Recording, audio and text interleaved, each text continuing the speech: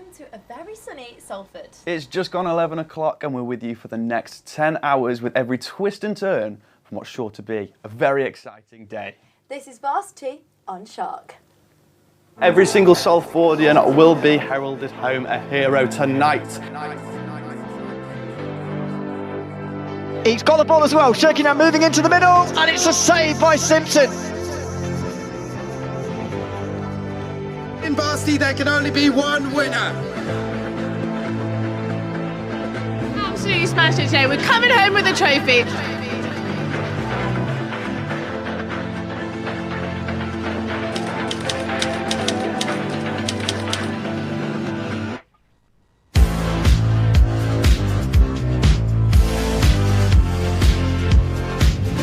Live across campus and from Shock headquarters at University House, this is Varsity with Emma Nelson and Adam Skin. Yes, good morning and welcome to Shock HQ for the 8th annual Varsity between Salford and Chester. We've got a very busy day ahead with 18 different sports across 9 different Salford locations. And we've got cameras at every single one to bring you as much of it as we can. This is a live view of the sports hall where the badminton is just getting underway. We'll be live from there throughout the day. We'll also be live from the 3G pitch a little bit later on this afternoon. And throughout the day, we'll be checking in on Atmosphere's Varsity Fan Zone, speaking to fans from both sides and getting reaction from teammates as well. And if you're fancying a drink at any point, first of all, I don't blame you. Well, Atmosphere have a brilliant bar down there. They've also got a big screen, so you can't miss a moment of it because they're showing Shock TV. Yes, so you can have a pint as well and not miss a moment, which Perfect. is brilliant, which Fine is by all what me. we want. And on top of all that, we're also opening up our Varsity Newsroom, our hub at the centre of the action. And Shock's head of sport, Will Valentine, joins us live from there now. Good morning, Will. Oh, hello. There he is! How are you doing, Will? Yeah, I'm good, I'm alright. Good. Are you excited for your very first Varsity? I am, yeah. It's been a busy morning setting up. We've got the whiteboard over my right shoulder there. We've got all the sports on. We're updating the scores as they come in. The Rugby Union, I'll update you with that. That started at 10 o'clock. It is now 31-0 to Salford. Oh, amazing, amazing. 31-0. They're doing well. They're Not doing too well. shabby, that. That's quite a quick start. Well, I'm going to ask you the big question, Will. What sport are you most excited for today? Well, you've got to say all of them, but football's my bread and butter. So I'm going to say both men's and women's football. That'll start at around 3:30 and be done about 7:30-ish. Yeah, it looks to be a good game, to be honest with you. Some good teams. And have you got a final score prediction? Who's winning Varsity Ooh, this good year? question. I've got to predict Salford. It's 4-3 currently as you stand. Looking like it's going to be 5-3 with the Women's Rugby Union. So let's say 18-10 to Salford.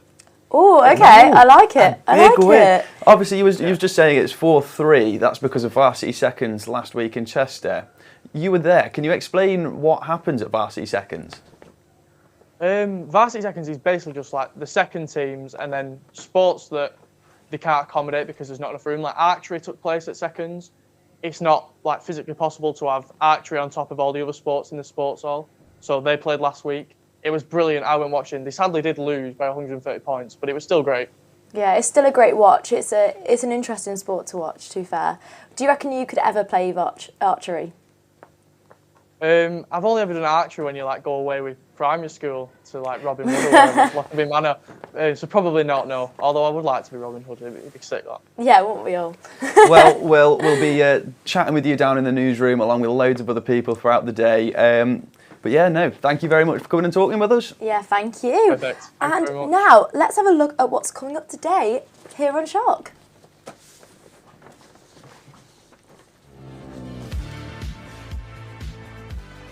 What have we got first? Very, very exciting. In just a few moments, we'll be joining Tyler Wagstaff and Freya Johnson in the Sports Hall for badminton. And at 1 o'clock, we've got men's volleyball for you. That's with Gemma Short and Cammy Middlemass. Then at 3, it's back to us here in the studio for Today at Varsity, where we'll be recapping the other sports that have been happening across campus. And at 3:30, we'll be heading to the 3G for the first time today. That's for the women's football. Your commentators for that are Jodie Keane and Kira Aston. At 5 is a Keys News Varsity special. That's followed by men's football with Sam Armitage and Josh Bingham. And then we end the day with netball. That's with Rachel Conway and Rose Courtine. And if you're out and about today, do of course remember that you can take Varsity with you wherever you're going. It's all live on Shock Radio, online, on the TuneIn app, and on your smart speakers as well. Exciting day ahead. Now, last Wednesday was Varsity Seconds, which you said, and what was the result again? The result? It was 4-3. 4-3, Yeah. wow, so we're doing all right. We Yeah. started off on a good foot. It was very good, yeah. Salford ended up winning the men's football, women's football, MMA, and the women's cricket, as Will was talking about. And especially the women's football was incredible. It went down to a penalty shootout. Cool. Winning 4-2 on the penalties, come on. Yes. They ended up losing the futsal, netball, and the archery, but you know it's all to play for. Absolutely, going to be an exciting day. And like I just said, one of the sports played last week was the archery, and our very own Will Valentine sent us this. You might be able to tell where I am today. It is Salford versus Chester in the archery. There's 4 targets behind us. It'll be 60 arrows each.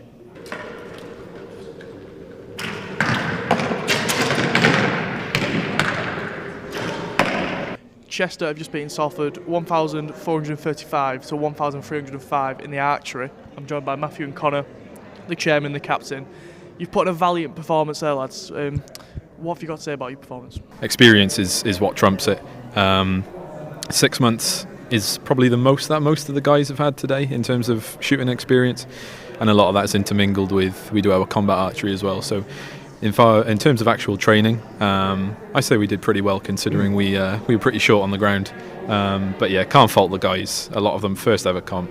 Odds were against us, but I'm more than happy with the guys, and I think we did a good crack. So it must be said that the precision and the focus on show was undescribable. Both teams were extremely focused and locked in, and they were aiming at the most precise and smallest targets, and they were hitting them.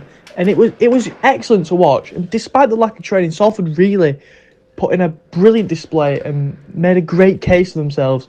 First of all, this was, I think, the first competition for 3 of our members, I think. And so for them to come out today and also just show themselves that they can do stuff like this is great to see. And obviously we've got some more experience. Archers have been doing it for a fair few years. And whilst we're very sorry to have let this side down, I am very proud of each and every single one of us. And I think overall, next year we'll come back stronger. And of course, we'll beat them again. Despite the loss, Salford can be certain that they'll come back harder and stronger next year, looking to claim the victory and take the title back from Chester, who hold the archery crown this year. Thanks for that, Will. Yeah, it looks like a very exciting game. It looks like so much fun, doesn't it? It does. It's making me want to have a go at archery. And that is what I love about Varsity, is that you get to see so many different sports that, you know, you might not think about trying, that you get to see and be like, oh, maybe that's me next year. I learned so much in just that little 2-minute video. Like Will said earlier, they lost by 130 points, and I thought that's a huge difference. But you know, they were scoring in the thousands, so it actually was a lot closer than it first sounded too. Yeah, definitely. And archery wasn't the only sport happening in Chester last week, with women's cricket making Varsity history by appearing there for the first time. I'm really excited about this. Yeah, no, so am I, because I'm really I know excited. what's about to happen. But our very own Freya Johnson, a superstar member of the team, has sent us this. For those involved in university sports, Varsity is the biggest moment of their year. However, for one sport in Salford, the pressure to win is definitely more daunting. For the first time ever, Salford Women's Cricket will take a team to Varsity Seconds, and the team morale is higher than ever. Absolutely amazing. Terrifying. I'm really nervous and I don't want to go. But No, you know I do what? wanna go. We're going to have a But great time. You know how it came into the women's thing? We're all a family. And that's what's making us go forward. Because if we weren't a family, it wouldn't be going ahead. But how did we actually get on? Today is the day. It's the day that Salford Cricket's women's team go to Varsity for the first time in history. I'm so excited. I'm really nervous, but I'm so excited. I got my kit on. I'm literally just about to leave to go to the bus to get to Chester, so... Ah! I'm so excited. Hey guys, we are on the bus. We are going to Varsity. I do not know how we are feeling. Even if we will lose, we will see this. Yes. Nerves haven't kicked in. Erin's currently doing her hair. We are going to look amazing. What's the motto? The motto is you look good, feel good, and you play good. But we will catch you when we're at Chester. Bye. Just arrived at Chester and I've got a cheeky Gemma short here with me, exposed. She's come along with us to beat Chester. She gets him down in it. 7, 6, 5, 4, 3, 2, 1. Celebrating. Yeah. It's too busy. Now, what happened next was crazy. Seconds after this was filmed, I got someone out first ball and I managed to get a 3-wicket maiden in the first over. Unfortunately, camerawoman Gemma had stopped filming. As the game continued, we managed to get everyone out within 4 overs and they only scored 25 runs. The pressure was definitely on, but I say we rose to it.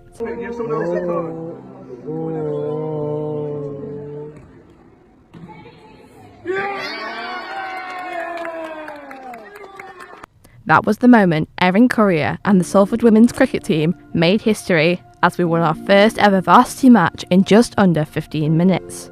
After that, it was celebratory drinks, some karaoke, and a long coach ride home, knowing we had made both ourselves and Salford proud.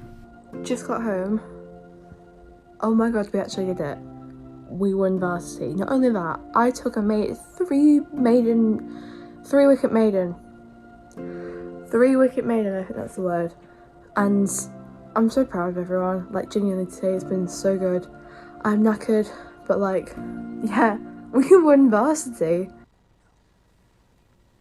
Oh, that made me really emotional. I feel like I'm about to cry. That was incredible. Thank you so much for that, Freya. Yeah, thank you. What and an absolutely incredible debut of women's cricket at Varsity. Absolutely. Within 15 minutes is crazy. It's so good. When I heard about that last week, I was like, surely that's a typo. No, honestly. Unbelievable. And I think, so they came on Shot not that long ago for On Air With, and they were basically doing a show talking about women's cricket and getting involved and stuff like that. And it just really shows, you know, their first year of being a team in women's cricket is possible. And they absolutely smashed it. So I actually really can't wait to see where they go from here. Exactly that. And you can listen back to that On Air With episode if you go onto the Mixcloud app and just search for On Air With. Yeah, absolutely.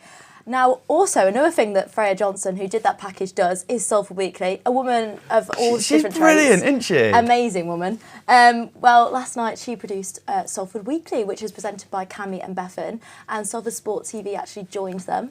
So they spoke all about Varsity, so you can watch that on Keys TV as well. Oh, lovely stuff. And Keys TV will have coverage of the women's volleyball today from 3 o'clock. Exciting. And not only that, but throughout the day they will have a Keys News Varsity updates and a full programme at 5 p.m, which will also be here on Shock. Now, it's not just us presenting throughout the day here at Shock Towers. Next door, in the normal home of Shock Radio, Katie Hancock, Millie Stockwin and Molly Gunn are presenting the coverage on Varsity Extra, our pop-up station for the rest of the action today. That sounds exciting. So if you switch over right now, you'll hear Thomas Charnock and Josh Bingham. They're live from the Women's Rugby Union on the 3G. And at midday, Miles King and Dylan Dosanjh will bring you the Men's Rugby Union. After that, at 2 p.m, it's American football, and that's brought to you by Josh Bingham and Tyler Wagstaff. Now, you can listen to Varsity Extra right now at our Varsity Hub, that's shockradio.co.uk/varsity, or by visiting shockradio.co.uk/sport live.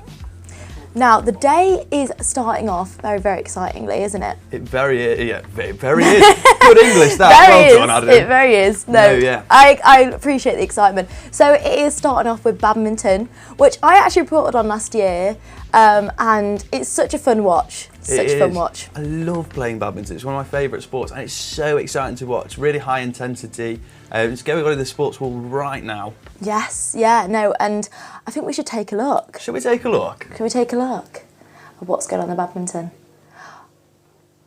Oh, exciting. Well, I feel like there's not a lot going on right now, but It's okay. I'm sure they'll be winning for us. We'll bring you the pictures and the updates on that one as soon as we can. Yes, Other sports that have kicked off already today, well, should we go for a run through of what's going on? I think we should. I'm really excited about this. So, as we said, the sports hall's going on. The sports hall's going on. This has gone really well. It's all going on. The badminton is going on in the sports hall at the minute. Yes, it is. After that, 12:45, they've got Salford dance. Very exciting. Love that. Men's volleyball and women's volleyball goes on after that. Mm-hmm. And then there's the cheerleading competition. That's always really exciting to watch. Yes, I'm really excited. I was talking to the chair the other day actually as well about this, and she was saying that Chester obviously won the nationals. So, but Salford came second in their competition as well. So not on par, but like she was like, we give them respect. But this is a showdown. Oh, that's yeah. like that. There's a bit of angst. So I'm excited for that. Because I didn't realise last year how mental the cheerleading was. They were like throwing people up in the air and stuff. Oh my gosh, because you weren't there. Yeah, oh, well, I just saw it on the telly in here and I was like, wow, that's wild. So it's very different this year for me because last year I was out reporting and obviously I reported on badminton and fencing, so I'm hyping them up today and I'm really excited to see how they do. But yeah, I got to see a lot of the other sports, one of them being cheer. Yeah. And the atmosphere was insane.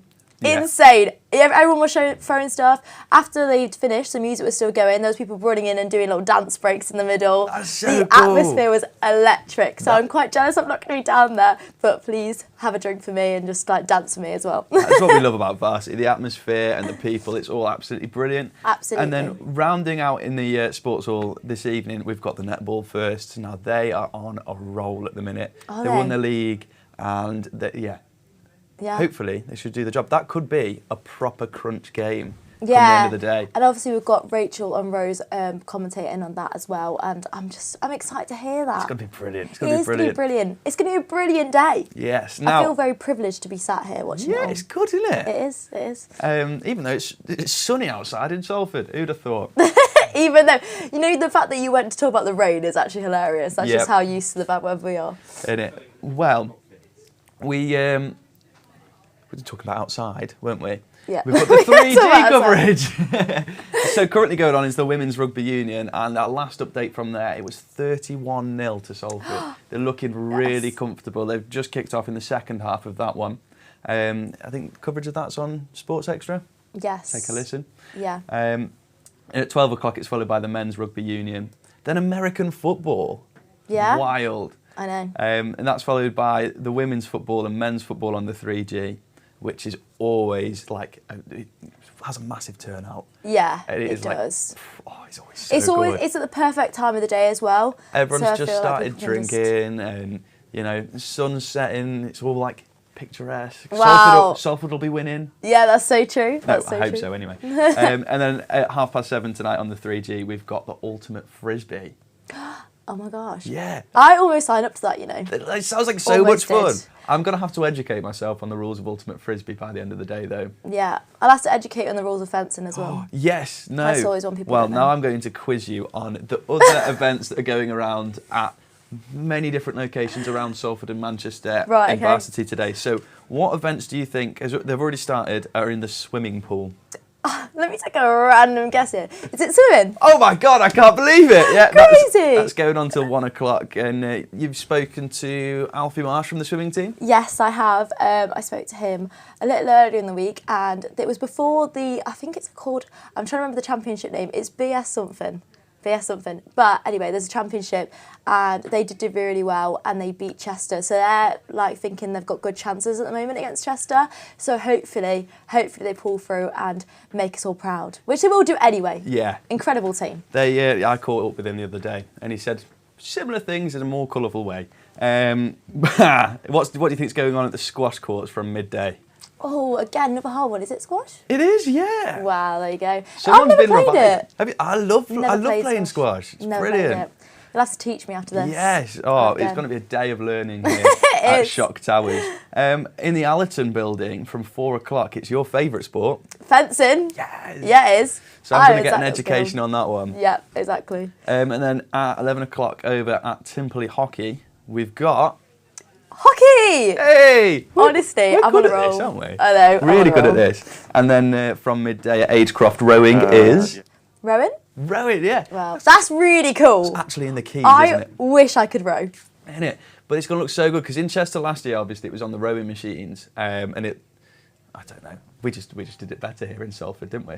Yeah, they're actually rowing. They're actually rowing on water. But so exciting. I think it's time to go to the sports hall for the very first time today, and should we have a bit of badminton? Yes, let's have a bit of badminton. Let's see what's going on. Yeah. Look, I'm hoping I'm not going to have to scream this entire time. It looks better anyway. Yeah, it looks better in terms of stuff.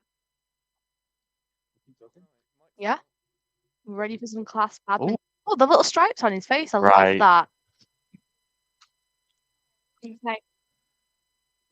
Well, we're coming to the sports hall for some badminton action now. I'm really loving this face paint that's going on. This is actually, you know what? I love a little. It's like they're going into war. Yeah, we like if I haven't mentioned it enough, me and the cricket girls went to Varsity seconds last week, and Erin had we went looking for face paint because we didn't have any face paint, and Erin found acrylic paint and so just put acrylic paint on our faces. It was a wild time. You got the wind, didn't you? Yeah, so we got the maybe tubs, it was the face paint. Maybe it was the paint that helped. Not everyone wore it for the game. I think me and Erin were the only ones who wore it for the game, and then afterwards, we all put it on and we all did karaoke. Which, no way. Yeah, it was well good because we just walked into the SU, dead by the way, not gonna lie. Oh. And we just did karaoke. Yeah.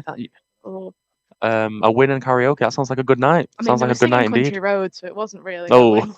Instead of going Mountain Mama, they went Salford Uni. it was absolutely atrocious. Oh, little wild Alfie Gardner. I'm excited though that it seems like the anticipation's brewing and everything like that. We've been waiting here a while, haven't we? We've been waiting here a while, waiting for. Yeah, we can't complain. To be fair, we're not playing, so. Yeah, we're not playing, and yeah. Yeah, I'm excited though. Sports hall looks to be clearing out. This might be our first matchup. I'm pretty sure. There's only 2 of them walking out. Oh, here we go. Matchup in comic. Yeah, they all look really friendly as well. I feel like there's just such a rivalry when it comes to Salford and Chester and Varsity. You could might not be a first matchup.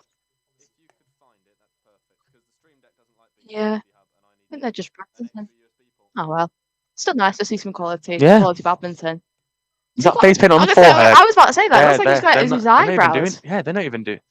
Yeah, he's got it in his head. Yep. Okay. Yeah, all that's right. on his head. That's something different. We know what Chester are doing now. We see. What, I like. You know what? I like it. I like to see it. I like to see it. Yeah, it is on his forehead. That's mental. Right, spouting little random words of wisdom. So, do you play any sports for Varsity? No. I did play for the basketball seconds. They had a varsity game last week, but I wasn't able to make it, which was annoying. But no varsity sports, just commentating. Yeah. We'll see what happens next year, but yeah. I think you've got sort of for next year. If you're on the basketball team, yeah, we'll see. We'll see. Yeah. Well, there's some more face paint. Chester have come ready. I know. I think it's because they're coming to not like away turf. I was going to say enemy turf, but we're not going to use that sort of. Yeah, I think it's more like away turf. So they want to come with Chester colours. I came in a red skirt this morning thinking it's Salford colours, red and white, Salford colours. Yeah. Then realised that Chester are playing red and white. So anyone who sees them today, going to clarify right now, I'm not rooting for Chester, but everyone. My jacket's kind of yellowish, so I've kind of got it. I was considering asking for the acrylic paint again.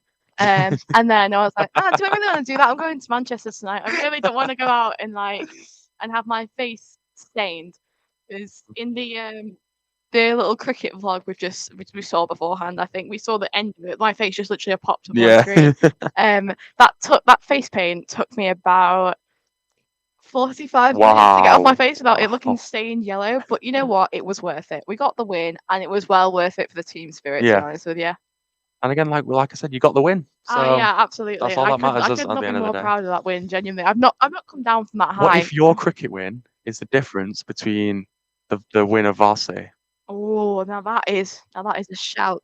That would be honestly that'd be the moment of my lifetime. But I hopefully we get another Varsity win. I'm hoping so. I think on home turf, hopefully it's good Yeah. luck. It wasn't good luck for Chester last year, but I'm No. hoping it's going to be good luck for us, to be honest with you. And you know what? I'm confident. I'm confident in our abilities. I'm very Back confident Salford. indeed. I think there's been a few teams this year that I've been slowly following, or I've had to follow because I've been working on sports shows. Mhm. That like they've been doing quite well this Yeah. year, like the American football. Yeah, I saw that. Women's football, women's rugby. All the football, union, actually, all the football, men's and women's, they've all been doing very well Absolutely, indeed. yeah. I've had the pleasure of sat down listening to Bix's Fergal O'Grady songs for the last God knows how many weeks. So I got a rendition of it as well when I was on the sports show. That was great. yeah. So if they win today, I'll be very happy because they've clearly Yeah. been on a winning streak. Yes. Plus I've got classmates on that team as well, so it'd be Yeah. nice to see them all win and And everything. it's bragging rights more than anything. Who Absolutely. doesn't want the bragging rights for the next year? Yeah, we're going to go into a news day tomorrow, and our plan was to do something about Varsity. Yeah. I think if we win, it'll be a really It'll good. be a good news. Yeah, it'll be a It'll good, be a good news day. newsroom. Yeah, if not, then it'll be quite sad. I reckon there's going to be a lot of hanging heads in that newsroom Oh tomorrow. yeah, to be well, honest with but you know what? Do you know what I'm saying? We're not going to see that.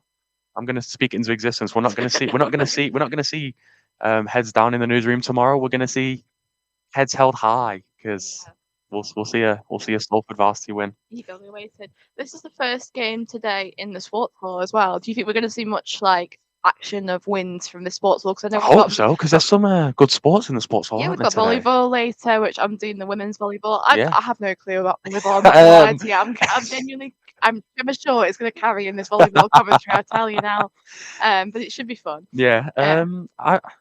One of my friends used to play volleyball, and I remember because I was going to commentate one of the volleyball girls.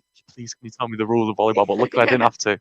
Yeah, I think. I just saw you hit it, you smash it. Yeah, I was 3 times on the half, and then you smash it. That's all I I've was got. talking to Gemma before, and she was like, I was obviously we're on radio, you can't really see us. Yeah.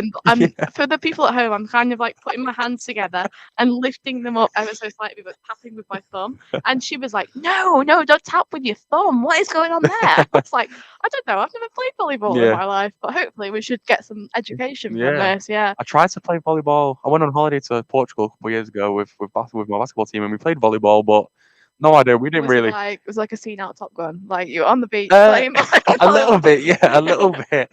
It wasn't pretty because we were like, because obviously it was basketball, so we're so competitive. We were just trying to flip in. I think anyone who plays sport has got to have that natural competitive streak because I know if it's in my work, if it's in sport. Last week I was so feeling. I think we were all feeling the pressure, and I think we were all really competitive as well. We'd spent the day. We'd gone to Spoons. Like a little like relaxed lunch, but all of us were like absolutely like I'm trying to think of a PG way to say this. I absolutely bricking it basically. Making but sure nerves that are good. Nerves are good. Yeah. Are good. But it's just whether you turn that into nerves or what you guys did. Turn into a dub. Yeah. Starting to see the Salford players slowly emerge onto the court. Hopefully, we'll see a few more of them as we go on. I think it's good because we get to see like how Chester play. There's some really nice action shots we're getting of these Chester players, especially this guy with the forehead. Oh, he's off. I think his curtains are hiding it. He's been training too hard here. I genuinely think that he's that the curtains are hiding it. That's on here. That's why I was like, why are you putting it on your forehead? But you know what? Good for you. You're being different. You're going out there and being different. Getting some hydration. I know.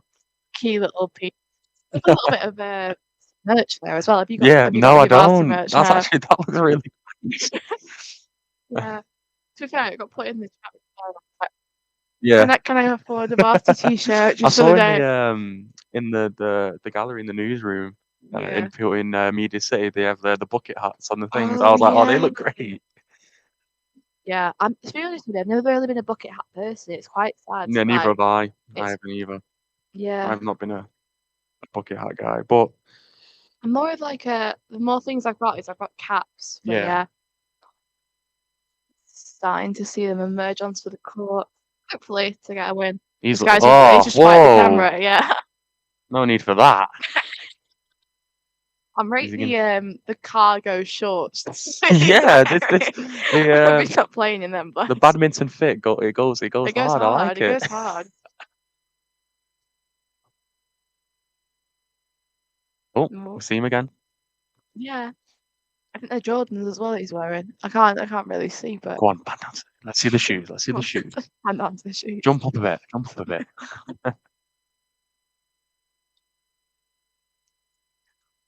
I know for a fact he's trying so hard not to look at the camera right now. I've been there. I've been there. I know how it feels. No, it's oh, yeah.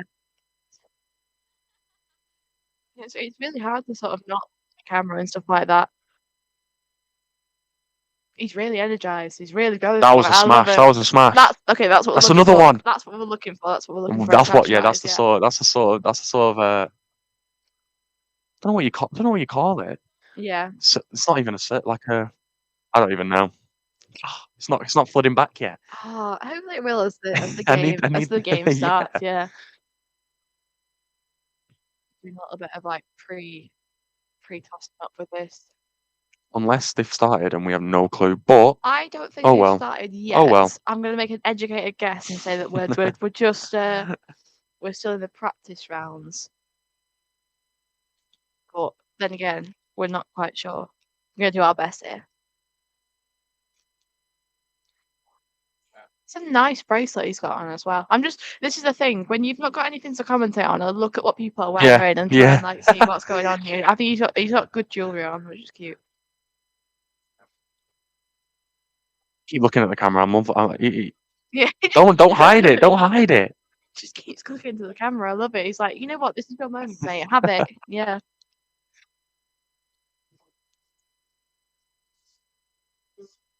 Just hoping they can do us proud. I think that they overall should be a Salford. I think we've got the home crowd behind us. Yep. We've got everyone wanting to come to Northside, come to the we've got Northside fan zone going on. I'm pretty sure. I saw it on the Instagram. Yeah. I wasn't too sure. I saw it this morning and I was like, oh, you know what? Well, obviously, as the day goes on, it'll be booming by the afternoon. You know, when everyone's finished with the lectures or whatever. Yeah, I saw some people. So I drove to 50 bus this morning. Those people were waiting to go to lectures, which I think is like good for you. Yeah. I would not be doing that. I did it last year because I wasn't really involved in uni sports. Yeah. Luckily, I don't have any lectures today. Just to clarify, neither I'm do not I. skipping any lectures Neither. But it's just nice to come down and support the university sports teams.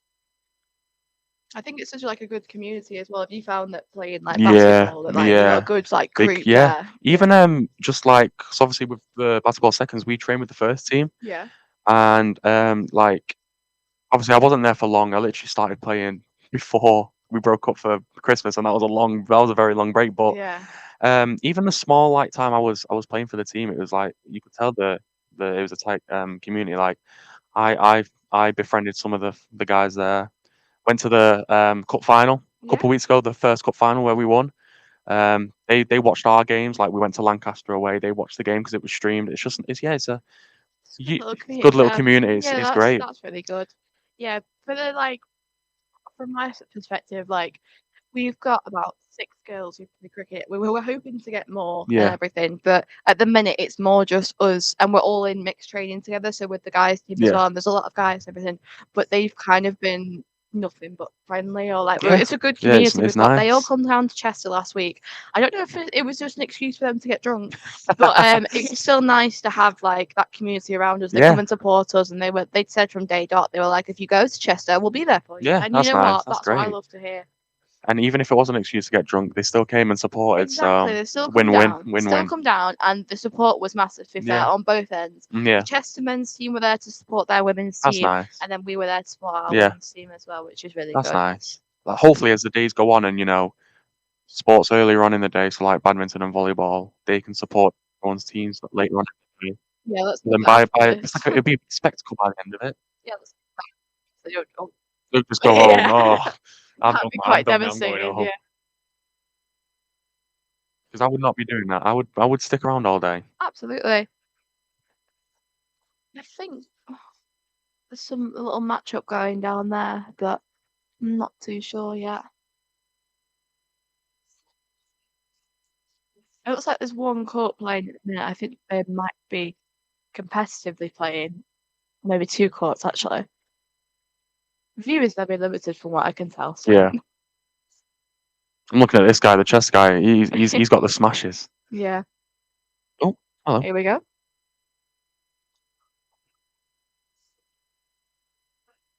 Nice little solo shots we're getting. We clearly got like a little Varsity rivalry coming up here.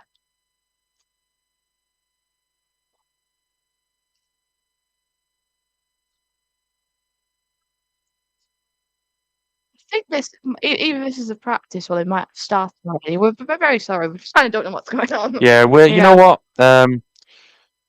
We'll wait till the end when we see who celebrates. We'll be like, oh, by the way, this is who guys, won. they Yeah. won, yeah. Doing our best here, guys.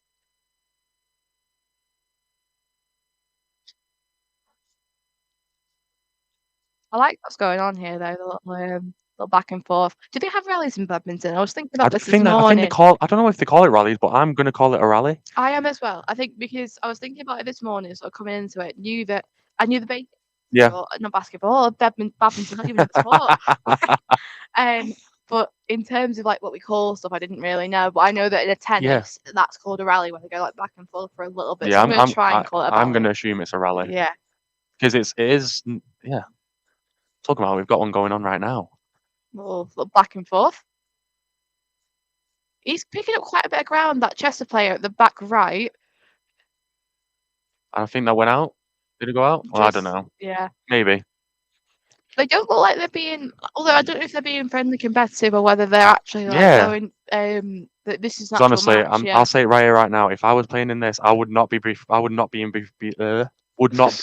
friendly. I wouldn't be. To be fair, we were quite friendly last week, but that's maybe because it was our first time out. Maybe. Yeah. But they were, to be fair, the Chester team we played were lovely. Yeah. It was just a shame that Maisie kept shouting in their faces the typical Chester rant every time we were going around. I'm not going to repeat it now, but I think we all know what we're talking about. I am not the friendly type when it comes to sports. I will try and get under people's skin.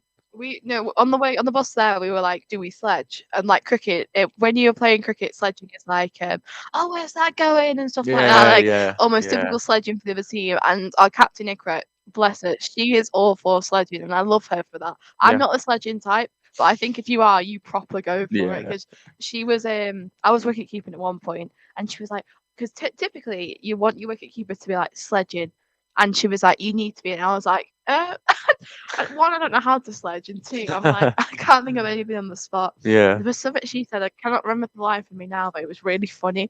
I just remember thinking, these poor girls are getting like all this backlash. But you know what? At the end of the day, we did speak to them and they were all so lovely. And like, I've now got two of them on Instagram. So I love that. Nice. That's nice. Building that nice little relationship as we go. I know the scoring system in badminton. Oh, that is class, because I don't. I think it's first to 21 points, and then it's 3 games, and then if it's 1-1 into the third game's only up to 15. Well, if you know what you're doing, then that is perfect. I think I know roughly. But if it's 20-all, you have to win by 2. Ooh. So you can't win 21-20. More like advanced than I thought. Maybe that's just me being naive, but like it's a little bit more advanced than I thought it was. That's all I got. That's all I've got Yeah, for everyone. That's all you know I've got. what? That's all the fun facts. That's all the badminton fun facts I have. My foot's just kicked the entire system. Sorry, guys. Yeah, as long as you know what you're doing, we're fine. I'm just saying for vibes. At the end of the day. Yeah. I am interested to see how this matchup is going. See another one here, actually. I know. The guy in the white shirt in the middle is definitely giving her a run for the money. They're going quite high as well. I want to see some jumping. That's the only thing I want to see today. Because when we used to play badminton, I was one of the taller one out of my friends, and I'm not being mean to my friends in high school, but a lot of them were quite small, so they'd be like jumping up to get there, and but yeah, it looks like it's gonna be a really, really good game. That was a smash. I saw a smash on the bottom there. I saw a smash. I'm gonna start a smash counter. Yeah, we'll do a little smash counter. That's not. Smash in this game. I think that I'm not sure how this works, but are we doing like? Do you think it's gonna be separate male and female badminton players, or is it mixed? Do you think? I think, from what I know, if it's doubled, I think it's usually mixed. Oh, that's good then. But from what I've seen from professional badminton, they have mixed. I don't know if they do. I mean, everyone, correct me if I'm wrong. I'm not like a badminton connoisseur, but I don't know if they do men's. They might do men's and females doubles anyway, but they definitely do mixed, it's nice to see mixed. Yeah. Because you know what, badminton's one of the sports where the females especially at a really high level. Like it's nice to see that as well. Like there's like it's mixed, but the quality, if anything, the women are better than the men in badminton, which is great.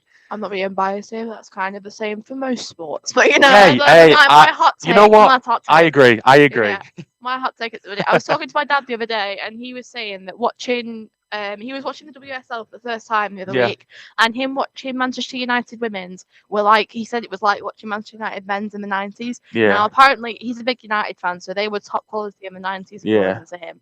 And it's just nice to see them getting that platform. Yeah, no, of course. I think badminton's one of those only sports that you can play mixed, as far as I'm aware. Yeah, like, I mean, obviously you have mixed tennis. Yeah. It's all racket sports, isn't it?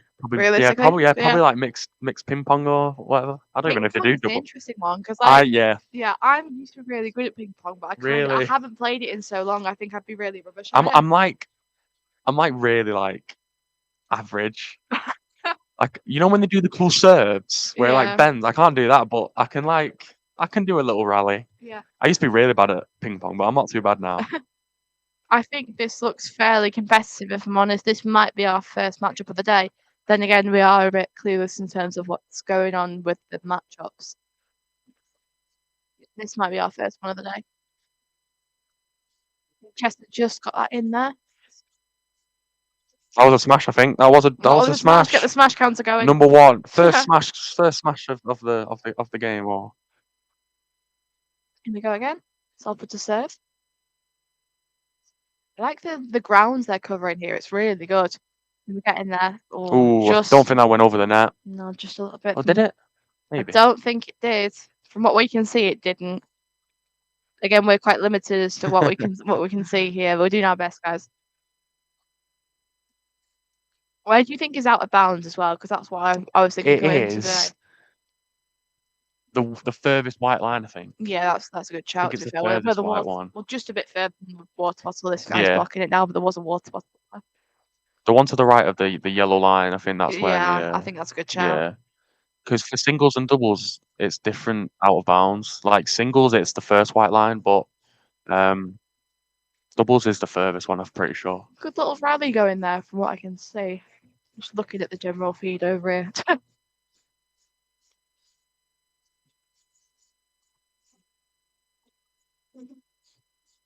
Oh, he's going for it, this guy.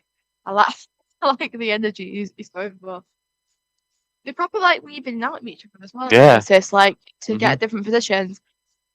I'm one where I think I can like stretch my arms like rubber. I would be when I played badminton, I'd be sent straight to the back. You've got the long arms. You can get them fine. Yeah. I want to be in the action, but no, I'm at the back. Yeah, that's kind of how it was. We used to play a game that was like in cricket, which was like boxed off. So we try and like fill the space with like only two of us, and we were going to get into the space, just not getting back for when it got thrown back. That was the only issue. The one was out of bounds. Yeah. I like the little hand-eye coordination they're doing here. I think that's quite good. The little serve up. How did you serve in badminton? Did you serve like this guy's just served there? Or did you just go overarm? Sometimes I do underarm sometimes. Yeah. I mean, I wouldn't normally if you do underarm, it's an easy smash. Yeah. So you don't want to do that. But yeah, do it like that guy. Yeah, that was quite good. I could never get my hand-eye for playing a hand-eye coordination sport. My hand-eye coordination is shocking, genuinely. So I'd have to like just sort that out. So the latest just coming out of the stats here, the women have won their badminton match 3-2. The men have just won all the singles currently, and we're waiting on the doubles. I think that's what we're seeing. So is that 2 wins? Is that 2 Salford wins? Just getting confirmation. We've got Will Valentine behind us. From Mr. Sportsman himself, apparently. We've got 2 wins of Salford already. Thanks, mate. Thank you. That kind of gives us an edge as to what's going on. Now we're clued up. Now we're clued up. Okay. Oh, that's a good start, though. That's a really very good start. So what? Women won the doubles, and then women won 3-2. 3-2, and then they won all the singles. That's such a good start. A really good start. So would that count as 2 Salford wins, or would that just be? Interesting question. Because is badminton the sport as a point, or is it individuals? I'll get it asked. We'll get it out. Because that's We'll get awaiting confirmation on this. because if it's all counted as one, then we're 2 up now Yeah. in the little. But if it's 2 separate ones, then we're 2 up, which is great. Yeah, Which is what we said. What we said.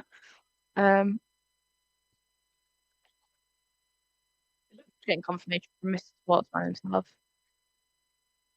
Yeah, we'll get Mr. Will Valentine's opinion on this.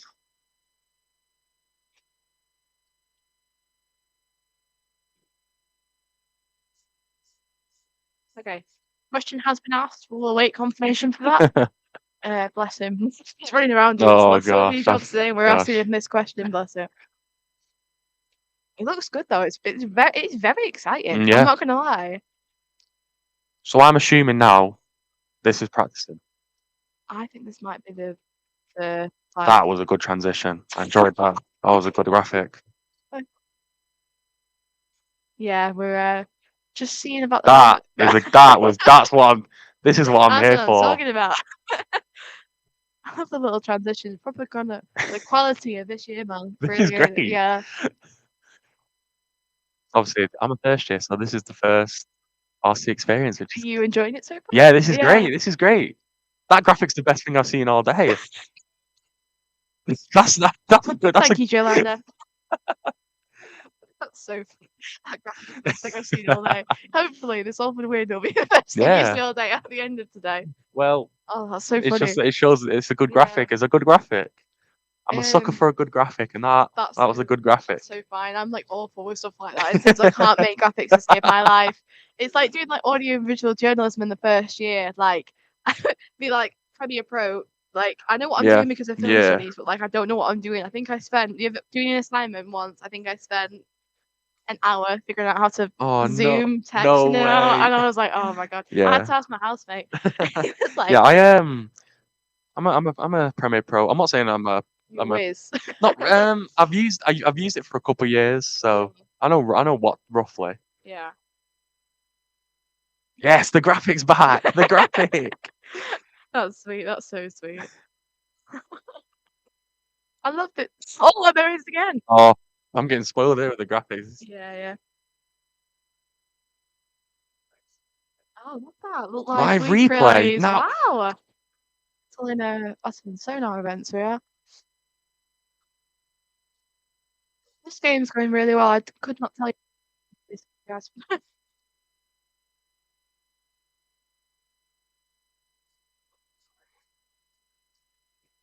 You know how long the match usually is? It just until the points, or is it like time basketball? I think it's basketball.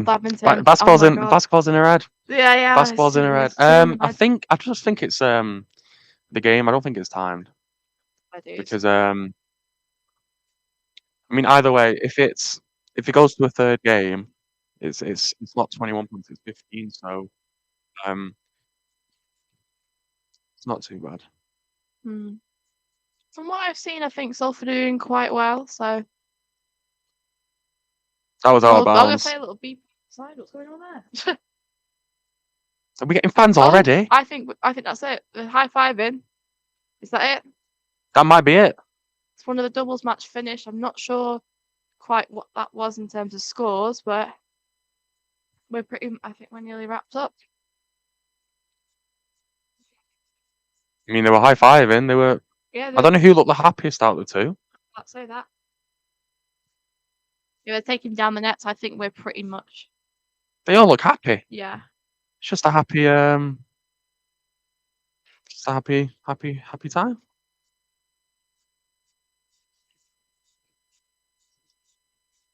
Because we've done the singles. I think there's currently a couple of doubles matches going on. Yeah, there's a couple of doubles matches going on. There is a net being taken down, but just in front of the sports hall, I know there's another doubles match going on. So hopefully you can see it on screen now, just in front there. Might be our last doubles match, I'm pretty sure. Yeah, that's a double. Same time.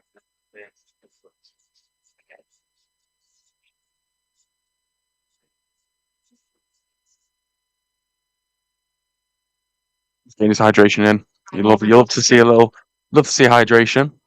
Hydration moment, love that. He's taking all the water bottles. Chester don't look too defeated, so I'm trying to figure out from like facial reaction. He's just fight the camera again. I'm trying to think about facial reactions in terms he of look how angry? each team are feeling.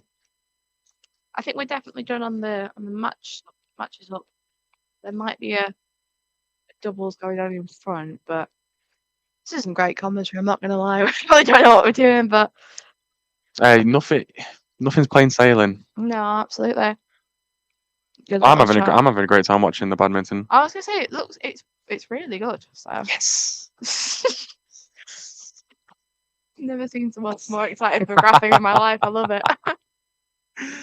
Smash counter and graphics. That's my Yeah, that's your thing for my today. input Yeah. for today.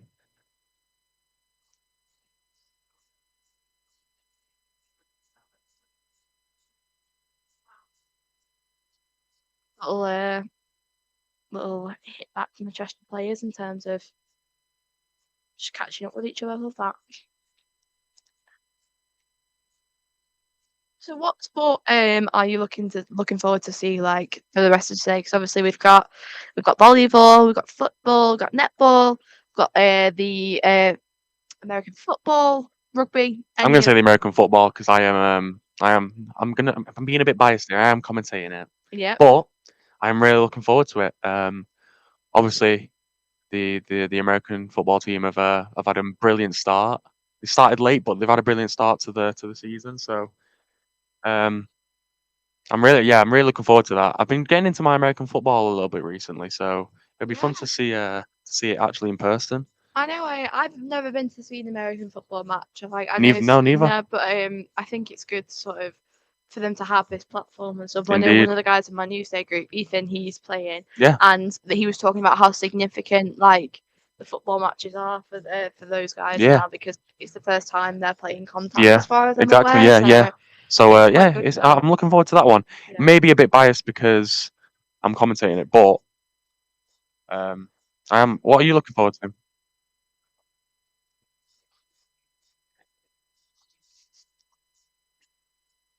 But yeah, I'm really excited. I think it's good to have like that sport here because obviously American football is not as common in No. the UK, but there's definitely a want for Yeah. it in terms of like flag football as Yeah, well. yeah, Like, indeed, yeah. I have a mate who plays flag football and he really enjoys it. Yeah. What sport are you looking forward to today?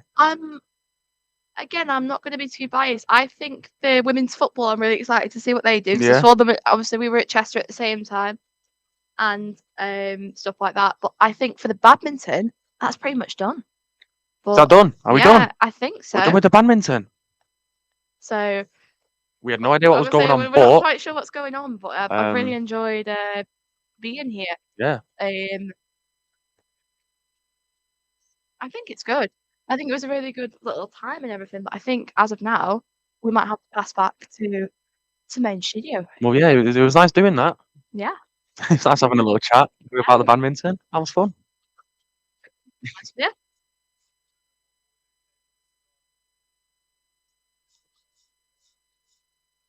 It's nice to see little Chester players. Time with them.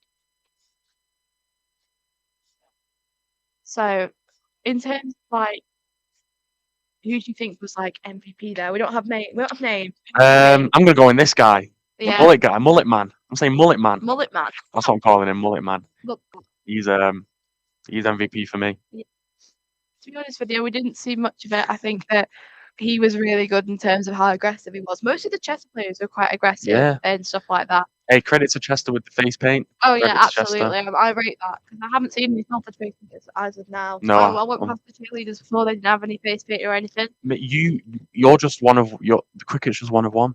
Exactly. Like I've not seen many. To be fair, I was talking to my housemates this morning. They were like, "Do you know anyone with face paint?" I said, "I know someone with acrylic paint, face paint."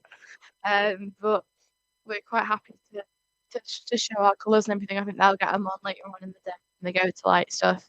But it's just nice to show you colours and everything. In terms of like the Chester team, but we had like a slow replay. Yeah. I think it's this guy that's in front of us currently. Oh, it just moved. It's not that guy. It's the guy that's in front of that one. The guy that's in front of us currently with the University chest on his back. That's really good. I think he was pretty good and pretty like aggressive and stuff like that. But we don't really have much to judge it on, to be honest with you. Hey, from what Mr. Valentine has told us, Oh yeah, Salford Storm. Though. Salford have had a blinder in the badminton. So From the that's confirmation another. we got from Mr. Sports himself. That was From what I was looking at on the stream beside me, I think the men's rugby, or was it the women's rugby union? I think the women's rugby union won. Okay. I think so. I'm proud he I was think down so. there. Like, Yeah, I think so. So I think the men's is happening soon as well. yeah, we're just splitting off soon, but I'm quite happy to say they've had time. Well, thank you, Freya and Tyler, for commentating the badminton. What an exciting game! Tell you what, that was pretty impressive and almost a landslide victory for Salford there. The day started pretty well for the Salford team. It has done, I'm buzzing. Yes, we just quickly remind you what sports there are out and about today. Yeah, because there's a lot. There is a lot. So we've just had the badminton in the sports hall. Yes, then we're going to Salford dance. Oh, exciting. I love a bit of dance. Oh, look at us go. There you go, Jinx. But guess what? I can't dance. Oh, God. God decided You'll to have bless learn. He blessed me with 2 left feet. It's like, it's awful. Anyone could dance. Sounds like Ratatouille. Anyone can cook. Anyway, after that, we've got the men's and women's volleyball going on in the sports hall. Yeah, then we've got cheerleading. Come on. Yes, I'm excited talking about that. And then we've got netball. Yeah, I like finishing the day, isn't it? Could be a do or die game. Yeah. And you know what? I'd be confident if it is, because the netball team are having a blinder of a season. I don't think they've lost a game all season. Wow. Now that's impressive. Maybe fact check me on that one. But they're doing well anyway. doing That's really what we well. know. That's what we know. Yes. So what else is going on? We've got obviously the swimming's going on. Swimming's going on, Right and now. from what I've been told, it's going pretty well. You gave them the big hype as we came on air this morning. I did. And, well, they've delivered. Yeah, I knew they would. Yeah. I knew they would. I have no doubt in my mind. Oh, brilliant. We've also got squash starting very shortly over on the squash courts. Yeah, and then we've got fencing. Come on, your favourite. Absolutely, at Allerton Building, which is very exciting. That's at 4 o'clock if you fancy heading on down and having a look at that one. Yes, I would recommend. It's really interesting. I'm super excited for that one. I There's a lot might going try on. and might have a little peek, run down. Look, hide away from me. And run away from Shock Towers for a bit. If Adam's disappeared, I'll be like, Is that I know the where he fencing? is. I know it's Allerton. Yeah. Then what's going on? Then we've got some hockey going on also. Lovely. That'll be starting. Oh, it started. Oh, brilliant. wow, that's very exciting. That's over at Simply Hockey. That's the men's and women's teams both playing in that one. And then what I'm very excited about is rowing. Yeah, so that should be starting very, very soon. Yeah, literally in the next few minutes. Yeah, Isn't it? over at Agecroft Rowing, so they're actually rowing real boats this year. If you watched the coverage last year, you'll have seen it was all on rowing machines. There's a really funny package of Callum Ewing doing a update on a rowing machine. That's really cool. That is Yeah, really, really cool. I wish but I I don't could. think we could do that on the boats this time. I think that's a bit harder. Yeah. But if anyone wants to try and do that, our reporters on rowing, then that'd be great. So you know what I think we should do, actually? Yep. Oh wait, should we run through? We'll run through the thoughts on the 3G. Yeah, Sorry. we'll do that quickly. Sorry, I got a bit carried away. A bit carried away. Almost forgot because I've got really good, Put the brakes exciting on. news. Put the brakes on.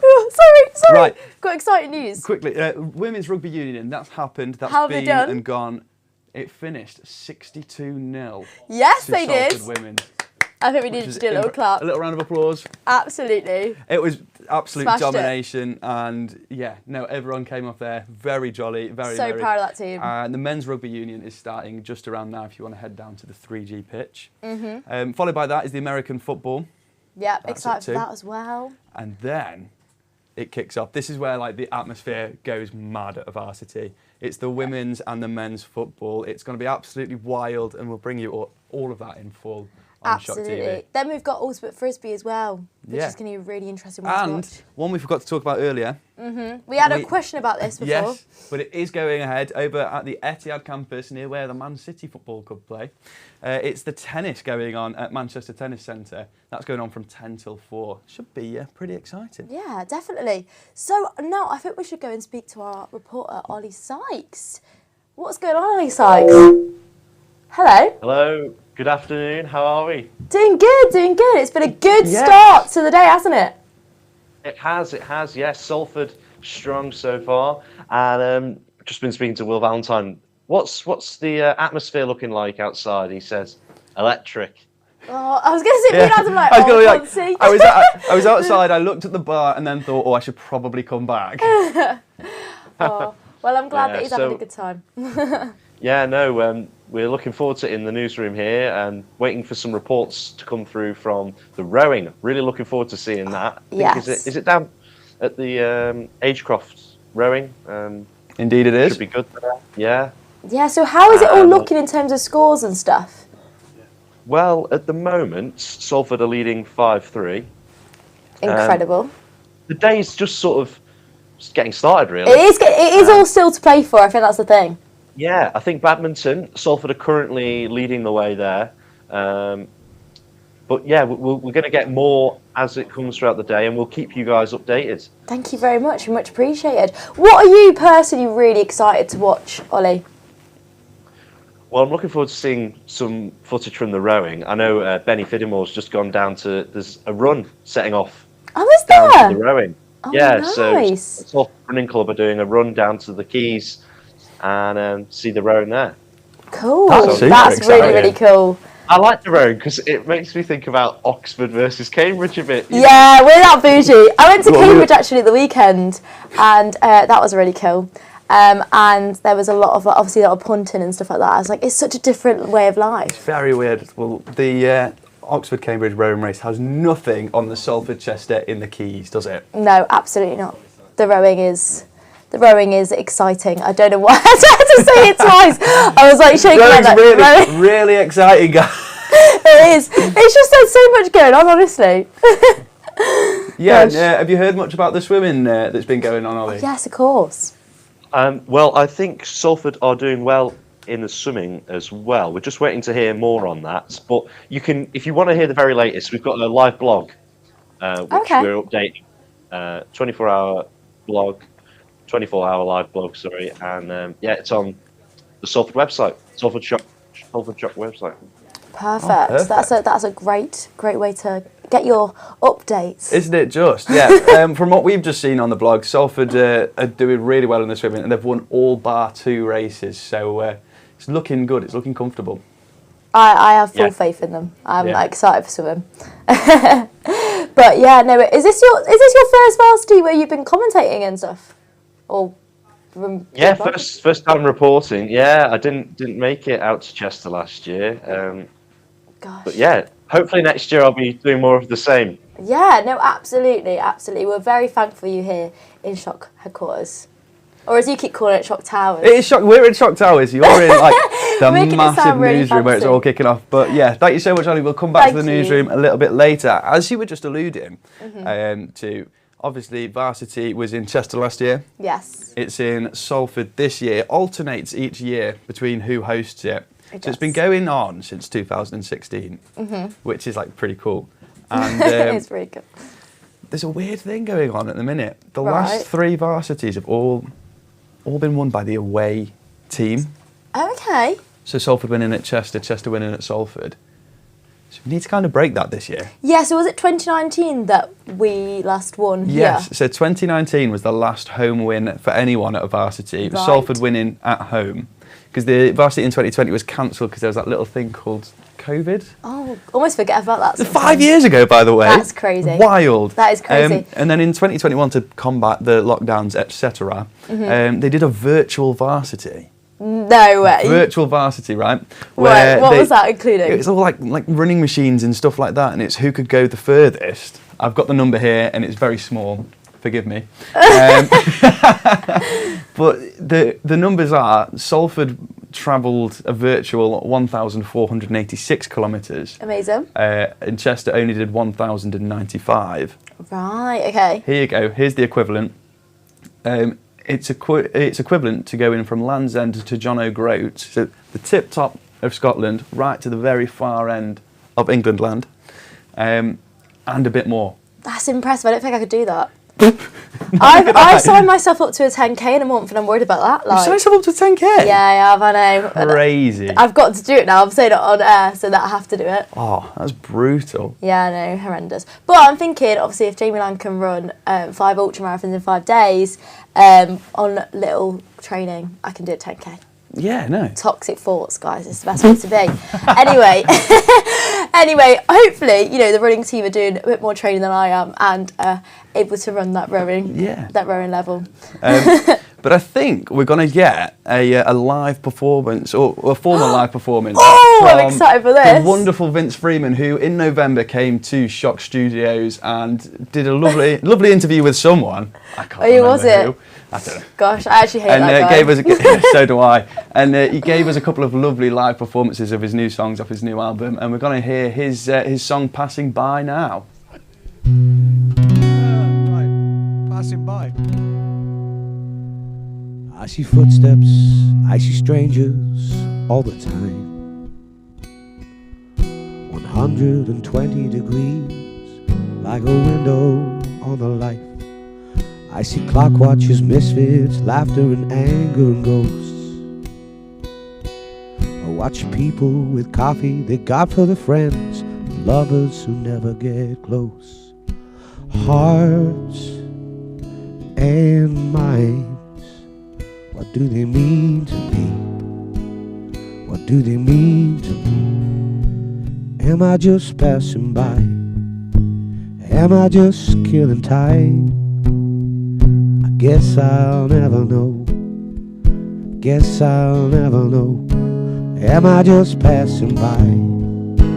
Am I gonna lose my mind? Yeah, I will never know. Guess I will never know. I see runners, I see them chasing time, pounding the pavement, tuning the soundtrack that can never be mine. I see ravers raging, monster face, children growing old. This life isn't kind, something inside these people is giving me hope. Hearts and minds, what do you mean to me? What do they mean to me? Am I just passing by? Am I just killing time?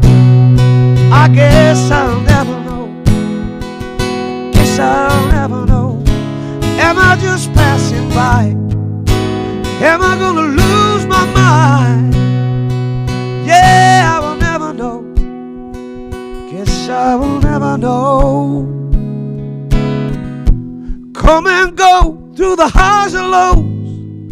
You're not alone, we are all the same. Just trying to find a home. If we don't have hearts and minds, we're just machines trying to dream. You don't have to pass me by. Tell me your story. Am I just passing by? Am I gonna lose my mind? Yeah, I will never know. Guess I will never know. Oh, that was Vince Freeman with his track "Passing By." I absolutely love that man song. so much. He was, also, when I said, can I just say, when I said I don't like that guy, it's not Vince Freeman, it was more Adam Skin. I got really scared at the start. I was like someone's going to think I hate Vince Freeman. Great music. So you've just admitted you hate me live sorry. on. There you go. Started off on a high. I'm joking. Well, whilst Vince was in Shock Towers, he also performed a second song for us, which we're going to give to you now. This is Vince Freeman with "Freedom."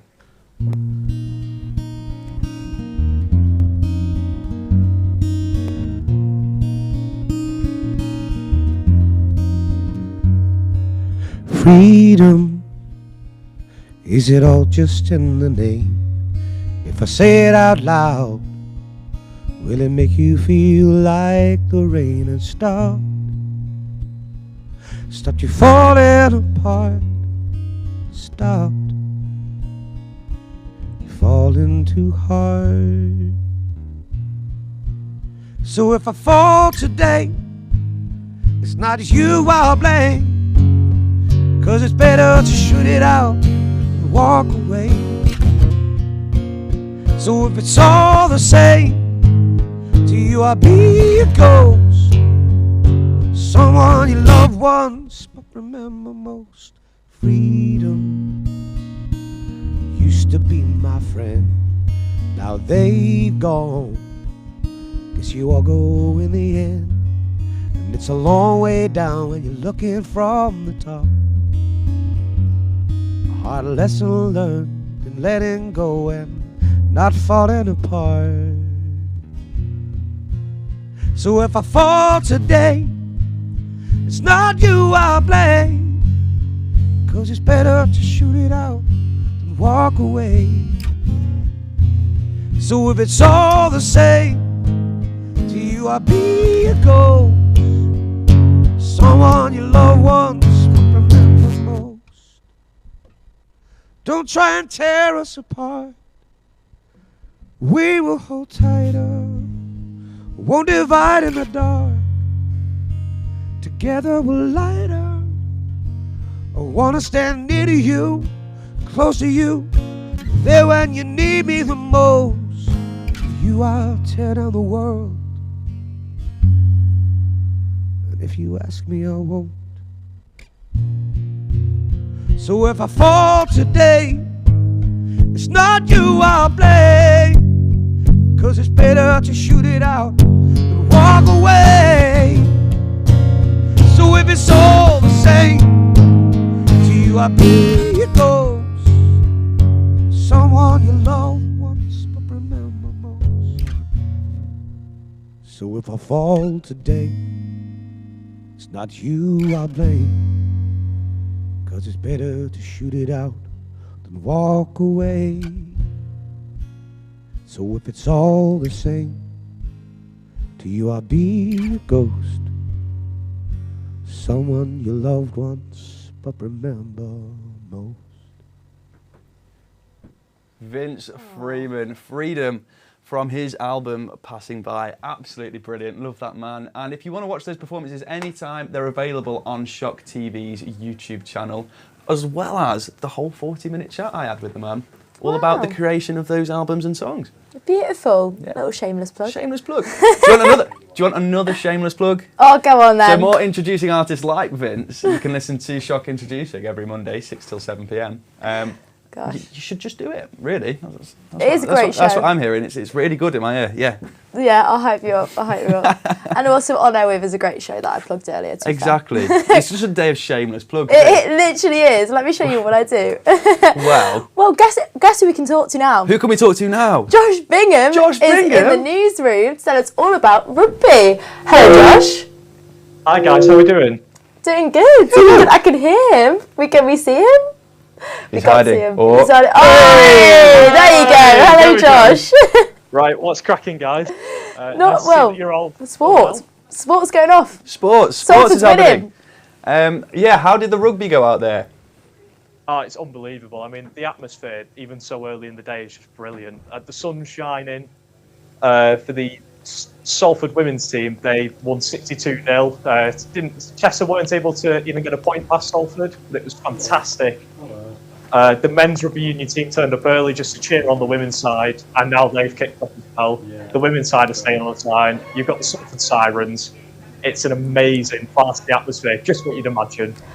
And obviously, this is your first ever varsity. Is it living up to everything you ever wanted and more? Oh, mate, it's exceeded it by far. I mean, even so early in the day, and there's still so many more sports to go, it's been fantastic. You know, the support from all sides, the sportsmanship and the competition has just been brilliant to watch. Yeah. It's just fun. I think that's the thing about varsity, isn't it? Because it really shows you how all the sports come together. I know that like a lot of them obviously do, I mean, including us, do a lot of crossover socials and everything. So to get to see your friends like win and basically fight for Salford, isn't it? Yeah, exactly that. It's amazing. Any sports, Josh, that you're looking forward to a little bit later on this afternoon? Well, we've got the American football, which I've got the pleasure of commentating just after men's rugby union. We've got men's football as well, which I'll get the chance to talk about with Sam Armitage. Really looking forward to that, since Chester and Salford have been a bit back and forth on the football front. Of course, Salford coming off of getting a quadruple of trophies this year in the league. So hopefully they'll be able to reflect it in varsity as well. Yeah, absolutely. Can you Absolutely. explain the rules of American football to us? Because we're on about we're trying to have like an educational day today about all the sports, and this is one that we both pulled a blank on. Well, it's going to be a bit different to traditional American football because of the logistics and the timings that we've had. It's going to be 7-on-7, so not really like a full squad, but it's in many ways it's very similar to rugby. You typically have your centre start off the line of play, you pass it backwards towards your quarterback. People like Tom Brady have played like that in the NFL, and it's down to the quarterback to the side where the ball goes. You've got all your receivers who'll be looking to receive the ball. The ball can be passed forward, and it's just about effectively getting over the try line, get a touchdown. Oh, very nice. That was a very good explanation. I love it. I feel like I'm educated now. He's done his research. Yeah. And who looks like the favourite going into the American football? I honestly would say Salford Storm, because obviously we've only had our 2 most recent full contact games, both of which were wins against Bangor and DMU. Chester also played DMU. They ended up losing just a couple of months ago, and they've been on a bit of a not been able to get a win under their hands in 2025. So it's looking to be Salford Storm's game to win. Yeah, they have been playing really well recently, to be fair. I've heard a lot about Salford Storm. So, no, that's really good news. That's really good news. And obviously, what is your favourite sport to commentate on? Because you're doing 3. It's a hard choice because women's rugby union was a surprise for me because I know a lot of rugby union, but never commentated it before, so it was a bit new for me. But the performance that they showed was just unbelievable, and the passion. But by far, football will always take it for me. You know, I'm a Liverpool lad at heart, so you know, growing up with football all the time, I just there's nothing better. The atmosphere does not get better than football. I think that's the thing. And I feel like the 3G pitch as well at the moment, like, I've only seen videos on people's social media, but it looks like there's so many people there. It's brilliant. And everyone's holding like little posters, and the atmosphere looks amazing. Josh, you'll be proud of me. I restrained myself from making any jokes about your football club then. I had to properly took myself in. So proud of you there. We're in the Premier League. No, we don't go there. We don't. I can't see them. They're that far down. But yeah, how was that atmosphere on the 3G in person? Oh, the atmosphere was it's indescribable. I've never seen I've never seen the David Lewis so populated. Honestly, we were being cramped in the corner, me and Thomas Carter. It was just fantastic. Oh, I love that. I do feel like we're missing out slightly from not seeing the atmosphere. Do you feel like we'll have to sneak out at some point? We'll have to sneak out and come join you at some point, Josh. Because as much as I love sitting here, it's like, seeing all the atmosphere and hearing from you guys as well that are out reporting. So exciting. And obviously we're doing really well. Yeah, no, we're doing really, really well. It's absolutely, we're pulling away today. Yeah. Which Josh, is a great start. Do you play any sports yourself? I'm intrigued. I do, actually. I've never seen someone look so happy. He looks so happy to talk about this. Well, this is where I go on a rant about my failed rugby career. So I've got people laughing at me in the background. I'm not taking it. I'm going to ignore it. But I do play for Salford Rugby League team. So I played about 5 games this season. Not been able to in 2025 because I've just been busy helping you guys out from Scott. Grew up playing rugby league my whole life. So that's always been just amazing sport to be a part of. Yeah, well, we're glad we've got you, Josh, to be honest. Yeah. And, could have lost you to rugby. What are your thoughts on the men's rugby that's just kicked off? How do you see that game going? Well, from the little bit that I saw it, the first 15 minutes, there's a lot of practice, I think, on men's rugby union. Chester have looked like they've had, and for 10 years, Salford haven't really been able to pick up a win at Varsity or at all against Chester. Of course, 2 years ago, we had the bitter heartbreak in 2023 when we lost at the very last minute. So hopefully, this year, it could go Salford's way, but they've just got to utilise those wide lines. They've got a lot of players coming back from injury. But Yeah, it's just digging deep, isn't it? Digging deep and just seeing how it goes on the day, because it's all to play for, and you never know until you're there. 100%. Yeah. Well, very exciting. Very Got exciting. a lot coming up. Thank you very much, Josh. Much course, appreciated. my pleasure. Well, we'll hear from him loads throughout the day. Yeah, He's doing we'll be everything. sick and tired of his voice by the end of the day. I don't know how he does it. He's literally. 3 full game commentaries, and he's got the energy and the charisma. As they Definitely. say. Definitely. But last week it was obviously Varsity seconds. Last Wednesday, was. Salford ended up taking a 4-3 win. Yes, we home. started off really strong this morning. Yeah, so if you are unaware and at the start of the day you saw the scoreboard and it said 4-3, that's where the points came from. It came from Varsity seconds last week, where a lot of the second teams and the sports that can't be accommodated at main Varsity take place. So that happened at Chester. Should we run through some of the results from that day? Let's run through some of the results. Let's go from for that day. it. So in the football, we had men's and women's seconds playing, and both Salford teams won. The men won 3-1 in standard time, and the women's football actually went into penalties. It was 4-2 on penalties. It was a cracking game. Gosh, let's hope it's exactly the same. Oh my this days! year. Today. Could you believe it? That would be unreal. That would be great. I'm hoping so. I'm sure it will be. Yeah, touch wood. They also won in the MMA and the women's cricket, where we saw that lovely package from Freya no, earlier. stop. If you've not watched it, please literally just rewatch it, days. because I almost cried. I thought that they were going to pan on me crying because I was waiting for a slow zoom. Yeah, because women's cricket played for the first time in Varsity, which is incredible. Yeah, it was Varsity history, and the game was over in 15 minutes. Could Yeah. you believe that? Salford Mental. women's cricket team won in 15 minutes. It was absolutely incredible. Our very own Freya getting, was it 3 out Yeah. in 1 over? Yeah. Over being 6 balls. Honestly, guys, women's is cricket, I very, can't wait to see very where good. you guys go. Yeah, and obviously it's 4-3, so Salford didn't win everything.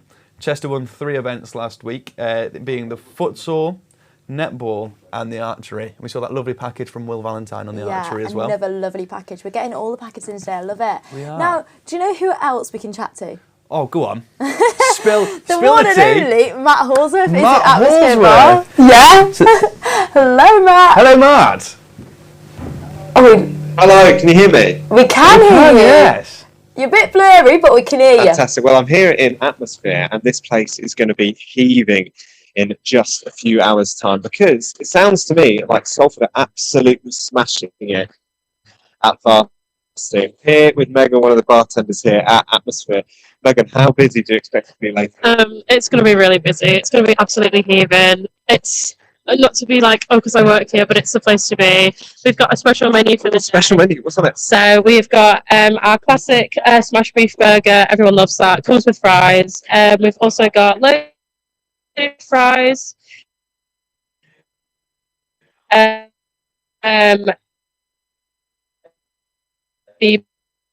burger fries.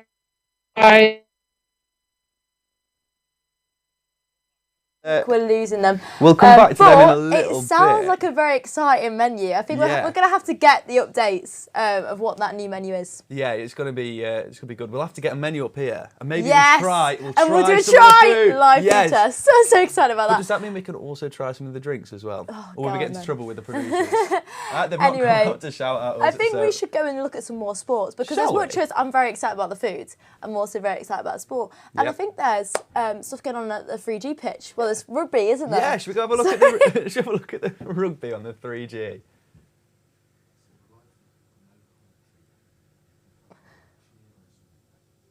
Wow. It looks really exciting. I am really excited about the rugby. But do you know what's also going on right now? Go on. Swimming. Swimming? And I actually interviewed Alfie, Yep. who is the captain of the swim team, Yeah. last week. So let's hear what he had to say. So my name is Alfie. I am the University of Salford swim team captain. I've been captain for 2 years now. And yeah, I study television, radio production. I'm in my 3rd year. I think I'm really confident in the team. I'm really confident. In my 3 years of being in the team, the swim team haven't lost against them yet. So we won quite significantly in my first year, 2 years ago. Last year was a bit ropey. It came down to the last race, but that was obviously really fun to watch. And then hopefully this year it'll be the same. So I've I think I started swimming when I first had swimming lessons when I was like, I started when I was like 2. And then I realised that I was just I got the hang of it a bit quicker. So I started racing when I was like 8. I started racing really young, and I don't know, I always loved it. I always have to play a competitive sport. It's just something that I do. And it was always like football or swimming. And I think I was just always a bit better at swimming. I went to a few like regional races when I was younger, that sort of stuff. But I don't know, it's always just like, it's an outlet for certain, like, I don't know, if like work's getting too much or uni's getting too much, it's just like, you just get your head down in a pool for 2 hours and just not think about anything. It's really good. And there was a gap in about, when I was about 14 to when I came to uni, where I stopped doing swimming because I just got bored of it. Because it is a lot, especially when you're younger and you get to that age, you're training 4 times a week, one of them in an early morning. Like, it is a lot. And I just kind of got sick of it. But then I came straight back to it because, I don't know, I've just always loved it. I'd say just throw yourself into it. I think, especially our swim team, it's so welcoming. We have so many, even if you don't want to swim competitively, we have so many casual members that will come. They have their own lane. They join in with the sets. It's not too much pressure, and then they go out. And it's just, it's almost like a family, I think. Everyone in the swim team is all really close, and we have been for ages. So yeah, I'd just say throw yourself in there. Training's always really fun. Honestly, I love not only kind of managing the team on like race days, but I also just like being kind of a bigger figure in the team, getting to know everyone. I think it's really helped me out with like a lot of leadership skills, because organising a team and going on a race every week, organising the transport, make sure people go in the right races, make sure people are happy. If people aren't getting put in the team, have a chat with them, realise like if they're not enjoying it, or and just like problem solving. Really, I really enjoy it. I am really excited to watch. You know what? Last year I really enjoyed the fencing. You know what I mean? Yeah. I was a reporter on fencing. I really enjoyed the fencing and badminton. What? Yeah. What was you reporting on? I think this year we've got some really good swimmers coming, and I don't know, me and Lucy, the chairman, we were speaking about, because we've both been chairman and captain for the past 2 years, and then we're both graduating, and it's going to be a whole new committee. It'll be a whole new team, because half the team is graduating. It'll be sad to see everyone go, but then I think I'll also miss the racing as well, because like a swimming race day, it's like such a nice day out with your team, and the community is really nice, and I think I'll definitely miss that. Oh, I really wish them all the best. You held that man at gunpoint to say his favourite sports were copy and paste of what you said. Also, if you watch another interview I did later on, she said the same thing. So she did. You had it up on a card. He was like fencing and guys, badminton. I promise I didn't force him to say that, but I'm just saying. They're really fun sports to watch though, because they're 2 sports that I feel like most people wouldn't usually watch. And nothing against them, it's just you wouldn't usually watch them. That is the joy of Varsity, isn't it? It's the teamwork, it's finding out about new sports. It's just very entertaining. It is, and obviously I did great reports. Yeah, exactly that. Last year was incredible. Yeah. Well, we've got a live score update to bring you from the rugby that is currently going on the 3G. The men's rugby, it's 7-all. Exciting. It is all locked up. It is... all to play for. It's getting close. Absolutely all to play for. It's really tight. But it's look how lovely it looks there. I'm sorry. I need to go outside and catch some rays. I know, I feel a bit pale at the moment, so maybe I'll just sit out. I might get tanned watching that. Yeah. But no, it's looking really exciting there. And if you are out and about in Salford and fancy having a look down, that's over on the 3G. And just to remember, you can take Varsity with you over on Shock Radio. You can listen in on the TuneIn app, online, and on your smart speaker. I got it. I know, I was waiting for you to, I was like, oh, I'm ready to step in then, but you smashed it. There you go. And yeah, obviously, you tune in on Shock TV, so that's great as well. Yeah, and you see our mugs. I know. I was on about, you see our mugs. We actually do have mugs, but yeah, you can see our faces too, which is great. And what else is going on right now? What else is going on right now? You've caught me off guard. I know, I just thought I'd test you. Well, we've got swimming. Swimming's going on, and that's going well. Squash is going on. Mm-hmm. Hockey's going on. Rowing is going on. Tennis is going on. Wow. Did I do it? Yeah, there's a lot going on. I think we should pan back to rugby because it looks like a very exciting game and I want to see a bit more.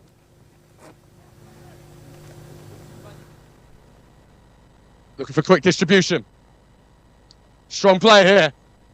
The ball's come out, but Chester looking to move it quickly. Tim Shog did brilliantly. Louis McCarthy on his return. That is spectacular. Bowen. Rise the challenge brilliantly. Looks to drive. And Henry Booth. Here comes the chairman.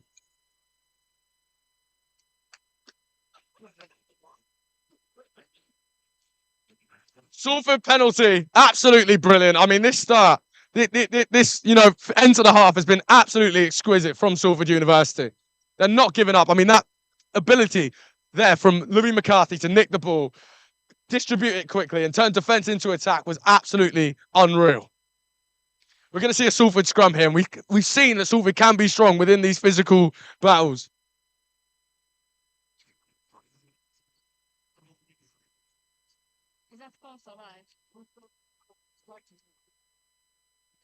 Here we go. Scrum for Salford University. Dan Feast will feed.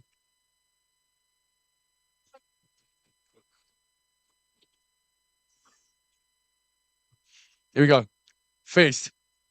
Sperring to Burrows. I do believe maybe a slight bit of afters has gone on here.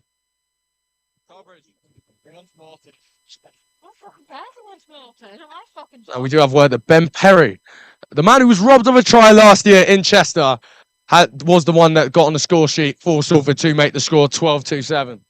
We think. But we have seen a yellow card given here, unfortunately, for Henry Booth, the captain. He will be out for the rest of the half. It's unlucky. Sorry, the chairman, unfortunately, is out for the rest of the half. I mean, you got to say he's a man that leads by example. I do think it is a slightly harsh yellow. What was it for? I couldn't really make it out. I think from what I saw, it was a bit of afters after Dan Feast was unfairly challenged. But he up for the team though. What more do you want? Exactly. I mean, he will come back on and he will have a brilliant impact. But Salford, only 5 minutes or so left of this half. I mean, Salford can ride this out 100%. 100%. They can get into half time with this score. You're impressed. You're impressed. You have to be. Obviously, a man down now, but.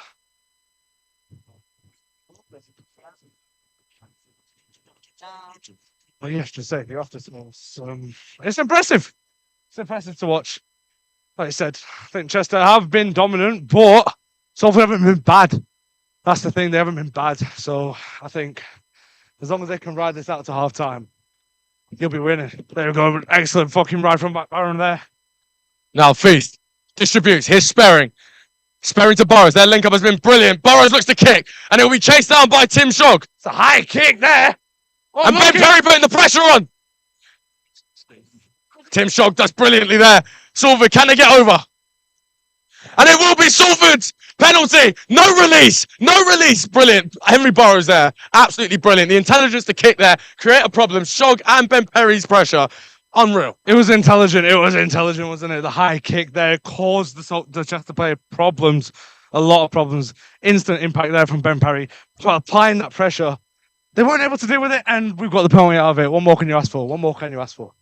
This is the thing. I mean, obviously, you think that the side would be demoralised, losing the chairman, the leader of the entire society, losing him to a yellow card. I mean, they've shown the perfect response here. It's incredible. It's incredible. And we're going for a scrum here in the middle of the pitch. Or that middle of their half, or should I say, sorry. So hopefully Salford can capitalise from this. Here we go. Dan Feast will feed the scrum. Obviously, we've seen their number 9 today. I believe it is Ben Fife. He's been really, really on Dan Feast. The second he can get the ball from the scrum, looks to raise a foot there. Here's Ben Perry looking for that intricacy to dart through players. Chester look to rip, and they have. Ben Perry, player of the half, I must say. He has been brilliant. What a challenge there from Finn Sperring to take down their number 5. Oh, but there's Salford player. Chester player looks to drive on the wing there. Kicks it forward. Oh, look at the pace. Brilliant from Thornhill. Great recovery. Here's Feast. Absolutely incredible pace there. And Salford look to kick. Get out of this. Need to get out of here. Golding collects. Golding. Looks to present it. You got to think Salford have got to kick here. Just get out. Have to get out. It's such a dangerous area. Goes back to Sperring. Sperring with a shot kick. Beautiful. Not long in the half. Probably about 2 to play. Collected by one Chester player there. Novak. Strong challenge from Zach Novak, the future vice. Chester looks to implement their quick passing style again. Plays out to the late. Look at that. Coast to coast. 13. 11. Shog. Brilliant from Tim Shog. Last line of defence there. Great. Number 11 looks to come inside. Louis McCarthy with a good challenge. Not getting past Matt Graham either. Salford looks to rip, but they're 8. Looks to get in. And he spins. And he's able to put it under the post. And Chester will get their second try of the day. That spin was dangerous. I mean, it was brilliant. We spoke about the flat spin earlier. Obviously, that does make it 12 to 12. Thought they had it there. I thought Salford were able to manage that, but unfortunately, that spin just took them out there, and they're able to get the try. Exactly. I mean, this is what we knew. This is what it was going to be. You know, we said before the game, this is going to be, for lack of a better word, a war. You know, this is going to be back and forth, constant. You know, great challenges, great tries, great bits of play from both sides. It's been a great game. I mean, it's been an unbelievable game of rugby so far. And think about it, we've got 40 more minutes to go here at the Salford 3G. What more can you ask for, man? What more can you ask for? 12-12 going into... Exactly. I think this probably will be the last infraction of the half. Maybe 12-12 going into the half time. It probably will be the last infraction of the half, you've got to think. It's good position in it for them to kick, so can't ask for anything more than that. Exactly. Will be their number 15. I believe that is Adam Coote, who will step up for Chester to look to put them in a slight advantage going into the second half. Is it an advantage? Yeah, Just slight. It'll be 14 to 12. Converted last one. And it is through the post. It is lovely. Good position in it. I was always going to convert that. And that will be the half. I mean, realistically, it's a less than ideal scoreline for Salford, but absolutely brilliant performance. Absolutely brilliant performance. Yeah, it was a great half. I mean, they've stepped up. I mean, like, for you, who have been like your key players for the half so far? Like I said, I think Ben Berry was the player of that first half. Scoring the try, we think, but defensively solid. Able to stop them counters from Chester. And I know they've scored the 2 tries, but it's still signs of promising defending there. So I think Ben Perry definitely, if he can keep that up first, if he can keep up his performance on the first half, I think we'll go into the second half very confident. I think just a word, obviously, that, I mean, we named him the enforcer back on our time on SSTV, Tom Cresswell. Tom Cresswell's been absolutely brilliant defensively. Tom Cresswell has been absolutely brilliant defensively. I think able to pick up that ball in the dangerous positions where Chester are looking dangerous, able to pick up that ball, Tom Cresswell, and try and get Salford back on the counter. And look, we've got 2 tries for me, 1 converted. So I think going into the second half, they can maintain confidence. It wasn't a bad half. That's the thing. We've gone into halves a lot more demoralised than this, I would say. I think they've got... The boys have to keep their heads up. They have to. They're only 2 points behind. It was a conversion. They're a conversion behind. Not even that, a penalty. A penalty. You know, it's like, realistically, we know that this team have the ability to compete at this level, and realistically, I do think we are going to be walking away, hopefully, with a Salford victory. 100%.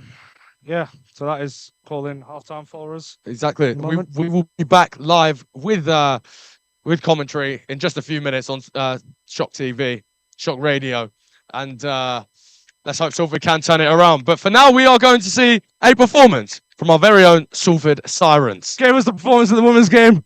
Let's give them a better performance in the men's game as well. Even better, I know it will be. They're up for it. And the sun's out. Exactly. After this wonderful performance, you will join myself and Dylan live here on Shock Radio for a second half of rugby union action. Thank you.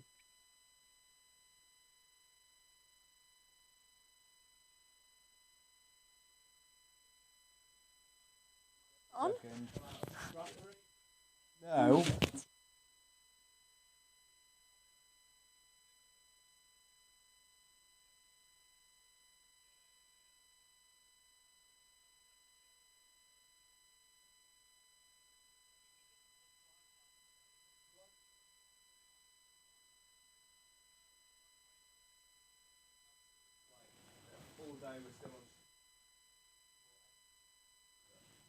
Yeah. No.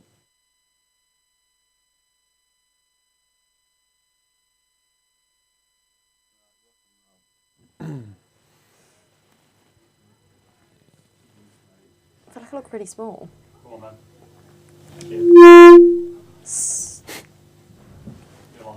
So, so much is coming up. We've got loads coming up. So that was the first half of the rugby there. I think Salford just training. Yeah. But it's going to be a massive second half. It is. Honestly, it's exciting because it's so like neck and neck. You never know what's going to happen. Yeah, and that'll be the second half. That'll be available on the Shock Sports Extra. It will. But lots more coming up on today's show. Indeed, loads coming up, in fact. Yeah. We're going to go to the volleyball very soon in the sports hall. That starts at 1 o'clock. We've got the men's volleyball, then the women's volleyball just after. After that, there's the cheerleading. I wondered what you were saying there. Yep, cheerleading. I heard cheese for a second. I was like, cheerleading right. competition at 6 o'clock. I'm rooting for Salford. And did you speak to someone from the cheer team? I did speak to someone from the cheer team. So I spoke to the chair, Charlotte, about it and her chances. What were their thoughts, feelings, opinions? So basically, Chester won the Nationals, so it did put a lot of stress and pressure on Salford when they heard that news. But they're really, really eager to kind of show them and prove to them that they've got this in the bag. So I'm really rooting for them, and obviously, as you can see, what an incredible performance it looks to be. Oh, so this is the cheer team on the screen now? It is. How many performances are they doing today? Look at that. Oh, wow. Honestly, I This is wish I wicked. could do this. Whoa. Yeah, I wish I could do cheer.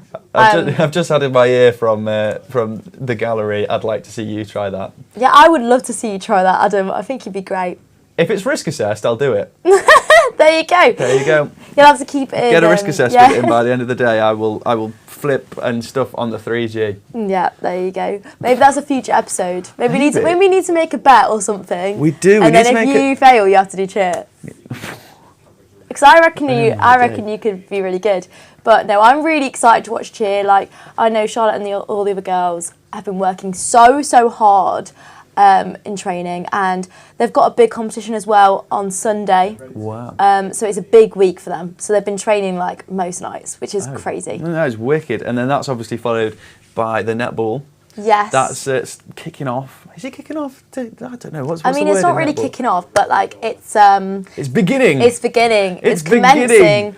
And netball is always really exciting. 7. And do you know what? It could be an all or nothing match. That could be absolutely huge. Yeah, I'm very excited. Yeah, the 3G. Obviously, we've just seen the first half of the men's rugby union. Before that was the women's rugby union, a 62-0. Yes! Honestly, I am so buzzing about that. Literally. Made me jump. Yeah, there you go. No, I am so excited about that. I feel like the women are just doing bits recently. They're absolutely smashing it. And, yeah, the way that, like, I'm sorry, I'm going to shout them out again, women's cricket, Yes. women's rugby, teams that actually only very recently have had teams of varsity, and I know there's always been a thing with women's rugby, whether they're going to play in varsity or not, so I'm just so happy that they are able to. So happy they did, and also the result is absolutely mad. Incredible. 62-0 if you missed that one. After that, we've got the American football on the 3G that we spoke to Josh Bingham about. Yes, we've learned all the rules. rules. So we're ready to watch and ready to actually know what's going on. Then that's followed by both footballs, women's and men's on the 3G, and then the ultimate frisbee. Yeah, well, I think we should get some results as well from the newsroom and see what's going on over there. Benny is with us. We're back. Benny, are you there? No, Henry Booth, he's still having the last couple of minutes of his... Until he's there. Until he's there. We'll go... Oh, here he is! Here he is. Benny, can you hear us? He looks very concentrated. Benny, can you hear us? He looks... Is he fresh? Hi. He's fresh off his run. Have you been for your run yet? I've not been running, but I've gone to speak to them. I've interviewed them today. I'm staying back. Oh, okay. How are they feeling about their little run? I think they're excited. They're heading down to see the rowing team, Yes. and that's going to be really, really fun. Yeah, so what is it they're actually doing? Because people might have just tuned in, and obviously Josh Bingham earlier told us what the running team were doing. So what are they doing? So essentially, the running club was formed last April, so it's still quite a small society, and they're trying to grow. They haven't really got enough members yet to compete at Varsity, but what they're trying to do is promote themselves today, and then they can compete next year. Oh, amazing. So they're just... You can Sorry. continue. Sorry, no, I was about to... Sorry, I'm not here to cut you off. Continue, Benny. They're just there to promote themselves and make themselves visible. Amazing. Well, we've seen obviously quite a few teams actually this year that are kind of making a breakthrough and playing this year where they haven't previously. Obviously, you're part of the running society, aren't you? You're part of the committee. What would you say to those people who maybe feel a bit apprehensive or nervous about joining the running society? We cater for all abilities, so get down here. Whether you want to be smashing those 5k PB, those 10k PBs, or whether you just want to get started and get fit, we're open to everyone. Well, Emma Nelson did say earlier, live on the telly box, that she signed herself up for a 10k. So, is there room for Emma to come and join and pick up the running game? Of course. There you go. Absolutely. We'd love that. Just reminding everyone that you've signed up to it, so that there is I've got to no do it way now. you're backing out. I know. I've got to do it. Oh, I've yeah. got to do it. Benny, is there any sports that you're really looking forward to today? Well, at the moment, I'm on a high right now in this newsroom because we've got so much going on. It's so exciting seeing all the scores coming in. I'm definitely behind the men's rugby union team. I spoke to the secretary for an interview last week, and they're so determined, and so I really hope it goes well for them. Yeah, and I'm sure it will. I honestly, I don't know. Honestly, any Salford team I've just got faith in. They're just gonna smash it. They're all doing so well so far today. I think they've won everything that's happened. What's your favourite bit of action that you've seen so far today? I think the fact that we beat the Chester women's rugby union team 64-0, was it? 62? I can't remember. I did just make Adam jump screaming about that. It was brilliant. Just really excited about it. How many more wins is it until we get the tie on, Adam? Until we get the tie? Oh, Oh, I yeah. don't know. I'd said Slacking. that I'd be getting a tie on if we end up winning. Breaking news for you. Breaking news? We've won. Yeah. We've won the swimming. Yes!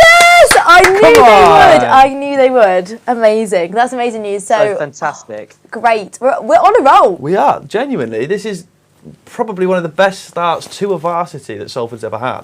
Yeah. No, honestly, it's very exciting. It is very, very exciting. Gosh. Well, I knew that someone would do that. Yeah. I knew they were doing well, and it was looking good about an hour ago, but the fact they've just won more points on the board. They did water polo last week as well in the seconds, didn't they?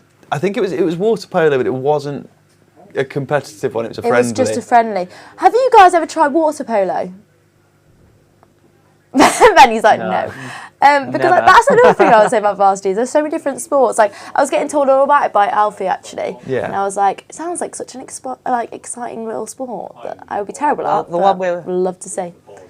the one we're waiting for is fencing at 4 o'clock, Emma, isn't it? I know. Everyone's been talking about Thank fencing. you, I Benny. can't wait for it. Honestly. I'm genuinely buzzing. I think I'm going to go down and watch it, actually. I think you should. Honestly, I would recommend it. I think Emma's going to run away for it as Yeah, well. everyone's so lovely there, and it's just an exciting sport to watch because I never watched fencing before, so I literally had to do last year. I was researching all the different rules and stuff.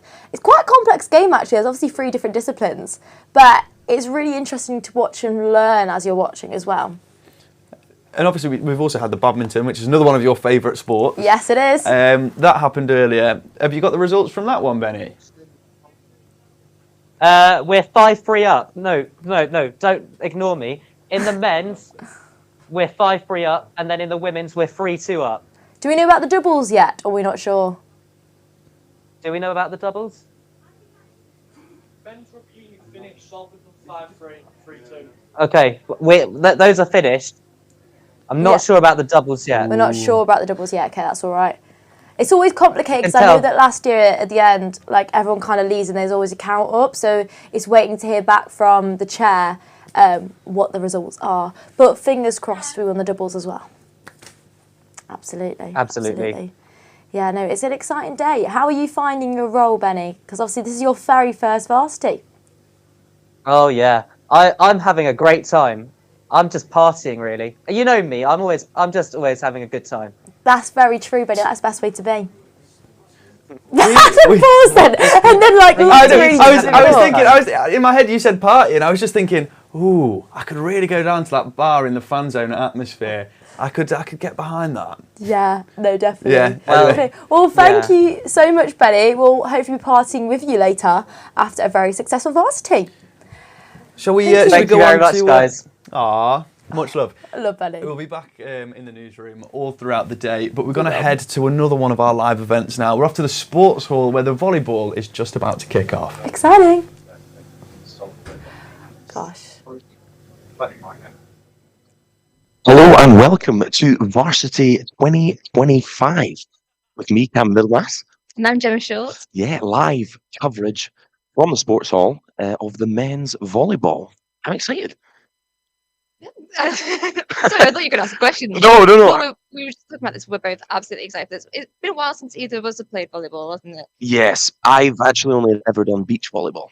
How was that? It was good, actually. In the sun, enjoying yourself. It was great. But you used to play at school, you were saying. Yes. So I never done beach volleyball though. That sounds really fun. But no, Yeah. I did volleyball for about 3 years, and I think I had slightly too. No, if you're not competitive.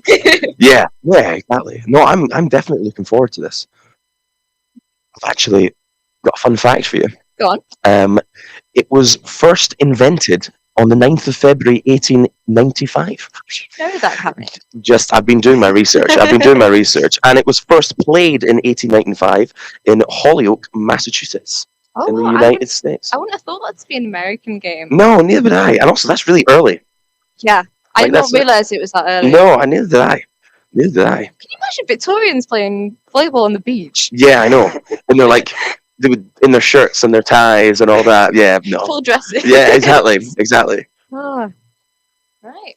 I don't know. It's also a beautiful day here in Salford. The campus is absolutely buzzing. We've got a great view outside. It's a shame that we're indoors. I know, isn't it? I know. I think we pulled the short straw here. Well, the thing is, we're not near a beach, though, are we? So No, that's very true. Very true. You can see cheer outside. Yeah, cheerleaders. Everybody's kind of wetting their whistle as well. It's absolutely brilliant. Did you ever do cheerleading, Cammy? No, it's on my bucket list though. On the bucket list. What are the sports on your bucket list? Well, I've played football, rugby, golf is probably my main. Yeah, wow. Golf's probably my main sport. See, Scotland has great golf courses, so it's it's been brilliant. But I've kind of played a bit of everything, I have to say. What about yourself? I'm kind of similar. So I did a lot of different sports growing up. I did swimming, I did gymnastics before realizing that I'm not flexible. I did a few different types of dance. I did volleyball, I did badminton. I'm trying to think what else. Play squash? No, that's one Squash, yeah, no, squash is great. I briefly did cricket. Yeah. I was terrible at cricket. I was scared of the ball, which is not helpful. I think Freya Johnson might be trying to coax me back into getting on the team. Yeah, I went with her for the varsity seconds last week, which they won. Yeah, I know we were talking about it on Salford Weekly yesterday. Yeah. It was a brilliant match. Very impressive. I mean, they won in like 15 minutes. 15 minutes. Unbelievable. Yeah, so I did that. I think the last sport that I did was hockey. It was a bit of a violent one. Yeah. But I have great fun with it. I didn't think I was on for violent sport because I used to always shy away from rugby because I thought it was too violent. Yeah. I went hockey. I don't really know what to do. I also think football can get a little bit violent if you not care. Yeah, I know. Well, I wonder if we'll see any kickoffs today at the volleyball. Because we were just talking before we came on air that the Salford didn't win last year. No. No. I don't think the men know. No, so there's a bit of redemption needed, I think. Well, hopefully we'll achieve that on home ground as well. I know, on home turf. Yeah. Just seeing them warming up now. Warming up, yeah, just getting ready to start. I think we're at a 1 o'clock start here. Yes. So you say about how you used to play. When it comes to your serve, were you underarm serve or overarm serve? I was overarm, yeah, just hit it as hard as possible. You see, I feel like I lacked power and the direction. But you see, at 6'4", I had a bit more leverage. See, yeah, exactly. You see, I was enthusiastic about a sport, but I wasn't particularly good. So I was a lot safer with the underarm serve. Ah, right, okay. And I think I was more likely to actually get it in the court if I was to do it. I loved serving though. That was one that I. Yeah. Yeah. But that's it. So there's not really so much help having like one specific position that you enjoy because you rotate constantly. Yeah. So it's a shame because you'd be like, oh, I enjoy being there. That's weird. But that's what I love about volleyball is that everyone tries out. It's a bit of everything, yeah, exactly. No, Well, it reminds definitely. me, I remember going to a competition where our team was terrible. It was very, very small courts, but it was like 5 teams who were playing. And then we were like 4 so you have like, 2. It's like a competitive game as you win. That's a friendly one. I kid you not, I served 16 in a row. Wow. And I was like, where's this come from? Yeah. I never usually like that. And then all of a sudden, I'm like, they didn't account to anything. I know. That is good. That is Gutting. the most gutting, is that you do your best. It's just a friendly. I know. I am very competitive. Mm. I always need to kind of have a competitive edge to things. Yeah. I don't really do friendly when it comes to, unfortunately. You see, I try not to be competitive, and then I end up being really competitive. I feel like I have no right being competitive considering that I'm not particularly sporty. But I think it's more fun just as long as you can accept that at the end of the day. At the end of the day, it's a game, and it's great that you're able to like Chester Ring from all the way over. Yeah, exactly. We don't like sore losers. No. Do you have any predictions for this? I think we're just kind of going with gut instinct. I looking at the teams, I unfortunately I think I fancy Chester for this, but I'm maybe quietly, rooting for Salford, obviously. I think to balance out, I'll go for Yeah, exactly. It's not to balance out, it's purely because we are at Salford. We are at Salford, I know. Yes. They'll be coming after me if we don't win this. I think it works for the commentary though. Yeah, definitely. Oh dear. I think I'm quite the optimist, so I'm hoping for Salford to win, obviously, but I do think it will be quite close. Yeah, definitely. And are you going to try and catch any more sport today? Well, I'm chasing later for the women's volleyball, so I'm in for a treat here. Yeah, exactly. What? We were keeping up to date with the commentary, in particular for the women's reunion this morning. They were absolutely amazing. I'd have to double check the final score, but I'm pretty certain it was at least 60-0. Really? Yeah. Wow. Women were incredible. Wow. Yeah. So that's a promising start. Yeah, today, absolutely. Really. Absolutely. There's a lot of different sports going on, so I don't have scores for all of them, but that was the one that stuck out to me. Yeah. So. Yeah, because we've got rugby, we've got football, there was obviously badminton on earlier. Men and women's volleyball, dance, cheerleading. Yeah. I think we're finishing up with netball, aren't we? Yes, I think so. Yeah. Well, I'll be really excited. I think last week as well, for the seconds, we ended with the women's netball. Yeah, no, with basketball, it's not been something that I've kind of gotten into. I used to watch it quite a bit at school. I used to go along and watch schools playing. But no, what about yourself? Actually, I forgot, but I briefly tried it when I was in year 7. I was on the second where I was goal defense, and so I know the rules, but I don't know.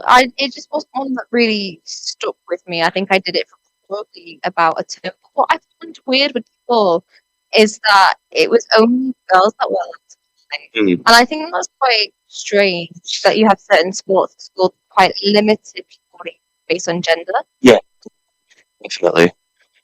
I think as we can see, men and women's sport today, it is getting better. Yes. But especially when I was at school, it was all the boys played the rugby and the football and all that. And then, sorry. I feel like women's sport as well is getting more. I feel like I'm never not with the football, but I've been huge on the women's football this year. Yeah, and the crowds that are turning out as well Yeah. are amazing. It's amazing. Ready? Think they're getting ready to go. Yeah, I think we are. Is it kickoff? What? Well, obviously not You kickoff. shouldn't kick the ball Handoff. with volleyball, obviously. Tip off. Tip off. That's it. I think at school when I played it was a lot of kicking the ball when we shouldn't do. Yeah, We were told yeah, explicitly definitely. not to kick the ball. Because I think it ruins the ball as well. Yeah, because it's Quite a a lighter. delicate It's a one. lighter texture, isn't it? Yeah. Oh, I remember one time, the last time I played volleyball, I was on holiday in Norfolk and we were playing it in a pool with a football. I would Right. not recommend trying to play volleyball with a football. It hurts. I have played. It's like water polo. You know when you're like it's almost like football with your hands in the water. That was I've intense. Done when I that, saw yeah. that last week. Yeah. Are we getting ready to go? This is something that we're trying to figure out. Yeah, I think so. Yes. Oh, I'm excited for this. I think it's been a while since I've watched a game of volleyball. Yeah, I can't remember. It's normally like the Olympics. Yeah. That's the only time that I would normally watch it. Like, I always find with like the Olympics, you end up spent watching random stuff like the shooting or the archery or. But you end up track. entranced by it. Definitely. Because I think there's a lot of sports with the Olympics that I wouldn't normally watch. But when it comes to the Olympics, you just kind of lock in massively. And like there was some really bizarre sports with it, like a lot of new water sports. I think. That was Yeah, last like the year. breakdancing Yeah. and skateboarding. I forgot about the breakdance. Yeah. Oh, that was an interesting addition. I think they're adding cricket as well next time. Yes. Yeah. I'm not sure how that's going to work out. Yeah, I'm not really sure how to do that, but obviously they've added golf now as well. Why? So they're playing golf. I don't know why I'm asking you. As you want to know. But then I didn't know about that. Yeah. Golf at the Olympics now. I can't say I've ever been interested in golf myself, and I say this is someone who has worked in a golf club before. Oh, right, okay. I can kind of understand the appeal. It seems quite leisurely, like the Yeah, social. bit is better. As a sport, I'm not entirely sold on it yet. No. No. Maybe over the course of the next hour or so, I'll try and sell it to you. Might take me a couple of decades. No, I don't know whether this is just something that I've only just clocked onto, but it seems as though younger people are getting more into golf. Yeah, it seems to be. I think it's because of as you say, the social aspect of it. Yeah. It's 4 hours of your time, and you can just chat with your pals, and I get a bit of sun. Yeah. Get a bit of a walk. Do you get a bit of sun in Scotland though? No, not much. Not much at all, unfortunately. I found whenever I've gone though, I'd say I've been quite lucky with the weather. Like most days sunny, but then you have like one or two where it is quite bad. Oh yeah, when it rains, it rains. Yeah. It rains. But when it's sunny, it's absolutely gorgeous. I'm biased, but I would say there's no better place in the world than a sunny Scotland. Where in Scotland are you from then? I am originally from a town in Fife called Kirkcaldy. It's about half an hour from Edinburgh. Nice. Yeah. Are you from Salford? No, I'm quite local, but I'm a bit further out of Manchester. Ah, right, okay. And it's been really nice being here because when I was down in Warwick for my undergrad, people didn't know what Warrington was, and then now that I'm here, people are like, "Oh, I know that," and I'm like, "That's nice." It's a bit like myself when people ask me where I'm from, and I'm like, Kirkcaldy, not Scooby. No, I have to Scooby. admit, I wouldn't know if you told me, but I know Fife, but I feel like unfortunately that's just because of Macbeth. Yes. Yes. That's a bit unfortunate. That's knowledge has got so limited to Shakespeare. Because he never seems to write about England. He always seems to write about other countries. Yeah, well, Scottish history is very interesting. I won't bore you too much, but it's very, very interesting. I would find it interesting. I think we could talk about that. I think at a later point. But Yeah, not quite over we're the. just kind of like getting a bit sidetracked whilst Yes, waiting yeah. for the volleyball to start. Still doing their warm-ups here. Yeah. Do we know whether they've said on who's serving? Oh, they're still warming up. My word. All still warming up. To be fair, I think we were quite early with starting commentary. We're just so eager. That's it. Just far too keen. Yes. Far too keen. Oh wow. Yeah, I don't know whether I can't remember this. Do you ever head the ball in volleyball? I think you can. I think the only thing you can't do is kick it. Yeah. I think whenever I played, we had a lot of incidents with like accidentally booting it at people's heads. Right. I remember there's one time where I went to go and serve it, and this was like the most perfect serve I've ever done. Okay. But then it landed squarely on my friend's head. And I was like, that was not what it was supposed to go. Well, my argument is that it shouldn't have been there. Yeah, I think it was their How fault. dare you even got a pitch? Well, I'm just looking at the rules here, and it is legal to contact the ball with any part of your body. Oh. Yeah. I guess it's the last resort. Chucking your head at it. Yeah, definitely. Booting it. Exactly. Because then I think you're crossing the territory into football. That's something I don't get with football is when they all head it. Maybe I'm just like not familiar enough with football, but I find it really confusing when they all of a sudden just start whacking it with their heads. I'm like, surely that's painful. Yeah, it probably isn't good for you either. I can't imagine. No. But better that than rugby. I think rugby's quite an aggressive one. Yeah. I always think it must be so sore. You must be so sore the next day after a game of rugby. Oh, absolutely. Like it must be torture. Just looking here for anybody who doesn't know, we've got Chester in the red, and then Salford in the navy and yellow. Yes. Got Salford on our left, Chester on our right. We just still Just warming up. I think we're getting to the end though. They're practicing their spikes here. I feel like spikes is one of those things where like I knew in theory what to do, but I struggle with actually doing it. Well, it's a high net as well. Yeah. You've got to get some leverage. There was a guy on Chester before who he absolutely legged it. He came out of nowhere for it. Ooh. So I'm just realising now that we have to be careful because obviously not everyone can actually watch what we're commentating on. So I was like, oh, that was interesting. And I'm like, well, what is it? Because it was disappointing because there's one where like it was a really good spike, but then they hit the net with it. So for anybody that doesn't know, it's 6 players on a team, and 3 in the front and 3 on the back row. So it'll be interesting to see what tactics they go for today. Yeah, I don't think I've not seen any of the matches here, so I'm intrigued to see how they end up faring today. I think that was a nice point to bring up about just a brief about players and stuff because I just completely forgot to actually mention that. Yeah. Because that's the thing is that because we're both familiar with the sport, but we have to be careful that we're actually describing what's happening. Oh dear. Still practicing spikes, I think. I think we're close. Yes. Close to getting started. I'm excited. I want to. I know. I just want to get started. Yeah. I still just want to be outside.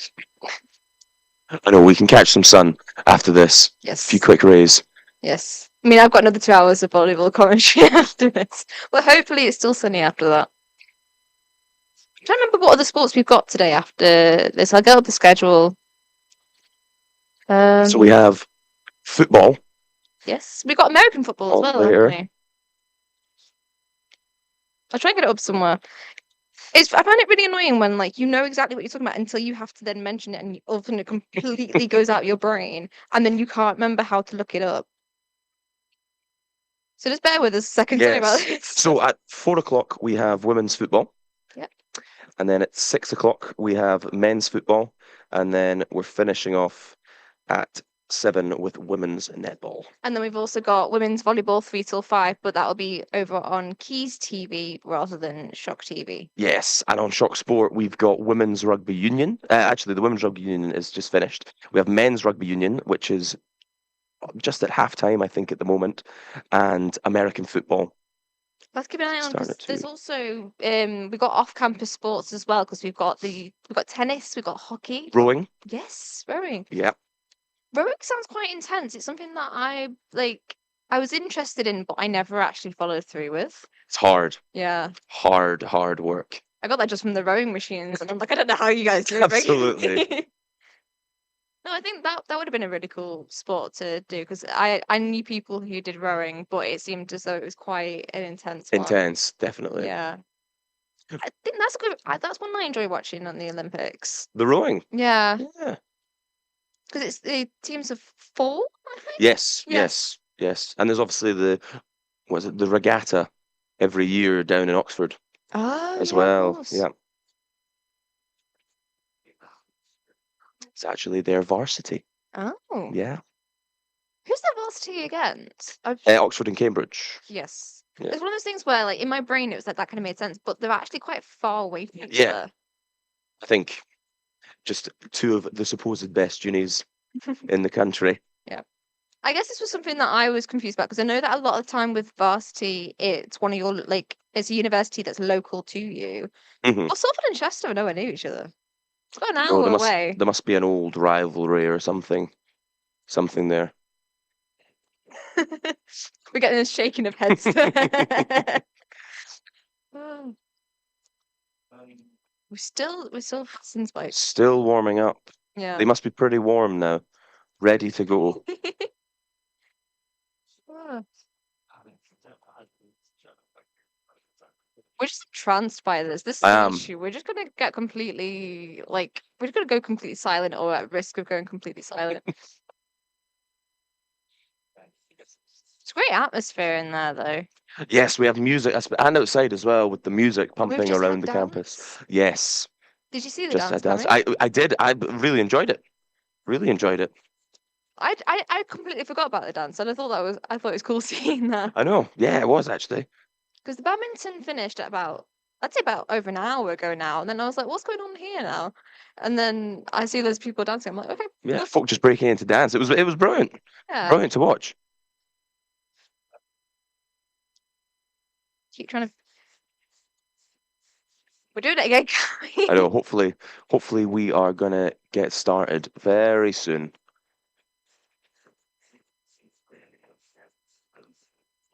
Where is the music coming from? This is what I'm.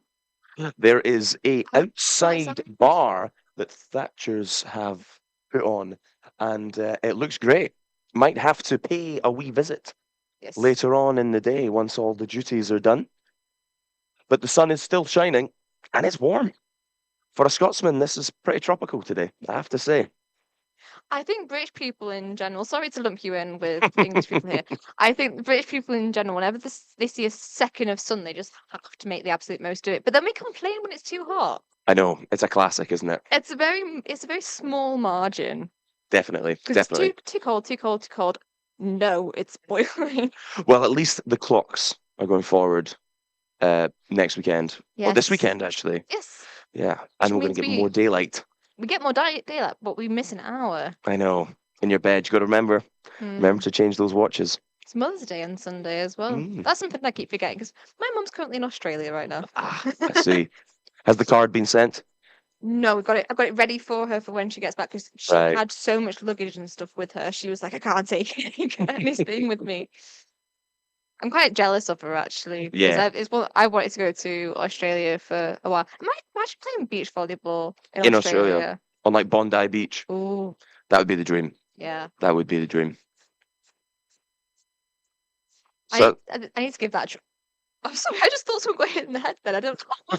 I just looked back and I saw spin ricochet. Makes me feel there.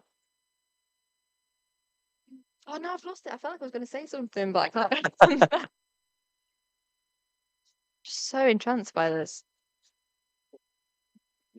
so it looks like they're just finishing up their last little bits of the warm up here. Yes. And from the looks of it, we are in for a good game. Got the score ready.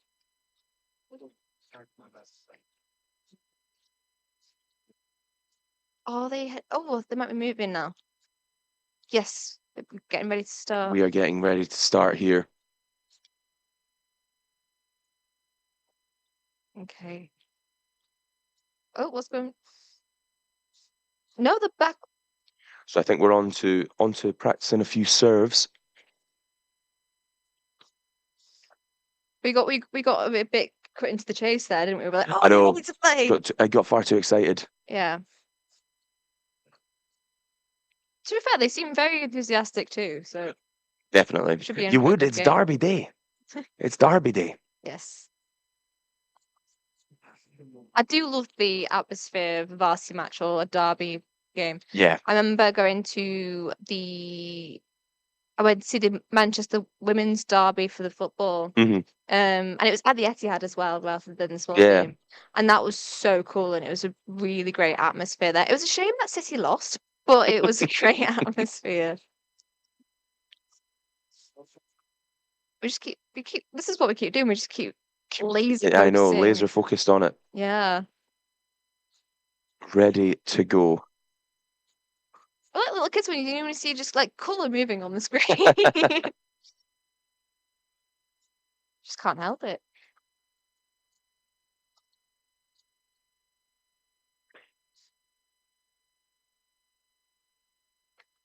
Still practicing. Still just warming up here. Yeah. They're practicing serves now, aren't they? Yes. Yes. A lot of overarm serves. I just could never hack it. I think I need to try again. Yeah, you should. I did really enjoy volleyball whenever I played it. Right, they're heading off the pitch now, so hopefully we'll be starting soon.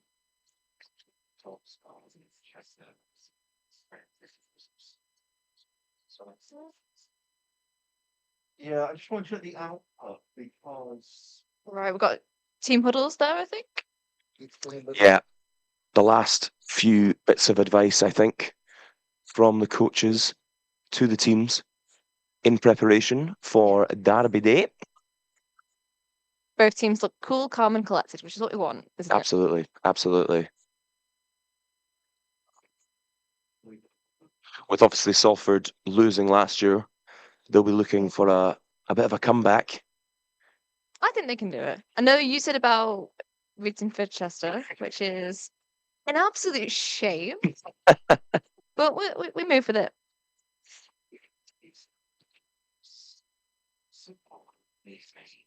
Just sorting out the net, making sure that it works. Because I think sometimes you run the risk of the net being a bit too flimsy. Yes. Yeah.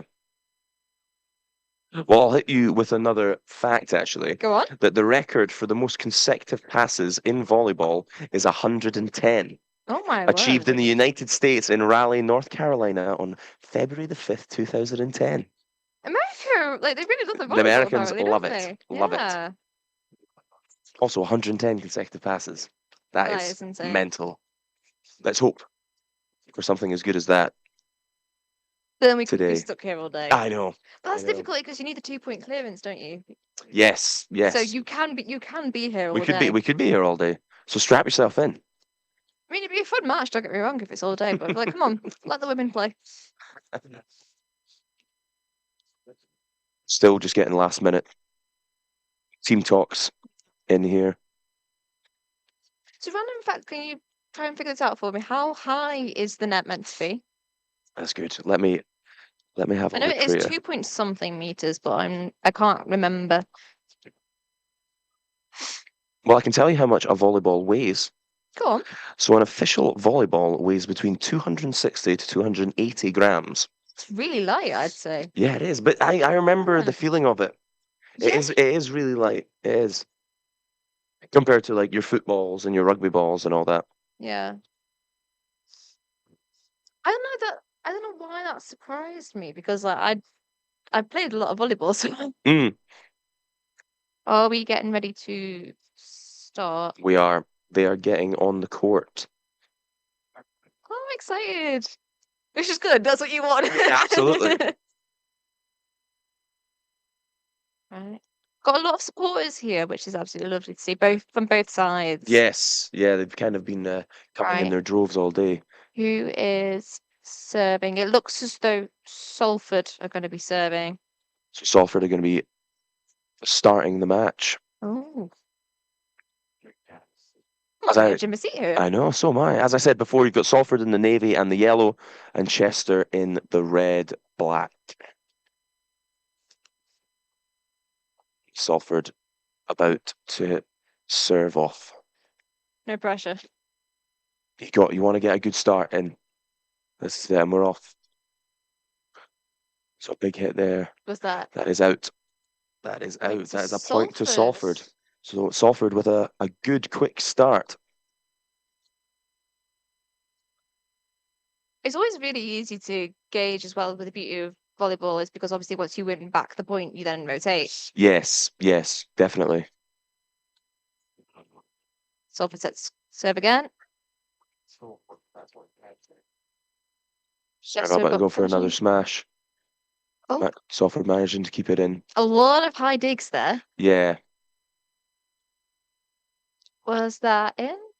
that is out. Was- That's another Yeah. point for Salford. Again 2-0. from Chester hitting it out.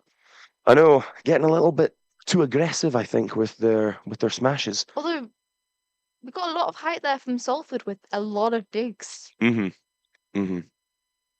is quite a risky one, I'd say. Yeah, I'd say Salford so. serving again. You're kind of opening yourself up for those smashes. Oh, that was very a great good. block from Salford. Great block. 3-0 to Salford. Off to a flyer. No. Because just to keep going in for the spikes, but they're either going out or very easily getting blocked. Yeah, let's see that replay there. Brilliant block. Brilliant block. Great start. Great start for Salford. Let's hope it In the stays varsity this match, way. yes. Why are they just... Up to 4-0. We've That's only been through. we've missed a point, I think, there. Missed a point there. So 4-0 Salford We now. missed one due to the replay. They're just too keen to get going. Yeah. That's it. Let's see if they can keep this going. Oh, unlucky there. First point for Chester. Now 4-1. So Chester get the serve now. See if they can get a little bit of a comeback going. Because a slow start from Chester. Might be the nerves just creeping in. Never know. You know what? At one point, we could try and set you the challenge of trying to keep a tally of how many for the rally. See if they can break the record. Got Chester setting up. What's 5-1 to Salford. And an interesting fact that I didn't know: Go on. a single player may jump as many as 300 times in a volleyball match. So you're actually Nice. limited to how many times you can jump and do a smash. Another serve from Salford here. Oh, another spike that got. Yeah, that's a point to Chester there.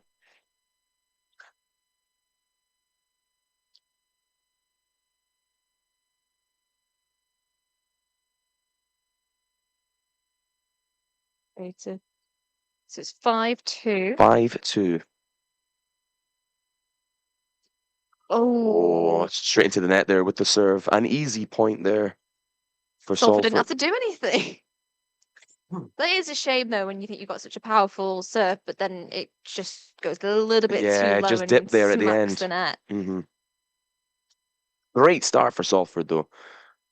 I'm realizing this because I run the risk of when I'm talking, I use my hands a lot. no one can see me do that. Yes. So a point there for Chester. 6-3. My word, this is happening quickly. It is.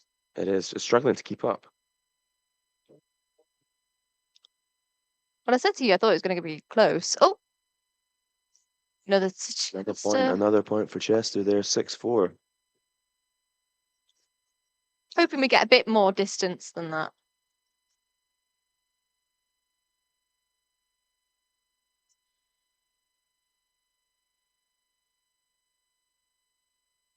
Salford. Point. Good point there. Good point there for Salford. So we're now at 7-4.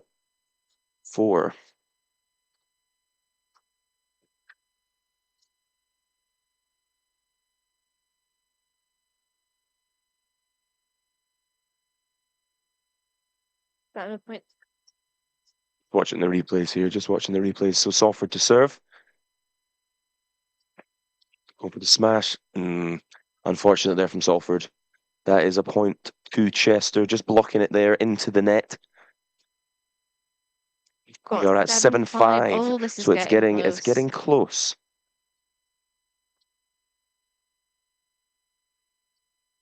Just a 7. Going for a smash. Oh, a dummy. Oh, Is that kept up? No. that was a great attempt from Salford to Yeah. try and save it, but sadly it was too A far bit of a gone. set piece there, actually. 7-6 The now. difficulty is they managed to save it, but then it was still going outwards. Yeah. Let's just watch the replay here. Unlucky and trying to keep it in. There's another point to Salford there. Yeah, so another point to Salford. We are at 8-6.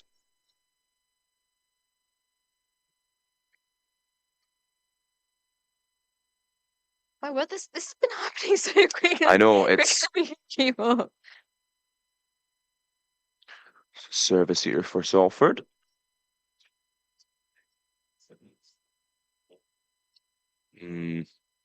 No, That's a point to Chester there. not quite sure what happened there actually. I think the serve was below the net. I don't think it don't even think it Okay. touched the net there.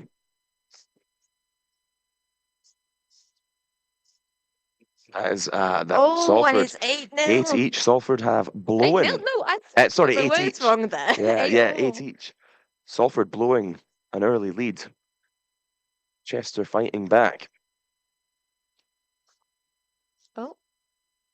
Point there for Oh, and Chester take the lead. Chester. What a comeback. They've switched it on these last few points. If they take this, I'm holding you accountable, Cammy. Oh, that was quite high. And Salford That's again. a Salford point. It's a very tight game. Very tight game thus far.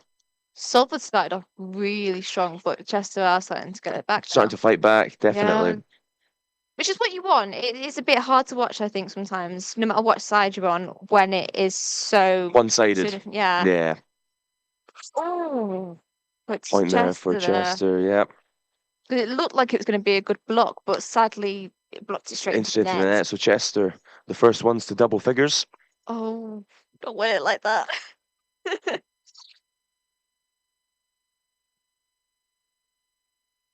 Uh,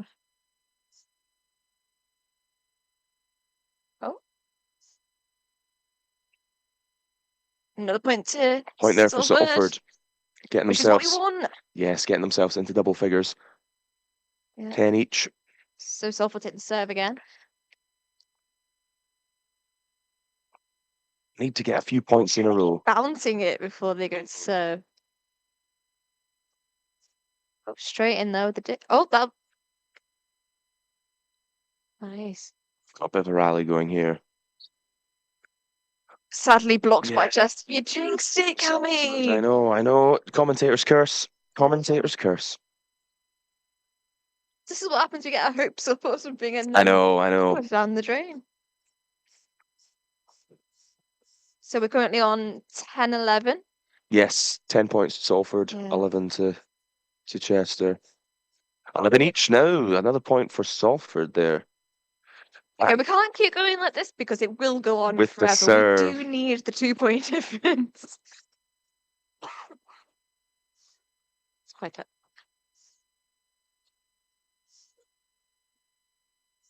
I think that nearly went out there on Manchester's side. Yeah. Long there. Oh. Long there from Did that go out then? Salford. Yes, that is a point to Chester. It was a powerful hit, just maybe a bit too Yeah. powerful. Just not the direction or the height.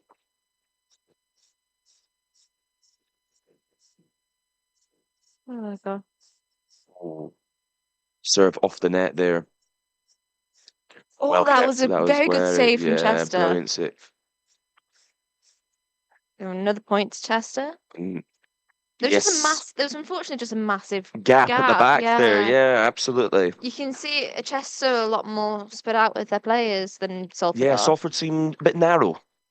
A bit narrow. I think it's because of all the you got all the spikes, so they're doing great Yeah, with so blocking it. But if it gets past them, then they're Yeah, and we've got a substitution struggling. there for Salford as well. So trying to change up the tactics, I think. It's all gone a bit wrong the last few points. Ah, Oh, easy point there for Salford. so Chester into straight the net. into the net.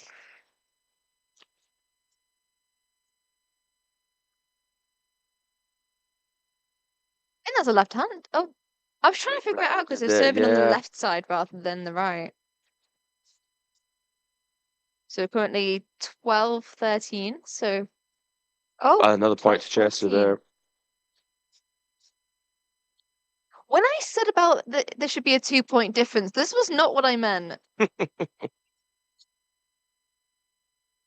Again, I think it's the commentator's curse, and Salford managed to hit it in the wrong direction, Another unfortunately. point there for Chester. It's good effort, though. Chester on 15 points to Salford's 12.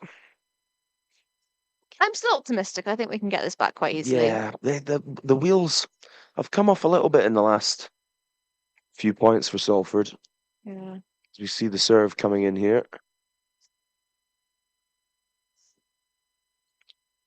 Bit of a rally going. I just keep being in awe of how high they managed to hit it. I mean, Yeah. that's the point. And another good point there for Chester. Oh. And another. Excuse me. No, so 16 at the moment Yeah. to Salford's 12. Oh, that was great defense to start with from Chester, but then dropped the ball. You usually use that as a metaphor, but that's in literal sense here. It's getting closer, which is what we want. Don't really know what happened there for Chester. No.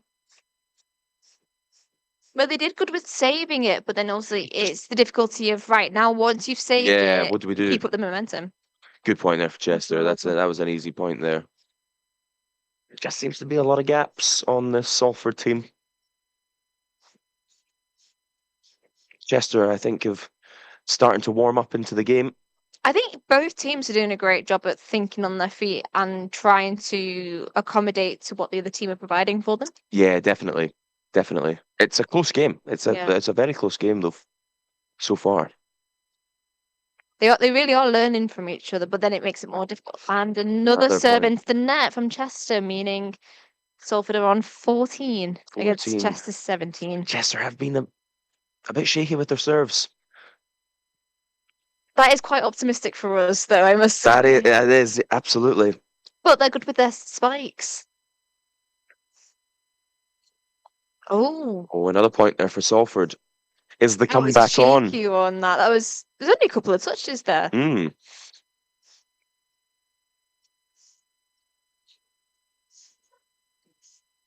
I do not know which way this is going to go, but this is only the first set. Yes. So we don't know what One of they've got in three. store for us next. Yeah. Yeah, I think that was That's quite out. Out, yeah, very out from Salford there. Do you ever have a serve where the second you hit the ball, you know you went wrong? Oh yeah, 100%, 100%. It's so frustrating when that Yeah, it's happens. like that with a bit of everything. I think with golf, football, everything, you kind of know straight Yeah. away. Although sometimes you do just blindly hope. You just hit and hope. Yeah. Good point there for Salford. It's when they're all at the net and it keeps batting it between the two. know, and I it's know. hard to tell what the outcome is. Yeah, just couldn't block it back into play there. So we've got 16-18. The Salford serve. Crept up, going for the. Oh. Ooh, So they were prepared for this fight, but that was a they point. hit it way further. Well, that was a point there for Chester. That was in.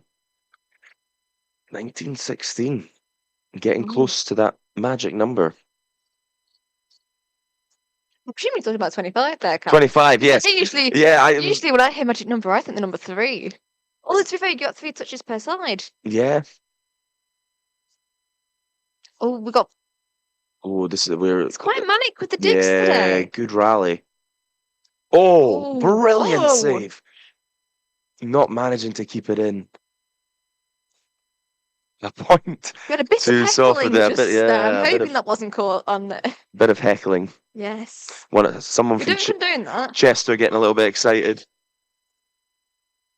To be fair, that could have been Salford being himself.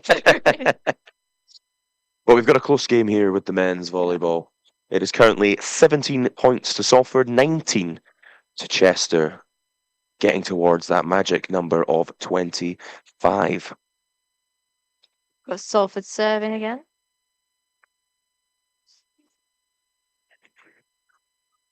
Unlucky there, unlucky there. Oh, have you ever had it where like you go to spike it out, Mhm. or the other team goes to spike it out, and then you block it, but it still goes out, and it's just Yeah, so frustrating when you because frustrating. if I just left it, we would have gotten the point. Yeah, yeah. It's a frustrating game. So that was Chester's serve. Going for a Salford managing to keep the ball up there. There's a lot of near misses with this as well. I But they're doing know. a great job at just Good. diving here, there, and everywhere for it. But Chester got the point there. Nicely done from Chester there. Just finding the gaps. Both teams are putting up a great fight. Absolutely. Salford 4 points off Chester at the moment on 17 as we have a little timeout. Was it first to 20? Are they doing first to 21 or? Or are they having a break?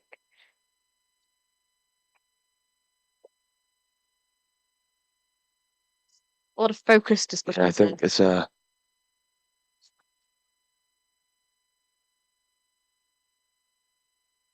just a timeout at the moment. Brilliant game so far. I'm enjoying this. Yeah. I'm leaning forward on the edge of my seat. I feel like you jinxed it by saying you wanted Chester to win. Yeah, definitely. But we can still get this back. I think so.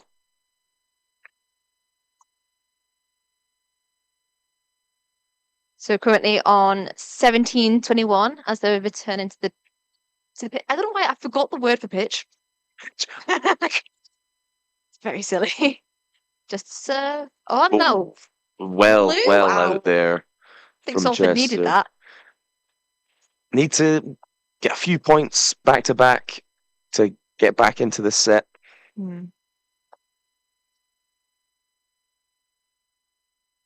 of hoping that Salford can leave it at 23 so that we do end up with a 2-point clearance without having to go to outrageous numbers. Yeah. And speaking of which, Salford get the point again. Another long hit from Chester there. That was hitting it out again, wasn't it? Yeah. Oh, this is tense. It is. It's very tense. Close first set. Chester position. Oh. And powerful hit works this time. It does. But it's quite a risky game from Chester. Yeah, they're going for power, aren't they? Yeah, which didn't pay off at first when we just saw, but showing potential again. That's quite a difficult one to navigate, though, isn't it? When they start prioritizing power over anything. Yeah, absolutely. Oh, and Salford hit it Salford out. putting that out again. 19-23. 2 points off winning Ooh. this set. Yes, if Salford had to win this set, they'd have to get 6 consecutive points. Oh, was that it? Or they called it at 23? Should be. Both teams have gone off the pitch for discussions again. Discussions, yeah, absolutely.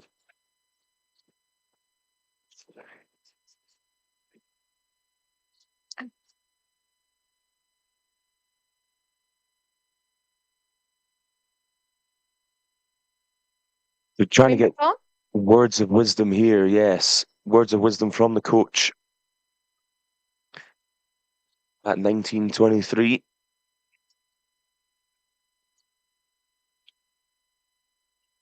Chester very much getting back into this, getting into their groove. I'll be the blind optimist for this, even though it's not looking like the odds are great.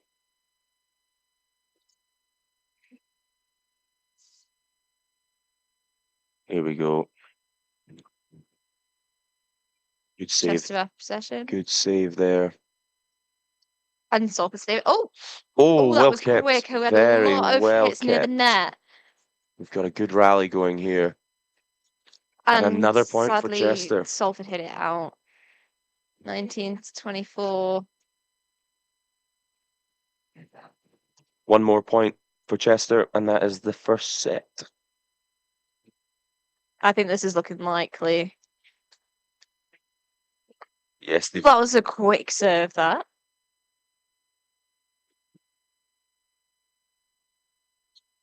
That looked like that was a fourth hit from Chester, not 3. Yeah. That's a bit cheeky. And Manchester get it that back. is the first set to Chester, 25-19. Yep.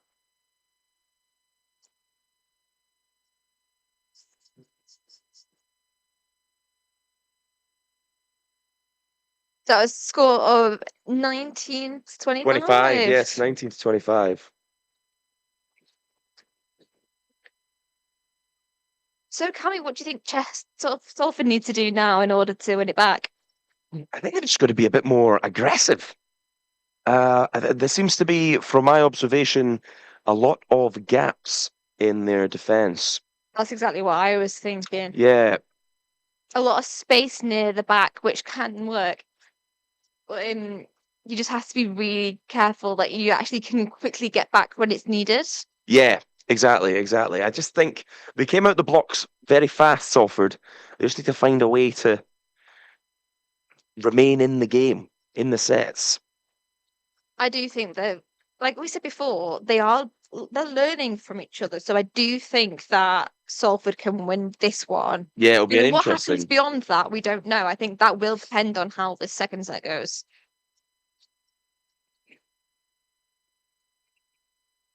Got again some very focused conversation. Yeah, from definitely. teams. The team talks. I always feel like during these times I'm intruding. Do you know what I mean? Yeah, we're getting the inside scoop.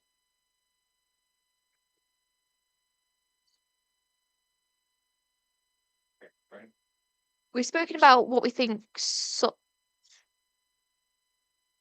We've spoken about what we think Salford needs to do. What do you think Chester needs to do in order to keep it? I think just remain the same. They're playing very well. It was a slow start, but they've got back into it, and I feel that they've come out and they're being aggressive, and Salford have just struggled to kind of match that.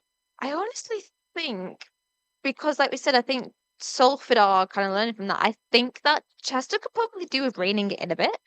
I think Because so. we've seen a lot of them hitting it out Yes. as a result. So they've got the power, but sometimes they go a bit too far with it. And poor with the serves as well. There's been a lot into the nets. Yes.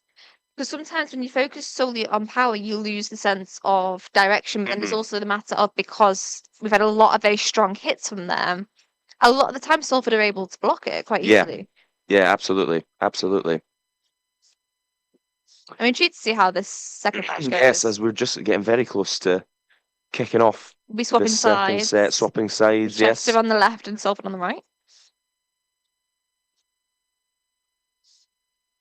So for anybody just joining us, Chester 1-0 up in sets with a 25-19 win. It's a very fun match, even if I'm not. It's been very good. It's been very good so far. Very good. I think Salford started off really strong, and I think they need to remember that. Yes. Yeah. I do think that they know what they need to do. I think so. I think we'll see an improvement from Salford in this set. Absolutely. I'm looking forward to seeing how this goes. What I love about the match is when you got the face paint on. I know. love seeing It's it. the war paint. Although when I see the blue and yellow, I can't help but think of my hometown's rugby team, Warrington. Oh, Wolves, Warrington, which has yeah. the blue and yellow. But I remember because we went to Varsity last week for seconds, and the cricket lot they painted, but with regular paint and not face paint, and so that a nightmare to wipe off, I imagine. Getting ready. I think Getting ready to go. Chester will be starting off with the serve. Again, Chester in the red and black, Salford in the navy blue and Again, yellow. Chester look a bit more spread out. Yeah. Different tactic. Oh. So that's a point there. Chester starting Again, there's a strong. lot of the action is concentrated at the net. I think it'd be a lot of back and forth like we've seen before. Yes. Definitely, definitely.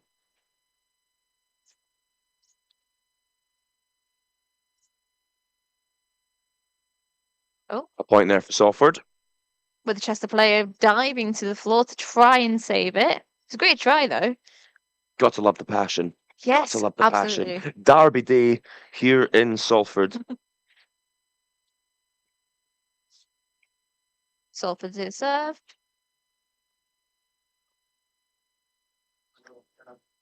That was that in?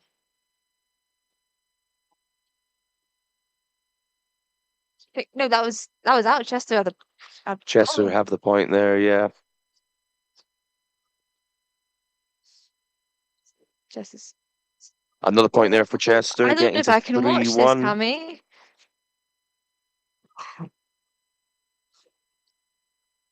Salford, got to be careful here, or this could start running away from them. Then again, we saw it before where Salford had a very strong lead. Yeah, absolutely. It's not over till it's over. But that is And a point to Salford there, just out from Chester. Seeing a little bit of moaning to the ref as the point.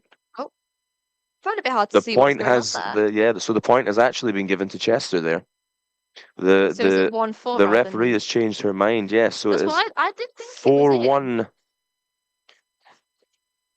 to Chester as Chester serve. Because as we were watching that, and you said it was, I got a bit confused. Yes, yeah. Salford need to rally here. Yeah.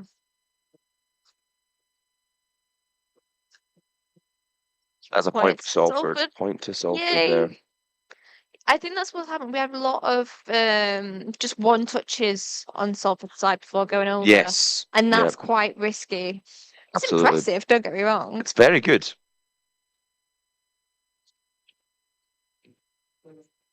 We're seeing Salford use a bit more of the space now, which is They're promising. just Oh. well kept up. Yes, we had very near miss then. Oh, brilliant there from Chester. So many near misses. Long there. Chester take it. Chester taking a point there. That's a Long there from shame. Salford. A brilliant rally though. Brilliant from Chester and Salford. So many players diving for the I know floor just that to get the that. passion is clear to see.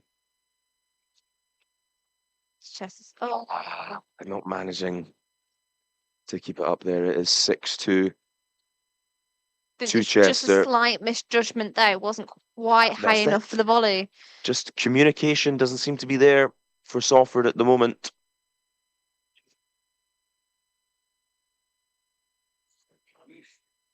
That was it. I think there was a lot of Brilliant debate there serve about. there. I think Salford left it on the basis of it being out, but unfortunately, it was just about in. Yeah, good serve. Good serve there. Come off Very again. good serve. So having a wee timeout here. I didn't realise there was going to be this many timeouts. I think Timeouts. sometimes I assume timeout as though they're being like on the naughty step or something. You're allowed a couple of set, I think. No, I just wasn't expecting it. I think it's needed. I think it's helpful for trying to reconfigure. Yeah, definitely, because Salford are struggling a bit here. It's a shame to see, but I'm still keeping that hope that they will put it back together. Chester back on the pitch. Back on the court already. On the court, yes, that's Court. the word. There we go. Salford making them wait. Maybe it's mind games.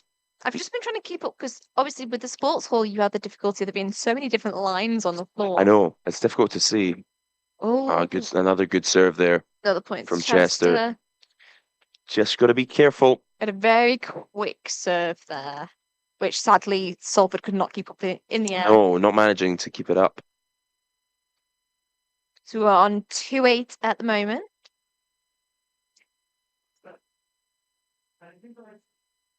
Again, very high. I should not be so like. Well, imagine they keep the ball in play here, Salford. There's a lot of like one touches there. Good attacking play there from Chester. That was, again, another great rally, but sadly, Salford couldn't keep it in the court. 2-9.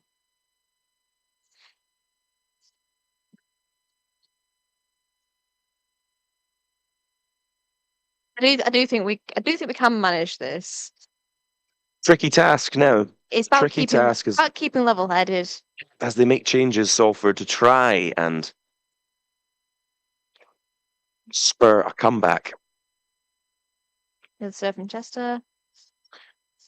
out there And from Salford Salford. hits it out the Another wall. brilliant serve. The serve, they've really switched it on in this second set, Chester. Currently 10-2 up. I think Salford are putting up a great fight to try and accommodate for the shooting Yeah. power Yeah. against Chester.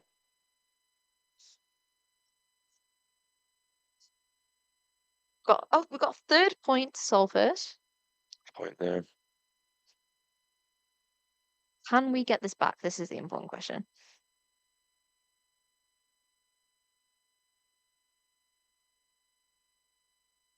Just wait. We've got a serve from Salford.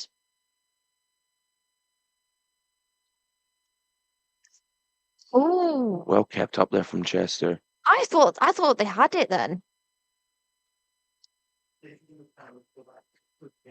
Salford went in for the spike, but Chester saved it. There's some great blocks here. Yeah, absolutely. That's a Now brilliant this is a rally. good rally, yeah. And the point goes to Salford. there. It's just been slightly out. That was great because it was. We had obviously had a very strong rally there, but it was quite light and gentle. Yeah, definitely. Passion there from Salford. Passion. 4-11 though, sadly. As Chester makes some changes up front. We need to try and make sure that Salford maintain that possession. Yeah, definitely. Went there to Chester.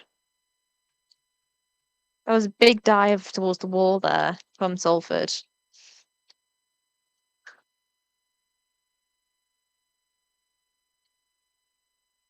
I'm not sure about this because like you keep thinking every time you think that Salford is starting to reclaim it, Chester maintain the upper hand. Absolutely. Chester's Well kept in there from Salford, but unfortunately not managing it.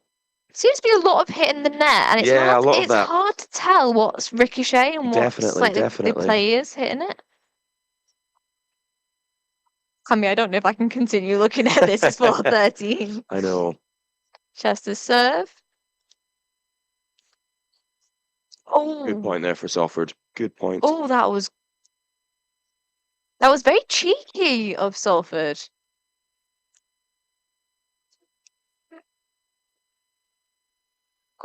Currently at 5-13.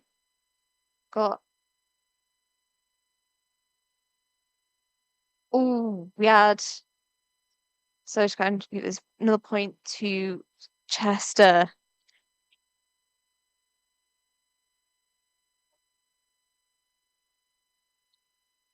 I think we keep seeing Salford try and use up the space a bit, try and utilize the space more.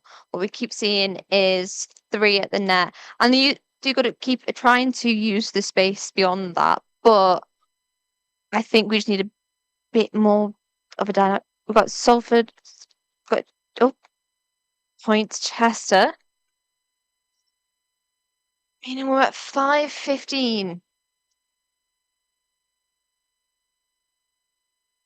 Chester serve.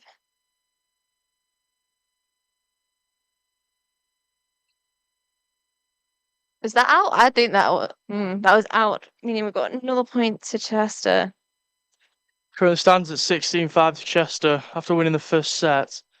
Yes, we're joined by Head of Sport with Valentine. I'll just jump on, fill a gap. Cameron's just nipped off.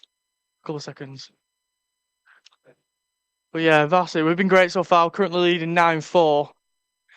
If the volleyball stays the same way it is, it'll go to 9-5. Bit more of an even fight then. Yeah.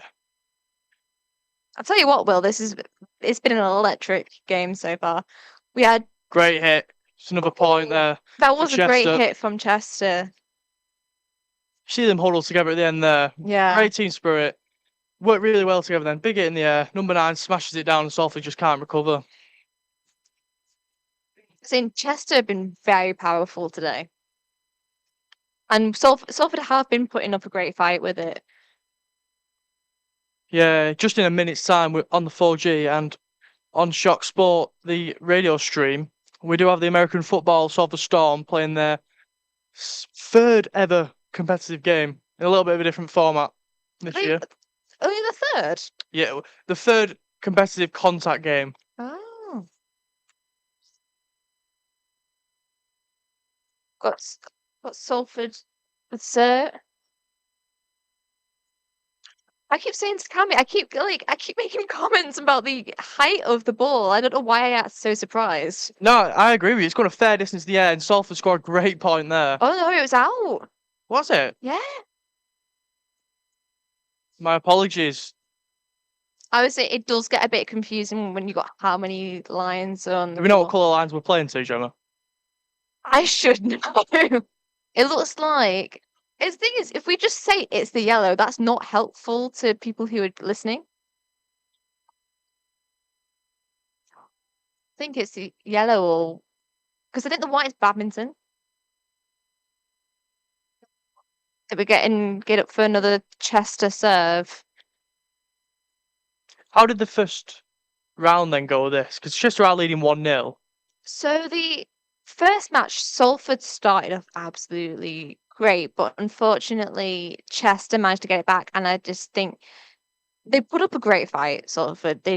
I think it was no match for the sheer power that Chester had. But the difficulty is with the power that Chester have is that some of their serves were hitting the net, or a lot of the time the ball's going out, but the difficulty is you've got to know when to leave it and when to try.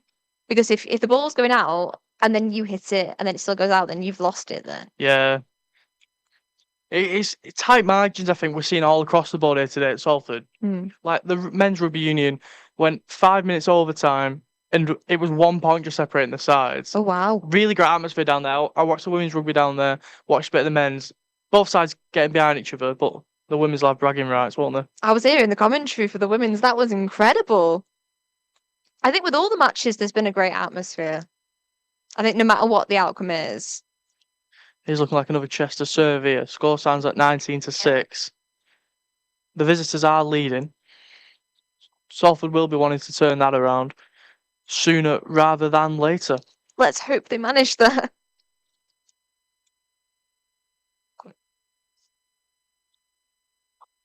Just waiting for them to serve. Yeah, Chester's number 4 here, just tossing the ball up in the air. No rush, taking his time. He knows Cammy's gone. Yeah, just waiting for Cammy to get back. It's like, I'm bored of Will. I'm not bored of you. I think you're doing a great job. Yeah. My question is, though, when's Joe Lander going to get on commentary? Because that's the most important question, isn't it? What is your sport, Joe? Anything you want it to be, really.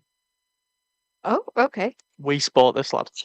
To be fair, Wii Sport Resort was class. Oh, we can't digress. I'm awful for going on a tangent about. I went in a rehearsal last night for this. I went on a tangent about how Vimto has got more expensive, which is true. Yeah. I mean, everything's gotten more expensive. Oh, the debating. Oh. Real heavy debates going on here. I tell you what, I'm loving the war paint in blue and yellow on the cheeks. I know. It's IKEA colours. The excitement was a little bit too much for me there. We're trying to figure out what it is they're currently debating. Do you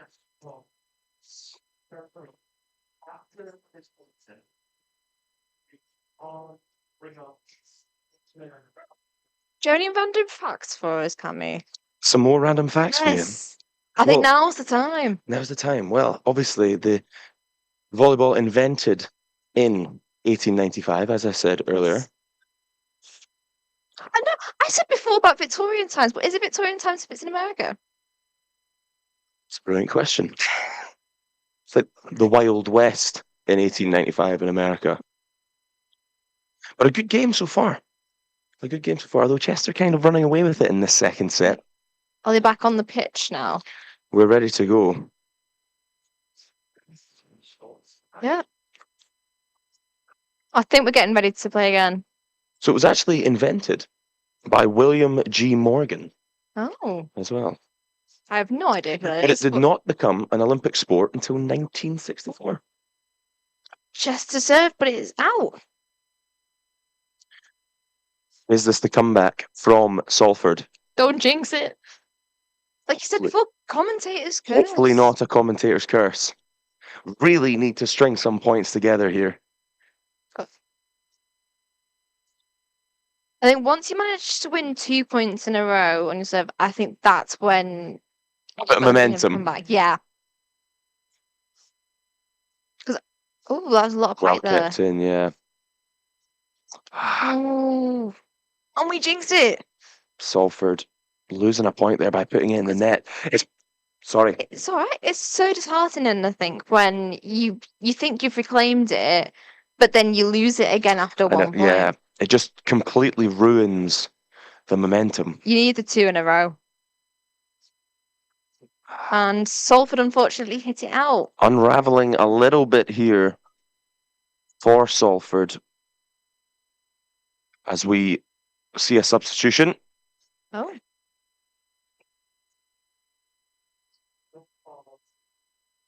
Is this just the substitution from Salford or? Not 100% sure what's happened here, but the coach for Salford not happy with something. No. Yes, we've got a substitution there, haven't we? Substitution there, yeah. Yeah. I'm intrigued to see how this might change the dynamic. They need something. The comeback needs to start somewhere. And on that note, we've got Chester's serve. A lot of spinning of the ball there. Long there from Chester. I'd be absolutely flabbergasted if that was in.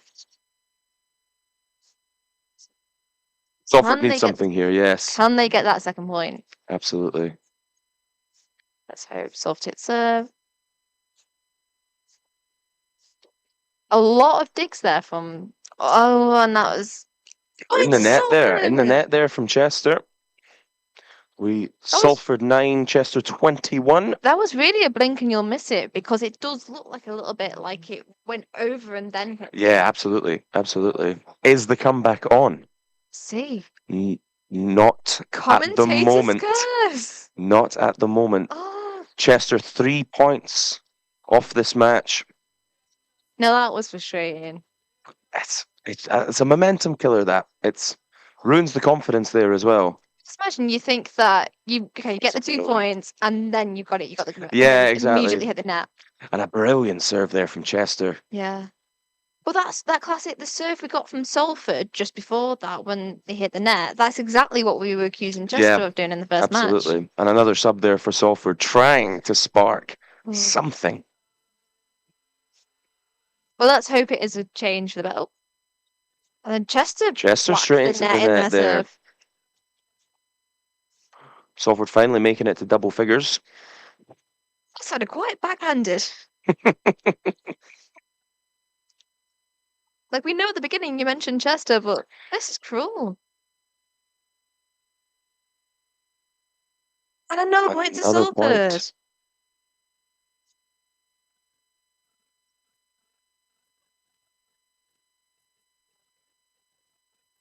See what happens here.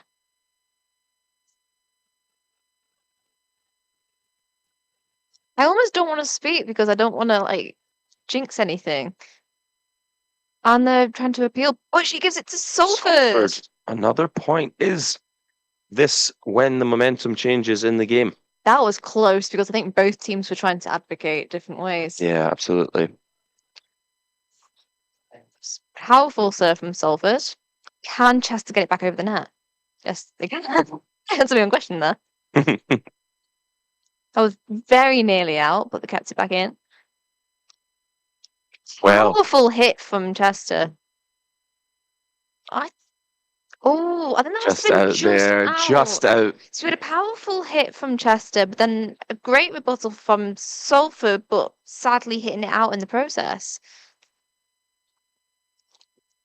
I got my hopes up then. I genuinely thought that was going to be Long there from Chester. point to Salford. Long from Chester. So we're currently at Salford 13, Chester 24. They'd have to get 13 consecutive points in order to. Chester 1 point away from taking this Yeah. game.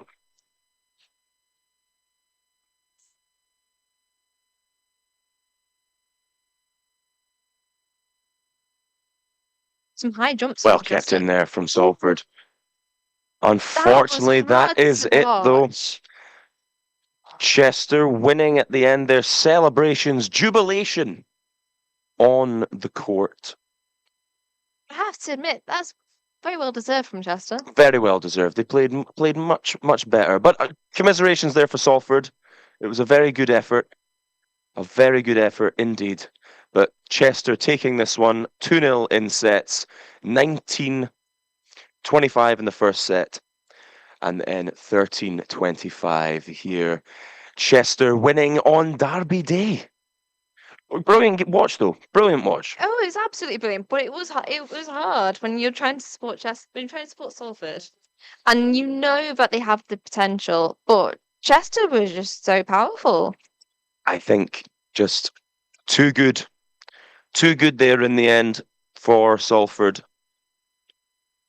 As we watch the replay of the final point. I tell you what, it was a cracking match for Chester, Absolutely.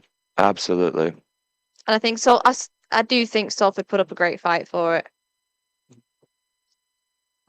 I think they were great with the defense. It was just the difficulty of trying to get it back over the net. Yeah. Yeah. Definitely. Definitely. They can be proud today. Yes. They can be proud. Absolutely. So yeah, that's it done, isn't it? Yes, that is the men's volleyball here done. But stick around because you will be commentating on the women's volleyball Yes, at 3:00. at 3 o'clock. With Keys TV. Yeah, switching channels.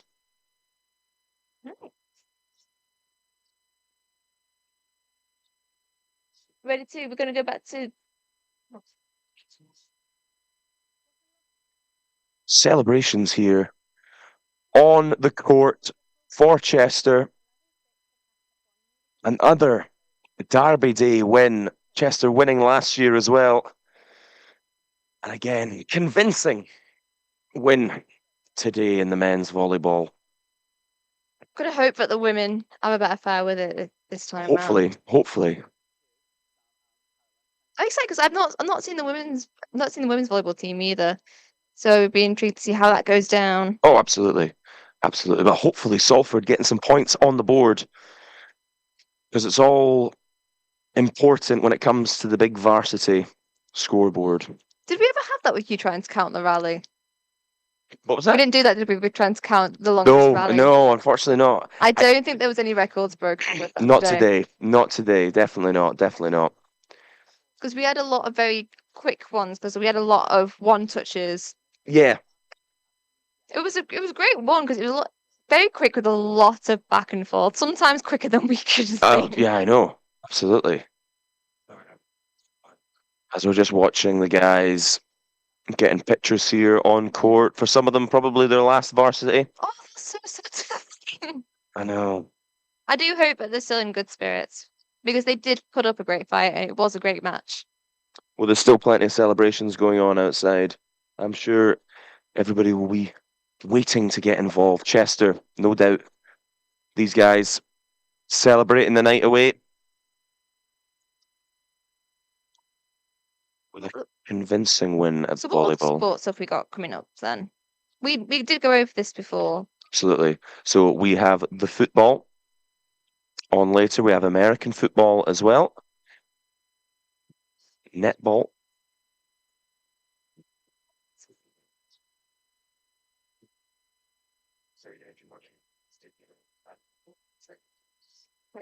And if you are watching now on Keys TV, we'll be back very soon with the women's volleyball. Thank you so much for that, Gemma and Cami. Obviously disappointing for us, but they played incredibly. And now Keys has its updates on Varsity so far with an interview with Ben Cook and the badminton team. Studio right here on the Peel Parkers campus. This was made especially for Varsity, and we are on a giant chessboard. No, I'm not going to have a game of chess. In terms of the weather, it hasn't rained in the studio yet, but there's a fan zone outside. It's absolutely booming and the sun is shining. And what's better is I am here with Neve and Connor. And Connor, you are the treasurer of the Badminton Society. Neve, you are the chairperson. Yes, amazing. And you've had your match this morning, early morning onto the afternoon. How did it go?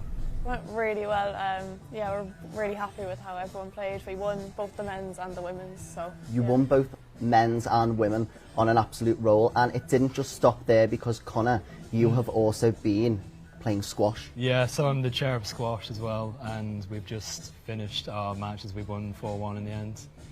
Yeah, it was brilliant. Yeah. And in terms of the actual game itself, because I went up onto the balcony into the sort of gallery and just caught a glimpse, and it looked very intense. What was it like? Was it neck and neck? How did you think it was going to go when she was sort of amidst all of the action? Yeah, I think when it was really tense, it was down to the last two men's doubles matches. Connor, you were probably feeling the pressure. Yeah, it was me and my doubles partner were doing the men's doubles, and it sort of came down to those two matches. I think we'd already won at that point, but it was kind of neck and neck. It was very close. Very close. We weren't sure, but unfortunately, me and my partner didn't win our matches, but it did come down very close. That's what it's like, though. I think when it gets sort of contentious, then you sort of, it's more the thrill of the game, isn't it? And you can really get into it. You guys have been playing badminton for many years now. Connor, I think you started when you were 11, and Neve? I was 9, yeah. 9, yeah. And have you loved it ever since? Yeah. Yeah, it's been my favourite sport. I've never been sick of it. It's just every game is so different. And I think it's just super refreshing. But guys, what I want to know is, because we've got our final few seconds left, I want to know what you're going to do to celebrate, because you've had a euphoric win today. Talk me through what the rest of the day at Varsity 2025 looks like for you two. Yeah, I think we're just going to watch some of the rest of the sports that are on, and then maybe just go celebrate for the rest of the day. Lots of drinks. There's a lot of food trucks, and I suppose you've probably been dieting to prep. So will you be gorging today? Absolutely, yeah. Yeah. Definitely. Okay, fabulous. Well, guys, I'm going to let you go and enjoy the festivity. The sun is shining, music's playing, and you guys are winners. That is all from here, from the sports hall to the sofa, back to Sam and thank you so much for that, Ben, and I'm so proud of the badminton team. Yeah, no, you've been hyping them up all day long, I have. and they fully delivered. Absolutely smashed it out the park in the sports hall earlier today. They did. I'm really proud of them. And now, what is going on the 3G pitch? Because Well, we saw a bit at the end of the men's rugby. We did. It was very intense. We were out at the 3G. was. The sun also, unbelievable. It was lovely and warm. Beautiful. And now, there's American football. So let's see what's going on. Who have we got commentating now? We've got Josh Bingham and Tyler Wagstaff, so we're going to head over there to be with them now. Especially on our home turf, everyone comes down, watches, has fun. It's such a privilege, it really is. It's just lovely to see the uni as one community. Here we go, Chester, the quarterback. Real scramble there, the Salford players just trying to keep from any more yardage being gained. Here, I believe that was the third down of this set. But even for it's testament to Chester's fans as well, because it's not, even though it's Varsity, they're basically in Wales, aren't they? So that's a bit of a trek. I think if you said that to someone from Chester, they'd do your head in, to be fair. Am I wrong? I'm not going to comment on that, I'm afraid, Tyler. But anyway, no. On a serious note, though, it's a testament for the fans. They've come down there supporting their. I've got a general idea. You know what you're doing. They've beautiful from Salford's defence there. Third down, of course, and we move on to fourth down. It's just been a little bit of a pushback there by Salford. She's got the numbers on. Right. Right now. I feel like I'm educating you just slightly, as we move from there. No, not really. No, I'm going to show you. I don't know if you remember from the Shock Sports show. I did American Football for Dummies, a little Word document. I say little. I'm not a dummy. I'm more of a noob. What's one more than a noob? A newbie. What's one more than a noob, but below like intermediate? I'm intermediate, I'd say. Just below intermediate. I'll believe it when I see it. What a pass that is to the wide receiver catch it. Chester, wow. Great tackle. 28 again. 28 again. By far the standout of this match. Nearly getting a couple sacks in there. Of course, intercepted. I don't know what a sack is, though. A sack is basically when you cede possession. Oh, okay. Oh. If that makes sense. Yeah, that makes For sense. all the folks at home, I love it as well. We've got sports centre staff just coming up and cleaning up the litter after all the rugby teams. Honestly, that crowd was unbelievable. Obviously, it's just smaller crowd for the American football, but it's still a big crowd nonetheless. Oh yeah, absolutely. Rugby union. Wow, the crowd was immense. That was immense. Even for the women's team as well. I mean, you wouldn't have got that a few years ago at all. And just the support for the Lionesses was it was such a privilege to be able to commentate over. It was a beautiful game. Amazing. Hopefully, we'll get the same atmosphere today. It's currently 6-0 to Salford. 8 minutes. Fumble. Salford might just be able to recover it. Applaud from the crowd. Salford just able to keep it going, keep the ball rolling, try not to let Chester get anywhere close to the goal zone. And it is a really interesting dynamic having so many less players, of course, because you're looking at an average of 13 players on the pitch, full length. This time we've got no field goals. No, we don't. I was Touchdowns. going to say what they're going to do with the conversion after the touchdown, but obviously there isn't one. So I imagine it's going to be yardage penalties. I reckon that'll be the substitute. Here we go then. Quarterback number 12, and it's Carter Wallace, should I say? Couldn't get my words out then. Just overtaken with the passion, and a real push back from Chester. That is very well played, just to push them back a couple yards and keep the control a little bit in their own half, going into the nearly towards the halfway point of this game already. We only get an hour in this match before we move on very quickly to women's football. And you can catch everything on Shock TV, Shock Radio, Shock Sports, and on Keys TV as well. Everyone has been working so hard today to bring this forward towards you. It's a big thank you to everyone who's gotten involved. Mm-hmm. And, well, the weather certainly hasn't disappointed. Honestly, can we please talk about the British weather on a Wednesday afternoon? It's glorious. Thank the Lord that he's decided, you know what, we're going to make Varsity sunny. In England. Here comes number 12. Pass it forward. He does 11. Here we go. Around. Can he catch it? Oh, he just does it. Someone does recover it. I think it's the 80 there. One of the wide receivers on the opposite end. He manages to recover it just for Salford. Very unlucky there. Unfortunate though. It was a brilliant throw from the quarterback. And as you say, the quarterback has so much pressure on him because he's that key decision maker. If he makes a wrong pass, if he makes a wrong move, if he doesn't hand it back to his running back, or maybe he doesn't give it off to his offensive line, especially when you've got defensive linemen on your case as well, because all of that defensive line are looking straight away to go straight towards you, charge at the quarterback, and that's why you've got your offensive line just to act as a battering ram, a bit of a wall. Here we go, 11. He's knocked out away. Chester, great recovery by Chester there, ultimately. So close, despite Salford being 6-0 up at the moment. Just one touchdown in the game. It came from the 28, who was on the defensive line for Salford Storm. Good run from the 11 there. Good recovery from Chester, like Josh said. But important yards for Salford here. As it is, gone back down to the first down. Bit of a team talk there from Salford Storm just to recollect themselves. I mean, there's so many players that have turned up. Look at the size of that squad. I mean, I know you can't see it properly for the folks at home, but just unbelievable. Here we go then. Restarting. The number 12 will be the key decision maker. Will he make a run? Will he pass it back? He's going to pass it forward to right. He was in the goal zone, and unfortunately he wasn't able to recover it there. But it will go back to Chester. Over to you. That was an unlucky pass there. Just over the number 80 there in the end zone. That would have been another touchdown. So far, it's been in terms of touchdowns, it's been a dry game, you could say. But it's not been short on entertainment. No, it's been not. So close between both, and you can tell both teams have grown so much over the past few years because American football, obviously, we're in England. It's not really that big a thing for us anymore. No. But it's starting. The culture's growing. Yeah, yeah. And it's so great to see because I love watching American football. Yeah, It's I agree. An amazing sport. I agree. That does not get enough credit back home in Britain, but we're starting to see it more with universities taking it a lot more seriously. And Salford Storm have just come out of absolutely nowhere. I mean, the progress they've made in 2025 has just been astonishing. Yep. Here we go then. It's set to 4-1. Touchdowns! There we go.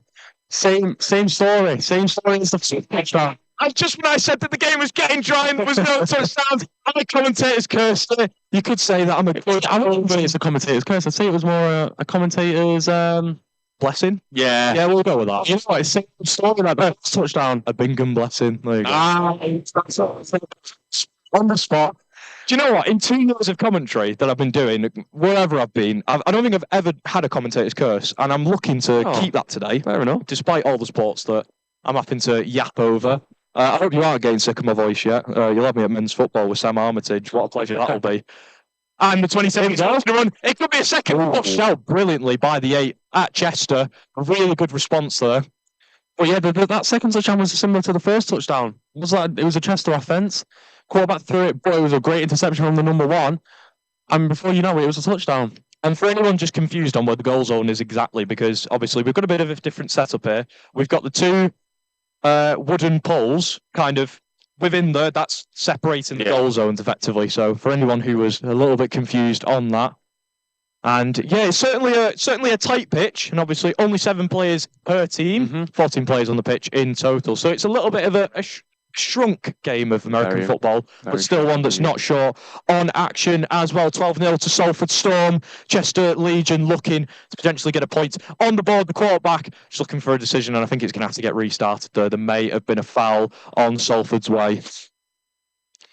Well, yeah, it's funny how you say that it was getting dry, and then before you knew it, it was an interception. 2 interceptions and 2 touchdowns for Salford. I'm just going to keep saying it now every time. It's just funny how it's the defense that's getting the touchdowns for Salford. What a touchdown it was from the number 1. Indeed. On the defensive line, I believe. Of course, the previous one, the 28, I believe he's a lineback who managed to get that.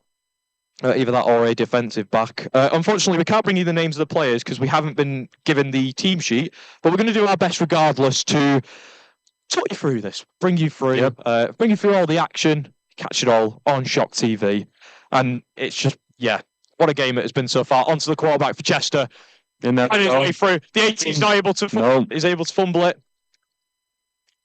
And Salford Storm nearly got a chance on it. We'll be moving on to 3rd down now. This defense from Salford is unbelievable. It's been fantastic. Great for By Salford. far the standout. Defensive line, we've not really seen much from them, from Salford Storm. And considering how aggressive Chester Legion have been on their offence, defense has just been incredible, absolutely incredible. The number 1, number 28, of course, standout. The 28 has been subbed off. Number 1, of course, scored the 2nd touchdown of the game. On to you, Chester. 3rd down here in their own end zone. The quarterback needs to do something good here. The number 10 quarterback, running back, just coming behind to offer additional support. Running back gets it. Number 12 there for Chester.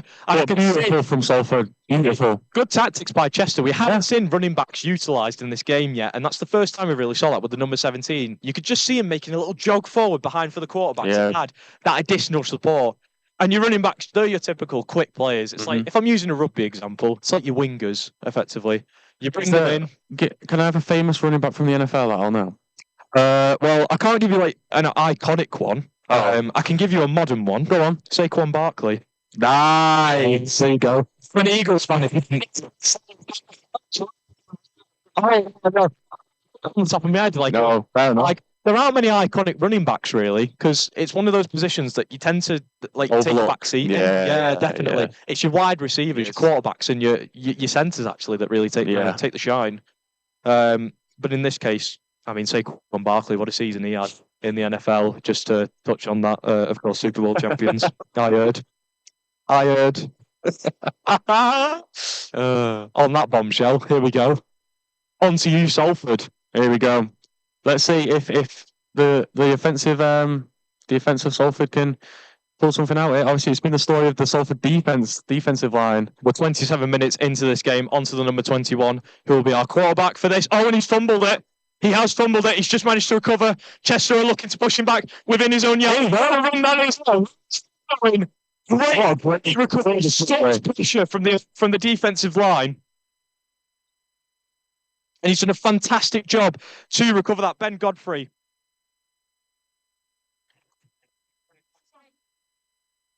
Ben Godfrey, the captain of Salford Storm.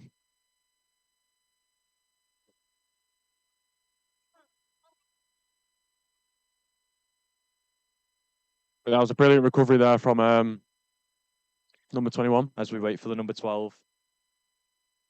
Here we go then. He's making the run forward. The number 27, 12 still Finds a gap. Tries to run through. Trying to weave his way through, but unfortunately, it's not come to fruition. Chester place their players. That's third down. On the defensive line. As we just await for potentially, can Salford find the gap, find their way through? Quick team talk. Third down. Gonna have to pull something out here. Towards the end of the set before it cedes to Chester. 28 minutes within this match. We're nearly halfway through the game. And what a game it has been. Salford Storm 12, Chester Legion 0. Welcome if you're just joining us. My name's Josh Bingham. Joining me, Tyler Wagstaff. Hello. We're going to be here with you. Here we go, the 21. Oh, he falls. We're going to be with you until 3 o'clock, and then we'll be moving on shortly to the women's football, which is next on the 3G. After that, we've got men's football, which will round off the matches on the 3G, and as the sun will set, we'll finally find out. That men's football will be a beautiful game. Oh my word, it's going to be incredible. I mean, obviously, going off of the fact that the varsity second team won 3-1 in Chester, it's going to be a lot of pressure on the men's football first team to recover the same way, and hopefully they'll be able to get a point up on Chester.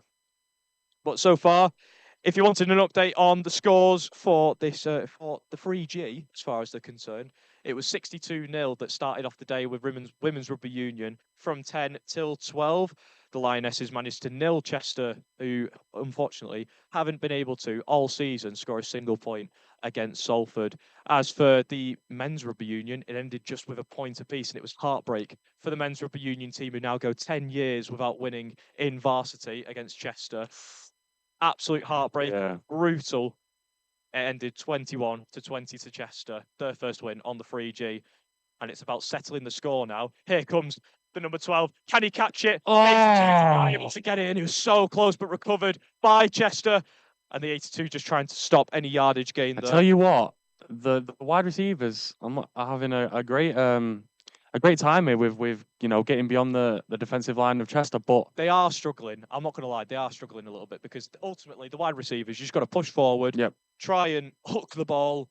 Ultimately, it's more difficult than it very looks. difficult. Credit to the quarterback because some of the passes he's been making and the decisions have been spot on. It's just trying to get that final link up, get your attackers right up forward. I think the wide receivers are getting in the right areas. They just can't, get that last. Yeah, that grip on the ball that you'd want. Because exactly. I'm not going to lie to you, Josh. If they catch that ball, it's dangerous for Chester because it's. I'm not going to say it's an easy touchdown, but Chester's defensive backs have been struggling a lot, really. Very on that back line. You can see they're just not looking confident, and the wide receivers are leaving Chester quite exposed.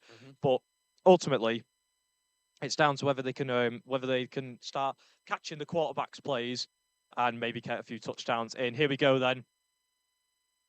Over to Chester. Salford just trying to stop Chester from pushing forward. And a great defensive. That number 66 looks absolutely terrifying. Second down here. I know the number 66. Wow, he is massive. That 100%. And that is coming from 100%. He's on the defensive line. That's coming from me as well. Holy moly! Who's taller? Do you reckon the 66 or you? Him, I reckon it's him. I'm not going to go near him to test it out either. Are you sure you don't want to interview him? Definitely not. We'll do that for the joke. Definitely not. I will not be doing that. Unreal. 31 minutes through this match. We're halfway through. 12-0 already to Salford Storm. I know it's going so quick. Time flies when you're off fun. Time flies when it's varsity too. Look at that. The little cheesy statement there from Tyler Wagstaff. Absolutely peak commentary, this. Unreal. Considering you never really see 7v7 American football, I think it's been all right. It's been good. Yeah, it's an experience for me. I can't say I've ever commentated or even watched it. I've had my first year of normal American football. Yeah. Here we go then. Chester trying to find the way through. It was the quarterback who took it straight away. And Beautiful. bodies on the line there. Some of the defensive backs from Salford getting involved perfectly there, just to hold Chester off within their own half. And they're right towards the goal zone. They just can't seem to move away from it. And if Salford can keep this pressure, maybe get an interception, maybe get a sack, and they can push the way forward and get yet another touchdown. Of course, if you saw the first touchdown, it was the number 28, one of the defensive backs or line backs for Salford Storm, who managed to pick up the first touchdown of the game. This is would you say it's a comfortable game for Salford at the moment? I wouldn't say so, because I think Chester is still putting the pressure Yeah. in. But they're showing there's definitely control Yeah. in Salford. They've got the control. Yeah. Chester look concerned. They look Yeah. worried. I don't think they have as big a squad as Salford do. No, they don't. It's a very small. I think. Do you know what? I honestly think they've literally fielded a team just for offense and defense. I think there are a good few players. You know, there is I think they've only got a couple substitutes. Yeah. They brought through the whole squad. I mean, it's incredible. And I think I'm never actually, going to try and count. Salford Storm are just going to be constantly rotating players to giving freshers a chance to get involved in their first varsity game. Some of the second, third years who are a lot more experienced getting the chance to just hold. Even the team people, together. even graduates this year, this will be their last varsity unless they do a masters. So absolutely, they'll get a chance to finally, And it's so incredible with varsity because I've seen so many third years playing their very last varsity game, and the emotions. I mean, especially on the Lionesses, there was some that were just absolutely heartbroken to be playing their last game. As much as it was the ecstasy for Salford Women's Rugby Union of winning that match, it was also heartbreak of it's finally over. This is my last game ever, and varsity is just it's a competition full of emotion. On so many fronts, full of competition, sportsmanship, and also a lot of alcohol, I hear. Is this a half time? I believe we are on half time. Halfway through this match. Welcome along if you're just joining us. I'm Josh Bingham, joining me, Tyler Wagstaff. Hello.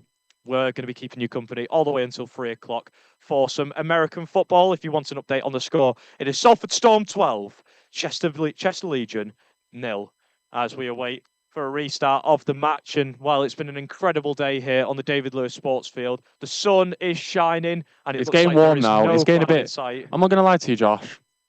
I'm going to check. I'm going to check the temperature because it's getting a little warm now. The breeze that we had an hour or so ago has seemed to have gone. It's now 15 degrees. 15 degrees. 15 degrees. That sounds like summer to me. It does sound like summer, considering we're in March, may I add. I know. Do you know what? We've been blessed with a beautiful day. A few days ago, it was freezing. Oh, honestly, imagine the 3G if it was raining. It would have been. Just yapping on about the weather. We're so British. It's unreal. Well, it's just a good coincidence how it's varsity, and we have a beautiful day. I actually think this has been the best we've had the weather. 100% so far this year. 100%. It's been glorious. I mean, it's been so incredible, and it. Just absolutely. It's pathetic fallacy for what's about to happen. Pathetic fallacy. Oh, okay. all right. I see what's happening here.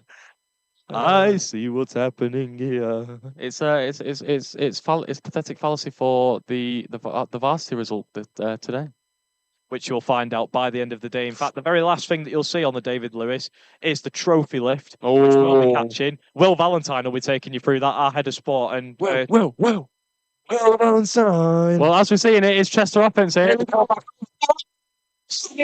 30. He's making the run. He might find a way through. He's just got tackled by Chester, and I nearly thought for a minute there that he was going to get an opportunity. That's another interception for Salford. That's the third one today. What an incredible moment that was for Salford, and I'm seeing banners and I'm seeing flags. That flag. Are we getting ultras in American football? That flag is unbelievable. It's number 28. It's number 28. Look at him. He's so passionate. Unbelievable. I mean, it's fantastic. And just on that as well, we've actually got one of our very own playing in this match today. Oh. Ever heard of Sam Brownlow? Oh, we do. Sam Brownlow, of course, one of our a wide receiver for Salford Storm and the presenter of Late Breakfast on Sunday. So wishing him all the best of luck in the match today. I've not seen him on the pitch just yet. I'm awaiting that to occur. Here we go then. Some great defensive ability from both sides. And here comes the 23 then. Second down.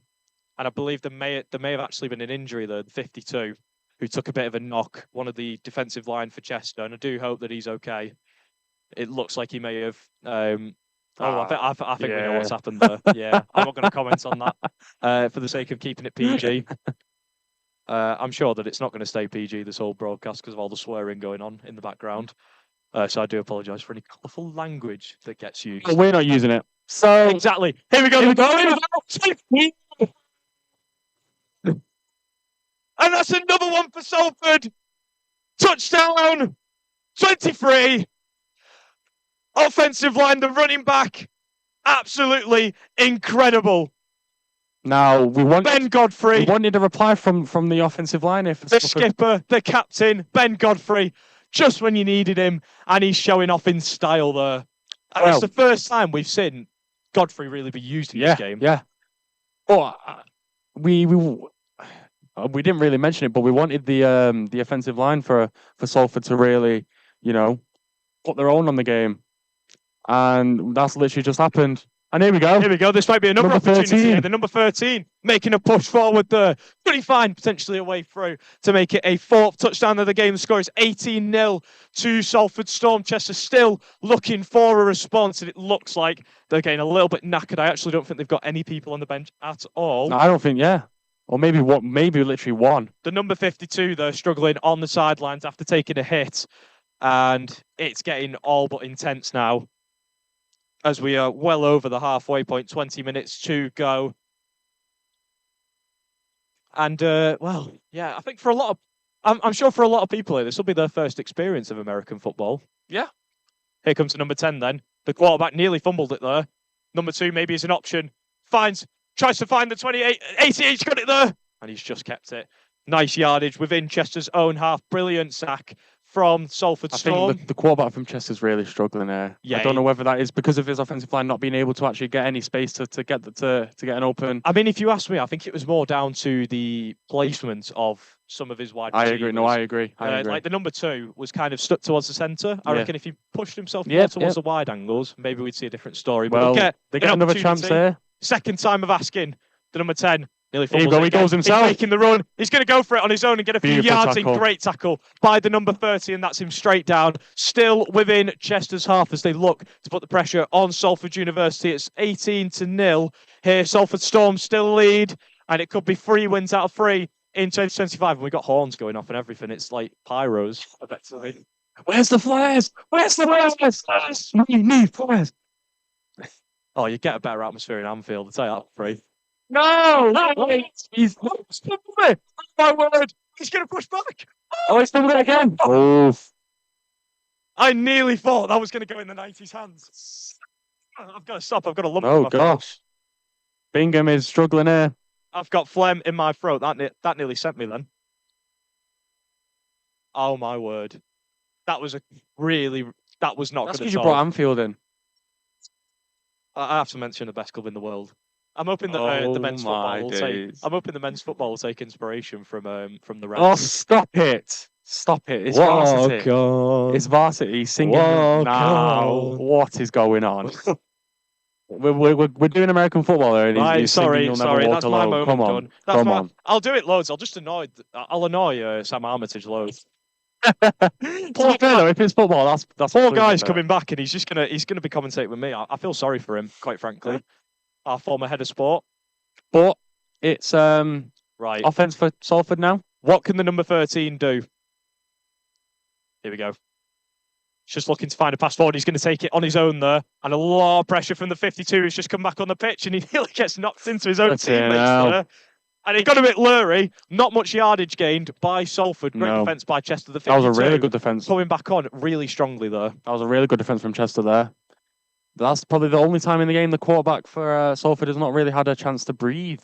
Absolutely. Chester need more than that if they're going to somehow mount a comeback in the last 79 comes 20 off, minutes of the game. 62 comes back on here. And the 13 remaining as the quarterback. He's got the 27 as an option. As running back. I'm looking at this number 8 here. Wide receivers. The 80 might be given the opportunity. He passes it back to the running back. Chester are straight on that. And great work by the number 4 for Chester. I got teased there. I thought the quarterback had it. Oh. Poor Tyler. Poor Tyler. The flag is still flying high on this Salford Storm bench.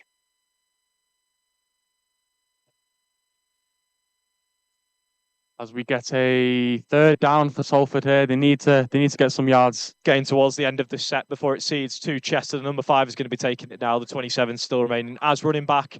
Here comes the 5 then. Tries to find a pass forward. He's passed it forward. He just fumbles it, and great pressure from the 33. The 18's got it. He won't be able to take it forward though. Possession ceded over to you, Chester.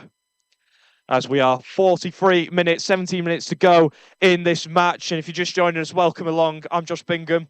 Joining me is Tyler Wagstaff. Will be taking you through the action today. And Tyler, if there's anyone, who's been your man of the match? Oh, sorry, I shouldn't say man of the match. We've actually got a couple of women's players as well. So who's been your player of the match? I'm gonna say I'm backing with my boy number 28. Yeah, I agree. I really agree with that. Oh, and a bit of a foul there from the 94. Went a little bit too early. Didn't give the 55 a chance to start the play on the scrimmage line. And we're just waiting. Scrimmage line very much in Salford's own territory. And it could get a bit blurry here. Chester have an opportunity to make a breakthrough. Potentially get a sack here.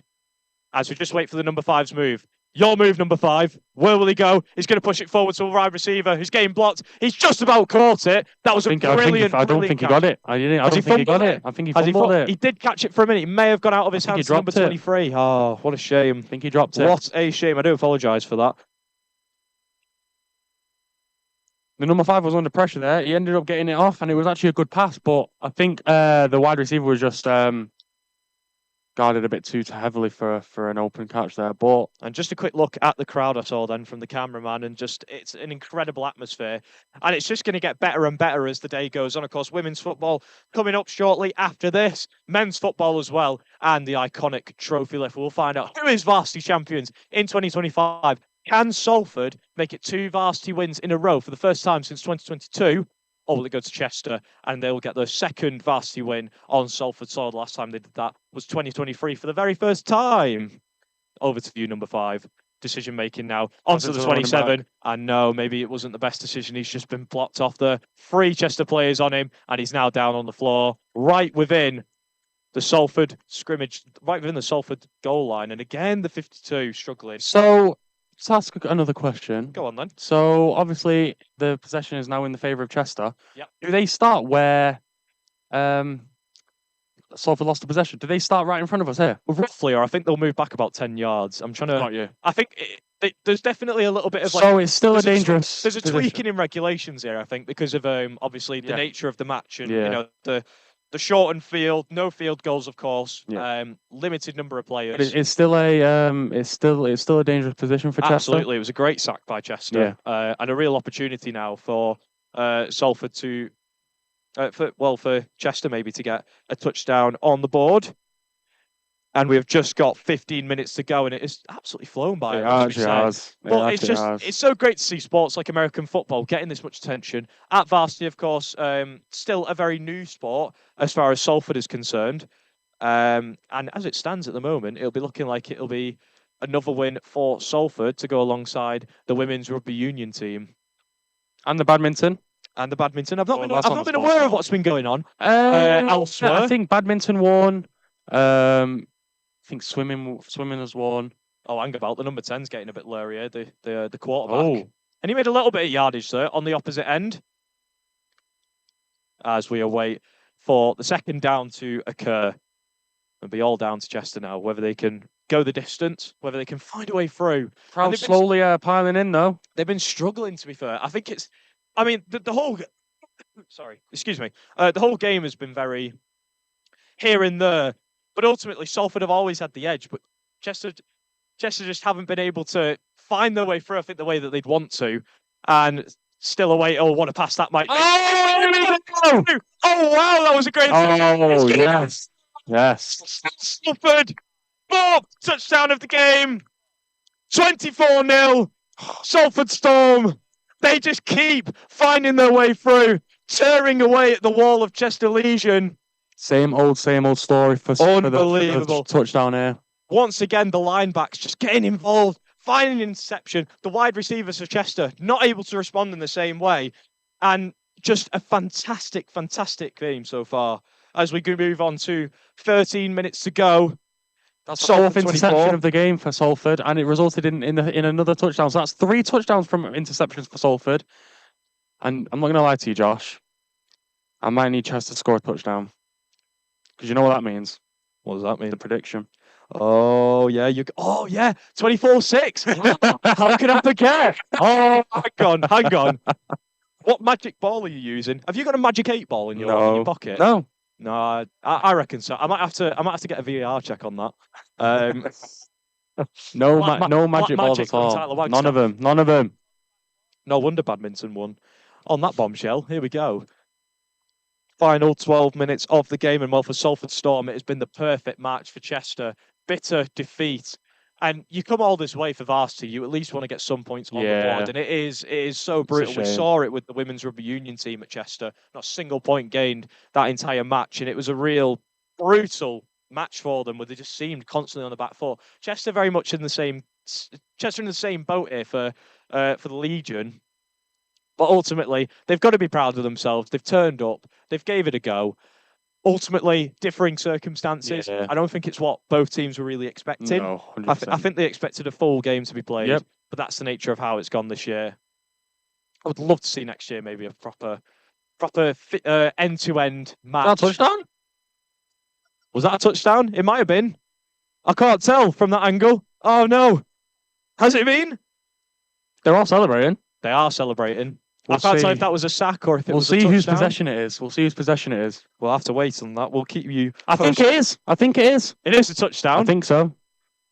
Possession's changing. We will wait.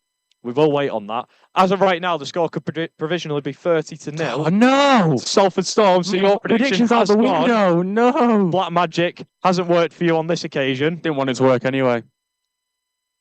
So I'm not bothered. Unbelievable. I think it was a touchdown. I think it was. I think we're going to count that. I couldn't see from that angle. It was a bit of a blurry angle. I had a couple of Salford Storm players just blocking my vision. But we're going to go with it. 30-0 to Salford. What a game it has been so far. We got people turning up in Hawaiian shirts. Everyone's in the summer mood.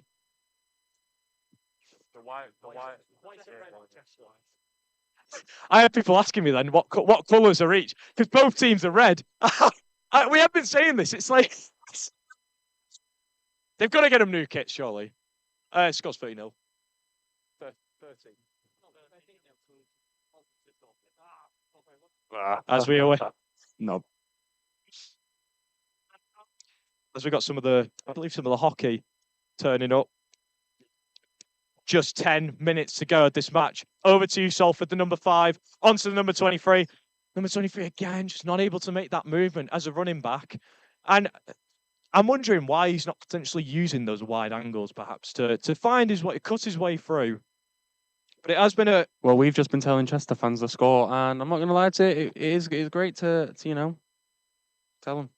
Yeah, it's nice to have a little chat with some of the away fans. It's also nice to tell them that Chester have really turned up today. Honestly, no, honestly, it's a testament to the unit. It's 100%, and a testament to how much the rivalry means for them as well, not just us. As we see some of the posts get taken down as well in preparation for football. What a catch that was by the 80. I just heard a Chester fan chanting for Salford. I don't think you realised. Because it's all in red and black, isn't it, I suppose? So, it's all going downhill from here. All going downhill. Here we go then. I'm not going to lie to you. Just 8 minutes to go. I'm not going to lie to you. I have no clue what's going on. The game's certainly slowed down a little bit now. We've got the number 11 starting as the quarterback now. As he's just trying to fight an way forward. He's going to push it on his own. He's just going to get down by 2 of the Chester players. Brilliant defence from Legion. But Storm still looking for a way through. How can they storm their way through the defensive line of Chester? Not going to appreciate that pun, Tyler. I didn't hear it. Oh, just not listening to Say it again. Can Salford storm their way through? Wish you never said that. Wish you had never said that. If you're just joining us, welcome. It is currently 30-0 to Salford Storm. Chester still looking to find an answer for what has been a struggling performance for them. As for Salford, it's been all but ecstasy as they'll make it 3 wins out of 3 this year in 2025 as it could be. Another touchdown. Has they got it? And it has gone through. And there's some afters. And it's kicked off. Touchdown. Oh, hang on. Oh, and it's getting a bit blurry now. Oh, we've been waiting for this. Oh. Do you know what? We've had a full day of no fights at all, and it's finally happened in this moment. And I can't tell if that's another touchdown or not, but Chester absolutely kicked off, though. They were not happy with that. I'm not sure what could have happened there. I think one of the bench players came on and gave it large to one of the Chester Legion players. Well, and just a real testament to competitiveness of this Varsity rivalry. I think it was a touchdown by Salford. I think it was. Yeah, I'm gonna judging by the reaction of the crowd. Again, it's hard to tell from this angle, but Chester were not happy about that at all. I can't believe. I'm not gonna lie. During the game, there's been a bit of some afters. There's been a bit of intensity. Challenges. I didn't really see this with like. Well, Rugby Union had it a little bit, but it wasn't like there was no real. There was respect. Yeah, there was a great deal of respect. I think that's lost a little bit with maybe the American football in this case, but still, both teams just so passionate and trying to get everything. And for Chester, it is a lot of frustration because they've come so far, and to walk away potentially getting nilled is not really what you want. It's heartbreaking, but you have to give them credit where credit's due. They've not got near as big a squad as Salford do in this case, and it has been changing circumstances. So the fact that they've rocked up, they've gave it their all, that's all they can ask for. Is there's trying to be a resolution among the coaches, and I think there's a little bit of harsh words exchange there between both coaches. And again, well, there is a bit of shouting there going on in the Salford end. It's getting a little bit blurry. Royal Rumble next Varsity? Royal Rumble next year? WWE style. WWE Varsity, you think? Unreal, mate. Unreal. I'll be there for it. I'll be there for it. Well, you had the MMA, of course, at Varsity Second. Oh, yes. I'm not going to lie. I wish that was here because I do. I really do. Unbelievable. How would that work, though? Oh, I couldn't tell you. I wish I was there. How would that work in a Varsity aspect? Is it like multiple people fighting? I think it's multiple people kind of coming up against each other. Like they field the team and they go one-on-one, and kind of it goes in that fashion. But it's been fantastic. To witness. I mean, the whole Varsity this year has been put together incredibly by everyone at the SU, by Salford, by Chester, and everyone here at Shock Radio who's been putting in tireless work throughout the day to bring you the action. Thank you to everyone in the gallery. I mean, for particularly people at the 3G, Aaron Wharton, Charlie Parks, who's been manning the camera all day as well.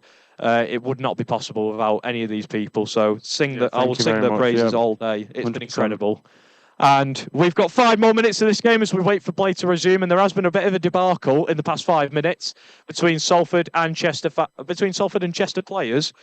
As it got a little bit intense after the final touchdown. It's 36-0, of course, to Salford Storm. Chester's still looking to find an answer to the struggling form in this game. Do you reckon there's a comeback? I think maybe it's been and gone, perhaps. I'm going to have to be cynical in this.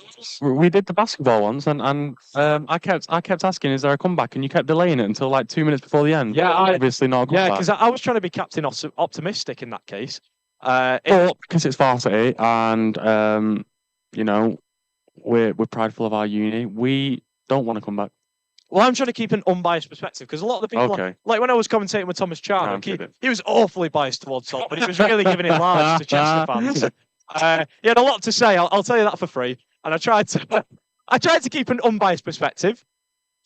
I'm just waiting to see if play will restart or if that might be the end for this match, as it's still 36-0 here. Do you know what's going to happen? Go on. They're all going to run and have a massive fight. Can you imagine it?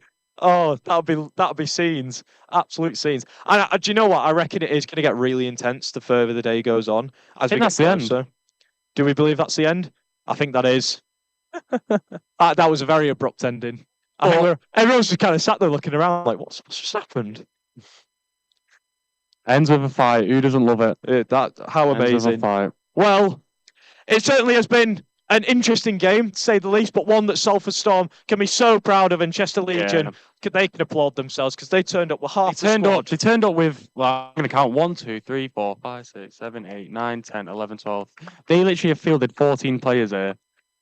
Only 14. Only 14. No substitutions. No subs. So a testament Injuries. to the Chester players there for sticking through it, for adversity. But ultimately, that's another win for Salford. Another varsity tick.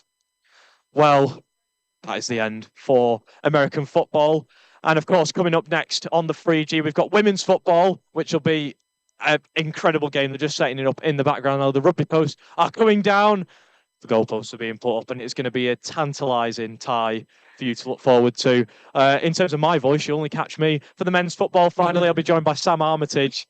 And once again, you can find everything on Shock TV, Keys TV. Up next, we've got the women's football. But for now, that's me signing off. Josh Bingham. Tyler, any last words? No, just saying thanks for tuning in. Testament to Salford Storm for putting out a strong team, a strong performance, and up the Salford. Anyway, final score: Salford Storm 36, Chester Legion 0. No. Wow. That was really good. That was really exciting, actually. What a good game. I loved that. And great commentating there as well. Really enjoyed that. And obviously we've got women's football coming up next, which is very exciting. I know a lot of people are very, very eager about that one. It's a lot of people's favourites in the calendar. But yeah, no, I'm really excited for Salford Storm. Great win there. Great win. Yeah, very, very impressive. It was another dominated... Yeah. I couldn't get the word out. Yeah, you were trying there. It's another performance where Salford dominated. Very similar to the women's rugby earlier on. Yeah. Over on the 3G, looking absolutely spectacular. Oh, look at them. Isn't it? All having a little team combo. So cute. So And wholesome. it's lovely and sunny out there. It was out there It's earlier, gorgeous. and it was like a sun trap on the 3G. I'm very jealous. It really was. I might have to nip down for a bit of the football. It really was. Well, I think we should do a little rundown of what's been going on, Adam, because it's been a busy day so far. We've got so much more to come. Very, very busy, hasn't it? There's been a lot going on, and do you know what? There's a lot still to go on. There absolutely is. But yeah, look at them all cheering. We're just reflecting on American football for a minute. Yeah. And we've obviously got our education in American football earlier. Yeah, from, Josh gave us a little from the Super rundown. Josh, who will be back on commentary. Don't worry. Not once, not twice, but thrice he is on your television boxes today. He is. He's really doing God's work here. He's back for the men's football with Sam Armitage at about 5:30 from the 3G pitch, and you know, very, very exciting. Yeah, I know. Sorry, yes. Yeah, no, I'm really excited to hear their commentary and to see the football because it's going to be a good match. Oh, I tell you what, I always get excited for the football at Varsity. It always delivers, regardless. Like, it is so good. But tell you what, the American football really has surprised me. I really enjoyed watching that game. Yeah, it's utter domination from Salford again. It really was. We're doing all right. So, actually, let's have a little recap of how we are doing. Shall we? Let's have a look at what's happened today at Varsity. Well, the day started off. It didn't start off for us at 10. We had a lie in. We did. We didn't have to It was start till lovely. 11. But before we started, there were sports already kicking off, and in the sports hall, There we was had badminton. There was badminton. There was badminton, yeah. It was really exciting. So we had Tyler and Freya who were doing the commentary on that one, and obviously Salford won, which I'm really, really happy about, with the men getting 5-3 and women getting 3-2. Yeah, it's one of the sports you really hyped up beforehand, and you've been speaking to people, and they were all super confident, and they kind of just delivered with that confidence. It was great. It was like, thoroughly enjoyed the badminton from the sports hall earlier. Yeah, definitely. And then after that, we had, at the same time, it was Women's Rugby Union with Josh and Thomas doing the commentary, where Salford, why did I say Salford there? Salford, are you okay, Emma? I don't think I am. I'm too excited, guys. So Salford win 64-0. Incredible. Yeah, that was incredible. utter domination. To not even concede a single try was, absolutely spot on performance there in the Women's Rugby Union. And also starting at 10 o'clock with a lovely early start. Busy time for everyone, wasn't it? Yeah. Was the swimming. Although I did have a little bit of intel as to why they started early. Right. From the chair of the swimming, who we had a lovely interview with earlier. Yeah. Is because they'd be finished earlier, and they could get to atmosphere. Yeah. And start drinking. I feel like a lot of people are on the same sort of wavelength. That was so clever. I feel so bad for the sports at like 7:30 tonight. Yeah, no, true. They're trying to keep up like their energy, but also like focus on the game in hand. But there were 25 races in the swimming at the swimming pool that is just behind us. And Salford won 21 of them. It was 21-4 come the end of the day. And all their chickens 7th counted. year winning. 7 on the year bounce. winning on their little streak. Yeah. Absolute domination. Domination seems to be a word that we're talking about a lot today. We are. Obviously, Chester are doing well as well, but obviously we're here for we'll get to Salford. that bit where Chester seem to be gaining on us. Yeah, which is just unfortunate for us. Well, but we're playing well. At 10 So, a.m. yes, also at 10 a.m. This is where Chester come into the conversation. Whoa! So, tennis was going on at Manchester Tennis Centre, where Chester men's won 2-1, and women's and doubles are still ongoing, so we're waiting to hear back from that. Yeah, but no, it's really exciting down there. It's on the Etihad campus. It is. Near where Man City play. It is if you're a fan of them. Is it? There you go. So, also going on, we have an hour later actually, was the hockey at Timperley Hockey, where men's Salford won 5-0, and the women's is also ongoing, so waiting for a few different results to get back. Yeah, exactly that. And we're going to head to Keys News now to give us a little update as to what's going on. Salford with a huge win!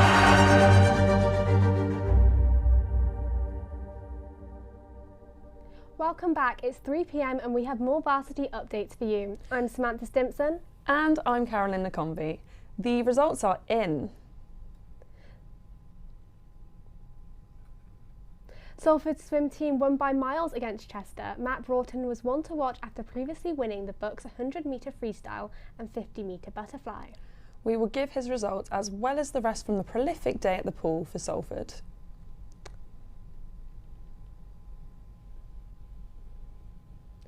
And what is university for if not for trying your hand at something unusual? Roller skating got its day under the lights at the Roller Skating Showcase.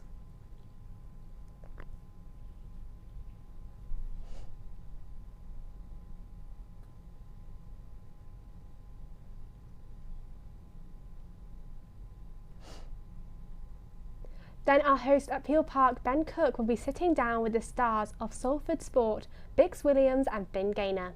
They've been documenting the stories and successes of Salford Sport all season long, picking up an award nomination in the process.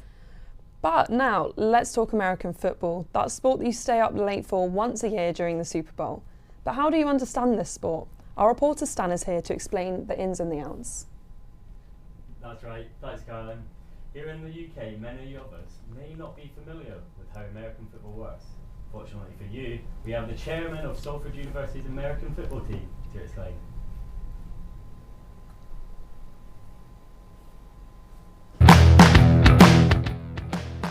Hi, I'm Benjamin Godfrey. I am the chairman, team captain and starting running back for the Salford Storm American football team at Salford University.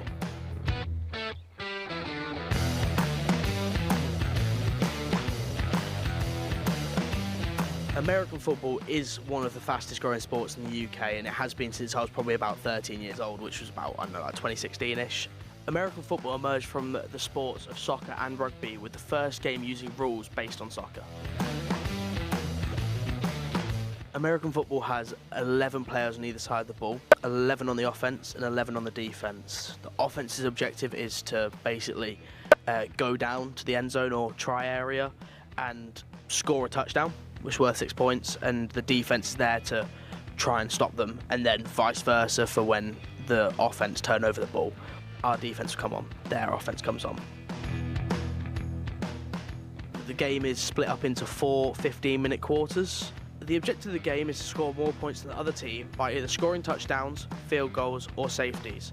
A touchdown is worth 6 points and is scored by carrying the ball into the opposing team's end zone or catching a pass there. After a touchdown, the scoring team has the chance for an extra point, which is 1 point with a kick, or 2 points for running or passing the ball into the end zone again. A field goal is worth 3 points and is kicked through the goalposts. A safety is worth 2 points and happens when the defence tackles the offensive player with the ball in their own end zone. To gain possessions, the team must either intercept a pass caught by a player from the opposing team, or you can get a turnover. Every and single downs. Salfordian will be heralded home a hero tonight. He's got the ball as well, shaking out, moving into the middle, and it's a save by Simpson. In Varsity, there can only be one winner. Absolutely smashed it today. We're coming home with a trophy.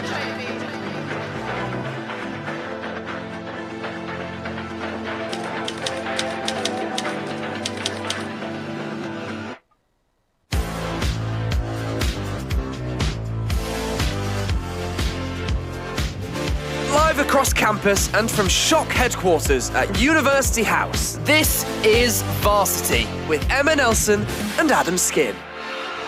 Hello and welcome to Today at Varsity, where we're going to round up everything that's happened so far in the day. Yeah, been an exciting Varsity so far, honestly. There's a lot to catch up on. There is, and it's Salford are trying to win the first home Varsity since 2019, and well, we'll see how it's going for them. Yeah, and they're doing all right so far. So we started off the day at 10 a.m. and there's quite a few sports kicking off then, but the first one we're going to talk about today is badminton. So we had Tyler and Freya doing the commentary there for Shock, and Salford won, so the men and women both won, and in their own roles, and there was men 5-3 and the women won 3-2. Yeah, no, it was really good at the badminton. You were properly hyping the team up earlier on, and you know, I was seeing the scores starting to trickle in, and I was like, oh, will they, won't they, will they, won't they? Yeah. It went right down to the wire with the women's games, but they absolutely smashed it out the park, and they took home the points, the big Varsity points for that one. Yeah, absolutely, and I'm so proud of them, and they should be proud of themselves too, and a lovely early finish as well to get themselves down to Atmosphere Bar. Yeah. What time are we here till? Don't know. We'll have to go. So what else was going on? Well, also at 10 a.m, before we even started on air. What good way to start, by the way. Yeah. We had the Women's Rugby Union over on the 3G. It was Josh and Thomas covering that one for us. Salford won that one 64-0. Yes. I'm very, very happy with that one, to be honest with you. What a good way to start the day. Yeah, no, it's super successful. And the success at the 10 o'clock starts just kept on coming with the swimming over at the pool just behind us. Yeah, literally. And there was a total of 25 races. Salford won 21-4. And this is their 7th year winning streak. 7 on the bounce? Yeah. That is super impressive. They're doing all right, aren't they? Oh, you were saying earlier, you spoke to Alfie from the swimming team, and you know, it just seems super confident with everything. And I feel like they've taken that confidence into the pool. Yeah, I think obviously because they had a previous competition with the finals last weekend, so they were playing against Chester, so they kind of already knew who was in their leading role, basically. So they kind of knew they stood a good chance, and I'm just really, really happy that they proved themselves to win again. Yeah, no, super happy for that one. Yes. And then also at 10 o'clock we had the tennis starting over at Manchester Tennis Centre. That's the one over near the Etihad campus, near where that there Man City play. Yeah, that small little team that you might have that little that little thing. That one that wears blue. But it was Chester men's that won that one 2-1. Yeah. And the women's and doubles games are currently ongoing. So hopefully we'll hear from very, very soon with good news. Fingers crossed. Then at 11 o'clock we had hockey at Timberley Hockey. So men's Salford won at 5-0. And again, we're waiting for the women's results. Yes. But again, I'm very excited about that. Yeah, no, it's a good result from Team Salford in that one. There's a good result. And then at midday, the men's rugby union started over on the 3G. That was a Chester win, 21-20. We were actually there for the back end of that. We had a little pint and we stood at the gate and the sun was out and the atmosphere and the vibes were just incredible. Absolute sun trap on the 3G at the minute. It was brilliant. Like, stood there, I was like, oh, it's getting really warm. I was like, this is great. It's like summer's arrived just in time for Varsity. And it was a really tight game. I feel like the score doesn't reflect the actual game that happened in that one, though. It seemed like it was all Chester going all the way, and you know, Salford went into a bit of a lead, and then Chester absolutely just came back from a slow start. And I think they just got tired, and I think that's the issue with a lot of these sports is that, you know, you can go on with high energy, but it's keeping that energy going, and I think that's what we've got to hope for the rest of the teams they can keep and continue to do.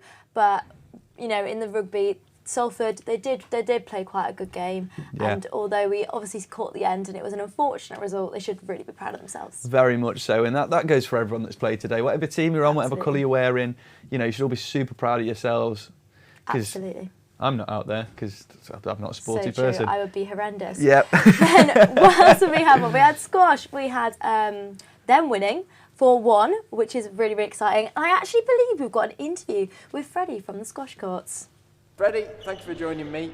A win in your game, Absolutely. How does that feel? Oh, it feels great. A bit nervous going in, but as soon as I was on court, I felt great. Went through a game quickly, 3-0 win. Can't get much better than that. It was superb from you. It was absolutely stunning. Thank you. But with that, obviously 4-1 altogether for Salford. How do you think your team did? Oh man, the lads showed out, and it's clear to see. Every game was pretty much as good as the last. 4-3-0 victories, you can't complain at that realistically. Everyone showed out. Yeah. No, you can't. Oh, fantastic work. So Varsity, altogether, Salford versus Chester, the win in the squash. But altogether, do you reckon Salford are going to win it? Oh yeah, can't bet against them. As a uni, what can we say? We're here to win. Stunning. Yeah, make no mistake. Thank you, Freddie. No worries. Adam, thank you for joining me. Firstly, how do you think your game went? I think I could have played better. It was a very good player. I thought that I felt I could play some better shots, but overall I think I played all right. But could be better. Absolutely. Now it's a 4-1 win for Salford overall for your squash team. How do you feel? How does that feel? Well, obviously it's a good thing we won. I wanted to win. Everybody else played really well, so I'm happy about that. I think they all played very quality games, so couldn't ask for a better result. Stunning. And then finally from me, Varsity, it's a big one. Do you think Salford are going to win it? Absolutely. I heard that it went well for Jiu-Jitsu last Wednesday, so they brought home the W. So I'm hoping that we can, today. And we also actually have a package as well from tennis. There's an interview with Dominic as well. I think we should play that as well. So it was a victory for you, Dominic, in your men's singles game. Was, from what I saw, quite an emotional affair with some ups and downs, but you didn't let it affect you. And how do you feel about the end result? Yeah, that's exactly right. And I'm glad I won, so I'm happy. It was a struggle in the first set, but I came back in the second set because it was tight as well, so I'm happy. Let's see if we can win overall. Did you have any sort of tactic going in? Did you work out any weaknesses for your other player, or were you just focused on your own game and you just thought you'll get the win that way? Yeah, I mean, I saw that his serves weren't that strong, so I tried to always win my serve, and that went well, and I tried to push on his serve, which I broke a few times. I know his backhand wasn't as good as his forehand, so I tried to aim to his backhand as well. So yeah, overall, I think I did a good job. That's what helped me most. Exciting games going on. Really exciting. It's a games. day full of action today, and it keeps going at us left, right, and centre. It really does. And one sport I am very excited about is the rowing, which is 2-1 as it stands to Chester. Yeah, Chester have just won the women's fours in the last few minutes out at Agecroft Rowing, and Finn's managed to catch up with some of the Salford Rowing Club. Who am I with? Hi, I'm Grace Broston Ritchie. I'm the women's captain for Salford University Boat Club. How do you feel about the last race? It was a good start, and we'll build on the stuff that we've learned to do well for books. And you've got another race later today. How do you feel about that? I do. I'm pretty excited. I'm doing a senior women's four, and we've got a coxswain as well, so it'll be really interesting. You're going to smash it, yeah? Yes. Who do you think's going to win Varsity overall? Got to say Salford. Absolutely. Yeah.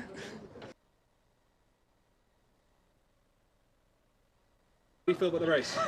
It wasn't our best. Yeah, there was a few issues in the boat. We had a false start, which I think mentally set everybody back and was one of the reasons why we not messed up, but were so out of time with one another.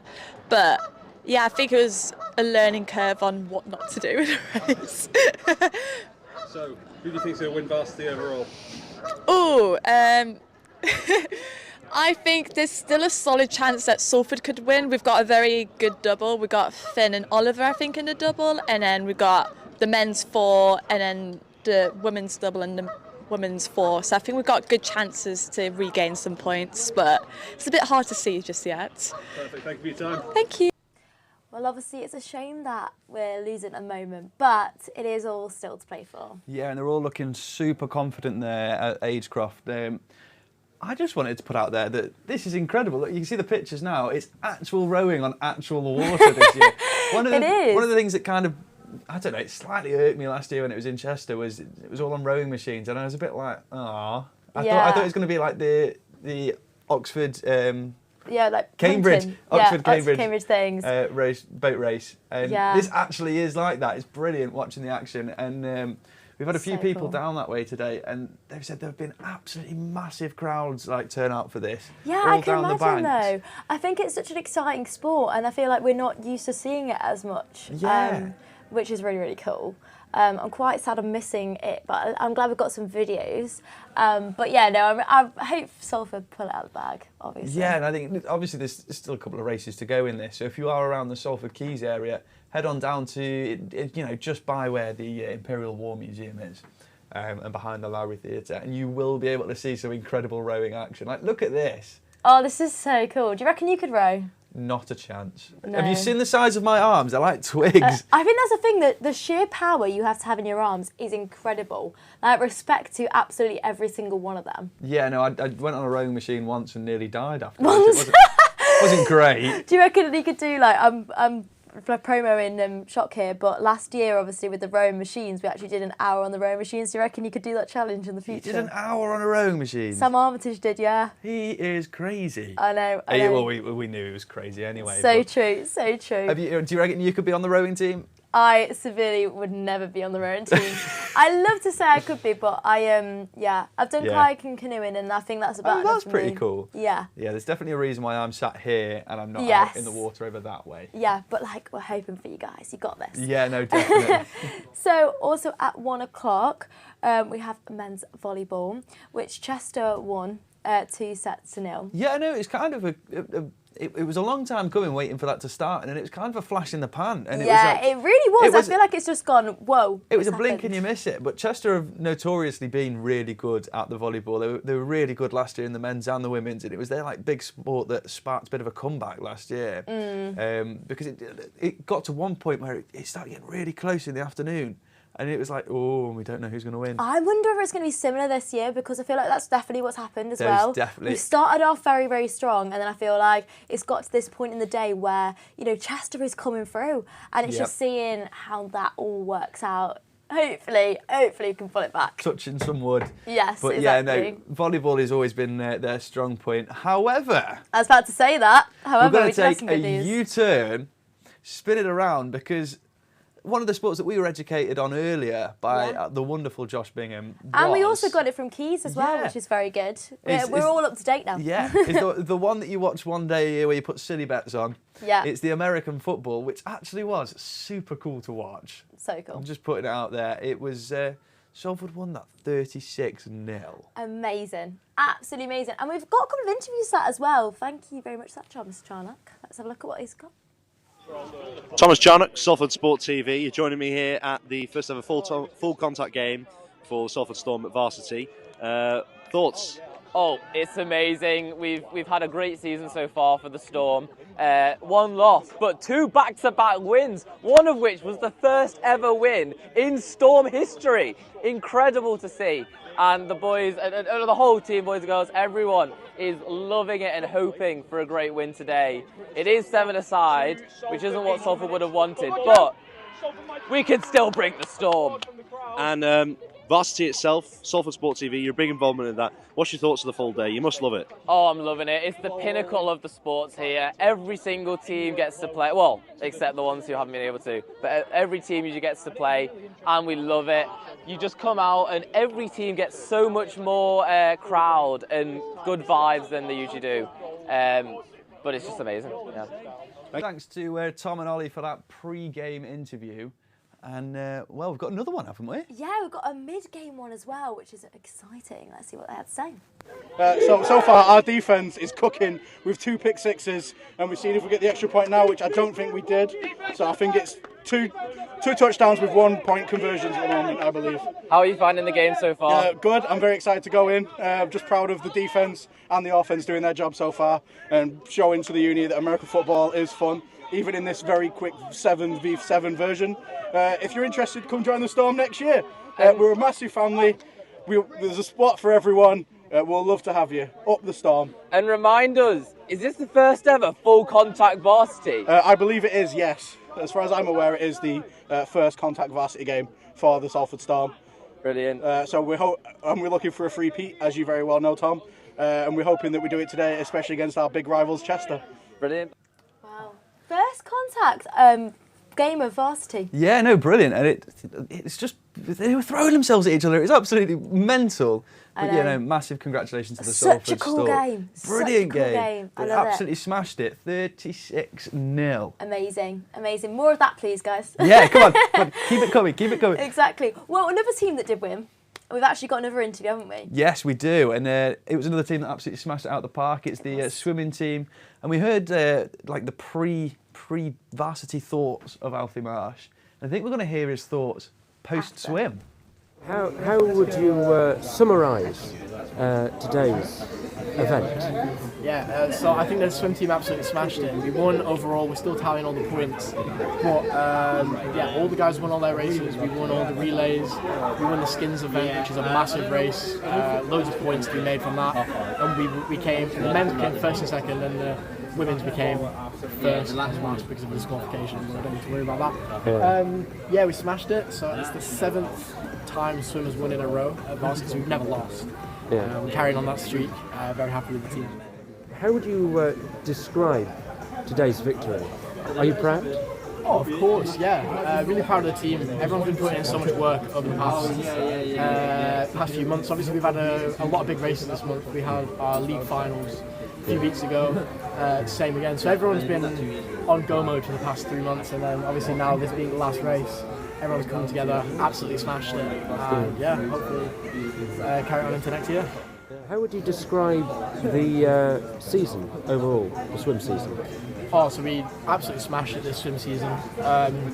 We got put in a nicer league than we did last year. So last year we got put in with like the top 5 universities in the country, which was like a bit rough. But this year we were against Liverpool, Uni of Manchester, and Liverpool Hope. We won against Liverpool Hope. We unfortunately lost against the other two, but we did well enough on points that we qualified for the league finals, which we did last Saturday before. Yeah. And we came 13th in our final, which was really good. Honestly, we smashed it. Everyone put down some really good times. There were a few people that won their races, they won all their heats. So yeah, no, I couldn't be prouder with the team this season. Not too much to be fair. I think obviously we played water polo last week. It was a shame we couldn't win, but that doesn't go towards a point at varsity. We're just playing for a bit of fun. But obviously we knew today that we're gonna come straight out of the game and smash everyone, and that's what we did. So yeah, really happy.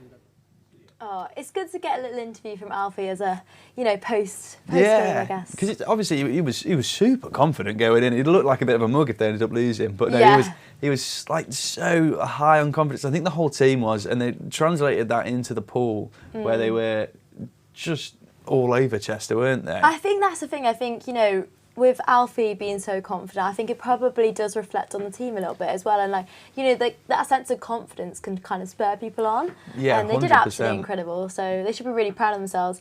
Is there anything else that you got from your pre-game chat? I know exactly what Adam's going to ask about this. So when I interviewed Alfie last week about how I felt about varsity, we ended up speaking about if you were to collect anything, right? Right, there's a point to this. Is there? If you were to collect anything in your life and you were like an avid collector, what would you collect? So I said sticks.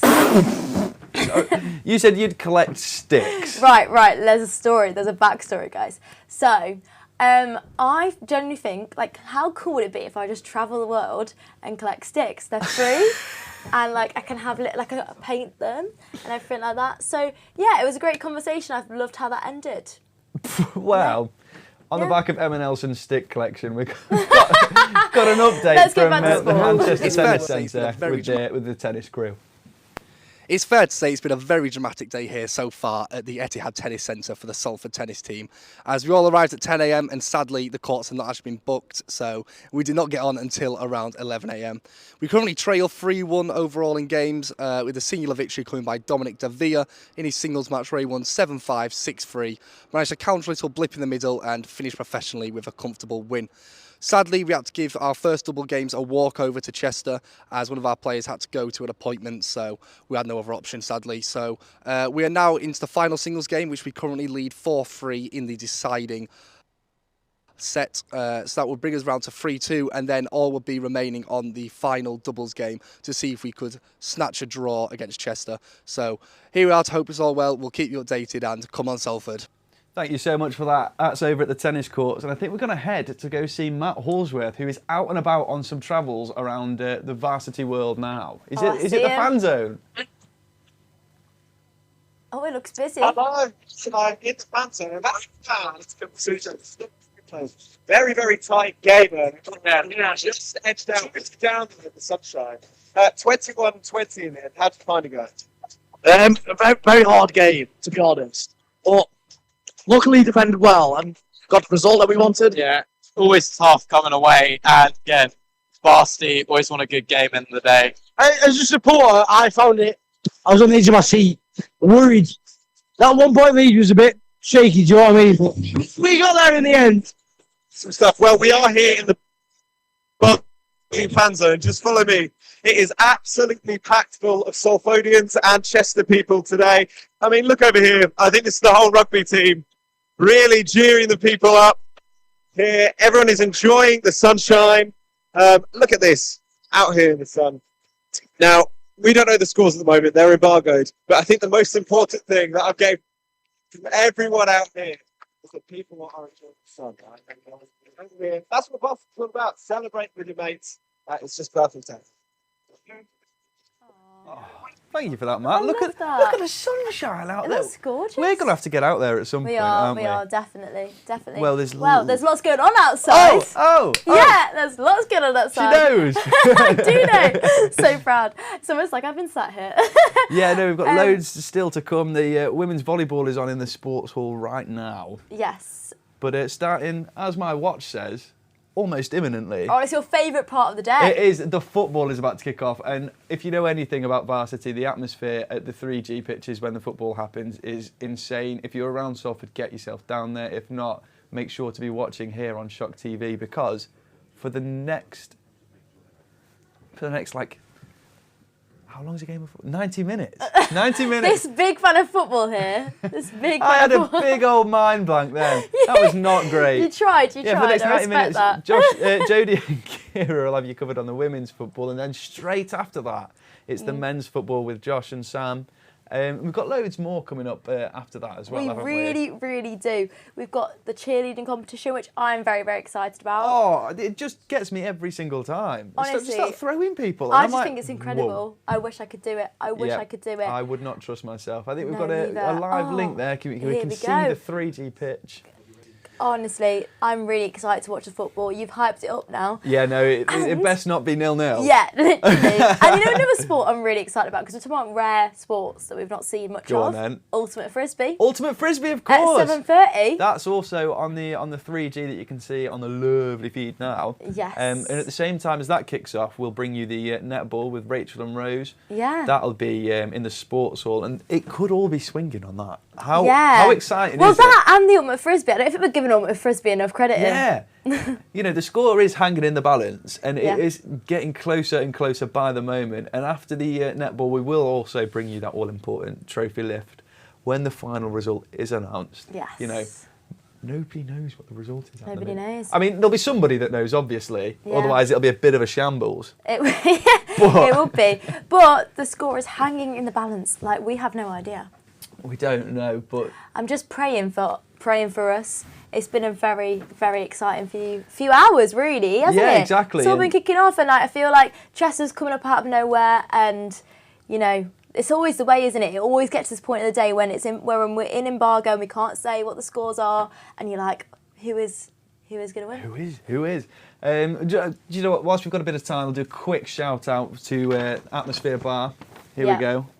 We've stolen the menu. We've stolen Sorry, a menu. guys. Yeah, It's we'll for give it back. promo purposes. But they've got a special varsity menu with loads of stuff like chicken wings, vegan wings. Ooh. It's a vegan wing. I don't know. It's whatever's in No the idea. wing. But they've got loads of stuff like that, loaded fries, smashed beef burgers, a dirty water dog.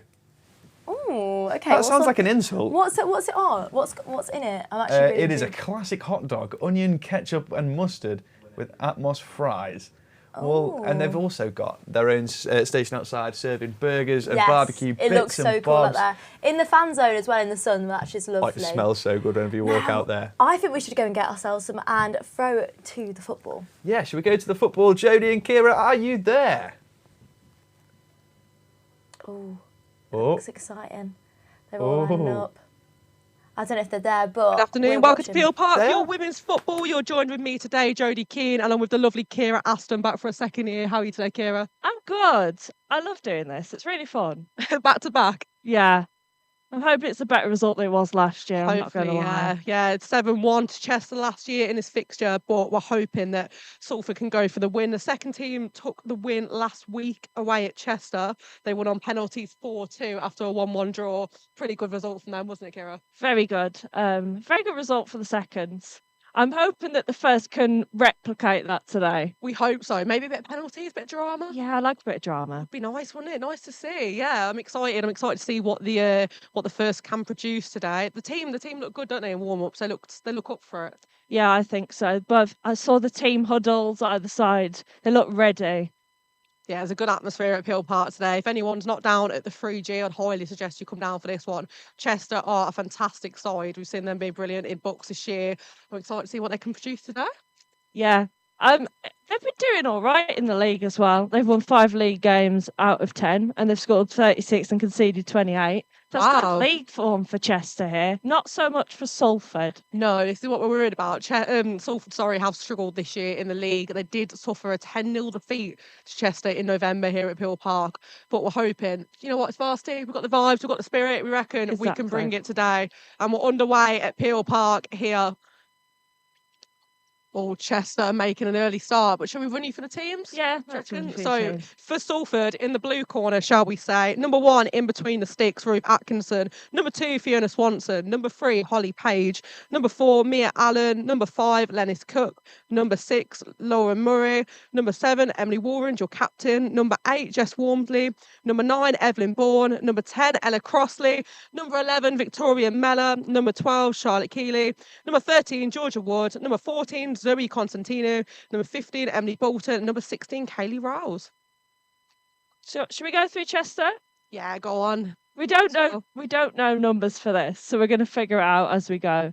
Should I read them out, or do you want to read them out? Go for it, Kira. Right. So the Chester team are Evie Jowett, Tyler Morrison, Liv Hopwood, Alicia Wright, Shani Bond, Faye Butler, Orla Mully, Kerry Morris, Erin Bowen. Is that Neve Foy? Yeah, Neve Foy. Lily Mills, Georgia Worsford, Neve Forshaw, Holly White, and Lucy Morse. Definitely a couple of names in there that I recognise from last year. I do as well. I know. Shani Bond last year, I think she scored a hat-trick in the fixture at Chester away. She was brilliant, wasn't she? She's a name that I remember seeing. She sticks out. She sticks out, and she sticks them in the back of the net as well. So we're going to see if the red and black are going to go for the varsity double this year. But yeah, we're underway at Peel Park. Get yourselves down to the 3G pitch. It's going to be a good show, I reckon.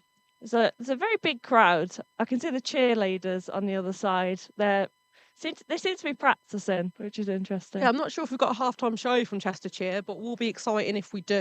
And of course, we've got the main Chester scoring competition later in the sports hall. Very excited for that one.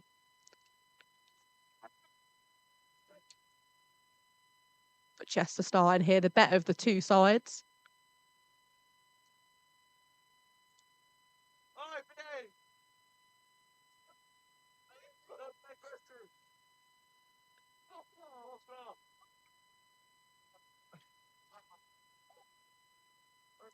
Chester with the corner, it goes high and it's headed into the back of the net. Chester take an early lead in Varsity here at Peel Park as the celebration is perfect in front of their travelling fans. Fantastic goal, early start, but terrible for Salford to begin with. Yeah, this isn't a good start for Salford at all. That was a bullet header, though. It was a perfect header from the Chester attacker. Brilliant corner, great set piece. Very good set piece for the first set piece of the game as well. To be that accurate. I know, and the flares are going off if you can see it over the Chester supporters' end. But yeah, strong start from the red and black shirts this afternoon. Hopefully not a sign for things to come, do you reckon? Yeah, I'm a bit worried about Salford this afternoon. Hopefully they can get a couple of goals at least. Salford are doing well here, pressing very, very good into their number 10 over here and across there. A great player. Chester do well to regain possession. One to look out for today, your Salford captain, Emily Warren, in the number 7 shirt.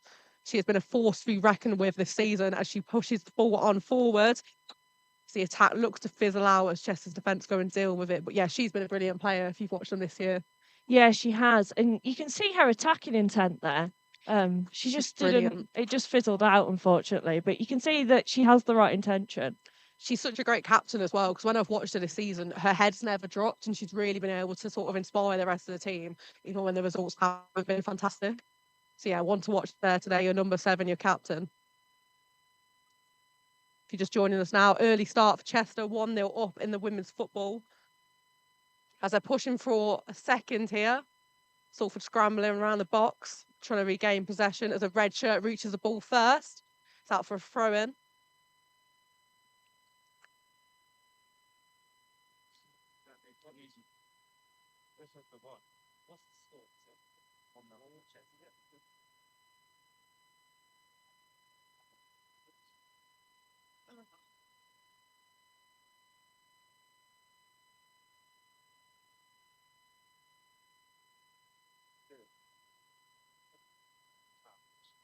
Ball is firmly in Salford's half. They're going to have to try and defend another attack from Chester here.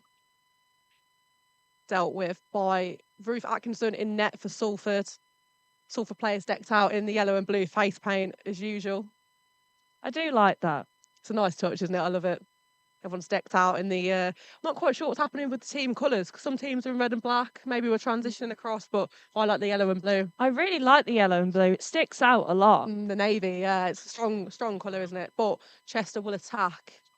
Salford's goal once again. It's a good ball into the box. Oh, and she's gone for the bicycle kick, and it's in the back of the net for Chester again. Celebrating, doing the double, 2-0 up at Peel Park, and the celebration matches in front of the away fans again.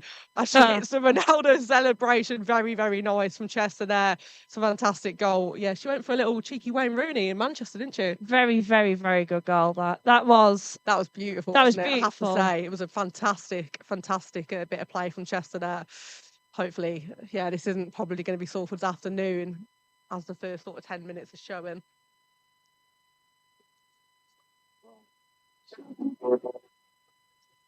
Chester are very skillful side, aren't they, Vera? They are. And you can see that from the attempts otherwise. Come on, I'm okay. Bicycle kick. Salford are coming back. Yes.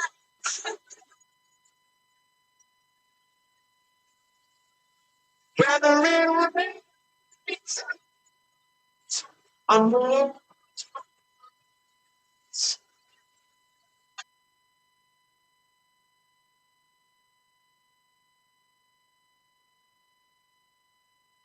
little bit of baggy for our next song. We're going to do a little bit of baggy trousers, and then we'll get back to you, and we will cover the water polo, which wasn't sport that been competed for, but just an exhibition. The netball seconds, and then to end the evening at Chester last week, we did have a little bit of futsal. But this is madness with baggy trousers. Don't go anywhere.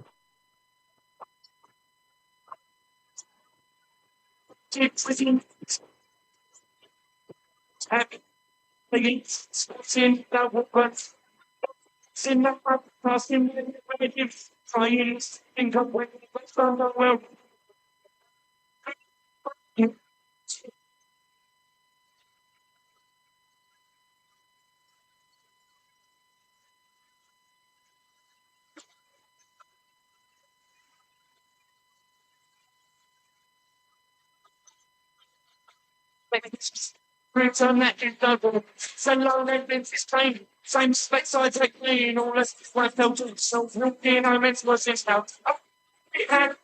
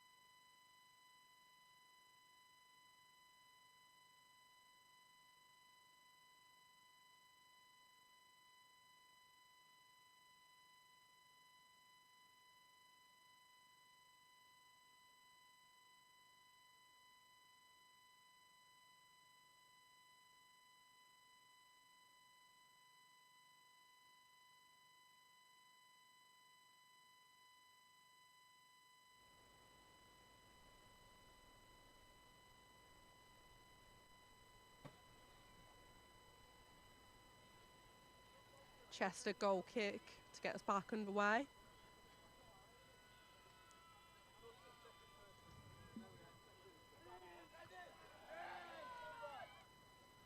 Chester have difficulty trying to get this one out of the way as she's gone for the chip on the keeper, but just kept out by the Chester defence. Well nicked there by Jess Walmsley. As it's given as a Chester throw. Bit of contest there with Jess Walmsley and the ref.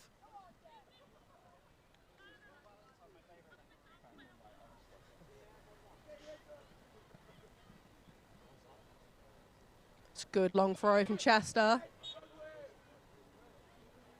So ref calls for a foul here and Salford win the free kick. Emily Wolverine to take. I did speak to their coach earlier, Salford's coach, and they said she is the one to watch for sure, the captain. Top scorer this season.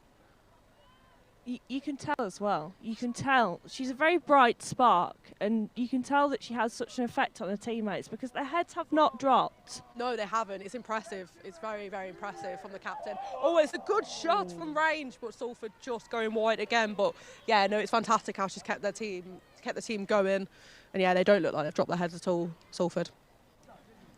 No, and their attacking intent in the last 5 minutes. They're showing promising signs. There's a couple of attacks here which, if they start to develop, there'll be proper chances for Salford to try and get back into this. Yeah, it's been impressive from Salford in the last 5 or so minutes, but if they can keep this momentum up, who knows, we might see some goals for Salford. Fingers crossed. What I will say about Chester though, they're so clinical and they're so tactically brilliant. Like some of the bits of play they've developed today has been absolutely fantastic. That bicycle kick, I'm going to keep going on about it. I'm in awe. The audacity to do a bicycle kick at Varsity is incredible. I mean, to attempt it in training, let alone, but if it pays off, it pays off, and she produced a wonderful goal.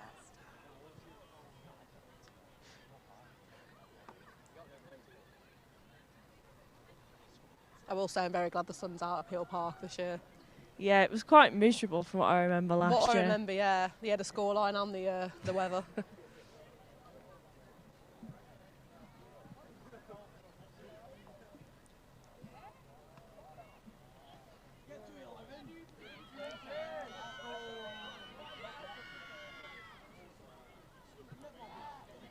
Oh, well picked up there for Salford, but back into the possession of Chester. Fantastic display from the right back here, Chester, but nicked back by Jess Walmsley as she tried to find a way through. It's a fantastic ball up the pitch to the left winger for Salford. She goes to the shot, it's just slowly over the woodwork Victoria Mellor there on the left wing doing a fantastic job. Very, very good work from Jess Wormsley there. Brilliant. Yeah, Wormsley and Mellor working together very, very well. Brilliant play from Salford there. Just over the crossbar, wasn't it? But they're slowly getting there. The chances are getting better. I can see this team clicking together more and more as the game progresses. Good header there for Salford to keep them in the game. Lennis Cook at the back.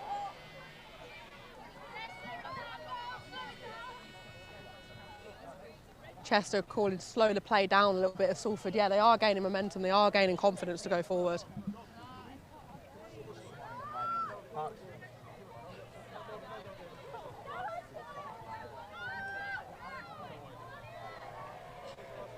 Another good ball for Salford.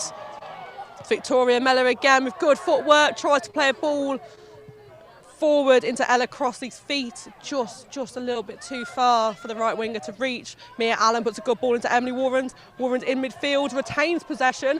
Tries to play a good ball into Victoria Mellor. Just into the arms of the Chester keeper once again, but it's been impressive, hasn't it, last 10 minutes? Yeah, Mellor is starting to warm up very nicely here. You can see her attacking intent. She's looking for balls. She's looking for a way in through Chester's defence. So it's very promising from her. Yeah, Mellor, Wormsley, Warrant, forces to be reckoned with on the pitch for Salford this afternoon. Very, very impressed with the three of them. It's a good throw-in, goes long. Trying to find Wormsley, struggles a little bit. Good footwork here from Chester's midfield. Tries to play a ball out onto the left wing here. Might be a little too far for her to reach, but she tries to play a ball across the box, straight into Ruth Atkinson's grasp again. I would say composure is a word I'd use at the minute with Salford. They don't look too sort of frantic, which can happen when you go behind. No, they absolutely don't. And to be honest, in the last 10 minutes, Chester have calmed down a little bit. They've relaxed a little bit. It's a bit erratic at the start, but Salford have managed to control this game now. Yeah, Salford have done well. When you go behind, there is almost that sort of difficulty. If you do get too frantic, you do sort of lose your heads a little bit. But they've done very, very well to sort of remain composed. Think, right, we're 2-0 down, but what can we do to sort of break down Chester's defence? And they've done fantastic so far. It's a good ball out onto the right wing. Here with Ella Crossley attacking. Tries to put the ball into the box. I think Victoria Mellor just gets nicked back by Chester's defence.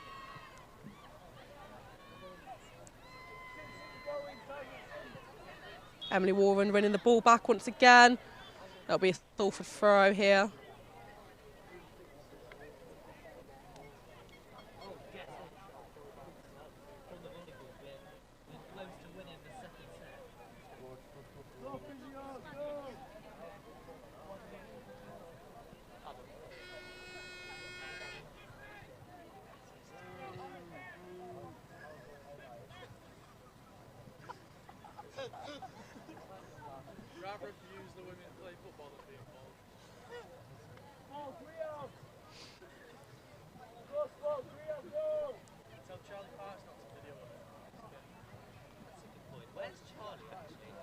Brief stop in play here, just while one of the Salford players gets a bit of medical attention. Doesn't look too bad, hopefully, but nice little break for the players to sort of regain a bit of composure, have a talk about tactics. I think the aim of Salford here is they just need to remember that the last 10 minutes has shown a lot of promise for them. They've had some good chances. They've managed to contain Chester a little bit more. So if they carry on with that composure, then hopefully it'll evolve into a nice little opportunity for them to get back into this. Yeah, 2-0 is not the end of the world, is it, when you go behind? Obviously, 2 quick goals are unfortunate, but yeah, Salford have done fantastic to sort of regain the heads a little bit. This little break in play has not been the end of the world, and yeah, Emily Warren will take this free kick for Salford now. Things getting a little bit heated on the pitch, potentially.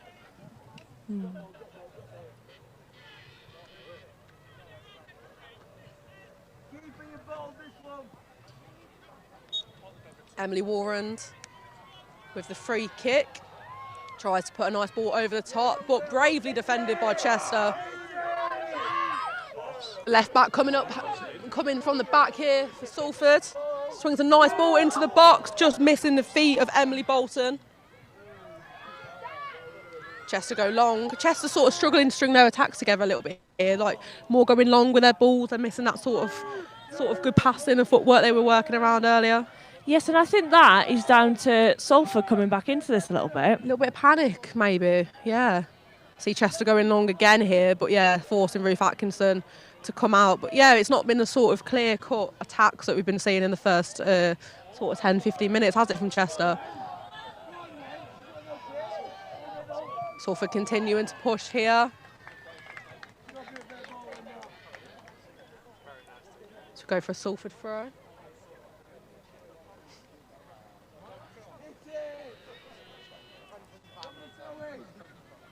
Just joining us now, it's 2-0 at Pittle Park to Chester in the women's football. Salford doing very well though, despite the scoreline.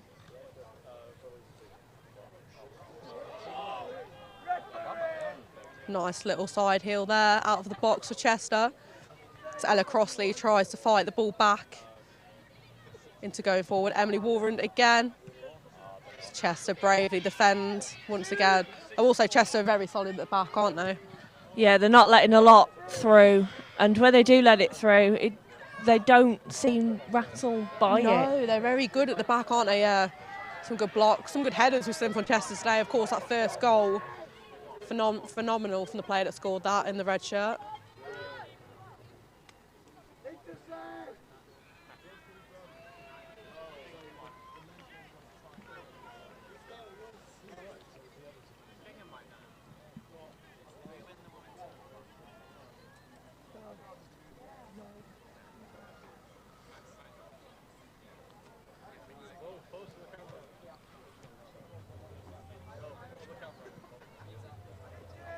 Chester getting a bit more possession here, but lost once again, struggling to hold on to the ball and create attacks the way they were. They started so strong. I will say Salford do have the biggest squad today, so possibly with the fresh legs that might give them a bit of an advantage going into the later stages of the match. It is good to have a lot of subs, especially when the legs get tired, and I think maybe Salford having more subs may benefit them if they do start to feel a little bit tired and need a refresh. Yeah, I tell you what, it does make a difference. My legs could not last 90 minutes anymore. Absolutely not. Here we go with another attack for Salford. Just running off the end of the pitch. Ella Crossley again. Very pacey from the Salford forwards again.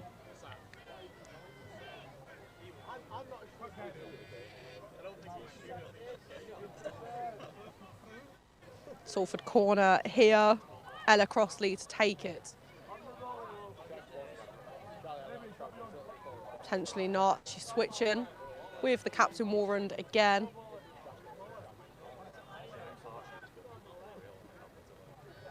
Seen some good set pieces from Chester this afternoon, but can Salford do the same? It's a low ball into the box, not the best there. Takes it again slightly higher. Nice little side tap there, but struggles to get it in the back of the net, Emily Bolton. Nice idea though, wasn't it there? Yeah, very nice idea. And it's something you do see a lot when there's like a second step to a set piece. And that's what Salford tried to create there. And unfortunately, didn't work out. But it shows that Salford still have quite a big attacking intent here. It's good, yeah. It's nice to have a little bit of a set-piece contingency plan. Didn't go to plan on the first ball. Warren came back, put a nice little higher ball in. Struggled to find the feet of Emily Bolton, but yeah, she was ready. She was waiting to poach that ball, wasn't she? She was. It's just unfortunate that the first intention didn't go as well. I know. It's possibly a string to Chester's bow. We've been very, very successful this afternoon.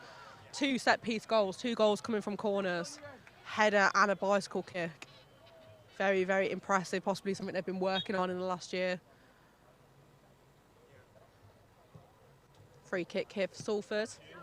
Dealt with well by Chester's defence. Rock solid as ever. Good bit of footwork in the midfield. Traps nicely back into their striker. Taken down by the Salford defence. Good ball into the middle, into Lara Murray.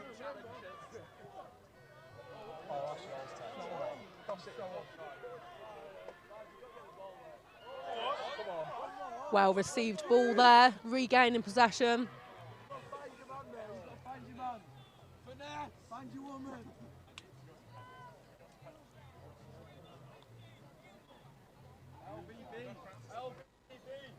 Yeah, Salford have had so much more with the ball, haven't they, in these latter stages of the first half. There's a lot more attacking play happening from Salford. I think particularly Ella Crossley seems to be getting herself into the game now. Yeah. Yeah, towards the first sort of 15 minutes, majority of the play was coming down the left-hand side for the Salford forwards. But yeah, again, down the right into Ella Crossley. Struggled to get the cross off.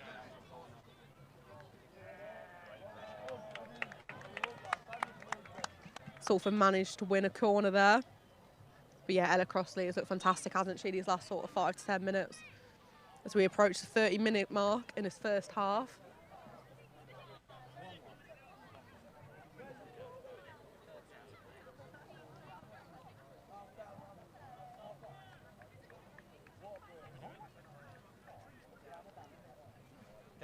Quick drinks break for the players, half an hour into the first half. Bit of time for Coach Sophie to talk to her girls, see what we want to tactically improve going into the last 15 minutes of the first half. As you can see, the support is growing at Peel Park this afternoon for home and away fans.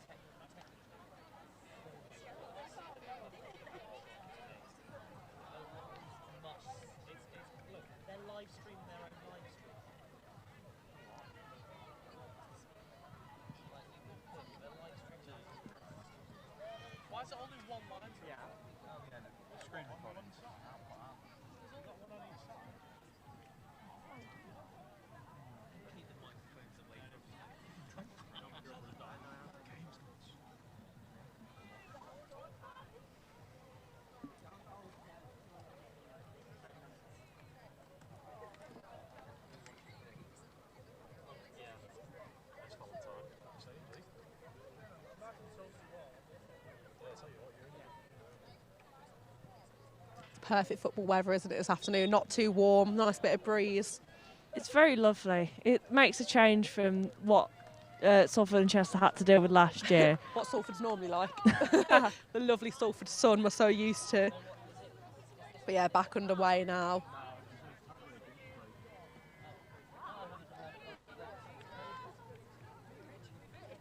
Yeah, sorry.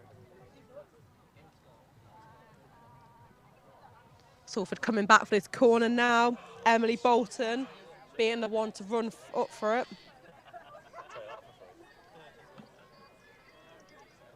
Emily Walren, I will point out, your number 7 is lingering towards the end of the box. She has got a pretty good shot from range, if I remember correctly. It's a nice ball into the box, just goes a little bit towards the back. Very well kept there by Holly Page. Emily Bolton keeping the play alive. Emily Walren with that shot from range, safely into the arms of Chester's keeper, unfortunately, for the captain. She fancies the goal today, doesn't she, by the looks of it? She does. I just think there wasn't enough power on that shot. No, I think it definitely had not. got a bit guessable by the time it had reached the keeper. That's the thing, yeah, but she likes to have a go. That's what we want to see, isn't it, this afternoon?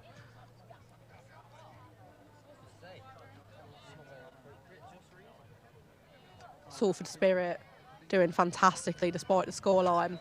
Chester will come back and attack as the ball gets picked up brilliantly again by Victoria Mellor. She goes for the chip on the keeper, just narrowly hits the side netting. Little bit of frustration here. Chester refused to give the ball back by the looks of it. Ruth Atkinson regaining the ball, take her goal kick. Yeah, tensions are rising a little bit today, aren't they, Kira? A little bit. Just I think a bit. Everyone needs to keep a bit calm, I think. There's no need to get angry at each other. There's no need to fight, guys. We're here for night time. We're here for a drink in the sun. It's all okay. Yeah, a little bit heated there. The referee's gone to have a bit of a word. Hopefully nothing too serious.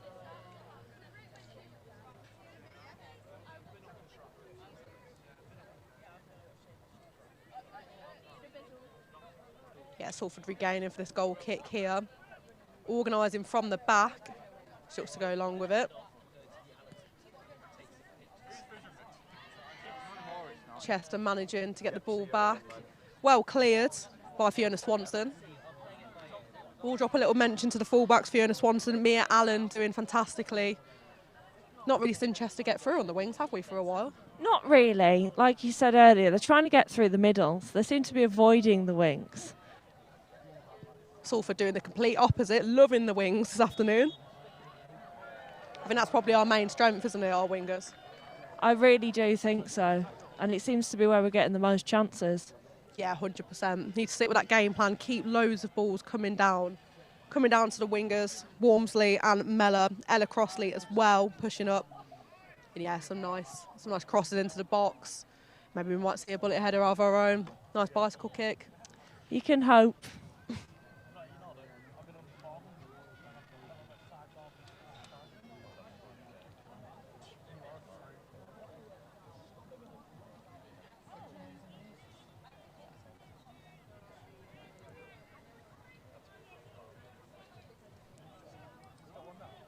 10 minutes outside of half time, not too far off. I will say the scoreline pretty low. It's a lot lower than I was worried it was going to be about 10 minutes in, but that's just down to Salford's composure, really. They've got a grip on this game now. 100% Salford have done fantastic. Not let the heads drop going 2-0 down so early, and yet they've shown, I would say they've been the better side in the last 15 minutes for sure. I'd agree with that. They suffered a 10-0 defeat to Chester in the winter in November. But they've come out fighting today. Obviously, we mentioned earlier the seconds drew 1-1 and then won 4-2 on pens. As Chester's attacker tries to get free and goes for the chip. Just going over the woodwork there. Nothing to worry about for Ruth Atkinson. I do think Chester are getting a bit cocky for those types of shots. It's the second time they've done that now. And I'm questioning whether they're feeling a bit too confident. A bit overly. I think you would feel overconfident, wouldn't you, winning 10-0 earlier in the season? But do you remember when they brought their keeper out last year, when they were 7-0 up? Yeah.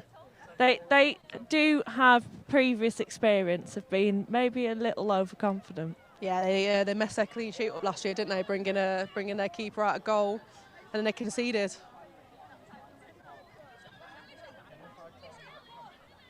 Hopefully it's not consolation goals we're looking for this afternoon. Hopefully it's equalisers and then winners. That's what we want to see. Hopefully not penalties. Don't think I can cope with that. I don't think I can take penalties. Yeah, penalties is not what we want, but adds to the drama, doesn't it? Adds to the day. Makes it very tense. Very, very tense. Talking about tense, did you watch some of the rugby earlier? I did.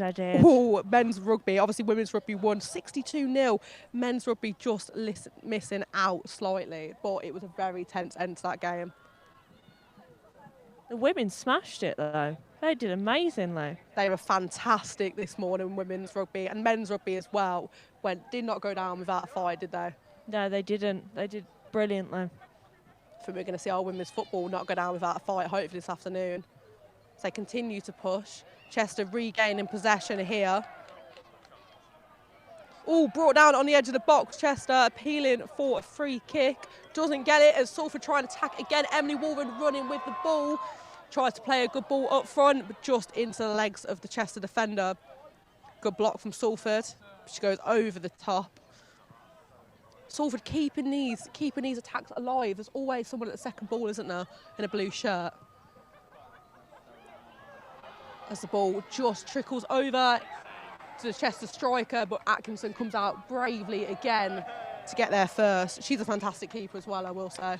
Despite conceding as well, her confidence is up. She's going for every ball. Yeah, she's brave. She doesn't mind coming out of net. She doesn't mind coming to have to deal with attacks when the defence have struggled a little bit. That's what you want, isn't it, as a defender? You want your keeper to be confident, and that gives you confidence, doesn't it? Well, it gives you a sense of security, really, and you can tell that the defenders do feel a sense of security with their keeper. Yeah, 100%.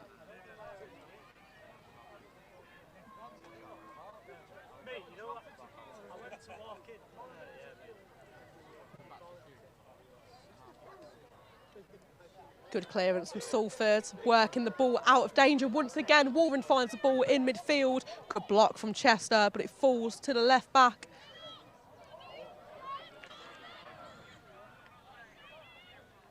Fiona Swanson there, struggling to get back with her man. And it's just gone in the back of the net for Chester once again. 3-0 here at Peel Park. It was a fantastic shot from the right-hand side of the pitch. Hopefully it looked like a cross, but it's in the back of the net once again, isn't it, Kira? Yeah, to me, I also agree it did look like a cross, but it did unfortunately go into the net. And just when Salford had got their confidence up as well. I know, it's heartbreak for Salford, but three impressive goals this afternoon.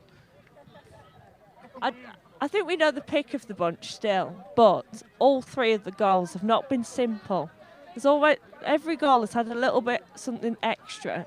Yeah, what I will say for Chester, they're probably quite happy to see Salford take most of the possession, and then when they do get the ball, they strike, and they strike so well.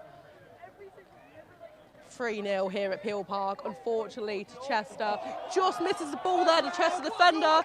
As the left winger, Jess Wormsley, is trying her best to work the ball into the box. She's going to go for the shot and just goes narrowly wide. Nothing to deal with there. For Chester's number 1. I hope she's number 1. I haven't seen the back of her shirt, but I assume she's number 1.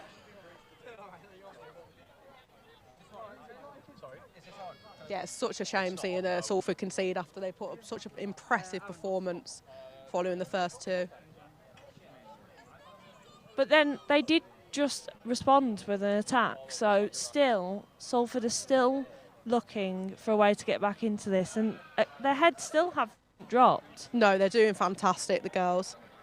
Emily Bolton trying to regain some mojo in Salford's attacking tries. Again, as the number 10 for Chester comes out, Ruth Atkinson. Coming out possibly a little bit too early, but she is covered by Mia Allen, the fullback. Allen did incredibly well to cover for a keeper there. She did. I was a bit worried then. A little bit shaky at Peel Park then. Every Salford student held their breath then, didn't they, Kira? It's the first keeper mistake I've seen today as well. It is, yeah, but then the fullback, she shone, didn't she, Mia Allen?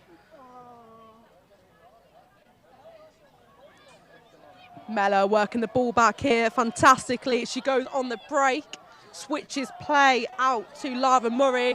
Murray here for Salford on the right wing, tries to play a good ball into the box to find Wormsley. Oh, safely back in the grasp of Chester's keeper.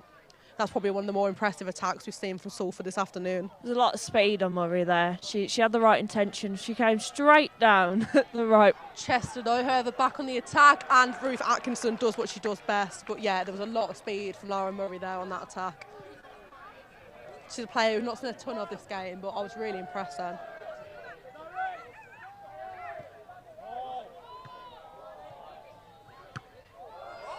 Chester defending fantastically to keep the clean sheet in the first half. So we approach 5 minutes left.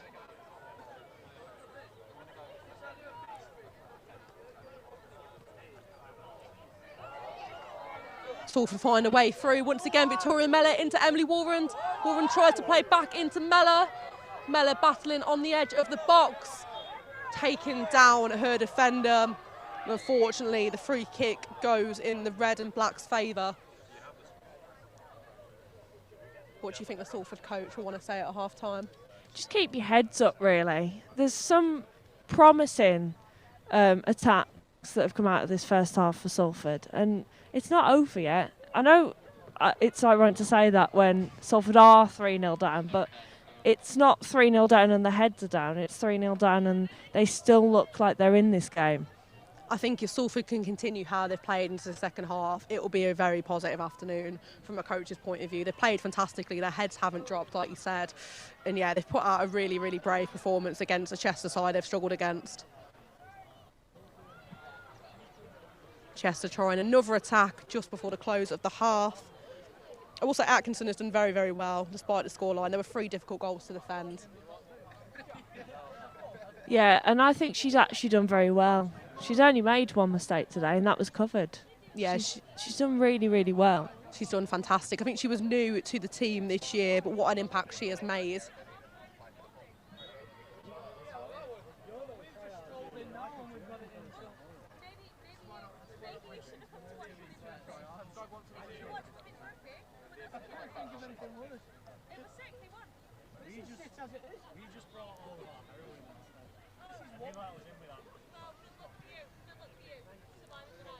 I will say the momentum sort of fizzled out this first half, hasn't it? Both sides ready for the break. Yeah, play's just slowed down a little bit now. I think Chester feel quite comfortable with their 3-0 lead, and I think Salford is just looking to get to half-time now. Yeah, definitely. But as we said, we have seen Chester be very adventurous. Obviously, last year they brought their keeper out when it was away at their place. So maybe that could be their downfall. If they do go 3-0 up and then they sit back, they relax, they allow Salford to attack, that could be where we exploit them this afternoon.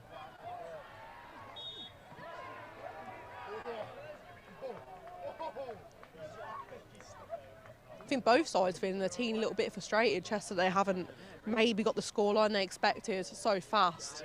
But obviously Salford find it difficult that they've played so fantastically and they've struggled to make the impact they wanted in front of goal.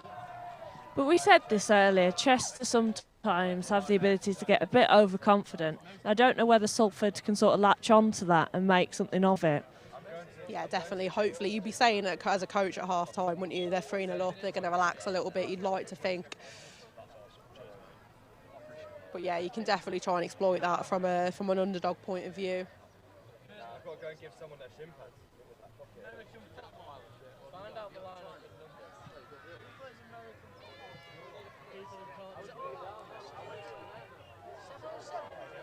Chester defended bravely. Emily Warren finds a way through and goes for another shot from range. Not too much power behind it. Nothing massive to deal with there for Chester between the sticks. Ball comes back to Lennis Cook, who defends well. It's a good ball over the top for Chester. Finds the attacker, and it's a brilliant ball into their number 10, who goes round the keeper and makes it 4 just before half-time.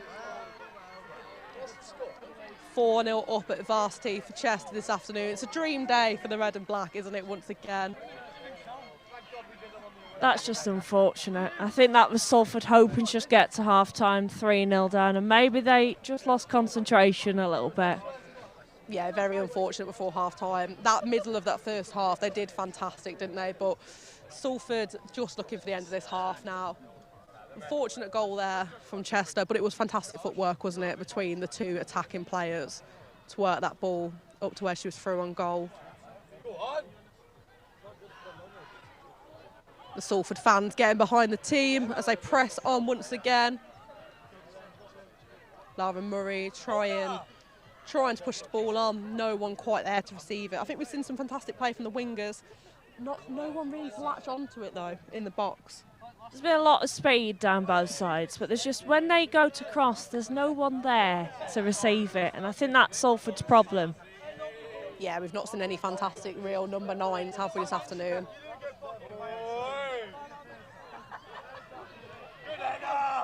Just coming to the end of the first half here at Peel.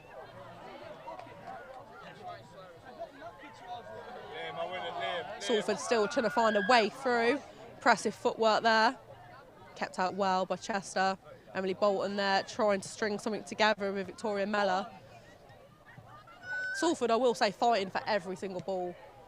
Bring it down. Emily Warren brings the ball down spectacularly. Good challenge to keep the play alive. Lara Murray just struggling to reach the ball.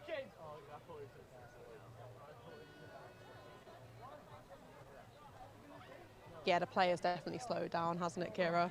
Yeah, they're just looking for half-time now, particularly Salford, and that goal to make it 4-0 was just really unfortunate for them.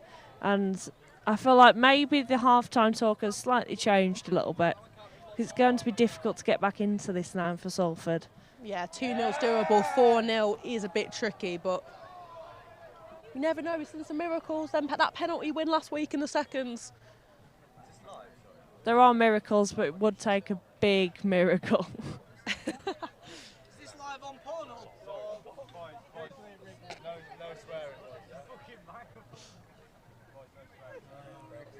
He's got a mental age of a 3-year-old. Oh no. Hopefully the ref is looking at his watch as Chester make it 5.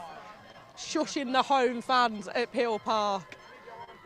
Was it overconfidence you were talking about, Kira? Yeah, this is interesting now. 5 for Salford now. You're just looking for maybe 1-2 goals to make the score not look as horrible as it currently does, really.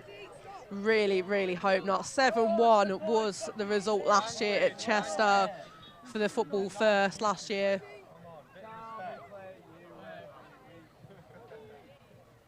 But yeah, it's difficult for Salford here. But I will say, some impressive performances.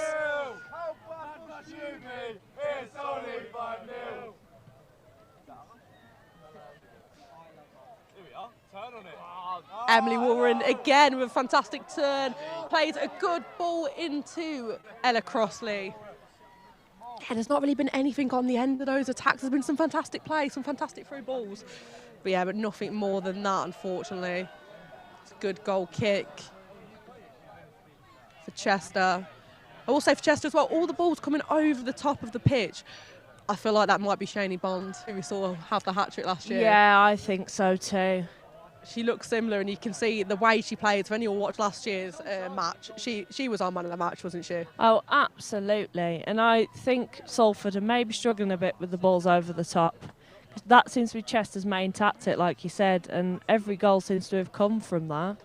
Yeah, it's been impressive. And of course, the set pieces. Set pieces have been absolutely brilliant. I mean, we'll talk about it for days to come, but a bicycle kick at Varsity is ridiculous. It's impressive. I wish I had the confidence to have a go at that. If I did that, I'd be flat on my back. I'd probably win myself if I had a go at that.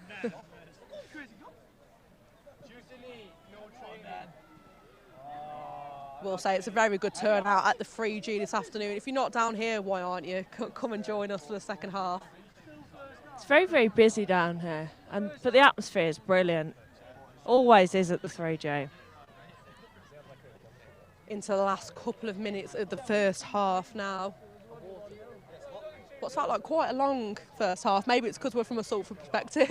I thought that too. I think it's just unfortunate to watch. But like we said, Salford's heads are still, maybe they're dropping a little bit now, but for most of the half, they've kept their spirits high, their heads up high, and they've had a good go at this. Yeah, I was going to ask you for an individual strong performance from Chester, but I think how they've managed to control this game has been the team performance. Obviously, we picked out a couple of individuals from Salford, but Chester have just clicked so well together, haven't they, Kira? They're just really good as a team. Their teamwork is, I think that's the problem with Salford. Salford have really good individual performances, but Chester's teamwork and Chester's ability to bond as a team is probably why they're 5-0 up at the moment. Yeah, they're fantastic. The way they work together as a team is just fantastic to watch.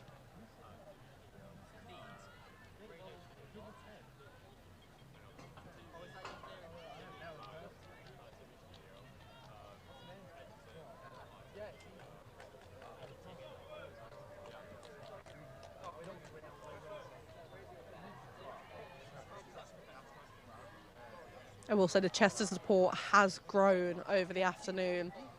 Chester on the right side of the pitch, Salford on the left.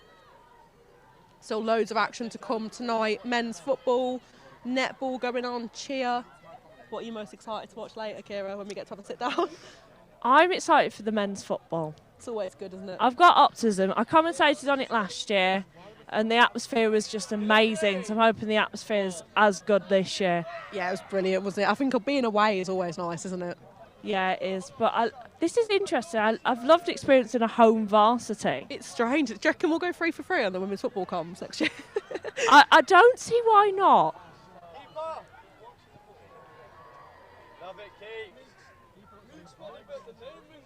Emily Warren just struggling to take control of her man there.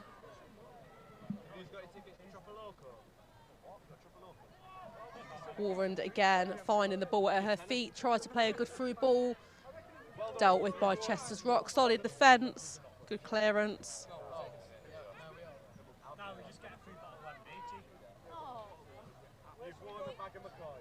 Emily Bolton into Victoria Mellor. Mellor into Wormsley. Wormsley 1-on-1 with the keeper, and the keeper says comes out to try and have a go at Wormsley. The ref says no penalty, sorry. To me, that looked like a pen. I thought that was a blatant pen, if you ask me. Had to try and sneak past the cameraman there, but the Salford support are not happy, are they? Oh, absolutely not. And I think they have reason to not be happy. Yeah, if I was on the pitch, I'd be furious. But one thing I will say about Salford, we're not arguing with the referee. No, they're just Always getting on positive. with it. Crack on, see what you can do on the pitch. Let the football do the talking. Yeah, they're just getting on with it. I suppose if you kick up a fuss, it just delays things. Sure, you can hear the discontent of the home fans. Do you reckon we might get VAR in Varsity one day? I mean, I don't know if they can afford it, but it's a nice idea. We can dream. What game are you watching?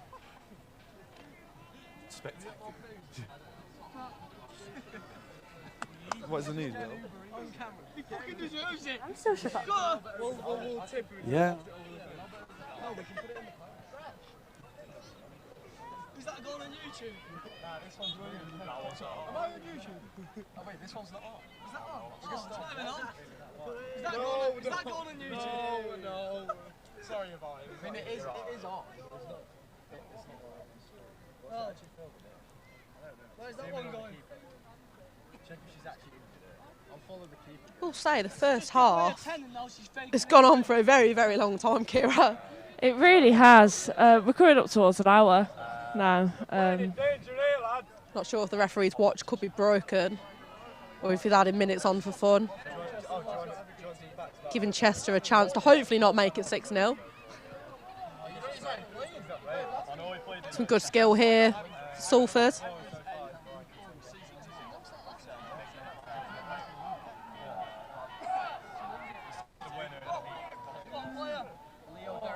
Just shy of 50 minutes played in the first half.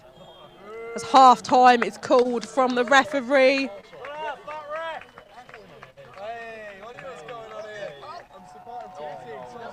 Salford down at the break. Their heads held high.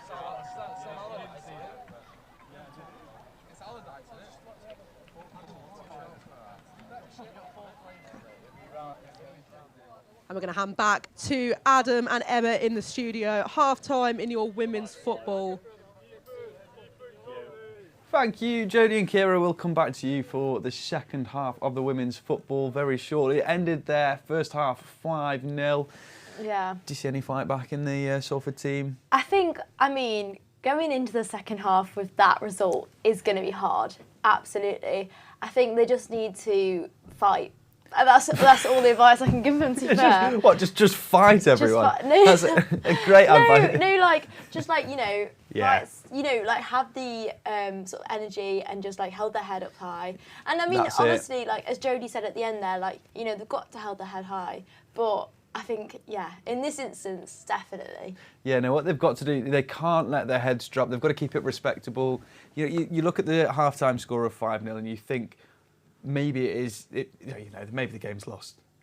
Most likely it is. But I don't think we can say that. I think you never know, this is things Varsity, can turn around. Things change very quickly. We've seen that all day today. But, it could, even if they don't come to win this, keep it respectable. Keep it at 5, maybe a couple of goals back, Don't try not to concede. Take the second half. You're coming out, it's 0-0 in the second half. See if you can win the second half.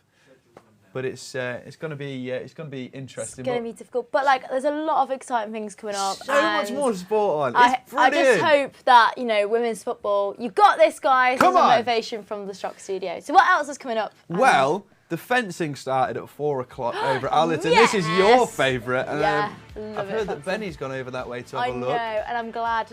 I'll have a great time.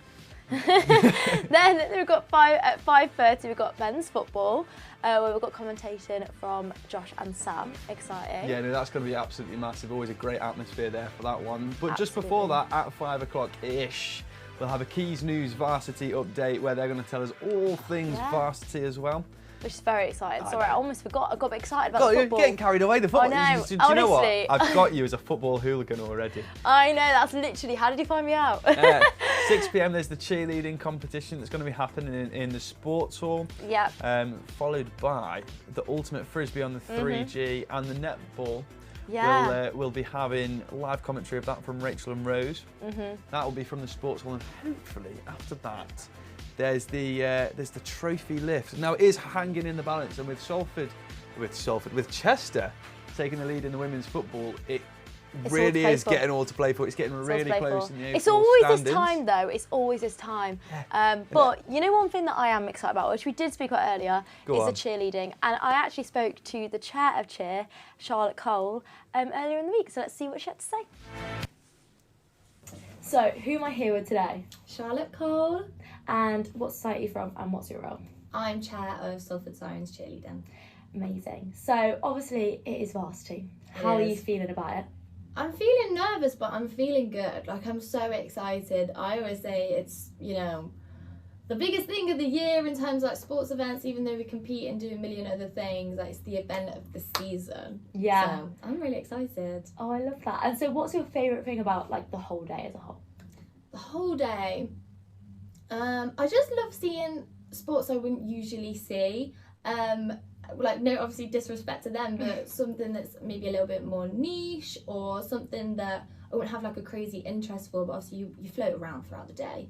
And, you know, like badminton, or as we say in fencing, like, you know, random things that you wouldn't usually watch, and they're quite enjoyable. Yeah, so how is training going for Varsity right now? Training's going good. We're doing a lot of it, as we've got a competition next Sunday. So we have Varsity, and then we have our final competition of the season. So we're training a lot, but it's going well. Like, everyone involved is so determined, and yeah, I think it will reflect on the day.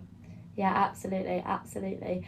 And so how often a week are you training right now? Right now we're training 3 times a week, as we've got our game day girls and boy performing twice throughout the day. Like, not every day, just on Varsity. Yeah. They've got 2 performances, so it's game day training on Tuesday, and then hour of Varsity at the end of that. And then on Thursdays our comp training, and then it's Varsity. And then this Sunday we've got all the teams in, including Varsity, so it's a lot. So especially at this side of the season, everyone's getting a bit achy, everyone's getting a little bit injured, but keeping spirits high.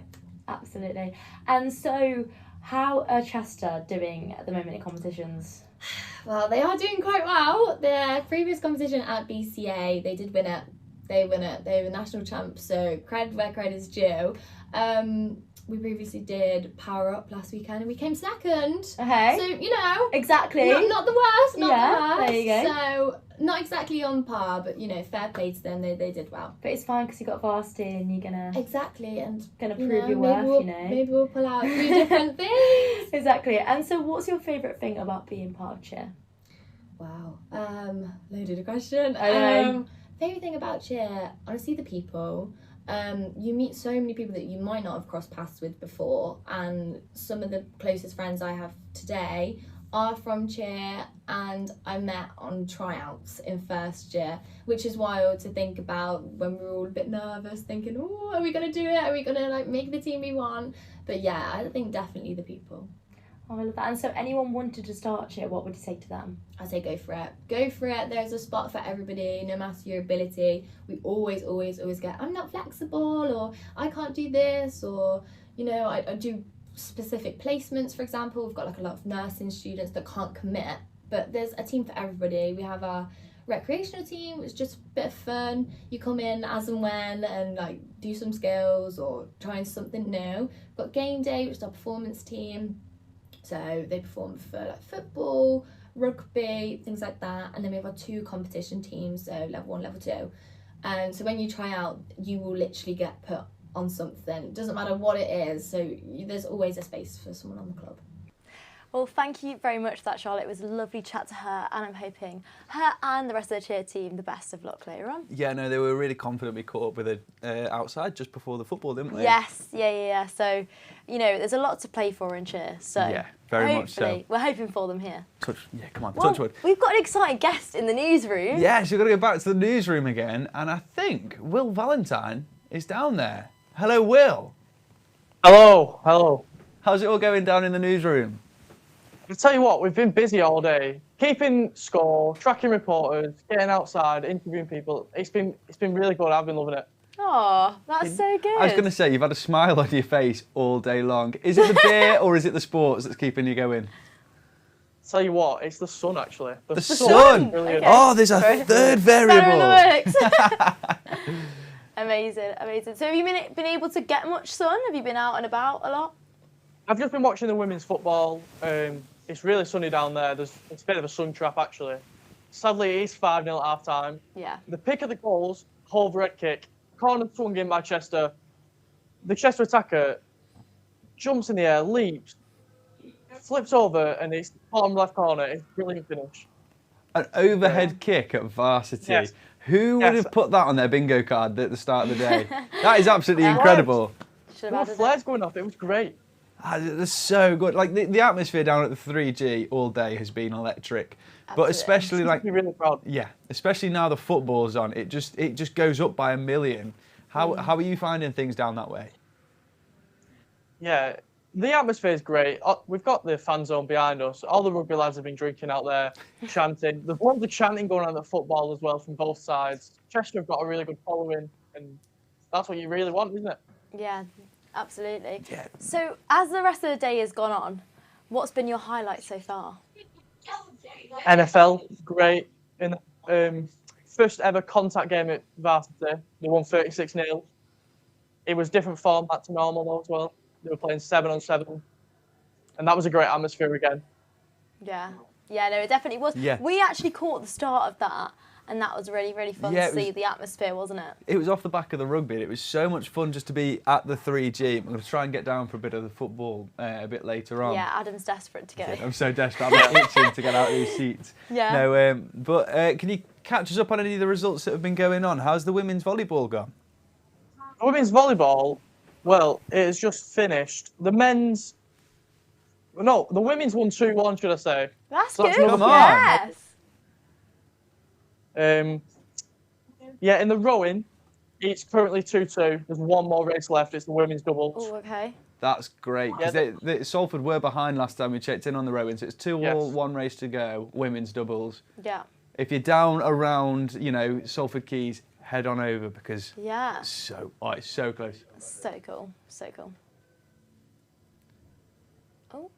Oh. We can't hear you. Will, you've disappeared. Oh, Anyways, we're going to head back to Jodie and Kira for the second half of the women's football live from the 3G pitch. Excited for this? Wow. Well, I'm excited for this. I am actually really excited. Touch wood. Touch wood. Wood today. Touch wood, but honestly, I think this second half.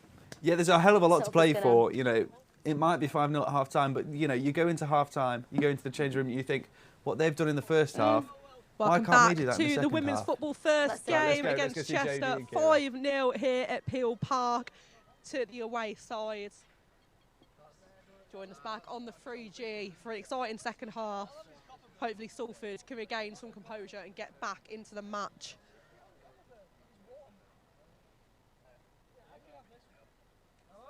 We're back underway shortly this afternoon. I've just seen a big team talk with all of the Salford girls and their coach. And she's basically saying, you're still in this, keep fighting, which is the message that hopefully has been drilled into Salford, because they may feel a bit low right now, 5-0 down, but hopefully they come and score a couple of goals the second half. Yeah, it was a strong team talk from the Salford coach Sophie. Still talking to her players now, and a chat with Lara Murray, trying to see what they can do in this second half. 5-0 down, but they produced some fantastic moments in that first half. Really impressed, weren't we, with Salford? Yeah, I really think they've been better than they were last year. They've had a lot more attacking intent this year than they did last. It's just been unfortunate that Chester have had some really brilliant moments. Yeah, we said earlier that Chester have worked fantastically as a team, real good strength in their side. Salford, some key individual moments. We identified the wingers as a particularly strong point in the blue and yellow attack.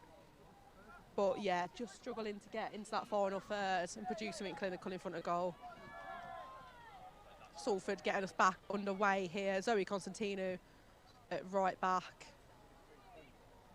But Chester straight back in. Good ball onto the left wing.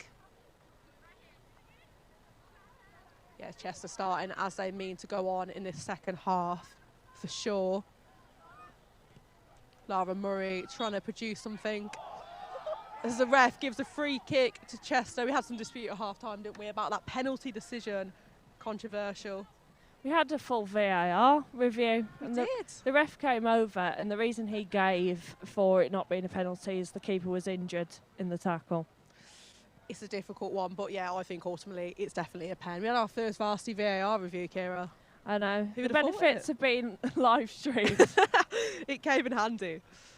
But yeah, we've got a Chester free kick here, the captain to take. Warren and Wormsley making up the wall. Well blocked by Wormsley. And Warren will try and nick the ball back. Lara Murray trying to regain possession.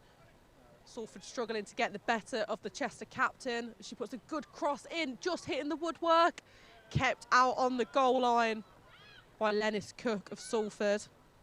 Lara Murray doing well to nick the ball back. Emily Wolverine attacking for the blue and gold. Tries to find Wormsley, them pair have been unstoppable in the first half. If you're just joining us now, them two are the ones to watch as Wormsley puts a good cross in. Struggles to find someone on the end of the final third again. Salford pressing well. It was a really, really, really good cross. There's just no one on the end of it, and this has been Salford's problem all game. Good work down the wings, good crosses, and no one to finish it, I'm afraid. Yeah, incredible work down the wings for Salford. But yeah, a fantastic cross there. Wormsley and Warren working incredibly well together.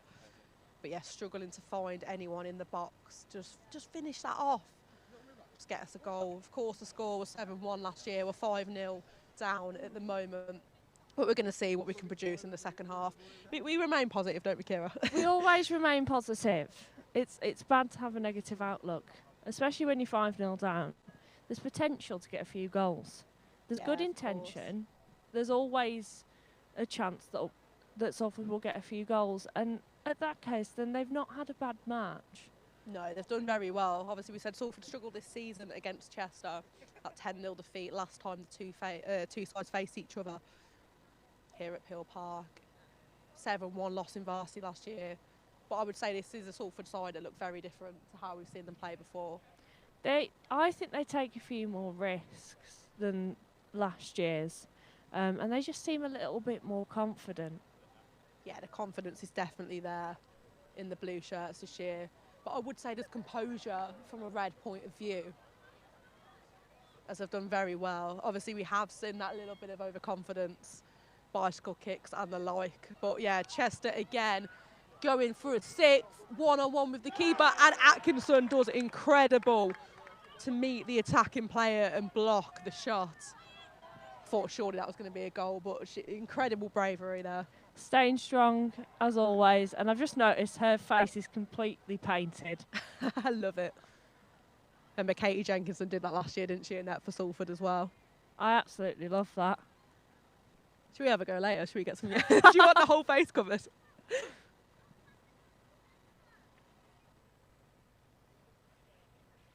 What if it's stained? You've got to go to your lectures, Well, yellow and blue. That's the thing. I wouldn't take the risk, but I love the commitment. Yeah, we've seen some very committed teams this morning. Men's rugby narrowly missing out on Varsity victory. And of course the women's rugby, but going for the finish again, the Chester captain is relentless, and a goal line clearance for Salford. Fantastic effort between the defence and the keepers to keep Chester at bay. Lennis Cook there on the goal line to defend for a side.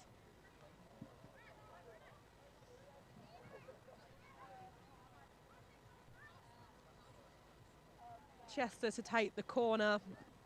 See if they can add to their tally. They've got to add to it, haven't they, in the second half? Yeah, I think so. And they're just so impressive at set pieces. To score from your first set piece in a game, that just shows that they've really been working hard on these set pieces. Yeah, take a shot every time we mention that bicycle kick. It was incredibly impressive in the first half. But yeah, nothing much coming of that corner. Emily Warren managing to just tip it to the left-hand side of the post.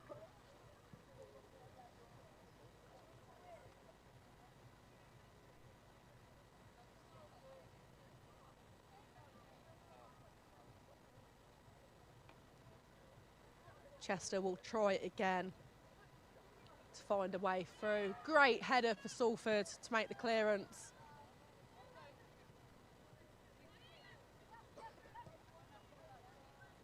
As Charlotte Kelly tries to push out. Loving the blue and yellow bows and the face paint. I love the coordination. I love the fact that they've really thought about their hair and their face when it comes to representing Salford. When in doubt about the scoreline, make sure the hair and the face paint is on point. But Salford doing well here to string some passes together. Tries to find Keeley on the right wing. Couple of substitutions at half time. Charlotte Keeley notably making way on the right hand side. Zoe Constantine who comes on at right back for Mia Allen.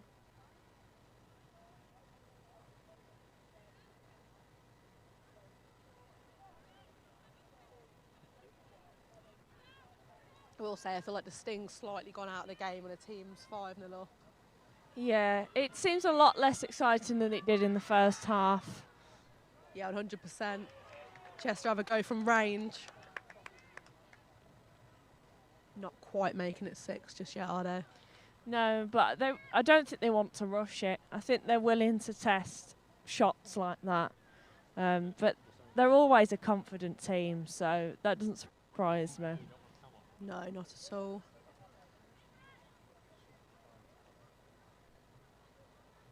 Lara Murray trying to work something in the midfield. Goes long to Ella Crossley on the left wing. Crossley back to Murray. These two working well. We've had some fantastic pairs in this side. See Wormsley and Walrand. Back into Walrand on the edge of the box. Struggles to make that final pass.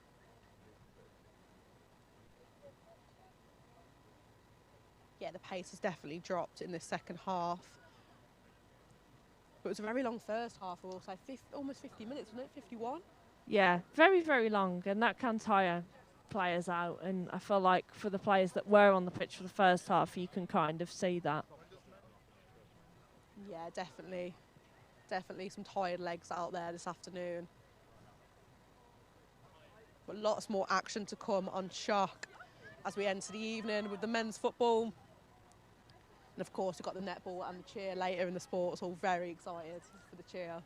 Very excited. I find it quite exciting to watch as well. Cheer, yeah, it's very competitive. But Chester will make another break as she goes to chip the keeper, Ruth Atkinson, again with the safe hands.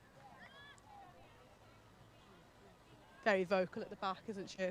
She is, and I feel like, again, that's just shown that Chester are very relaxed now. They're willing to try anything because they are 5 up, and that is a massive advantage.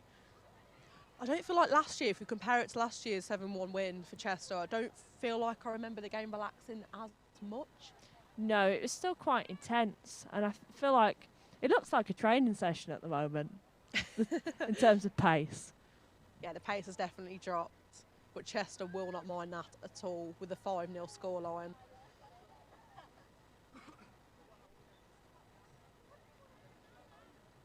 I think Salford can keep Chester at bay, they won't mind the pace dropping a little bit because it can be a long 45 minutes, can't it, when you're down? It can be. And if I feel like Salford will be quite happy if they just keep Chester's score to what it is currently. Yeah, 100%. But remember, each game is worth a point, and we still got the point last week in the seconds match on pens as well. What a way to do it. I feel like Salford have tried to channel that energy today through their attacking but it's just not worked out for them. And I feel like they may get 1 or 2 though. I'm not losing hope on that. I don't think this is going to end 5-0. No, definitely not. Definitely some more goals coming in this one. So keep watching on Shock TV and listening on Shock Radio.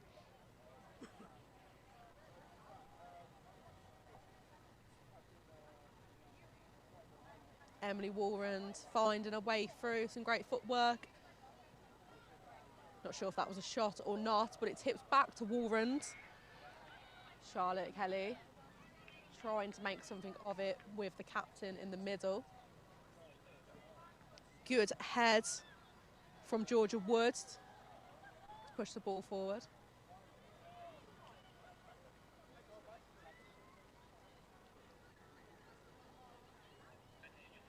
Salford pressing well. They are, and I think that's because the game slowed down at the other end as well, so they have the opportunity to try and press a little bit. I think Chester will be happy to sit back and allow Salford to attack a little bit and just make them blocks, make them headers, just keep them at bay.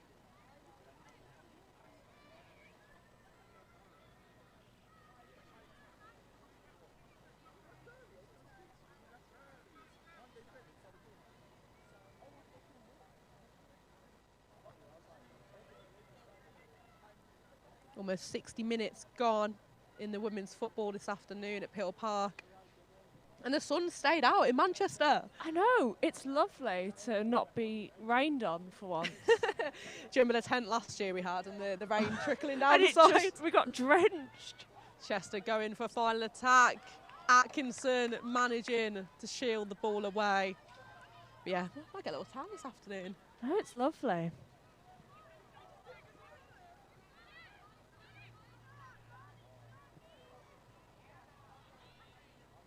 Possibly a case of tired legs for the Chester number 8 as she goes down. But the wingers are continuing to press. Chester just relentless, aren't they? Yeah, they don't stop. Which is unfortunate for Salford, really, because you can tell that a few of them are starting to get a little bit tired now. I mean, even Chester are getting tired a little bit, like we just saw. Another corner for the red shirts to try and attack.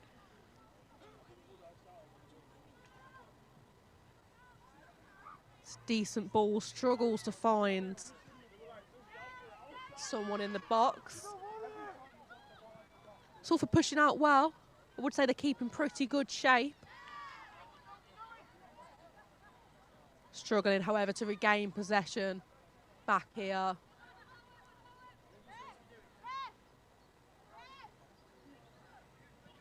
Couple of subs come in for Salford. Zoe Constantino making way. Fiona Swanson back on the pitch. She had a pretty strong first half, didn't she? She did indeed. Another corner from Chester. They're not stopping just yet.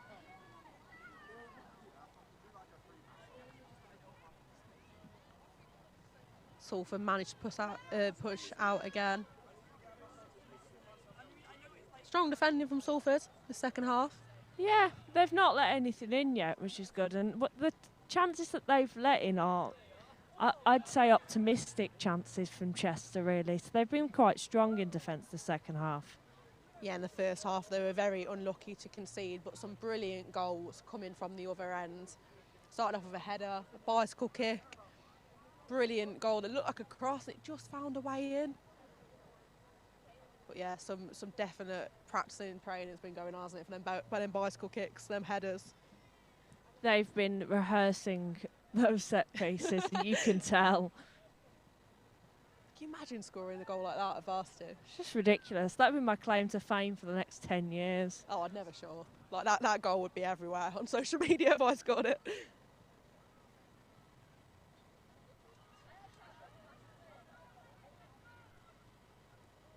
Can't wait to see that again afterwards. Should have had a look at half time, but at half time we did have a look at the penalty decision, didn't we? We did our own version of VAR. It's not very often that you talk to refs about their own decisions at half time, but we did. Yeah, some of the Shock team had a bit of a word with the ref and got him to have a look. He did stick by it But then, yeah, the liner said no comment, didn't he? He said no comment, but fair play to the ref for sticking by his decision. Yeah, he stuck to his guns. But he had a lot of angry Salford fans to answer to. And when the VAR got pulled out, I don't think he was expecting that one, was he?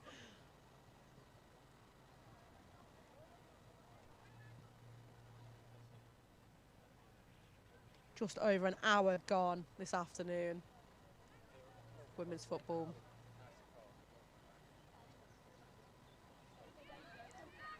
Salford attempting to push on. Was given as a foul on Chester. As tensions rise on the pitch. We're not surprised, are we? It happens every match. No, I mean, the tensions from Salford will be frustration because they're 5-0 down. The frustration from Chester will be the fact that they want to add to that, and Salford are currently not letting them. No, it's very resilient from Salford, I will say. 15 minutes into the second half, not conceding. If you're a Chester player, you're thinking of the celebration you might do if you add to the tally? We've had a variation of celebrations. We've had the Ronaldo at Sue. I'm trying to think what else we've had. We've had now. a shush. We've had a Shush at shush the home as fans. well, yeah. But that felt good. Yeah.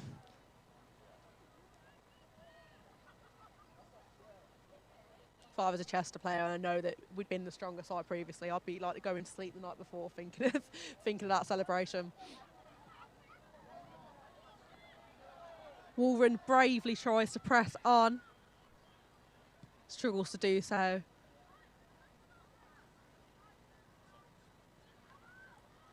Taken down by a red shirt once again.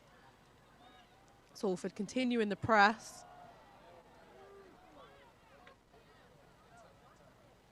Georgia Wood there. Doing well to support her captain. Impressive. Calls her offside as Chester attack once again. Their captain on the left wing. She goes for the shot. Fantastic save from the keeper, Atkinson. Atkinson's confidence has not gone down at all, and that just shows it. She's very comfortable, she's very confident, she knows what she's doing, and she made a brilliant save there. Yeah, she's absolutely class. Very Atkinson between the sticks. I'd say probably one of our best players this season. Pretty sure she was a new addition to the squad as well, and she's settled in perfectly. Very vocal as well at the back. You can hear her, and we must be about 20 metres from her, and you can hear her still. That's what you want from your keeper, isn't it? You want them to drive the performance and, yeah, let their thoughts be known.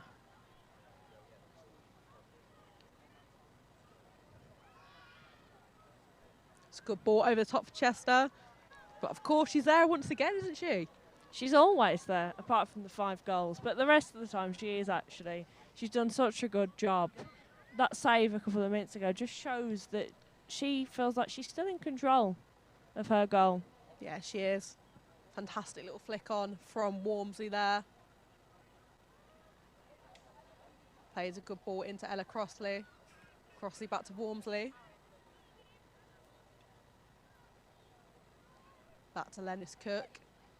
Trying to build from the back. I'd say Wormsley, for me, has been a standout player this afternoon. Yeah, I'd agree. I'd say Wormsley and Atkinson for me. Walrond again, working the ball forward. Goes out to the right, Charlotte Kelly. Some fantastic passing, and Wormsley just gets a footing wrong on that one. Looked to be a little bit of a strain, but I don't know if she was just a bit disappointed at that one. It does happen, doesn't it? It does. And you just have to get over it, don't you? Carry on with the game.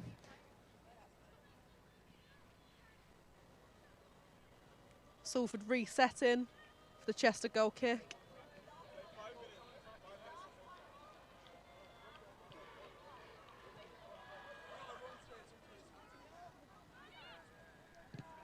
(5-0) here at Peel Park. If you're joining us in the women's football, Chester leading the race. Breaking the deadlock very early with 2 quick goals, making it 5 before half time. But they won't have another one here as it's offside.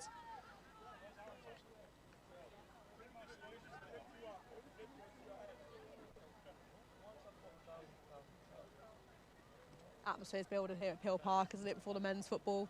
Yeah, but as expected as well, I think the football always has one of the best atmospheres of Varsity. So I imagine the atmosphere that we've had at the women's football will continue into the men's. Yeah, 100%. I'm glad they put the women's football later on in the day, because last year it was at 11 a.m, which it was an early start, wasn't it? It was an early start, and I think that may have affected the weather a little bit. Yeah, it's nice to see the atmosphere build at Peel Park going into the evening. And of course, we're moving to the sports hall, don't we, as the night closes.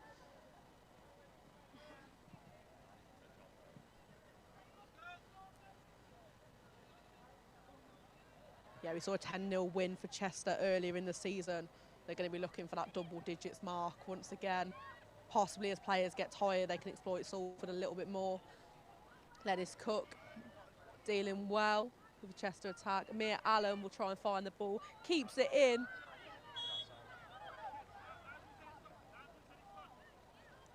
However, the lino thinks it's gone.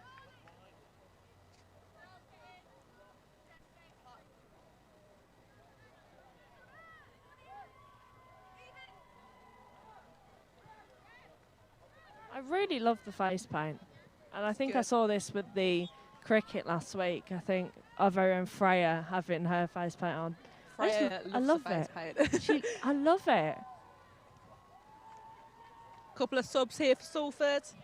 Lara Murray making way. She had a good performance in midfield.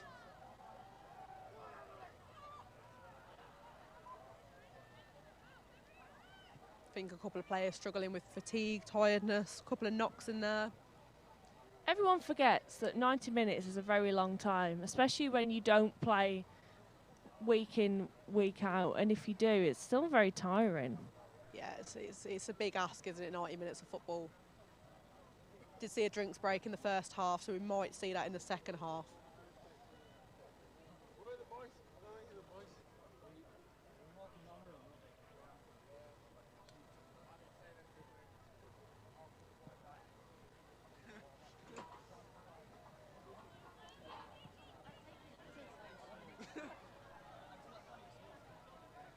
Salford pressing forward.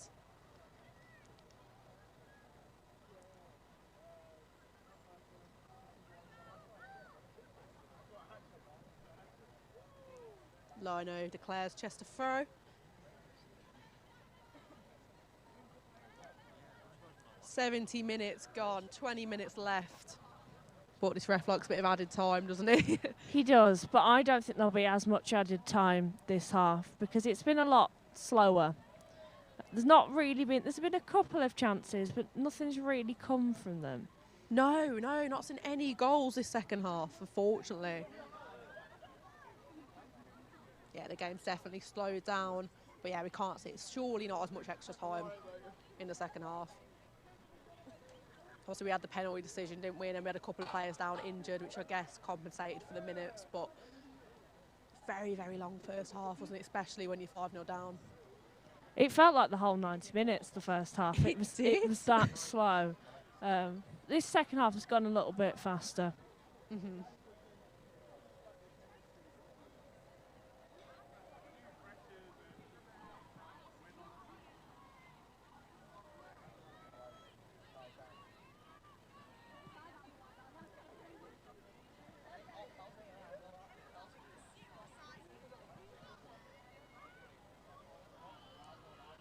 Chester still looking to add to the goal tally this afternoon. Kept out well by Salford again, very persistent their back line. Don't fancy conceding at all, do they, in the second half? Second half clean sheet. Exactly, and that's a positive for Salford to definitely take away from this game. The scoreline at the end of the day is not what they wanted, but they haven't played badly. No, yeah, they've done incredibly, incredibly well. No goals in the second half as of yet. I say that as of yet. Don't curse, don't. I know, yeah, watch another three going now in the next 10 minutes. Sorry, girls.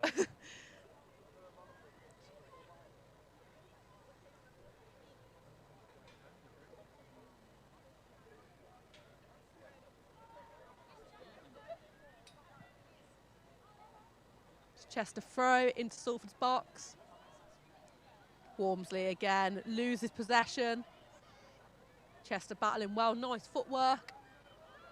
Just kept out. Salford refusing to be beaten in their own box. Impressive from the blue and gold to keep the ball out. Chester just relentless, they just keep coming forward and forward. As the sun starts to go down in Peel Park. It is, I'm going to have to take my sunglasses off in a minute. it's the light's going down a little bit. Mia Allen defending another Chester chance well. We'll say this Salford back line, very impressive. Yeah, they've been very strong this second half. They've not let anything up. Like I said, the chances that have gone through, they've not been the most threatening. So they've done a really good job the second half. Quick break here for the players. Have a quick chat.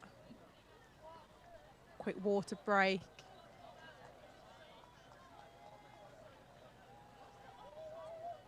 Warren gesturing to her players to keep momentum up, keep pushing, you never know. It's Varsity, you never know what's going to happen, do you? No, and Varsity is very different to a league game because look at the amount of support. The support's that big for Salford, we can't even see the corner.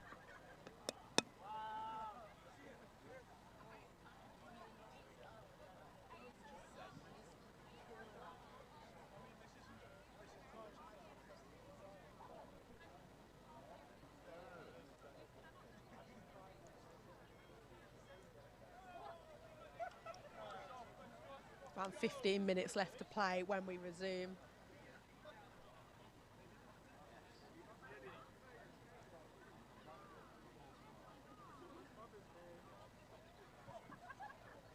Yeah, next up on Shock TV, you've got your men's football. Yeah, Sam Armitage and Josh Bingham. Josh, who's around us already, actually, are your commentators for that one. He's ready, he's raring to go. And then women's netball takes place in the sports hall on Shock TV also. We'll say at the same time, we've got women's volleyball probably just finished up. Covered over on Keys.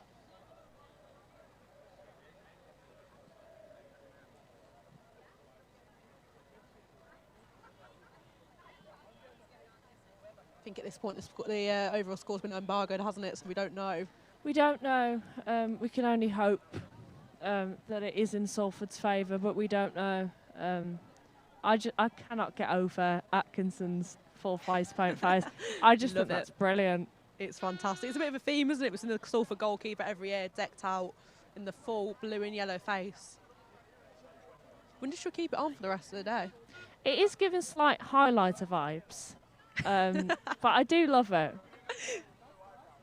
I need to find myself some face paint. I tried to get some the other day and I've ended up with blue eyeliner and yellow eyeshadow. I have to find some.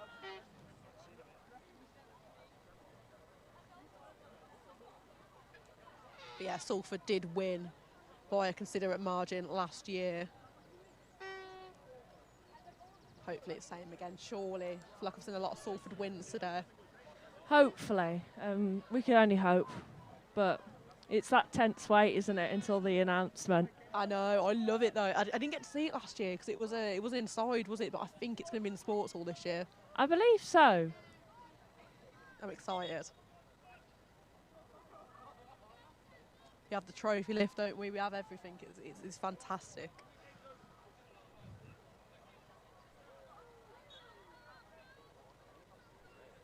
Back underway.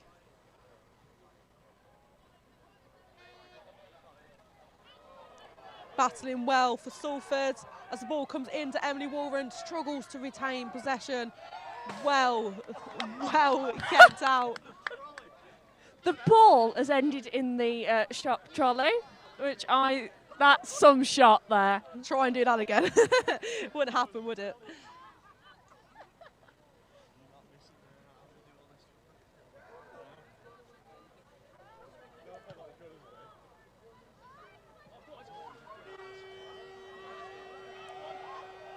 Salford pushing forward and the home crowd roars behind him as Ella Crossley tries a cross. Narrowly missing the Salford net. So close to that consolation goal. It was literally just missing somebody to tap that in and get on the end of At that. the far post, you'd be absolutely bolting for it, wouldn't you, to get there?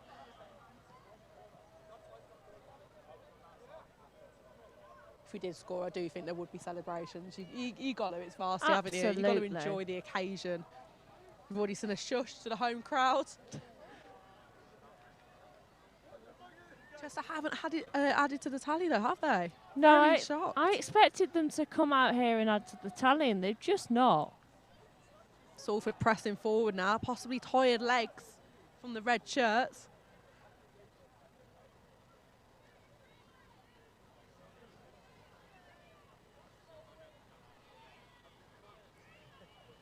Chester trying to push on and find their striker. It's a good ball out to the left. Goes for the shot. Just sneaks past Ruth Atkinson, unfortunately, to make it 6 on Varsity Derby Day. Just as we said how proud we were of the girls. They're still not dropped their heads, but it's unlucky to concede, but it was a fantastic shot, wasn't it? It was brilliant, and I feel like we may have accidentally cursed that. Yeah, sorry guys, that might have been me. But I think Atkinson got a hand to that, so it wasn't a clear shot. No, she was on the right way, wasn't she? But it was a brilliant finish, brilliant strike, wasn't it, from Chester?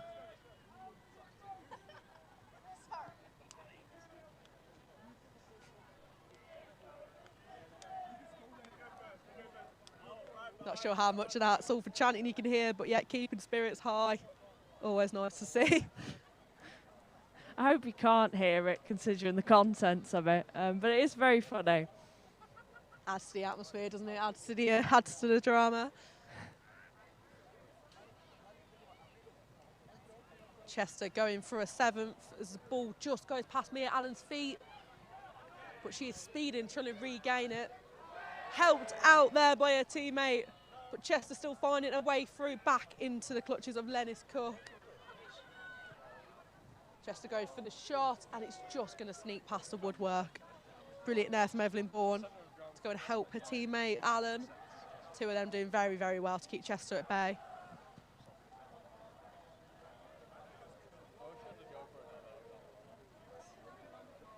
Going to say the atmosphere picking up before men's football kicks off. I do hope that there's a better result in the men's football. We've got to hope, really. I feel like I remember correctly, but I think we lost both footballs last year. We did, unfortunately, but I remember it being very, very tight in the men's football. I think we converted a penalty as well, which was incredible. We did. But even at 6-0 down, I don't think Salford have played badly. That just unfortunately, Chester have turned up today with a lot of confidence. Yeah, it's been an impressive performance from some individuals in Salford shirts this afternoon. Ruth Atkinson, of course, we're in awe of some of the saves she's made. Jess Walmsley, Emily Warren, the captain in midfield, working as a team. The wingers as well, Ella Crossley, Victoria Mellor. The wingers have been fantastic. It's just a shame that no one has been there in the box to tap them home. I know, if we had that clear number 9, I think a couple of chances for Salford could have been put away. But Chester's captain does a fantastic turn to get away from Walmsley, and I think the ref's going to call for a foul, and he does. The free kick goes in Chester's favour.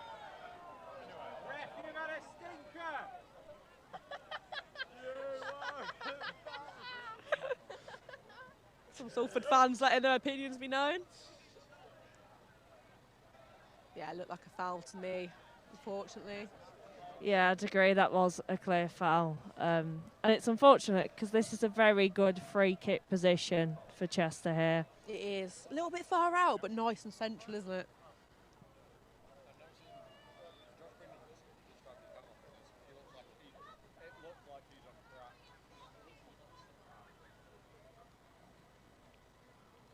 Just coming into the final 10 minutes of your women's football. 6-0 this afternoon to Chester. Very convincing win for the red and black. The travelling side will be buzzing with this one. I'm sure we'll see some celebrations 10 minutes time. So go for a free kick over the Salford wall. Of course she's there. When's she not there, Ruth Atkinson? She's going to go long with this one as we hear a call out to Ella Crossley.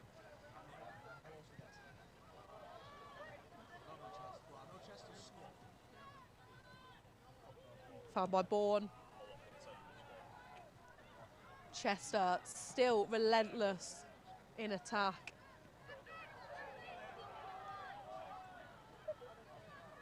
Salford trying to find a way through with Ella Crossley on the right wing. Struggling to get away from a defender. Given as a Chester throw.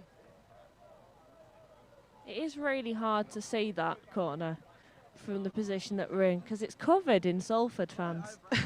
We're not complaining. We're loving the support. We're loving the support. It's just a bit difficult to tell you what's going on. Salford still trying to find a way to get one back. Chester will want to cling on to this clean sheet 100%. Something they couldn't do last year, as we mentioned earlier. They brought their keeper out of net 7-0 up, and they did concede. I think they might try that again, but will they? Because maybe they have learnt a lesson there, but we will have to see. I mean, you like to think so, wouldn't you? But I think the keeper scored, actually, the keeper that came out of net. It was pretty impressive. Dream day for her, but then couldn't grasp onto that clean sheet. So I'm sure Chester's defenders are going to want to make sure that one's over the line. Ella Crossley trying to find something up front for Salford. Struggling to do so. Chester's keeper with the ball. She had a very quiet afternoon. She's not really had much to do, has she, really? No, very quiet one. But Emily Warren's here for Salford. Going forward with Evelyn Bourne. Bourne tries to put a cross across the box, but struggles to get one off.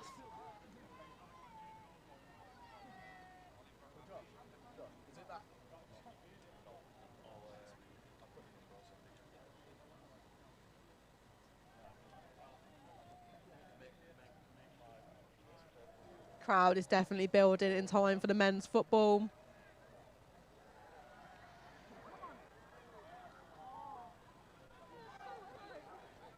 Kick off at 5:30 at Peel Park on Shock TV again. It's a very quick turnaround. I was about to say that, yeah. It's nearly 5:15, so hopefully no added time on the end of this one. In about 6 minutes, the end of the first half. It was a very, very long first half for the Salford girls, being 5-0 down.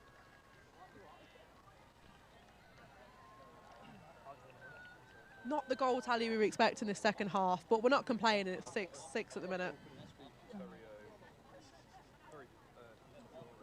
you can hear the men's football commentary team behind us preparing. It's a 5:30 to hear them pair, but I imagine they'll be very good. Yeah, they'll be fantastic. Hopefully lots of Salford goals coming their way in the men's fixture. But all hope's not lost. Hopefully that final tally is going to be a Salford win. I'd like to think so. From the results I've seen, that's what I'm hoping. I'm hoping so too. And we haven't won a home varsity since, I think, 2019. Well, either side's not won a home varsity since 2019 from what I heard this morning. So maybe we do better away. I tell you what, maybe it's me and you on the commentary because we've lost it. We lost 2 for 2 when me and you have been anywhere near the comms box. Wish I hadn't flagged that up. We're going nowhere near it next year, are we now, Kira? Get barred from Salford comms. Just when we thought we were going to go 3 for 3, you make that statement. It's okay. No worries. Oh, a difficult collision there for Emily Warren. Oh, doesn't look fantastic here. I hope she's okay there, because that you could hear that. Yeah, you could hear the collision on the pitch. Hopefully the captain's okay. Not what you want to see going into the last dying minutes of the match. She's up. Heads up, which is good.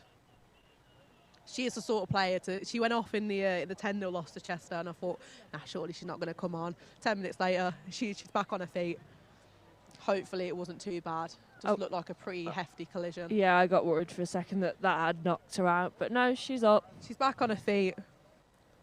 Takes a lot to knock these Salford girls down.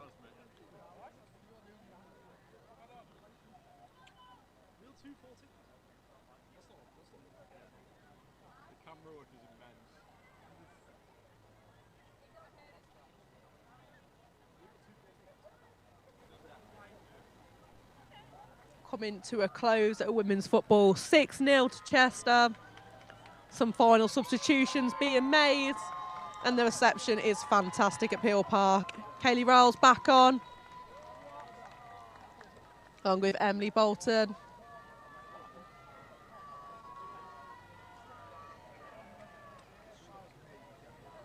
Charlotte Keeley making way.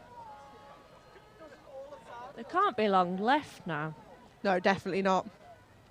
It's been a great team effort from both sides, I will say, roll on, roll off subs. Warren to take the free kick. It's a good ball, just over the head and into the grasp of the Chester keeper. That's a good free kick there from Warren. Straight back on her feet. We knew she would be. That's why she's captain. Brilliant leader on the pitch. Nothing keeps her down for too long, Warren. Salford still trying to find a way through. Well, how this game went last year is Salford did get the consolation goal before the whistle was blown, so maybe that'll happen again this year, and then they'll have a goal to celebrate. Just maybe. Chester are going to be very keen to cling on to the clean sheet as they go to try and make it 7. Just missing out narrowly. Lots of nervous Salford faces looking back at us there. And some tired legs on the pitch for sure. We come to almost a close at Peel Park, and we'll hand back soon to the studio to unpack all the action from the last 90 minutes.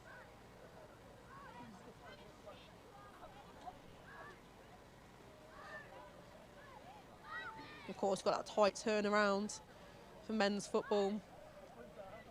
Scheduled to kick off at past. I think it was slightly delayed last year from what I remember. Yeah, I seem to remember that too, yeah, because there's always quite a lot going on at the 3G pitch. Place to be in the afternoon, isn't it, for sure.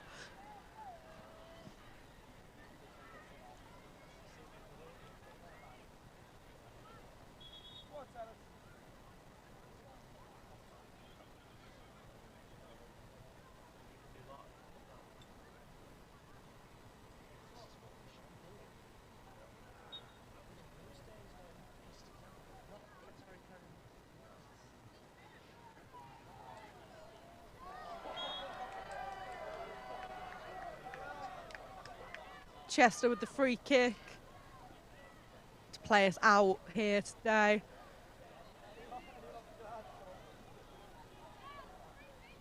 Chester getting ready to celebrate a hefty victory over their varsity rival Salford.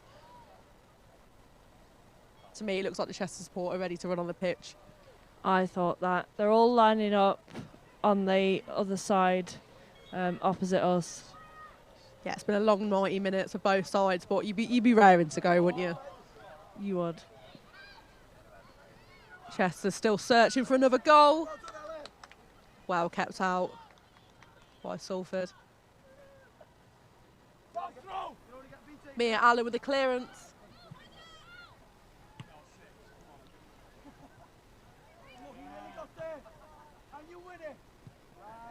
Pushing forward.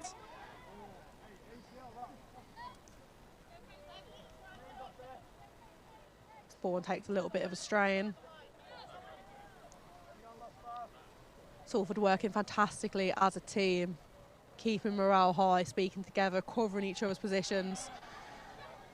Evelyn Bourne back up to defend that one. Swarren clutches the ball to take the free kick.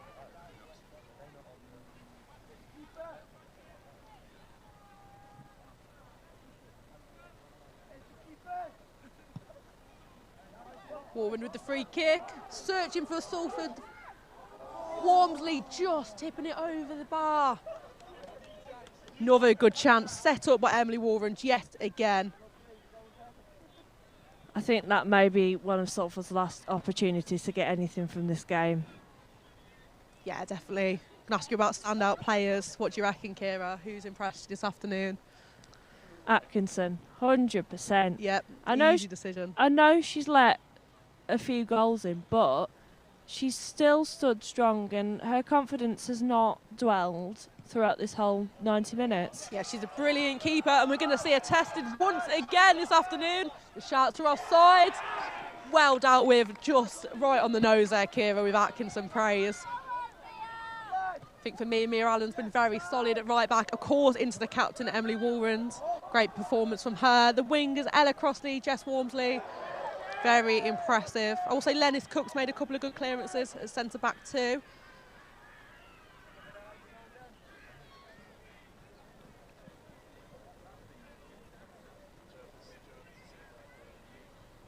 We've got a Salford corner to round off the afternoon. Can we get that consolation goal? Warren's gone to take. And it's a good ball into the far post. Just struggles to find a way through. Thought that would be the one. I really did. I think that might be the last chance for Salford. 5 minutes remaining in women's football, 85th minute. What would we do without Josh Bingham? What would we do without our scorekeeper, timekeeper? And he's also on commentary in 5 minutes' time.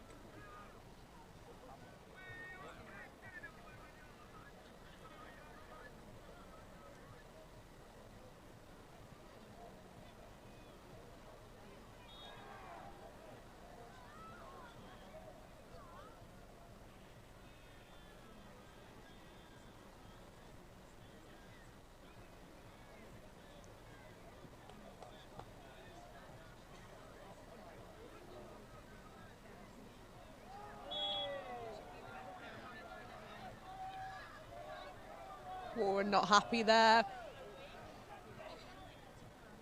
Bit of a challenge from Chester. The ref trying to keep both sides composed.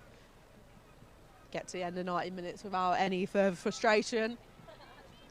I think the ref has... spoke too soon.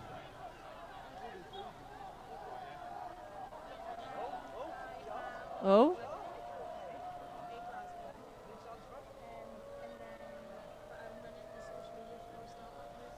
Sure, you can hear the anticipation for the decision mounted at Peel Park. I was about to say the ref is doing a good job of keeping composure. Yeah, I take that back. Yeah.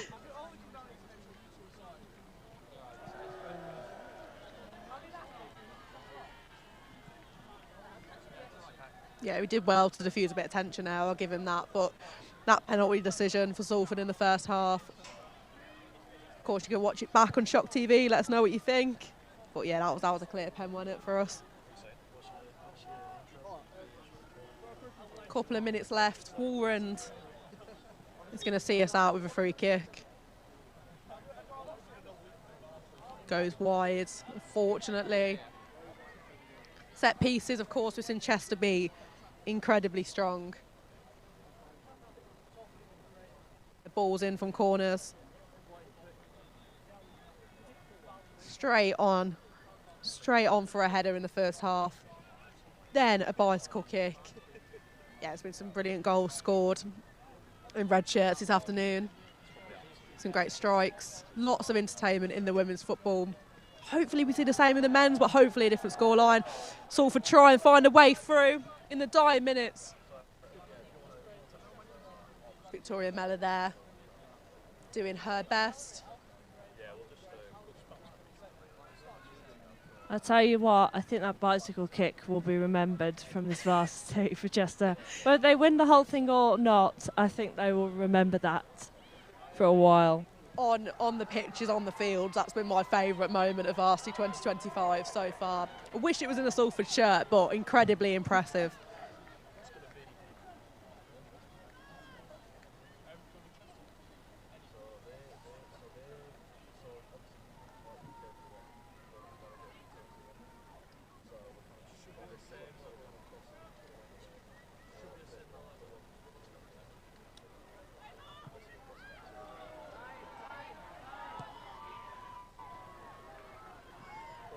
Into the closing moments of this Varsity matchup now.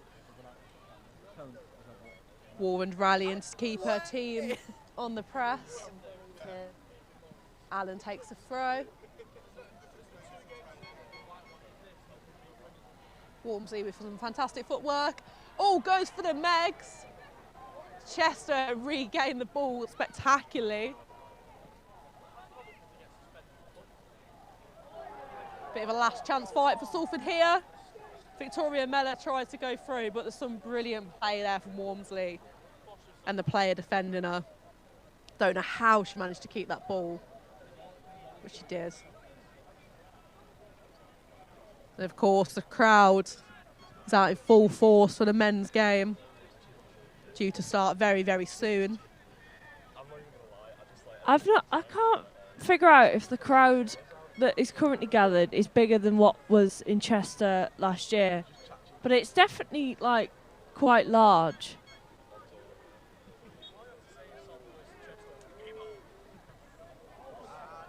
Salford go for goal, once again denied.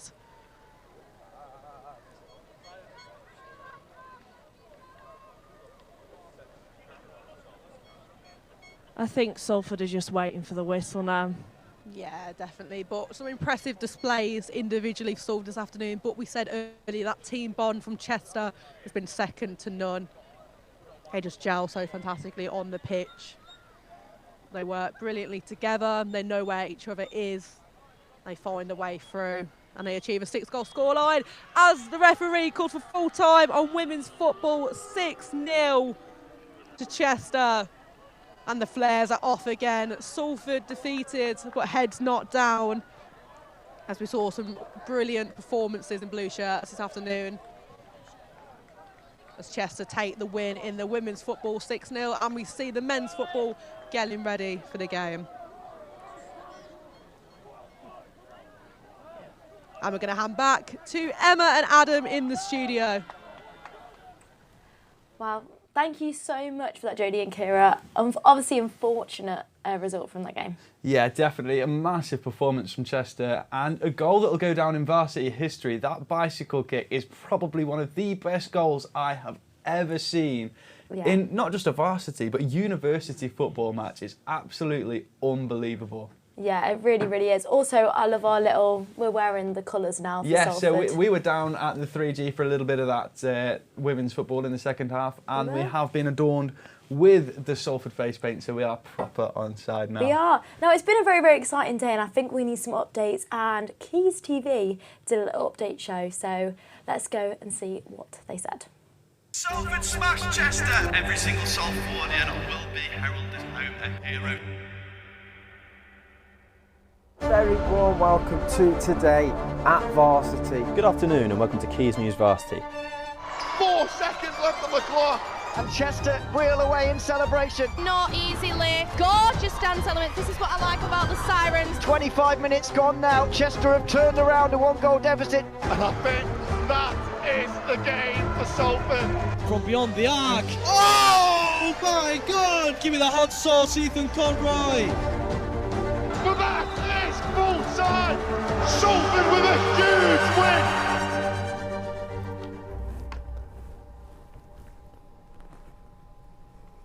Good evening and welcome to Keys News. Today we are interrupted from our usual topics of news and culture to bring you the all-access coverage of Varsity 2025.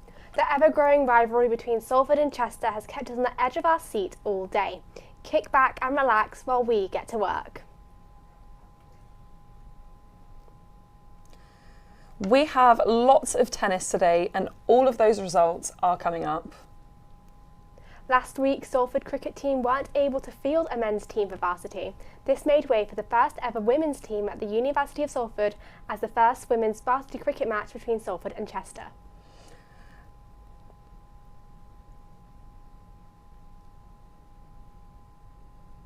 Oh, the girls are doing all right.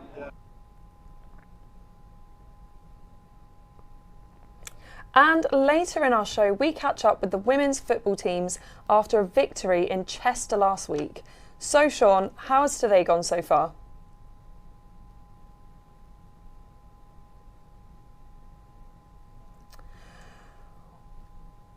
Sorry, wrong place in the script, but we will move on. It certainly does seem like Salford flattened Chester last week. Yes, beating them in MMA, football and cricket, but can we say the same for our results today? Our resident reporter Stan Ashcroft is here with us in the studio to provide a quick results report. Thanks Samantha and Caroline. A massive day for Salford Storm in their Varsity contact debut as they wipe the floor with Chester. Other notable results include both the men and women's team winning in the badminton, and same for the hockey. Fencing is on at the moment and the men play their football game later on. Looking at the results here, well, there should be another page in just a sec, but hockey men did a good job and so did the hockey women, they both won. Netball first doesn't start yet, but it's on later on. With rowing, Chester beating us, unfortunately. Same with the rugby union, a really, really tight match there.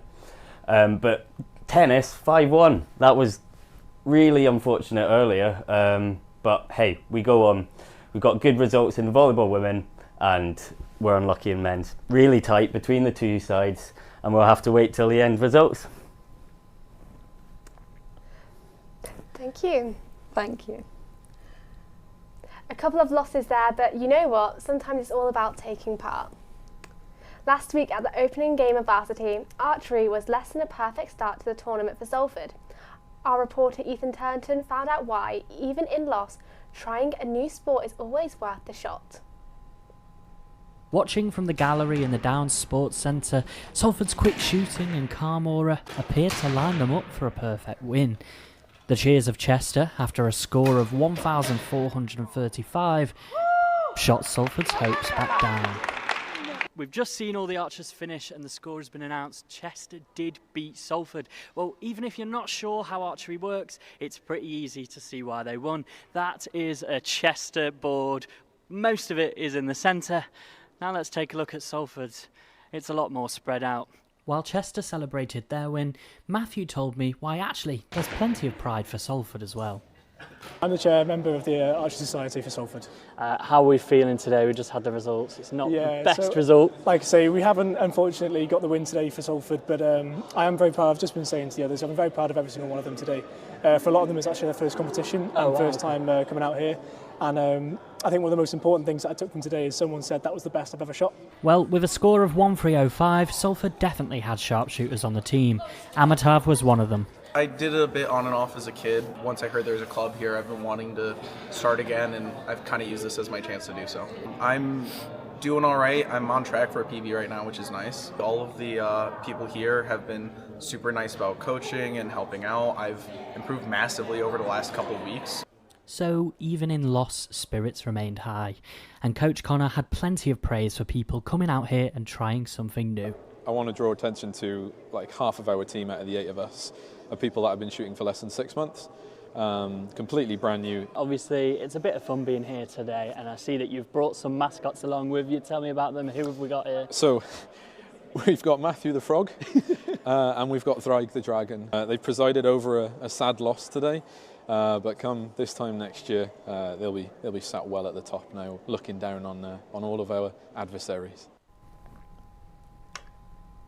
Well, after that near miss last week, let's see how some of our other teams have done, including at the hockey. Our reporter Lucy Smith caught up with 3 players from the victorious Salford women's team. We're in Altrincham today, where the Salford Uni hockey team have just won 6-0 against Chester. How are you all feeling, girls? Very happy. Yeah, Great. Yeah. And what training have you done for the win today? We practiced a lot of quick getting it once the keeper kicks it back, getting on the ball. We did a lot of short corners as well, which paid off at the end. Yeah, just getting the ball and actually going for a shot instead of waffling about on it. Yeah, definitely deflections, and like Freya, who we've been training on the post, she got a few in today, so it's all paid off. And are you captain, Alice? No, that's Ella. That's you. Sorry. Sure. No, it's all right. Yeah, I think we had a really good game though. At half time, we were all feeling quite confident, weren't we? We were just like wanted to get an extra few goals, and I'm glad we got that one at the end as well. And we beat the boys, so that's That's the most important thing. Yeah. And how are you all going to celebrate tonight? At the SU. At the SU. Absolutely lathered. Yeah. Straight on the crates. And are you all celebrating together with the boys team too? Yeah, we're all very close, so stay together. Well, thank you very much. Thank you. Well, the sports hall has been busy today, with badminton, cheerleading and dance all on display. The women's volleyball team was also in action and grabbed themselves a win. Let's head down to our Peel Park studio with Ben Cook, who is live with the players from the team just after their win. It's got to be good vibes over on the couch there, Ben. Hello and welcome back for a final time here at our very especially built TV studio, especially for Varsity 2025. And today in the studio with me for a fourth and final time, I've got the wonderful volleyball team from today. And guys, your match was at 3 o'clock, you played at 3. How did it go? I know that the women done very well, you guys won. Yep. Men not so well, you lost, but at least you got something. I think we had a great experience today. The crowd was amazing, the support was fabulous, and a great environment really. It was a tough match, I agree, but at the end of the day, after 5 years playing in this club, it's the friendships that I made within the club, so yeah, I'm absolutely happy. Yeah, it's so much more about the winning, isn't it? It's everything else that you get out of it. But talking to someone who did win, Laura, how did that feel? What was you expecting it? You know, how did it go? Was it because it was quite? I did pick up from the balcony. It looked quite contentious. Yes, so we played against them about a week ago, and it was a similar kind of story. The first set it went to them, and then the second 2 sets we absolutely smashed out the park, and it was the same this week. So we settled into that first set, bit iffy, and we lost, but we came back strong fight. So yeah. Yeah, it's amazing. And Ruben, how have you found the whole Varsity experience? Is this your first year, or have you done it before? I've done it before. I did it again in the first year, and it's my favorite part of the year. Generally, playing volleyball, you always want to look forward to Varsity. Obviously, it didn't go our way as much as we wanted it to, but we had a very good start. Technically, on the other side, that was very good, especially with the serves, which we had quite a lot of difficulty with the serves. But it was a good game, and again, like Parsa mentioned, the friendships, the things that are not shown on Varsity, the other matches that we have, it's the whole experience. And it was my last match, and honestly, the result didn't really bother me as much. Yeah, well, we're really lucky in the studio today because we've got your wonderful coach, Rich, and he's joined us today. Rich, how proud of you? How proud of you? I know you're proud of them all, but the women's team in particular because they won today. Yeah, absolutely. I mean, the women really came back on that one. It was touch and go with the first set. They didn't do particularly well, made a lot of mistakes, probably a bit of nerves to be fair. I think because we'd won the week before.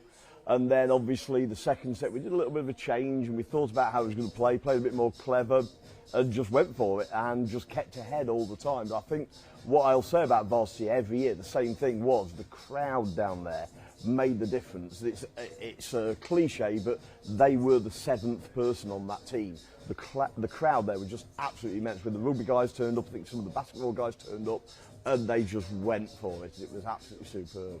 The crowd has been fabulous, and even we've got the fan zone behind us and the atmosphere all day. It's just been a really good vibe. Now, Rich, obviously the men's weren't so lucky, but they are a strong team. This is just a setback. What are your plans now? How do you come back fighting? Well, this is the problem because we actually lose most of the players this year for the men's. We have those dips and troughs all the time while we're coaching. I've been at the club now, as I was saying before, about 15 years.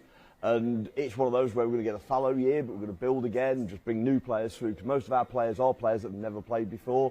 We have a good throughput of good quality players that played before, but generally we bring a lot of talent.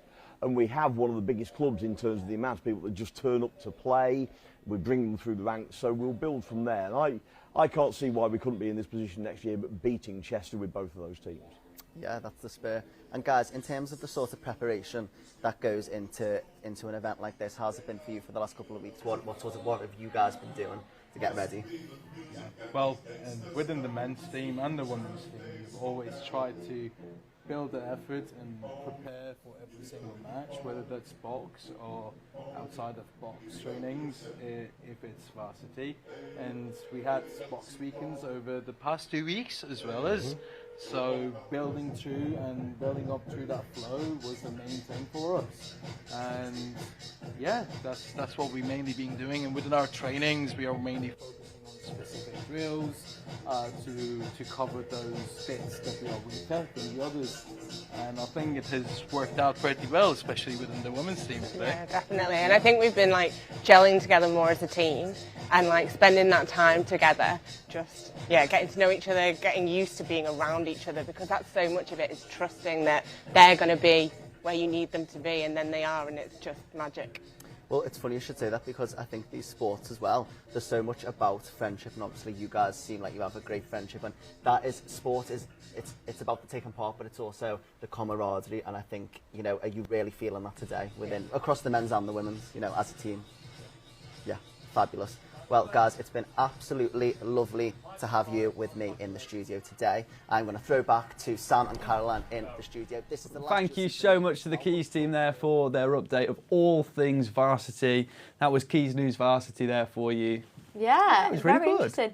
It's nice to have a little recap of the day. I feel like it's hard to keep up because there's so many different sports going on. It's nice to have like an update, and I can put my feet up on the desk, and it's really lovely. Yeah, and it I'm gives having us a great little time. break, isn't it? It's great, yeah. Because there's so much going on, and we've got another sport on the go. Your favourite. Come on. We've got men's football. I cannot wait for this men's football. Who's commentating this? So we've got Sam Armitage and Josh Bingham Bingham. Josh Bingham. Honestly, the amount of mind blanks I've had today has been unreal. But the best thing is, when you're out on the 3G, it doesn't matter what the sport has been today. Normally it is, the fans just turn up for the football. Football happens, they all go home. But like throughout the whole of today, the atmosphere at the 3G, it's been packed all the way down the fan zone, all the way around the fences on the opposite side. It's been brilliant. The whole atmosphere all day has been great, and I think we're ready to head to the football. Let's see how it goes.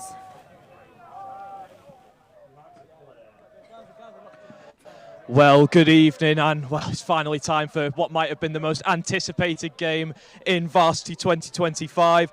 The dying embers of the day is coming, the sun is setting, and the warmth just turning cold. And here we are then.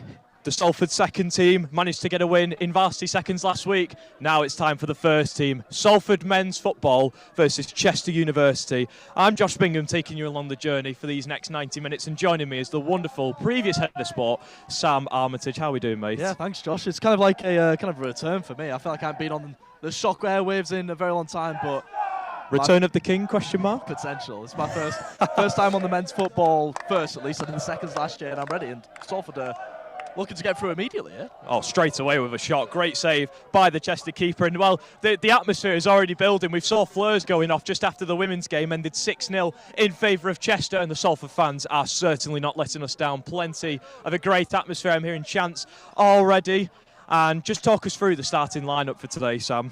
Yeah, well, Chester-wise, we know the squad, but we don't exactly know who's starting and what numbers they have, but we'll happily run through Salford for you. Ollie Brockbank is in goal. The back two centre-backs, Joe Gordon, the captain, with Tom Allen, Carl Popar and Rob Maxfield are alongside them. It's looking like it's going to be a midfield three of Rory Cormack, Ellison Sang and Ryan Katsumba, and then Lekki Ajabud and Siraj Hussain are alongside Leo Derrick's Nurse, who scored 12 this season in Bucks play. Him and Ryan Katsumba, the two major kind of threats that Chester needs to be looking out for this evening. Yeah, there's definitely a lot of players to look out for on that pitch, of course, the best of the best. And for Salford football, it was amazing for the men's team. 3 out of 4 trophies. It was a fantastic season for Salford. And ultimately, it doesn't matter how well you do throughout the season in the league, it's down to varsity. Can you do it on a cold, summery day in Salford? And here we go, then taking a shot and just missed it there, the number 7. Ajabode there with a shot.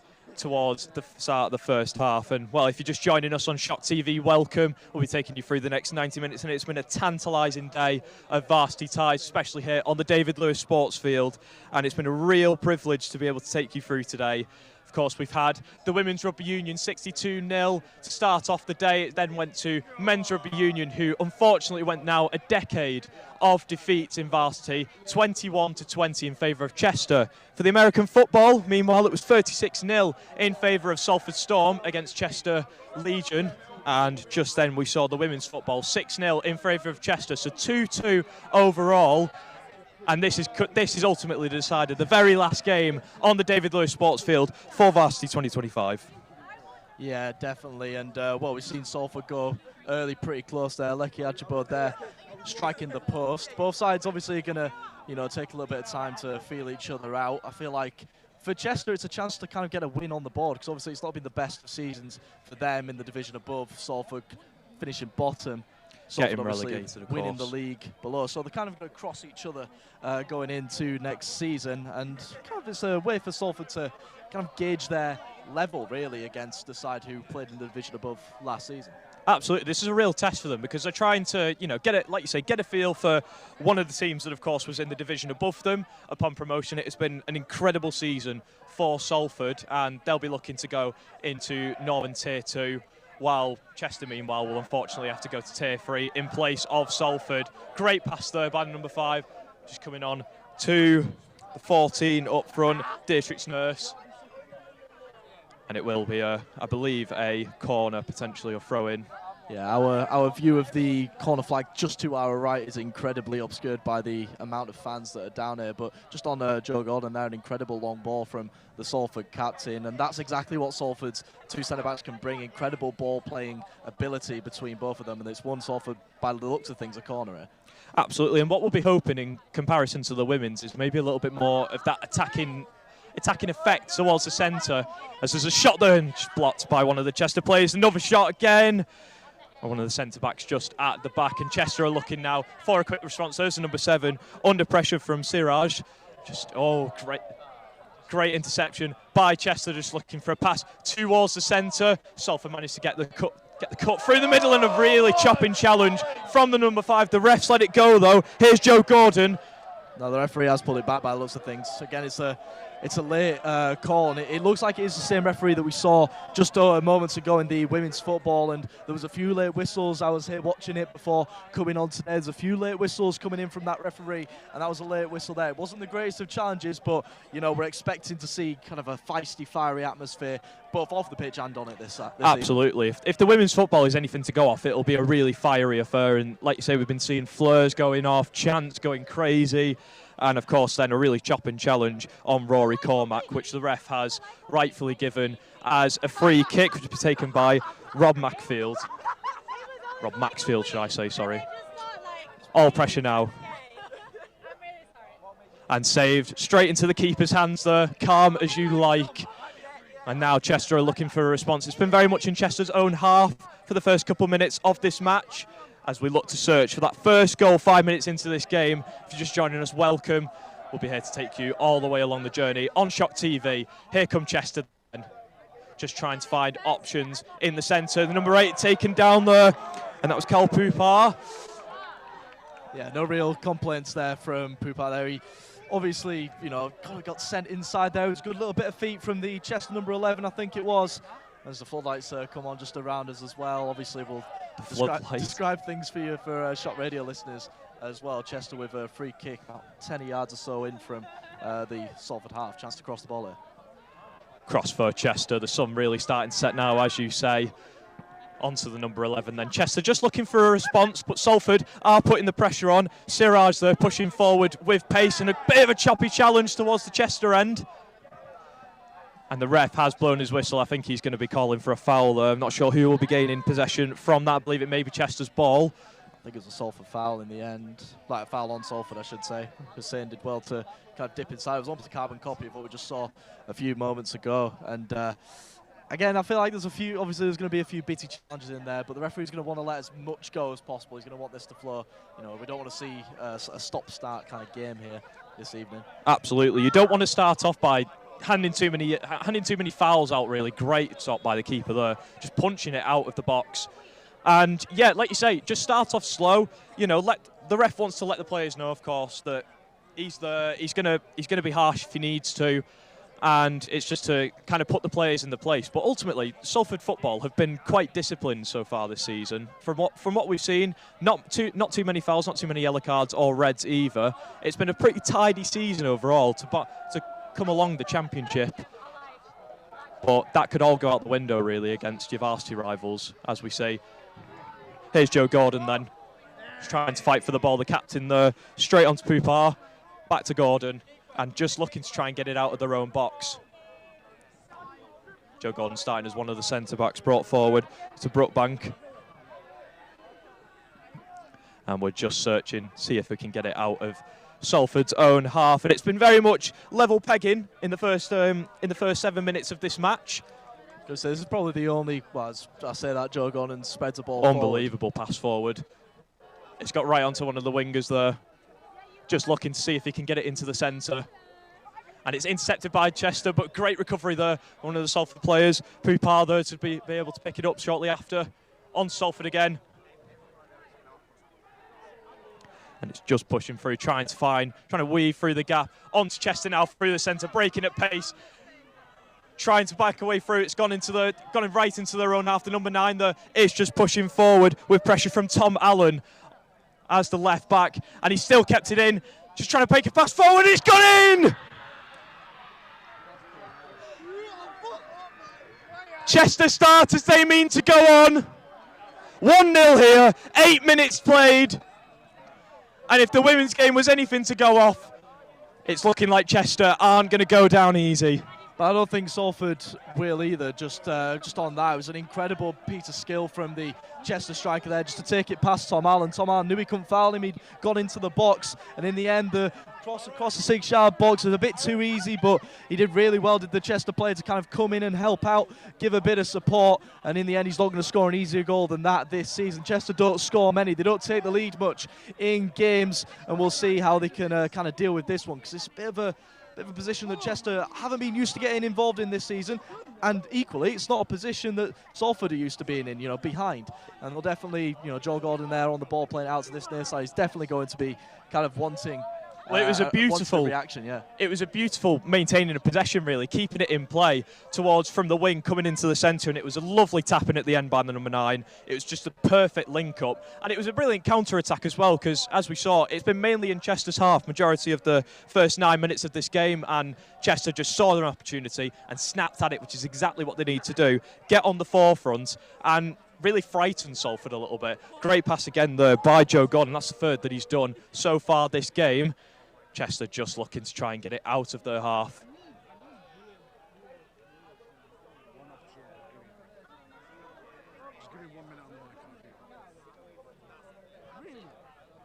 As we get to the number 3 there, Rob Maxfield, just passing it on. Bit of back and forth. Joe Gordon there, the captain, just able to rescue the ball there. Just trying to look for a way that Salford can really weave through a gap. Chester placing their men brilliantly with the marking and the high pressing. There may be a chance on the wing there, but intercepted again by Chester, number 11. Got quite a few interceptions already in that centre. Just rolling back to some of Chester's defenders as they look to whip it forward, and what a pass that is indeed. Stopped by Joe Gordon, headed straight into the feet of Ellison Sang. And the number 8 and Sang fighting hard. Sang's going to keep the pressure on. Challenged beautifully. The number 10 there fighting as well. Onto the 10 of Chester. High pressure by Poupard. What a challenge that is indeed. Onto you, Salford. Challenge again by the number 2 of Chester. 2 twos in quick succession. Here's the number 10 on the wing. We've seen him prolific on the left wing already. As he cuts on the inside, he's trying to find a way through and just passes it back onto the number 6 for Chester in the midfield. Chester just looking in a bit of a mistake there. Onto the 14. Derek's Nurse, I don't think expected that then, as we're just looking to see where Salford can find their way through. So much pressure there on the touchline, and it looks like it's going to be a throw-in. No, I think foul's been given again against Siraj Hussain. Obviously, it's far side. our view again, not the best from where we are. It's kind of stood in the back left corner of the 3G pitch. But again, that's the second time that Hussein has kind of come inside and he's been tripped down. And you feel like in the opening 10 or so minutes, he's been Salford's kind of main danger man. They want to use him more on the left side, a bit more inside the rest of the game. But we're going away the ball immediately. Well, someone that's really sticking out to me is Ryan Katumba, because when I asked the Salford players beforehand, who's your man? Who's the one that's really going to lead you forward? They said Katumba. They said he's been fantastic this season. And already he's showing such tenacity on the pitch, such energy, which you really need in Varsity. Here's number 13 then, Sang, just trying to make a push forward through the midfield. Can he try and weave his way through? It's back onto the 7 there. Ajibode, back to Sang. Salford just under too much pressure there. And it gets cleared out all the way back into their own defensive half, and it's going to go back onto Brookbank. You'll feel now that Salford are just going to kind of try and dominate possession a little bit more. Chester aren't going to press. They weren't pressing even at 0-0. They're not going to press anymore now that they've got a lead to defend. Very much, it's all about possession control in the midst of this game, because you don't want to use all your energy up too quick so early in the match. We are only 12 minutes in. It is a 90-minute game. And ultimately you need to preserve your players. You don't want to be using your bench too much, because you want to keep all your star players on the pitch, fit and well. So it's about not taking too many risks. But I'll tell you someone who has really been standout, Joe Gordon, one of the centre halves, of course, and the captain of the men's football team this year. And he's had a fantastic performance so far. Some brilliant through balls that he's managed to get over the field. Just clearing it out of Salford's half, being the main man in that defensive line. Pupar as well, the header, just contested by one of the Chester players. There's the number 7. Ajabo just fighting on the wing. And it is difficult just to view from there. We've even got any cameras around though. There's so many fans you can hardly see it. Yeah, I've never seen it this packed. Obviously I was here 2 years ago for Varsity. It was here in Salford. It wasn't this busy. It's absolutely rammed here, and it's not only just inside the cage, but outside the cage as well. People kind of... Oh, it's fantastic. David Lewis, I don't think it's ever been this packed ever. You can just see people everywhere. There's a chance though, maybe in the box. Salford just trying to recover it. Get the ball back in their control again, onto Pupar. Just found it onto Ajibode.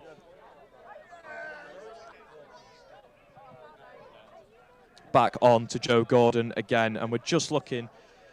It's going to be a throw-in for Salford through Gordon. Salford haven't really had a chance to have a shot on target as of yet. Chester have had one, and it was ultimately successful for them. Straight in, and it was a fantastic tap-in goal. And we're just looking to see what Salford can do with the ball. They're taking it nice and slow, like you say, conserving their energy, just trying to maintain possession, really, keep control of the game. Not let it get swept under their feet too much, because if I don't think they really expect. So that goes to go for the shot. Oh, and it's just great save by the keeper. And I believe that was Dietrich Nurse, the number 14 and the striker for today for Salford. And that was a brilliant shot indeed. Yeah, and even better, it wasn't the best of saves. It pushed out to still a very dangerous position. The left back in the end doing a really good job to stop Katumba from kind of getting his foot on the ball, trying to get a second shot into an open goal. In the end, they concede the corner, but it could have been so much worse for Chester. Corner now for Salford. And as you say, it could have been a more tidy save, but it was a brilliant shot indeed. Lots of power on it as well. And it'll be the second corner that Salford have taken this game. We've not seen any corners taken by Chester so far. Just looking intercepted by Chester. Exactly what they needed to do. Really well tidy managed. And a quick run on then by one of the wingers there. I believe that's the number 10. And he's breaking at pace. Some of the Salford defenders trying to cut through, and Rob Maxfield with brilliant defence and a block again. That was fantastic from Rob Maxfield to track back and get the Tom Allen there as a backup. 2 centre halves for Salford, really putting the work in. Oh. And I'll tell you, Chester do look dangerous kind of on the counter-attack. Salford, obviously they're going to feel more dominant as the game goes on, as they grow into it, but they've got to kind of be wary of that counter-attack, especially a goal down. Absolutely, as we just look to see what Salford can do on the response. Oh, Sang just not able to get to that. Ajibode was able to, but it's gone back into Chester's hands once again. And intercepted again by Ajibode. He's going to be able to get a chance. He's got someone on his left as well. He might go for the shot, and it's just blocked out by one of Chester's centre halves. So brilliant defence by Chester. calm as you like, headed through. Sang just trying to find a way through for Chester and not able to do so. Back onto the counter-attack. What can they do on the wide angles? Not many Salford defenders right back right now, so just trying to get control of the midfield once more. Back onto Sang here, back in Salford's possession. Yeah, Ajibo did so well there. Salford with some good press up at the top end. You feel like he just probably could have, he probably held onto the ball for a little bit too long. So Salford again almost catching Chester's defence napping there. But yeah, you feel like he probably held onto the ball a little bit too long. Probably could have used Katumba on his right. There's been rays of hope. Ultimately, Ajibo has been brilliant in that. And look at that, he's broke through. There's a shot there to go, and it's just too high, unfortunately. And I believe that was Siraj just on the left wing there, and just too high for him to get to it. Yeah, Siraj was saying we said he was a danger man early on, and this time Ajibo does get rid of the ball pretty quickly, and it's a great ball through, and the Chester defender just does enough to kind of just get his shoulder against Hussein's shoulder, kind of just put him off a little bit, and in the end he's leaning a bit too far back as the shot comes in. Absolutely, just came onto him a little bit too quick and maybe a little bit too much power than maybe he'd want. But a great pass by Ajibo regardless, and a really good through ball, which is ultimately showing some promise for Salford despite the 1-0 deficit. We're 16 minutes into this match. If you're just joining us, welcome. It has been an enthralling Varsity this year, and personally, I have no idea who's going to come out victorious for the trophy lift. I could not tell you at all. It's been so tight in every single sport, and we're just waiting for the keeper to finally release the ball, get it back in play. The fans are giving it large, absolutely. I mean, the atmosphere is just fantastic. This has been the best atmosphere we've had all night, and we expected it to come at this moment. On to you, Salford. Back onto Ajibo once again. Cormac just providing options on the right wing there, moving through the centre. Ajibo once again, just trying to pass it back. Taking the time a little bit, Salford. They're not wanting to rush anything, get themselves in a dangerous position and leave them exposed. And they shouldn't, because there's still plenty of time. You know, it's the saying goes that the worst time to go 1-0 up is, as a comes in there, the worst time to go 1-0 up is in the first 5 or so minutes, just because you've then got 85 minutes. What do? Do you push on for a second? Do you try and hold for a lead? Salford, they just need to, to be fair, they've responded really, really well. They've not panicked. They've gone into a position where they're not used to being in, and they're just keeping grinding away because they know that they can score goals. And I reckon goals will definitely come, perhaps from this free kick. Absolutely. And it was a foul on Siraj, just to confirm. He ended up going down after a bit of a nasty challenge by one of the Chester players, and the ref has given it as a free kick. This will be the second free kick we see taken of the game, and it will go to Katumba, who, again, we have said has been prolific all season. What a season he has had indeed here in 2025 as he goes for the free kick. Oh, and just saved by the keeper, and I tell you what, that looked like it was nearly going to go in. It was dipping. Aiming for top corner, wasn't it? Yeah, it was dipping. Just seemed that, I think it's Ben Saville in the University of Chester goal, just did well to kind of take a few steps over, read it quite well. He's looked quite tidy in goal, though. He's not looking too nervous, even though there's been some really decent shots by Salford overall. Onto you, Siraj, on the wing. Nearly losing possession, though. Chester putting so much pressure on him. The 11 high pressing. Oh, what a challenge that is. They can't contain him in the opening 20 minutes, I tell you. I tell you what, Chester have been brilliant. They've just gone elbows out, going for those, somewhat potentially risky challenges. Just trying to really, I think, install a bit of fear into Salford. Really put them on the back foot, because if you hit them hard in the beginning, they're going to start struggling by the end of the match. As it's another free kick again for Salford. As we just await for play to resume. Bit of talking there from the number 4, one of the centre halves for Chester. And I believe there may be a substitution coming on, and there is indeed the number 4 coming off for Chester. Not sure if that's tactical or not. Obviously, I think it may be an injury. He was holding his leg a little bit, potentially his ankle might have gone straight loose. to the seat position as well, rubbing the kind of the calf area of his right leg. So not wanting to take any risks. Let me know when you want to tap out. Free kick by Salford. Headed there by Sang, just not able to get anywhere there. Prolific. Yeah, it wasn't the greatest free kicks from, I think it was Maxfield there, delivering it in from the left side. Yeah, it didn't have much power on it, unfortunately, and Sang just wasn't able to make the connection with his head, and it just, from start to finish, it didn't really look too prolific, but they'll get their opportunities again. It is still very early days. We're 20 minutes into this match, only just halfway through the first half. 1/4 of the way through the match. So do stick around on Shock TV. We'll be bringing you everything in Varsity as we have all day. And I just want to take a moment to thank everyone who's worked hard here at Varsity, here at Salford, at Chester, the people at Shock Radio as well, who've all been working tirelessly behind the scenes to bring you the best coverage that we can of Varsity. Wouldn't yourself? You've probably covered more. Oh, yeah. You've commentated on more Varsity. You've commentated on more Varsity games in your first year than I think I've done in my entire 3 years. Mate, I'm going to start blushing in a minute. You can't do that to me. I've got to remain composed for the folks at home. No, it's a real privilege. I mean, it's just so fantastic to get a chance to commentate such a tightly knit game, really, and something that's been so anticipated. And the atmosphere that people are bringing is incredible. It's really a rare privilege to see, especially in university sport. As we just look towards Salford as it goes within their own half. Tom Allen there to save it. As it's cleared out. Bit of argy-bargy in the midfield, and I believe that was a foul. And it'll be taken by Cormac. And we got people on each other's shoulders behind us. It's all kicking off. The fans are going in absolute limbs. I tell you what, Chester fans haven't disappointed either. I'd love to get a mic on what they're saying on the opposite end, some of their chants, because all we're hearing is Salford's end. I'd love to hear Chester's as well. There we go, Poupart on the ball there. Just whipping it forward. Striker there, District's nurse. She's not able to get it through, and it might be... And it's just gone in. I've not been able to see that. It's crept in at the far post from Derek's nurse there. Derek's nurse, just when I saw he wasn't gaining control of the ball. Salford have clawed it back. I do apologise for not calling that initially. I wasn't able to just catch that because of the many heads. Maybe you should get on my shoulders, Josh. Maybe then you'll be able to see. No, it's an incredible kind of... The ball came in. I thought he was just going to get a little bit away from Derek's nurse there, but he's done so well to use his body to shield away from the Salford defender and open up a little bit of a gap for him to strike a left-footed shot into the bottom right-hand corner. Nothing that the goalkeeper could do about it. And, well, we're halfway through the first half, and it's back level pegging.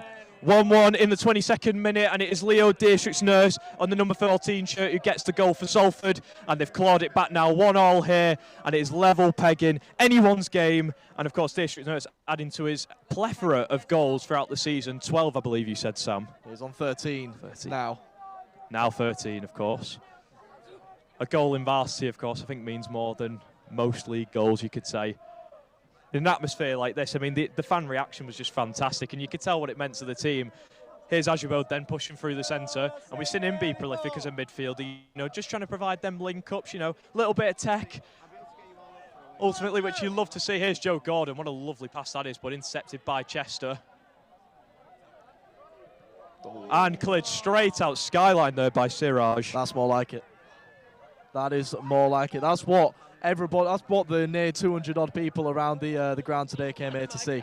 Exactly. Shots like that. You want a bit of action. You want a lot of pressure, and I think if that nestles, that ball's gonna go in, and there'll be a few cheers around us. But no, if that nestles into the top right corner there, this place goes absolutely bonkers. Oh, it'd be absolute limbs as the sun sets here. On what has been a very sunny day in Salford. I never thought I'd say that, to be honest. I'm used to it raining and just chucking it down all the time. But here on Peel Park, we've actually had some good weather for once. And some nice warm temperatures as well. Here we go then, resetting the play here, Chester. Straight onto the head of Katumba. As it is likely going to be a Chester throw in there. And Chester just need to reset themselves. They can't panic too much. Yes, they've conceded a goal, but it's still 1-1. They're still drawing. But I understand there is a lot of pressure in this game. They've come away from home. It's not like last year where they had the benefit of home advantage. It's now in Salford's favour. And, of course, they're wanting to lead like the women did in the previous match as well. Here we go, the number 14 passing it forward. A bit of argy-bargy there as Rob Maxfield just tries to push forward. Number 7, a bit of pressure there from Chester. A bit of push and shove. Which you do like to see. You like a bit of passion, a bit of aggression on your challenges, and it'll be Maxfield to retake it. Back to the keeper. And not much really separating both of these sides, it has to be said, Sam. No, and you'd expect that, between two sides who have finished at, opposite ends of two separate divisions. It does feel like a perfectly concocted sort of recipe for a match, you could say. And it's turned out absolutely fantastic so far as it just goes out of play. I believe that'll be keeper's ball. District Nurse tried to fight for a corner there, but unfortunately not to come to fruition.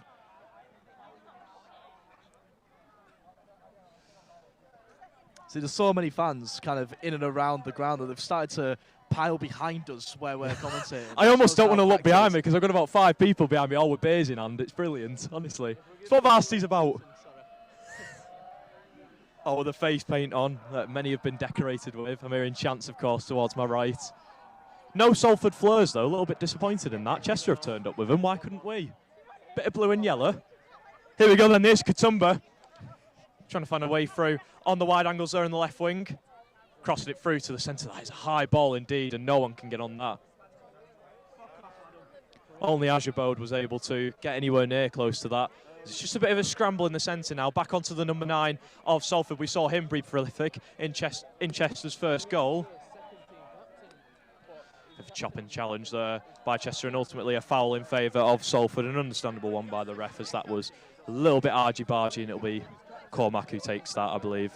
I felt it could be one of those where the referee could have let it go. But yeah, it could have gone playing advantage perhaps, but not really the way that it's gone.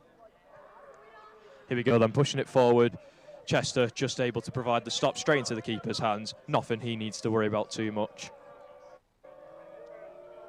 Keeper's certainly starting to come under a little bit of pressure, especially from the fans. They've been giving it large to him all game for the past half an hour. Oh, lovely tech there. That was brilliant from one of Chester's players. On through the 10, the number 9 tries to cross it forward onto the noggin of Sang. Straight into the keeper's hands. Brookbank's there to save it.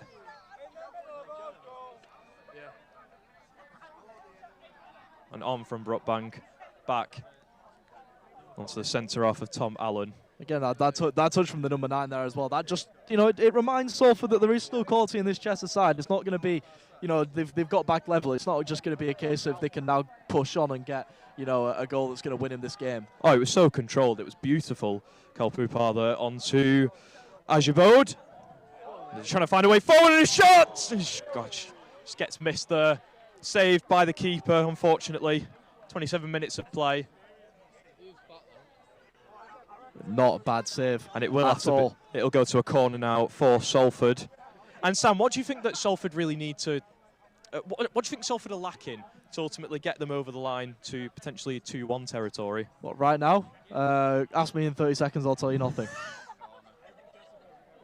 Never mind. And straight out. That'll be keeper's ball. No, I think with the opening half an hour kind of closing in on us, Salford have probably been the better team as the game's grown on. As I said, Chester kind of taking the lead so early probably detrimented them more than it has helped them, just because it's given them something to kind of hold on to. And I feel like, you know, when you go 1-0 up away from home in a hostile environment like this, you know, your legs start to get a little bit, you know, jellied, and you start letting the nerves kind of hit in a little bit, and all it takes is for Salford to, well, equalise to kind of start things up again. But I think for Chester, the longer this stays 1-1, the more they'll feel they have a chance to, you know, try and nick a win. Absolutely. I mean, Chester trying to not let the teeth chatter too much after a bit of a rough and tumble season for them, of course, relegated to the 3rd division. Salford, meanwhile, of course, getting promoted. 3 trophies out of 4 this season for the men's football team. And it's been a really decorated season for Salford football, perhaps the most successful out of any sports societies this year. And they'll want to repeat that again in Varsity. Proper argy-bargy there, the ref's called that, and he's not happy there. Siraj, ref believes it's gone out of play, and Siraj did not like that at all. I'm not sure, I'll be honest with you. Very, very tight. Hard to call from that end. It's unbelievable skill from Siraj saying just to get past his man and just kind of dance away from him. He had his back to him, and he managed to kind of get the ball driving forward. But absolutely, and I mean that defence on the you know. Chester's right back has just been fantastic, really. Just, you know, keeping Siraj at bay, not letting him run too loose, and that's why we've seen him struggle a little bit towards this game. But he's still showing his class, still showing that he can find a way through. Unfortunately, in that case, it didn't go in his favour. Here's Cormac onto the right wing. Katumba just not able to do anything with that. And I believe it'll be a Salford throw in there, taken by Pupar. Onto Katumba, just trying to find a way through, still fighting for the ball. Sang as well, trying to look for a way through on the shot and not able to, unfortunately. Back to Chester. What can they do now on the counter-attack? And they are breaking with pace. Oh, my word, what a passing. Great block there by Rob Maxfield. And they're still pushing through. Chester, it was a bit of argy-bargy in the midfield, looking for a way through. Here's the number 8. We've not seen him much this game for Chester. And straight back towards Salford's favour. Chester fighting again. The captain of the number 10 on the left wing. What a game he's having. He's been fantastic. Chester just trying to control it now with the number 2 as well.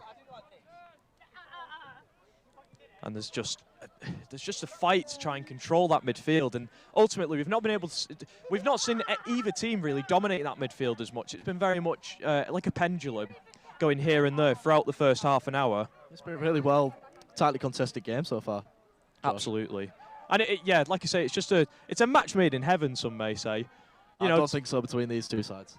Well, maybe on paper, but on paper, the rivalry, you know. Oh, the rivalry match made in hell, maybe. Two awkward cousins of the Northwest coming together in 2016, 9 years ago, for one big varsity fight, which I think has changed both unis and their culture just entirely. And for the better, of course.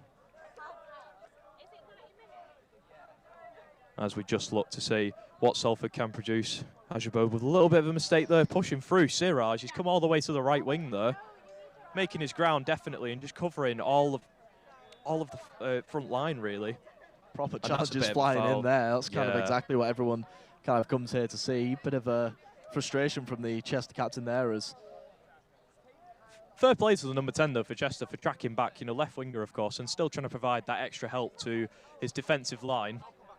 It's not something you see very often from most wingers. They tend to just stay up towards the front line, kind of think, oh, I'll just wait for the ball to come to me. But as a captain, you can't do that. You've got to back your men at the back. When they're struggling on that back four, you've got to come back and provide, that extra line of defence. Maybe do a choppy challenge or two.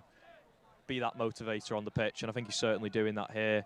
As is Joe Gordon, who's been, well, in terms of defence, he's been fantastic. No one's been able to get past him so far, and he's, in terms of his passing play, he's been just fantastic, which we've seen on so many occasions. And trying to chase the ball there was Deirdre's Nurse. Real pressure there on the touchline. And I believe it will go Chester's way. Yeah, it's one of them. You see it every week. Challenge coming in from behind. Obviously, the Chester player feels the contact, goes down. Referee's always going to give a free kick for that. Absolutely. I think the ref's just trying to get the game more under control after repeated fouls in the past few minutes. Just trying to, tease the warning of a potential yellow card, which I'm sure would not be uncommon in this match. It certainly hasn't been over the past 9 years that we've been having this fixture.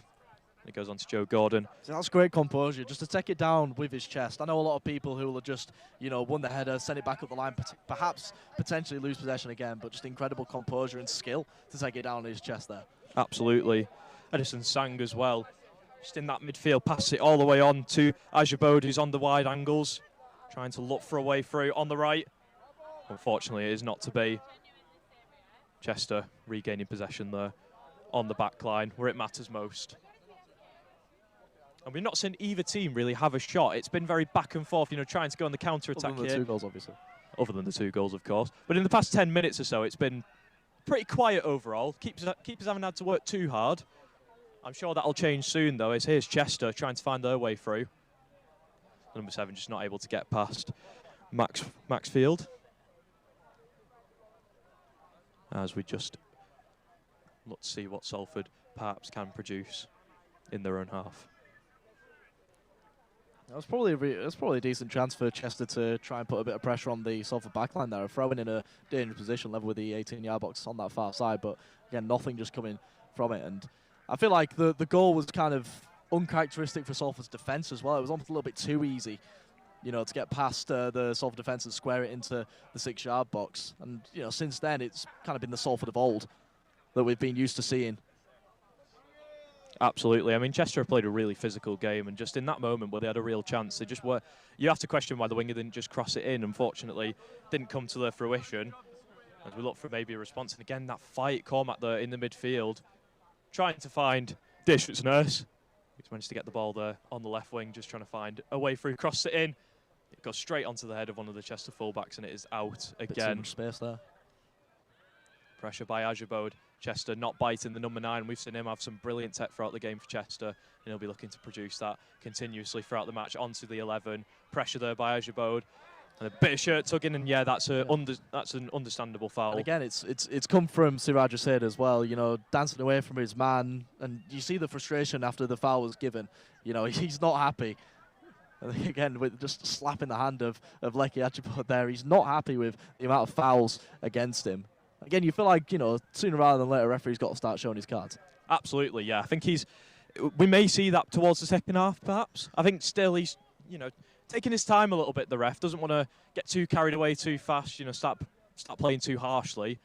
But it's certainly getting to that point now where we may be starting to reach boiling point any time now, especially with the nature of, you know, 1-1 draw, first half coming to a close, and it's, you know, the tension just builds. Here's Joe Gordon then, just looking for options on the wide angles. Poupars there as the right back for Salford today, and a header by Dietrich Nurse, and it wasn't able to get towards the net. She just pushes through again, and that was a fantastic challenge.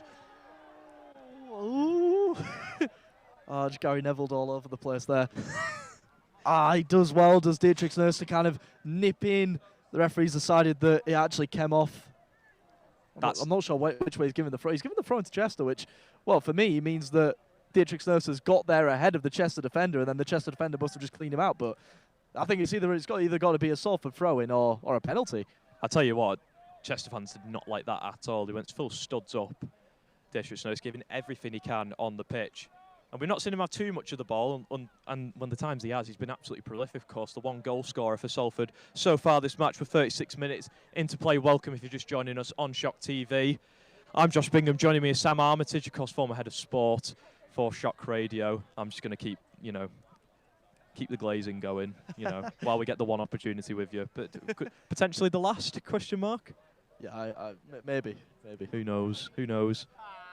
Here's Joe Gordon going for the shot, and it just wasn't maybe on the right angle he'd want. He's found the top corner of the 6-side goal behind the goal there. But do you reckon that can count? Probably not. But yeah, I mean, again, it's like with Hussein's volley, you know, about 20 minutes ago. If it nestles into the far corner there, you know, you're a legend. That's all the fans really want. I mean, we saw a bicycle kick, which ended up turning into a goal in the women's game, and oh my word, the atmosphere with that was just incredible.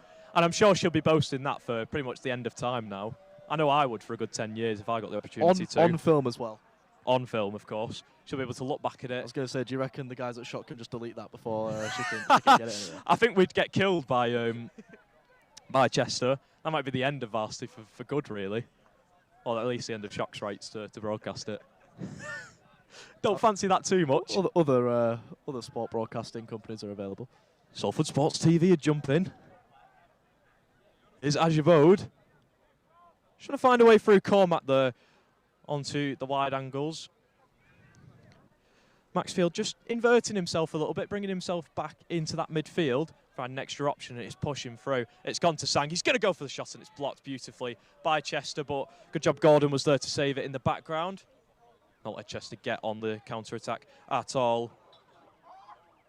Once again, Chester just intercepting that pass. They've been really good for that ultimately. Any time that Salford's tried for a cross, they've had a defender, they've had a half-back, just in that defence, there to provide a block, stop it going anywhere near the keeper and putting him under pressure.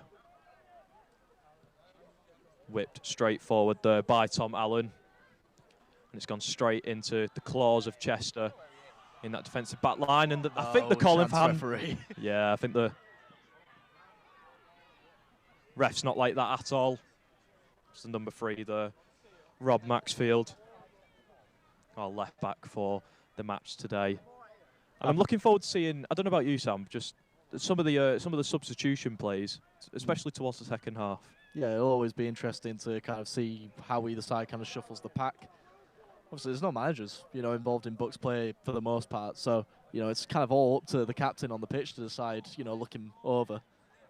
Absolutely. There's a lot of pressure, really, on the captain. Well and taken. Straight into the hands there of Brookbank. The most real threatening play we've seen Chester have since their goal very early on in the 8th minute. Yeah, I was saying it'll be interesting to see how Joe Gordon kind of views kind of what's going on here, you know, whether he thinks any changes can be made. I feel like if Salford kind of keep things going, they'll probably edge it, but, you know, there's always kind of a few players on the bench that can definitely kind of change things.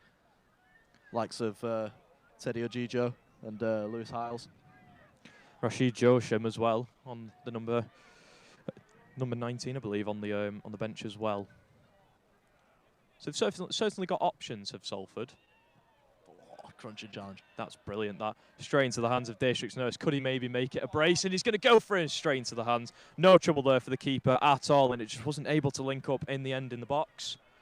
38 minutes played. We're getting towards the end of the first half, and I tell you what, the sun's really setting. The floodlights are shining. Yeah, I feel like an extra layer is going to be coming on at half time. I think a lot of people have called it a day as well. Yeah. Some of the fans, they've disappeared. Too cold, they say. Well, probably just going for a half-time beer potentially. Perhaps, yeah. Getting ready for the long night in the SU that will be, and we'll also be covering that. We'll be having people around for the behind the scenes, of course, and you'll catch it all on Shock TV, Shock Radio, Shock Sport, and on Keys TV as well, who've been providing some of the broadcasting in the sports hall. And we just look to see the decision making behind Chester's goalkeeper here. Where's he going to plant his feet? Where's he going to plant that ball? It's going to go straight. He's going to try to go in the hands of the number 10, intercepted by Poupar and back into Salford's possession. Chester though pushing forward, and it does get a bit blurry there. I don't think the ref should call that. If you ask me, and it has now after a bit of arguing there on the pitch. Ref just trying to play advantage at first, but eventually called it. As we just look to see what Ajabo can do, trying to invert himself into the centre there on the wing. Oh, and a real crunching challenge there. And the ref has called that, understandably.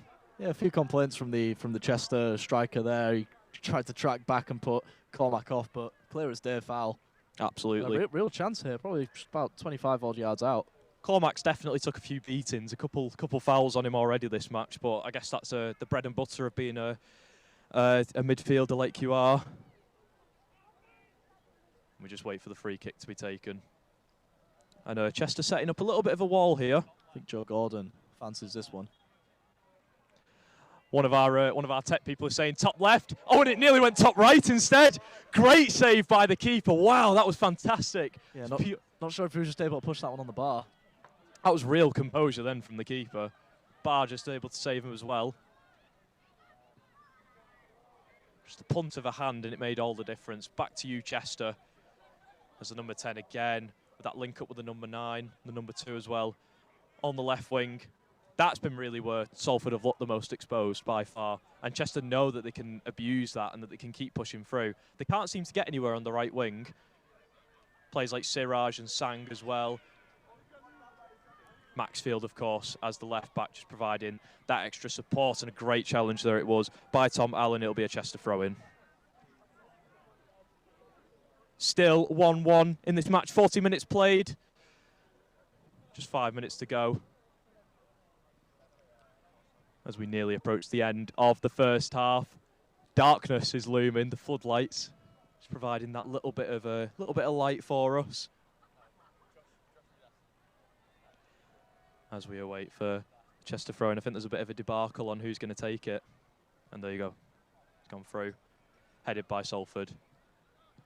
Straight into Sang, but took out. This could be an opportunity for the number 10. He's not able to get it. Great pressure by Joe Gordon. Continuing to push on. Poupar, that was, sorry. And a great challenge that was indeed. It'll be a corner for Chester, the second of the game. Yes, great challenge from Carl Poupar there. So kind of just, he had to make it. It was in the box. It could have been dangerous if he kind of timed it wrong, timed it to perfection. Chester have a chance from this corner, though. It was such a necessary challenge, and he did it right at the exact moment. The real pressure that he was putting, the pressing on the number 10. The number 11 will take the corner for Chester. No one able to get on that, cleared straight out by Siraj. And that'll go out of play. Chester's throw-in by the number 7. As we just await for play to resume. It has been an enthralling first half and really not much separating either side. Salford have definitely been a slow burner, it has to be said, in this match. But is there anyone that's really stood out for you overall, Sam, out of the Salford players? Yeah, Siraj Hussain Defo. And, Jeshrik Snurts with the goal as well, took it well. That was half-time. And there we go. Your timer was wrong. Timer somehow was wrong. Don't know how that's happened then. It's fine. You'll just have to hit start a bit quicker next time. No, yeah. Poor me, eh? Well, that's the first half concluded. And not much separating both sides, and it still ends level pegging as we move into the second half. The sun firmly gone now, barely much left, but the ray of hope still shining among Salfordians. Here we go then. Salford 1, Chester 1.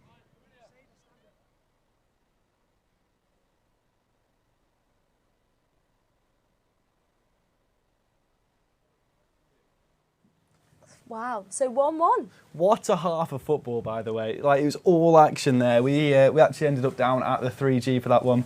Caught the last bit of sunshine that we had in Salford there, and, well, some cracking. We you were very excited about I was thoroughly excited. I'm like a kid in a sweet I was shop when waiting it for comes to you the football. to just be like, you know, was really exciting, because you were actually just like, you were shouting, you were getting into it. I almost broke through the fence at one point. I was I did think I was a bit worried for you, to be honest. I was like, I've lost my co-presenter. It was great though. There was all the chanting, all the fans. When Chester scored, they let off a smoke bomb. Yeah. They have come prepared. They have. For Varsity They have. today. They're ready. They're ready. I know. We're slacking. Do we need to get a smoke bomb for the second half? I don't know. Maybe we do. Where do we buy? If anyone knows where to buy a smoke bomb in Salford quickly, because I feel like we've and got legally. and legally.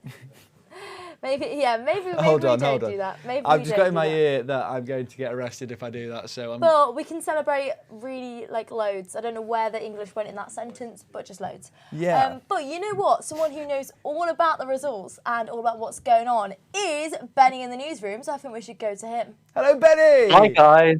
Hello. How are you doing? Great, thank you. How are you? Good. You look very happy, Benny.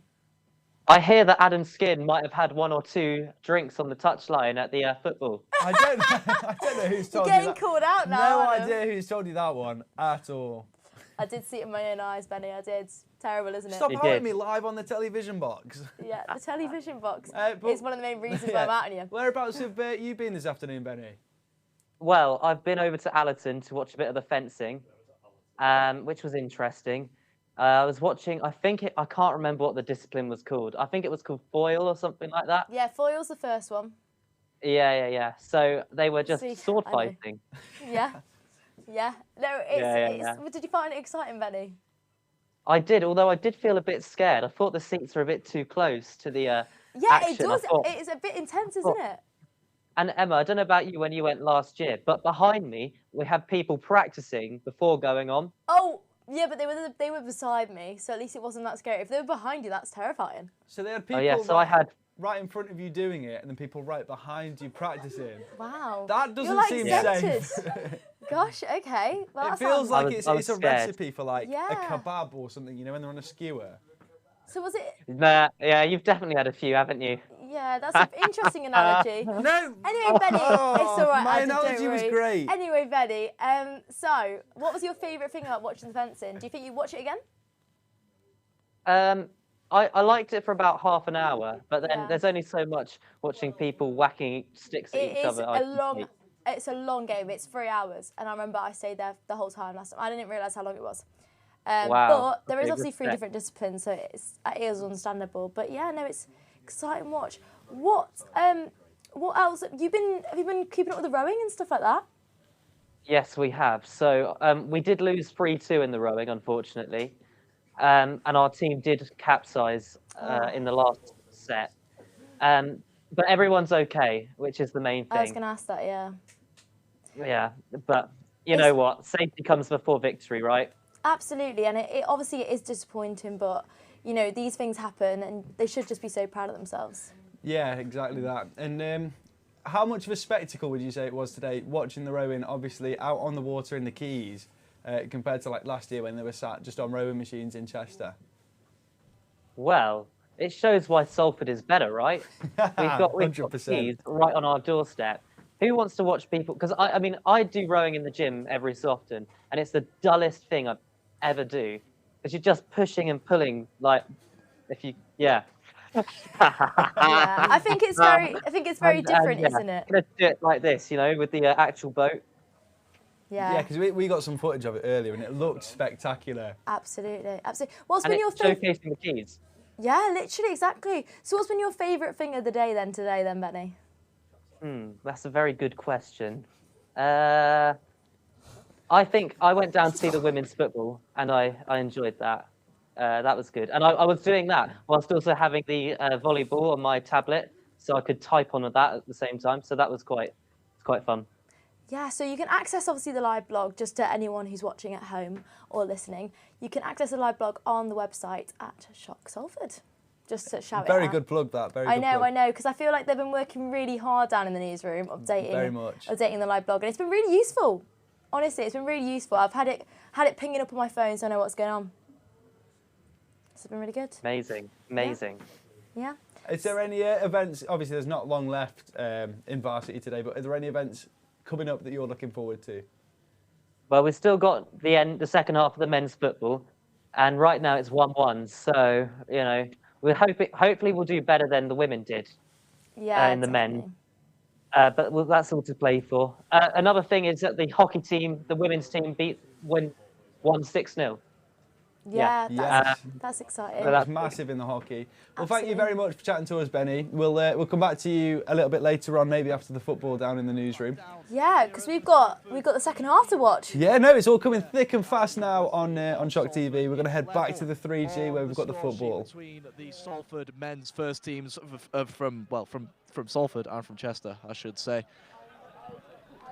Salford went behind inside the opening 5 or so minutes, but have been largely on top, got their equaliser through Leo Derrick's nurse, and now we have 45 minutes to decide who is going to be Varsity champions in the football. We'll see if Salford can do a double in the football. I'm Sam Armitage, next to me Josh Bingham, and Salford looking to potentially break early there with Siraj Hussain, causing almost a big issue there for the goalkeeper. Yeah, straight away Siraj just getting bodies on the line towards the Chester half. Trying to put the pressure in really early as we kick off this second half. Welcome along if you're just joining us here on Shock TV. We'll be keeping you through all the action very much until the end of the day. And of course, this isn't the only thing going on. We've got women's netball coming up towards the sports hall. That'll be the last event of the day before we get the trophy lift in the sports hall. But this will be the last event of the David Lewis Sports Field for this year. Yeah, with with not much time, I should say, left in the day. Who knows how important a win could be in determining the actual varsity champions. Salford looking to kind of work an attack down this near side. Here's Maxfield driving forward. Low ball in towards the centre of the box, cleared away. Salford able to pick things back up, and you'll see this multiple times now, I feel. Salford will happily just dominate possession, look for a goal in front of their own fans. Chester probably will be happy with penalties, which is obviously what will happen if this ends level, which could be a real possibility. Salford have a free kick early in this one, though. It's not the first time that we've seen penalties, of course, Sam. We saw it last year in Chester with the men's second team, actually. It ended in penalties, which ended up in Salford's victory. But, there's a lot of pressure on the men's football team, of course, this year. They lost 4-3 to Chester on Chester's home soil for the first team. So there's a lot of, pressure to get on the right foot this time at home soil. Free kick comes in. It falls to Gordon. Gordon looks to lay off Ajibud, but he just can't get the shot away. Chester clear the lines well. And it'll be a throw in there for, I believe, Salford. Taken by Poupar, of course, the right back for Salford today. And we're yet to see a substitution on the pitch.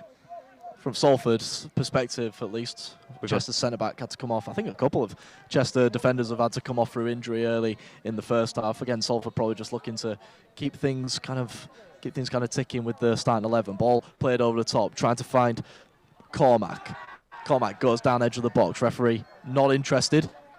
Cormac soldiering on after the amount of fouls he had against him, and just look at the tape on his legs. He's really had it hard. I think not just in this match. It really is a reflection of his entire season. Just constant chopping challenges, but still pushing on, soldiering on in a game that really means so much for so many people. For many, it'll be their first varsity. For some, it might even be their last game ever. And just emotions run so high. The Chester fans have turned up in numbers. What can Chester do on the counter? Is that number 7 with the ball? Yeah, driving forward, but Cormac just looks to stop things before it can even start. It's hooked forward, and well, the number 9 might be away here. Driving forward, Maxfield does well to make him go back to goal, cut him inside. Plays square ball out to the number 11, driving forward about 25 yards out from goal. But again, Salford defending well. Joe Gordon stepping out of the defensive line. And a great step in from Cormac to dispossess. Here's Ajibod. Looks to flick it past to Cormac again. Long ball over the top to Derek's Nurse, but flag goes up, rightfully so. Right in our eye line as we see it. Offside. No VAR needed. Clearly offside. Yeah, no, ref made the right call ultimately. Yeah, just a little bit too eager to try and get that brace that I think he's been desperately wanting. Leo Dietrich's Nurse, of course, got the first goal for Salford in the first half. That was, I believe, in the 20th minute, of course. 20th minute on the actual timing, or look at this! He's already criticising me. Oh, I'm a fresher. Leave me alone. Free kick. All this technical malark isn't my style. Delivered forward. Header comes off of a Salford head. Gordon has to mop up. And Salford just do so well to keep possession there. Ball's played well back to Gordon. Because of the commentator there, I say they were doing so well to keep possession, and then that loose pass comes in, gives Chester their first corner of the half. And you can just see here, Chester in no rush to be taking these set pieces. Absolutely, just playing time ultimately. You know, much like Salford have been in their possession, you know, just doing a lot of pass-back plays, a little bit of tiki-taka even, you could say. I think Chester are trying to do the same, just slow down the play in their own regard as a corner taken quickly and just not able to get there. Back to Salford. Salford looking to break here. Derek's Nurse flicks the ball around the bend. Hussein will give chase and he'll keep it in as well. Can't take it past his man though. Salford will get the throw in. And you can see the tenacity of Seraj though, just in his facial reactions. A lot of pressure though on Dietrich's Nurse as he's pushing through. Got past him. Into the box. Goes down! Surely that's a penalty. The referee's given a free kick. Oh, just outside the box. That could have been a potential penalty though, but it will be a free kick for Salford. And a really chopping challenge. Bit risky there from the number 15. Yeah, Derek's Nurse again does well to get past his man. So close. And he was brought down. Referee decided it was actually quite far away from the box in the end. He was very confident with what he gave. But again, it's another great chance for Salford from this potential free kick, which is going to be taken by Rob Maxfield. Of course, our left back for Salford. 2 men in the Chester wall. Can Salford fashion a goal that'll put them in front in this varsity matchup? Joe Gordon lurking at the back post. The ball is clipped towards that back post, towards him. The head is flicked away. Forced to poop out across the 18-yard box, cleared away. Yeah, no loft on the shot from Poufar. Unfortunately, he just wasn't able to get onto his foot correctly. I think it meant more for his toe shot, more as a toe shot, should I say? Sorry, and it just didn't give it that loft that it required. Cormac throws into Sang. He does so well just to drop the shoulder and get himself a bit of space. Spreads the play out towards Maxfield. Here comes that Salford left side again with Hussein dribbling infield. Siraj Hussein on the ball. Knocks the ball through the lines, trying to find a Salford man again, but unfortunately Rob Maxfield just couldn't get there ahead. It was good little kind of strength from the Chester number 7 to kind of bully him away. It's great use of his body, really, to block the ball, ultimately, despite the pressure. But ultimately, Maxfield placed himself beautifully, you know, just passed it forward to Hussein and then went further onto the wide lines to provide an extra attacking option rather than just a centre. And once again, the Salford fans really not giving an inch in terms of the goalkeeper. He certainly had his fair share of trash talk in this match. As you expect, of course, this is Varsity after all. Yeah. So all in the fun of the game. Allen sends one forward. Bit of head times between both sides. Salford will just be looking to get this one on the floor. Chester not agreeing as that one sends high in the air. Gordon wins the header. Taken down in the end by Katumba. Popar. I think Salford are going to be wanting a bit more from Ryan Katumba in that second half. We know how dangerous he can be. Oh wow, what a pass that is onto Siraj Hussein. But Hussein offside. Offside. Plenty of kind of frustration in and around the crowd here as they thought that one could have been let go. I think he was onside from the initial pass forward. Derek's Nurse's flick on though meant that Hussein was offside. And again, there's another really good chance, a great ball from the Salford midfield there.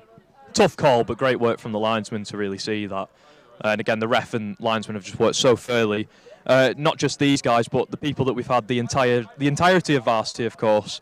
Like I praised earlier on in women's rugby union, the linesman and the ref in that match, they really officiated the game in the most fair way possible, and that's exactly what you want to see. A fair contest, everyone gets the chance.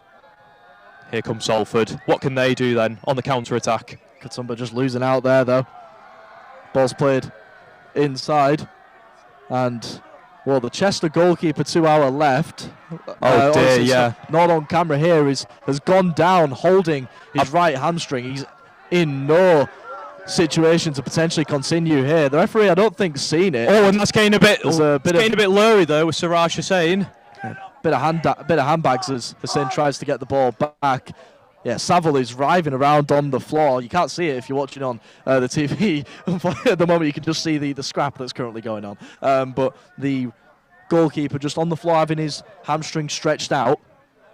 Yeah, really. Writhing on the floor. He's not in a good way at all. And what would this mean if he can't continue? Well, yeah, this is the question. Do they have a backup goalkeeper?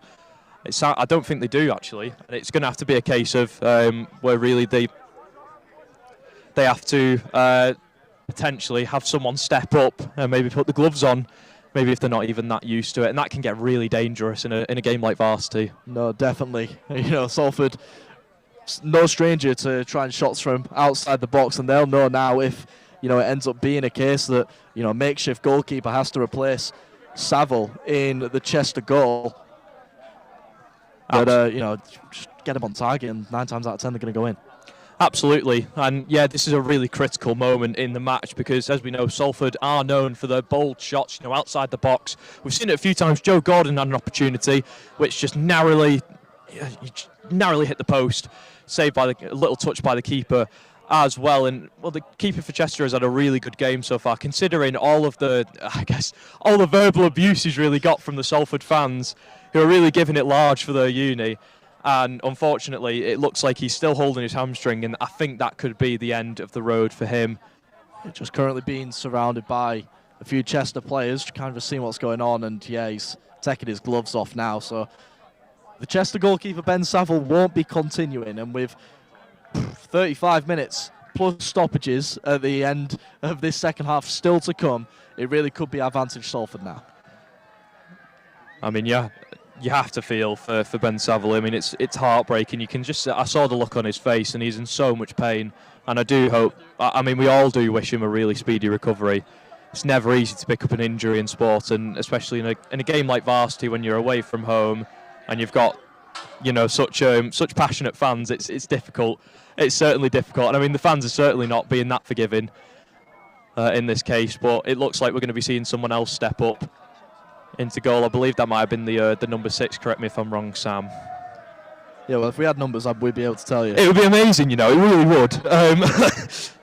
Unfortunately, we're not able to bring that to you. I would say all we knew from their squad was who their goalkeeper was. Now their goalkeeper's not even on the pitch anymore. So. Oh, that's it now. This is mint. This is pure Nasta territory, I'd say.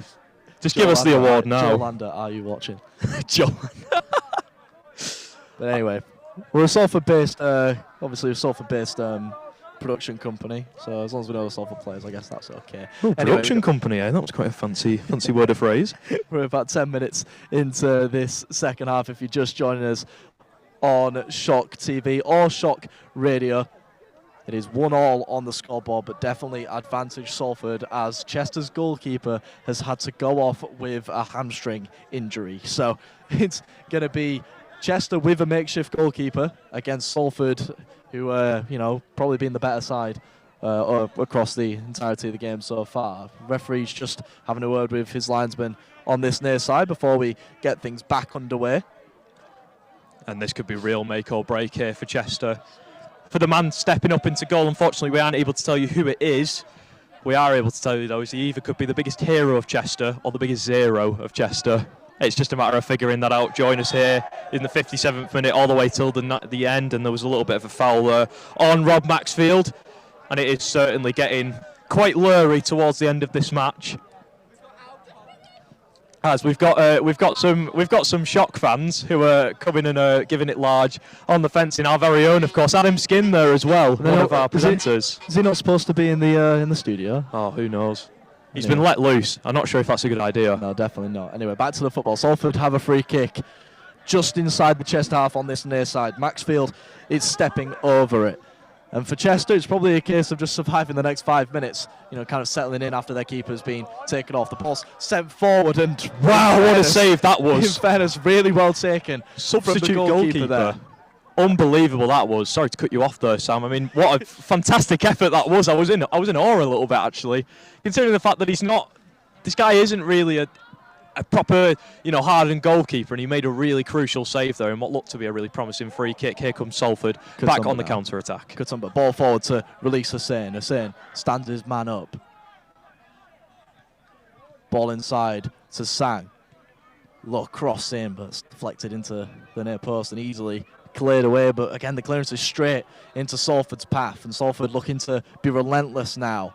Although, if that catches anything to kind of show what the substitute keeper is going to be like, perhaps it won't be as easy as many think. Salford with possession across the back line currently. Gordon looking to clip the ball forward to release Ajibod. The keeper's out again, and the keeper again coming out and claiming that one, and straight to the ground he goes. He's got another half hour.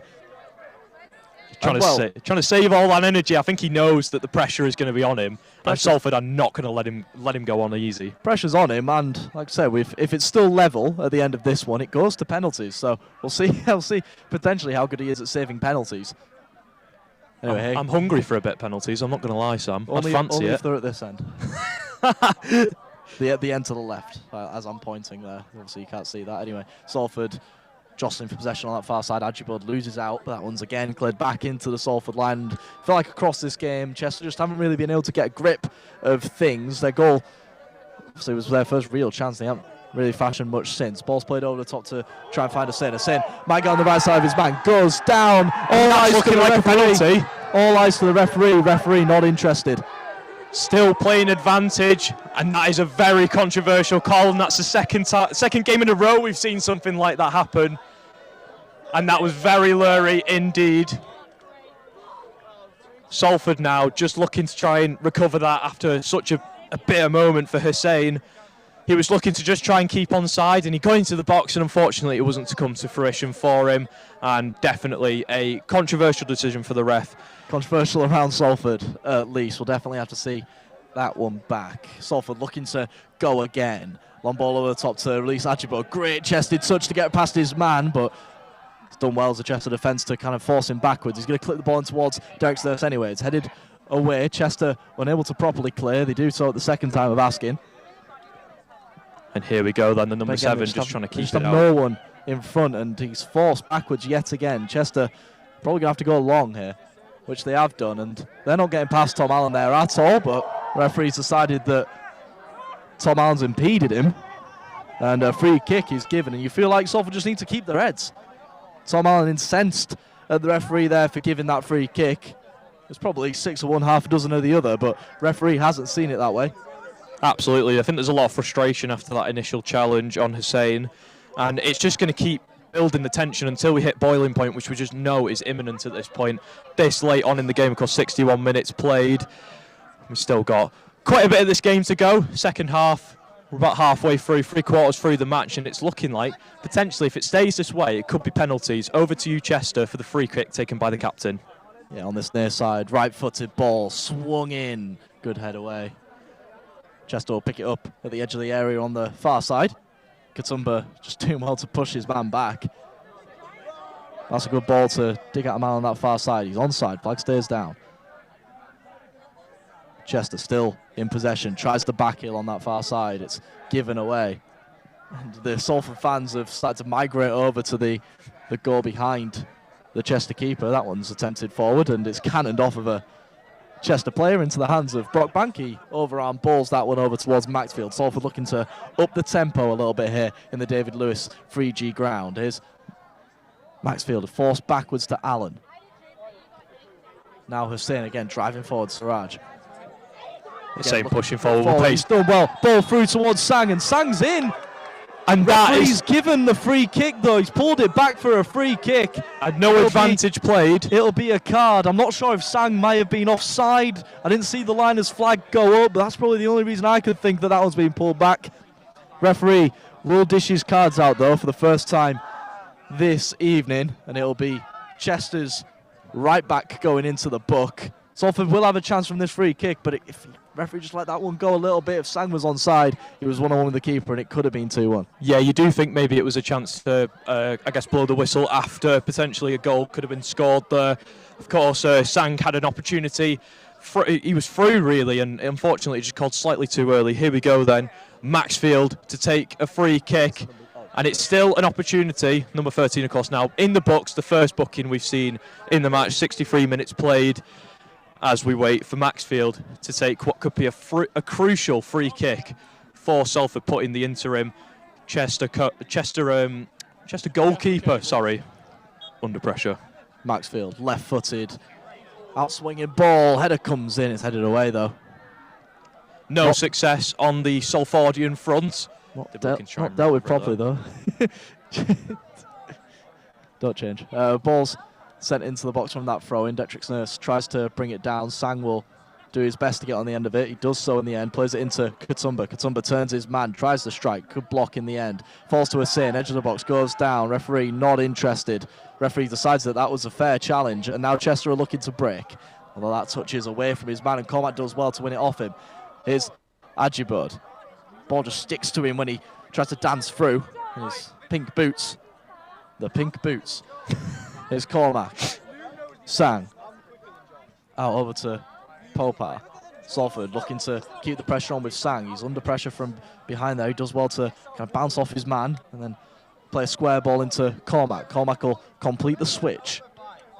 This is Maxfield. Cross comes in. Dealt well in the end with the chest. And then hooked clear. But again, it's straight back for Salford to drive forward again. And if this is going to be Chester's game plan for the last 25 minutes or so, they're going to be they're going to have to put up a real fight in order to keep this one level. This is a real scrap now, and you can just tell that Salford are gaining control. I mean, it's hardly going into the Salfordian half at this point. Booting it over again, and it looks like someone's going to find a way through! Oh! It's a great save. Ajibode, though, nearly had it in. And once again, a great save by the keeper. Wasn't even supposed to be a keeper today. Of course, we saw that Ben Saville came off for a hamstring injury, and he's really putting in a shift and keeping Chester surviving, clawing through this game. Yeah, it was a great ball from Maxted. One of the few that he's properly gotten right, you could say, in this one. He's got a bit of defending to do now, making sure that one's headed back to Brockbank. Does well, he'll receive it back. But again, great header from Ajibode, and even better save. Here comes Salford again. Ball's clipped over. It's headed back towards that goalkeeper. Detrick Nurse will give chase, but straight into the hands of the goalie. And again, he'll just eke a few extra seconds off the clock, as many as the referee will let him, before sending this one forward. 65 minutes played here on the David Lewis Sports Field. And the Manchester skyline in full force here in this evening on a Wednesday. It's Varsity 2025, and honestly, this has perhaps been the most enthralling game we've had since the men's rugby union, of course, which was a tantalising tie, ended 21-20. Yeah, that one went down to the line. This one might as well too. Here's Dedrick Nurse in. Oh, the bar! 9 times out of 10, he'll find that one into the back of the net, but this time Derek Nurse's strike just sails over the top of the crossbar. We were saying that the rugby union went to the wire. This one is going to as well. But Salford, again, just carry on banging on the door, trying to get through. Derek Nurse close there to doubling his and Salford's tally. Brutal there for Derek Nurse, of course. He could have looked at a brace there potentially on Varsity Day, but it wasn't meant to be. Just a little bit too high, a little bit too much loft on the shot. Still the Salford fans in full force. They're not letting it go at all. Here we go then. Again, immediately taken down by Salford's defence from the ball forward. Hussein looking to keep that one in, which he does well. Plays it back to Allen. And Allen looking to drive forward now, and that could be a bad decision as he's lost possession, but Katumba does well to mop up. Brilliant challenge there by Katumba. Challenges flying in here, there and everywhere, and Chester have broken away with the ball. Here they come, driving down the far side. And Chester captain on the ball now, looking to take on Popar into the centre of the field. It's helped on further. And then that pass. Well, the centre midfielder and the winger for Chester just caught in two minds there. The winger just wanted the ball inside. Midfielder goes wide, and it's out of play for a throw-in, which is taken quickly into towards the goalkeeper in his 6-yard box. No service available for Chester on that occasion. And we go back onto the counter-attacking a ball. Whipped forward, through to Sang, onto District Nurse. He's got the run forward. This could be it now. Oh, and he just nearly gets it intercepted by Chester. And he was so close. I nearly thought that was going to be clear through. Yeah, incredibly close from Derek Nurse there, but again, good defending from Chester. And now that long ball forward, but Tom Allen just does so well. So strong is Tom Allen to just nudge his man away from the ball there. That could have been dangerous. And this one's starting to open up a little bit as we head towards the final 20 minutes here on Shock TV. Here's Hussein, long ball forward, and that was just hopeful. That was easy for the keeper to come out and claim ahead of Derek's Nurse. Keeper taking his time a little bit, going on his own time, which I think you need to in a case where you're subbing on. Of course, not anticipating to be wearing the gloves today, but that is the nature of Varsity. It's full of surprises, full of twists and turns, you could say. And the biggest twist could be, well, we could go to penalties. We could go to penalties if it stays level. Salford don't want that, though. They want to finish things off as quick as possible. Absolutely, still nothing separating. Here's Sang then back onto Brookbank. As Salford just taking it a little bit more easy. Looking for a way forward. Another Gordon long ball that Archibald will try and give chase onto. He's so quick as the Salford right winger, but he wasn't able to get on the end of that one in the end. But he so close to getting on the end of that one, but that one's cleared away in the end. And that's a ball forward, but Joe Gordon's there to mop up again. And again, it's a lonely world for Chester's number 12. He's the only person really kind of offering anything in terms of attack for Chester, and it's not going too well for him. It's again Salford with the ball across their back line again. Here's Allen. Allen now, square ball to Gordon. Gordon has the freedom of his own half to drive forward. He tries the low ball this time towards Leo Derek Nurse. He's turned his man.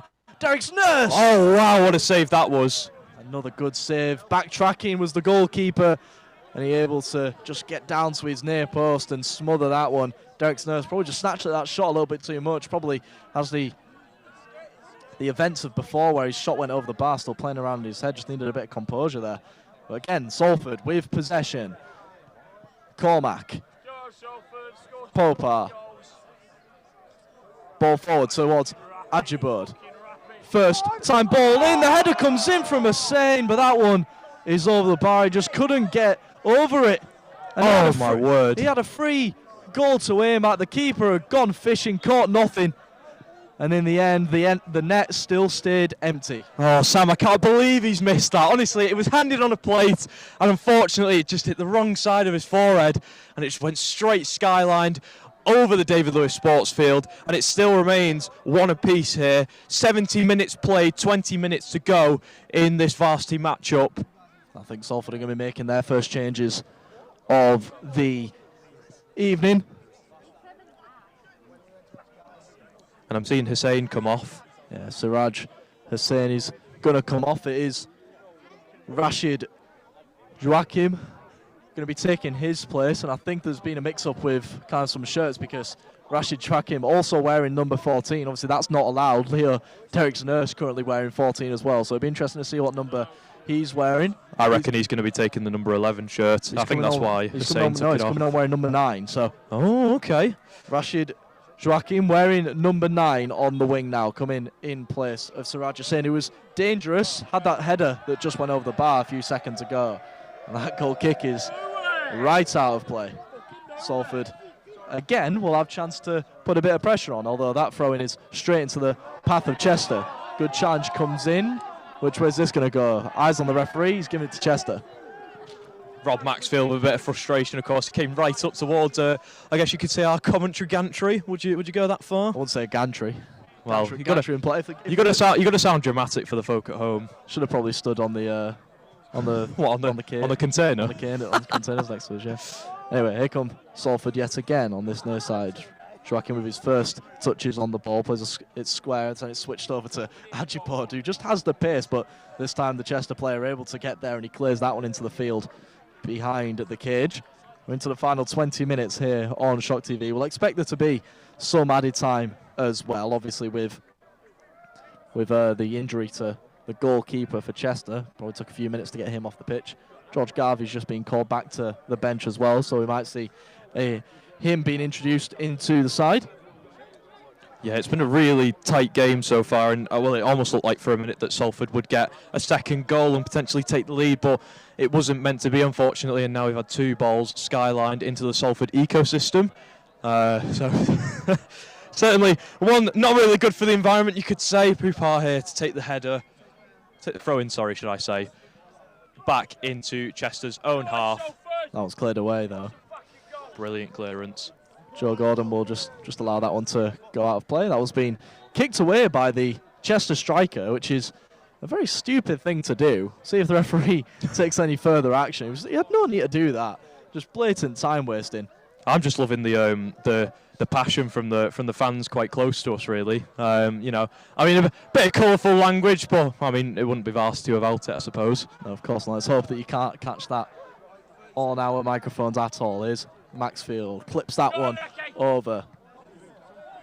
Joachim will give chase. Joachim just giving everything he can on the pitch. Here's Maxfield. You all right there, Sam? I'm okay. Just something. Come on, mate. You've got to keep the composure. Something's been said. Poker face. Poker face. The fans are setting me off. Ball over the top, trying to find Joachim, but that one's straight into the hands of the goalkeeper and immediately back down to the ground, much to the dismay of the fans, it has to be said. And I tell you what, the crowd of fans that are building up behind the keeper is just immense. I mean, they're really giving it large. I would not want to be in that keeper's position for Chester. Not really the ideal Varsity, I think he imagined, but no, absolutely not. 75 minutes played here on the David Lewis Sports Field, and it's going to be a throw-in then by Rob Maxfield, and they're just going to look to try and get it out of their own half at the moment. We're not really seeing too much Chester pressure towards this second half. It's been very much Salfordian pressure, but unfortunately they've not been able to convert it into a goal so far. No, not just yet. They're running out of time to do so before we potentially head back to penalties. Here's Maxfield. Obviously the game between the seconds last year that went to penalties ended 1-1 after 90 minutes. Could we be seeing deja vu, or can Salford potentially grab a winner? Great interception there by Chester to just get it back out of their half, but once again responded to quickly by Ajibode. Throws it back towards Chester's way. The number 12 though, trying to get involved, isn't able to on that occasion, and it's just looking like that Salford are trying to calm themselves down a little bit, try and recover. Rob Maxfield again, we've seen him have a lot of possession in this match already. Rashid Joachim as well, one of the substitutions. Just not able to get on the end of it though. No, it was a good feed to get away from his man, just ran out of kind of green behind us. I think Chester are just kind of looking to do something in the middle there, but again, they've given away possession. I feel like if there was possession stats on the screen right now, I'd be heavily in favour of Salford. Here's Sang, Ajibode. Flip the ball over. Sang will get on the end of it. Ellison Sang, can he do something here? His shot comes in. Oh my word. That was just wide. Such a powerful shot it was, and I reckon if it was just angled a little bit more towards the right, it would have absolutely gone in, and the keeper would not have been able to respond to that. Sang with his first shot of the match, and unfortunately it wasn't meant to be, but Salford still showing promise, but they've got only 14 minutes left of normal play before we potentially go to penalties, and the time is ticking. It's getting intense now. You can feel the tension in the atmosphere. You could cut it with a butter knife, some may say. Probably cut it with my hand. Karate chop it. Bet you weren't expecting to hear that when you tuned into Shot TV today, were you? Yeah, you've been hearing everything today. Yeah, to be fair, maybe you were. Karate was a thing last year. There was mixed martial arts in the seconds last week, so you potentially heard it there. Yeah, there you go. That's about as close as you're going to get. Anyway, onto the football. Ball played over the top. Derek Snurse will look to flick on. He'll get on the end of that one. Edge of the box. Can he fashion a chance? Here's Katumba now. Into the box is Ryan Katumba. Stands his man up, looking to just trying to find a little bit of space. Plays out towards Yakim in the box, but good tracking back from the Chester 7 to just nip a foot in, but still with Salford with Maxfield. Cross comes towards that back post. And the strike. Oh, what a shot that is!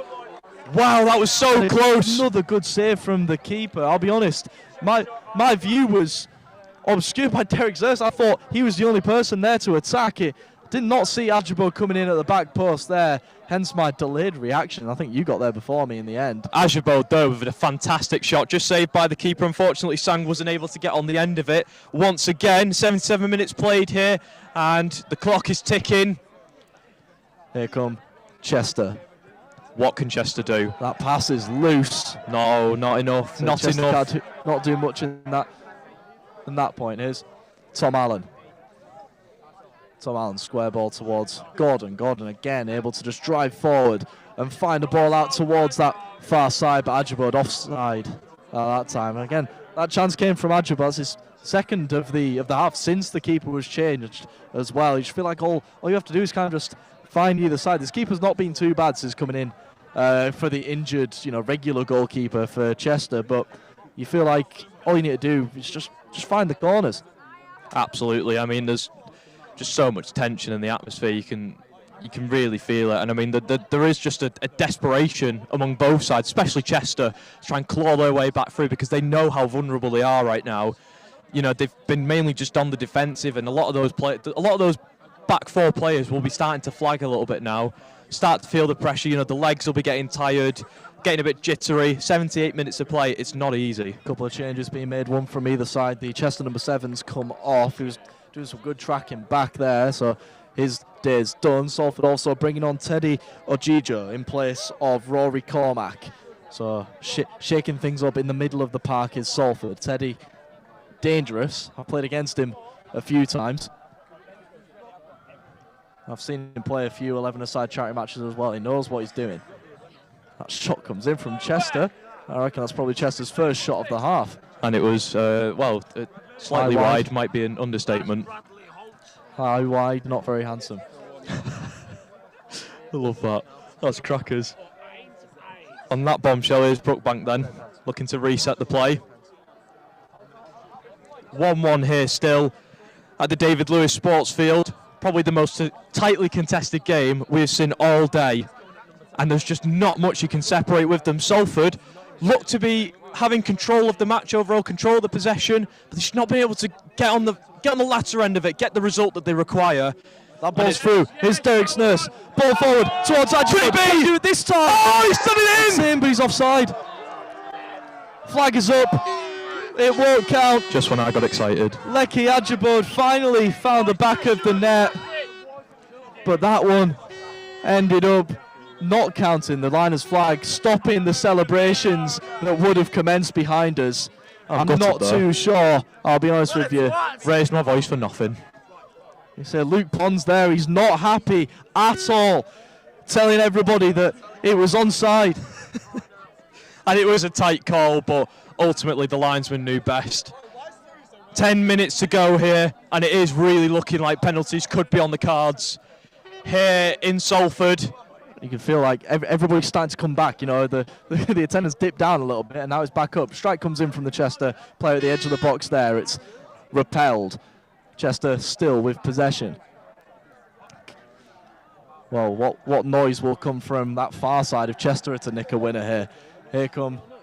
Fans have certainly been quiet on the Chester end, it must be said. I think compared to the Salfordian fans, but I think they're certainly going to charge it up a little bit if we do end up going to penalties. Just on the far side there, Chester scrapping, trying to find a way through. Salford again just stopping every single cross that comes in. Long ball played forward, trying to release Derek Snurse. It's headed back the way it came.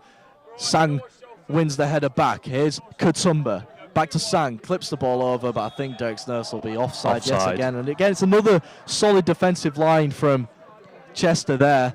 It's just trying to keep it neat and tidy for Salford. They're making these key little errors. I mean, that was very much offside. I think District Nurse knows that.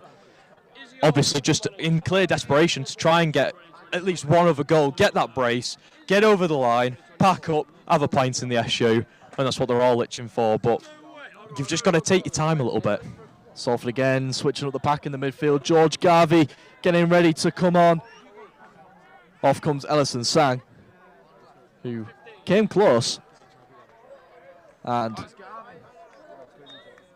Finley, it looked like Finn, well, it is going to be Finn Zakowski also coming on. Not just that, it's Carl Pupa who's gone off on the opposite side, so on comes Finn Zakowski to play the final few minutes at right back. Ball sent forward. Key changes made by Salford in the dying embers of this match. 8 minutes to go, and it's really getting intense now. Brookbank there to just keep the safety on towards the very end, and all pressure now on Salford. Can they potentially make it? And a great run forward by Joachim. He's managed to make the ball forward, passed it through. Could it be maybe? Katumba trying to find a way through. He's got options there. Plays it back to Garvey. Garvey looking to just find a pass. Here's Maxfield there, slotted himself in beautifully on the wide angles, and does well to get round his man. Referee not interested. He was clearly brought down there. Maxfield, he stayed down as well. And he is not happy with that Maxfield at all. He's not looking good. I think that may have hit his hamstring, or potentially a tendon. Hard to tell, really. It was towards the centre of the leg. It was a bit choppy. I think Studs may have been involved in that, and I think he may be experiencing a bit of cramp as well. I mean, Max said he's been up and down the left side all game. You know, we're heading towards the final moments here, final 10 minutes here on Shock TV. If you're joining us for the first time this evening, you're joining us at the right time. There's a reason that the men's football is left so late to go on, and that's because it provides drama that no other game can provide. And we're going to see it in the final few minutes here. And I tell you what, just a lot of credit again to that Chester goalkeeper, because he's not even a goalkeeper in reality. He's had to come on for Ben Saville, who unfortunately suffered a hamstring injury towards the early end of the second half, and he has put in a real shift despite the continuous pressure from Salford. Calm as you like, even with all the fans behind him, giving it large. It's been a really commanding display from him, just keeping Chester within fighting distance. Dirk's Nurse now looking to try and break forward, but that one just goes over his head. Now Chester maybe looking to form an attack from there on defensive area. George Garvey committing the foul there. Kind of unnecessarily. Chester were nowhere there. Bit of a sloppy challenge there from Salford. Midway through their own half. Unnecessary chance to clear the ball into the Salford half now. Lewis Hiles just getting ready down below. Fans certainly got riled up on the opposite end there. Chester, they were not happy with that at all. Clearly thought it was a foul. The ball shoots into the Manchester skyline, and it isn't. That one was boomed into the box. Joe Gordon did well to get his head to it. Nearly took flight. Good sliding challenge comes in to dispossess, and then a few hefty challenges coming in from Salford there, and Chester win themselves a throw. Again, Chester just looking to keep the ball in the Salford half, essentially, because it's cliche, sound a bit dumb saying it, but Salford outscoring if the ball's here. And well, it looks like we might be seeing a bit of a long throw come in, although he's got some options in. It is going to be a long throw into the box. We haven't seen one of them yet today. It's flicked on, cleared away by Allen unconvincingly. Shot comes in, a good save needed to be made from Brockbank there. It was straight down his throat, but he did well regardless to react quickly. 5 minutes to go then, and a really crucial save, as you say, Sam, from Brockbank as well. Not really had to do much this match, especially in the second half. Ball's flicked on. Here's Joachim, flicks it past his man. Good header comes in, and the second time of asking, it's cleared away. Katumba just not able to get on the end of that there, but some really great tech from Joachim, who's really making himself known as a super sub here. Ball's only come on in the last 10 minutes. Lecky Ajibod, good 1-2 with Derek's Nurse. Ajibod into the box now. Can Lecky do something? Takes it past his man. Challenge comes in. Referee gives a goal kick. And diffused quickly, that Salford attack. Still pushing on though, 4 minutes to go, and it is getting so intense in the atmosphere here. You can just tell from both ends, just tenacity from all players, and it's been a real endurance test, especially this evening, one of the last games of Varsity this year. And you could say save the best till last. Well, we're not the netball just yet. That ball's in terms of the David Lewis, you could say the last. That one's headed in forward. that context. Fair enough. Didn't know you were. I needed the context. Zakowski does well to hack that one forward. His first real kind of moment of the game. Header comes in into the centre circle. It breaks for a Chester man. He clips the ball over the top, trying to find the number 12 on that near side. In the end, Tom Allen does well to actually shield another Chester player away from the ball. Again, we are so obscured. We are really hoping that if it goes to penalties, it's going to be right here. I mean, that would be perfect, honestly. I didn't even think of that. I mean, thankfully our cameramen are doing as well as they can, really, to bring us the broadcasting, just so that we can, alongside you guys, just watch along. But definitely a massive crowd, really, for Salford, building up on all ends, other than right across from us, where we can see the big Chester build up. Yeah, word has definitely got out that it's still level with around about 3 minutes left here at the David Lewis 3G ground. Here come Salford again. Katumba just lays that one back to Teddy Ojijo. Lovely spread of the play to find Zakowski. Zakowski driving forward on the far side. Ball forward to find Ajibod. Ajibod comes in field. Good feet to get away from his man. Plays it to Garvey. Garvey with a long touch. Plays it out towards Joachim now. Has Maxfield on the overlap. Decides to come inside and he might lose out there. And he's won it back. Great feet. Clips small over towards Katumba. Katumba will do well to get the right side of his man. He's gone down, and the referee, again, there's been plenty of kind of penalty shouts in the second half. The referee has waved every single one away, and that was probably one of the weaker shouts of the plenty that have happened so far. I think that was the right call by the ref, ultimately. Katumba kind of let himself go down a bit easy, and just wasn't really able to get his foot on the right way. Bit of a knock there from one of the Chester players, but understandable within the box. And we've got 2 minutes to go. And, well, I'd be shocked if someone scored in the last minutes here in the dying embers. But, you know, I mean, I've not been one for a commentator's curse yet. Who knows what could happen? Here's Katumba. Header flicked on towards Derek's Nurse. Ball forward to find Joachim. Joachim has the pace to get away from his man. Joachim! Oh, wow, what a save! He'll fall to Katumba at the edge of the box. Can he fashion a chance of his own? Katumba, good challenge comes in. Still with Katumba. Is Joachim, who came so close moments ago. Low ball in, will be cleared away in the end, and Joachim using his pace there, and it's another great save. Absolutely astonishing.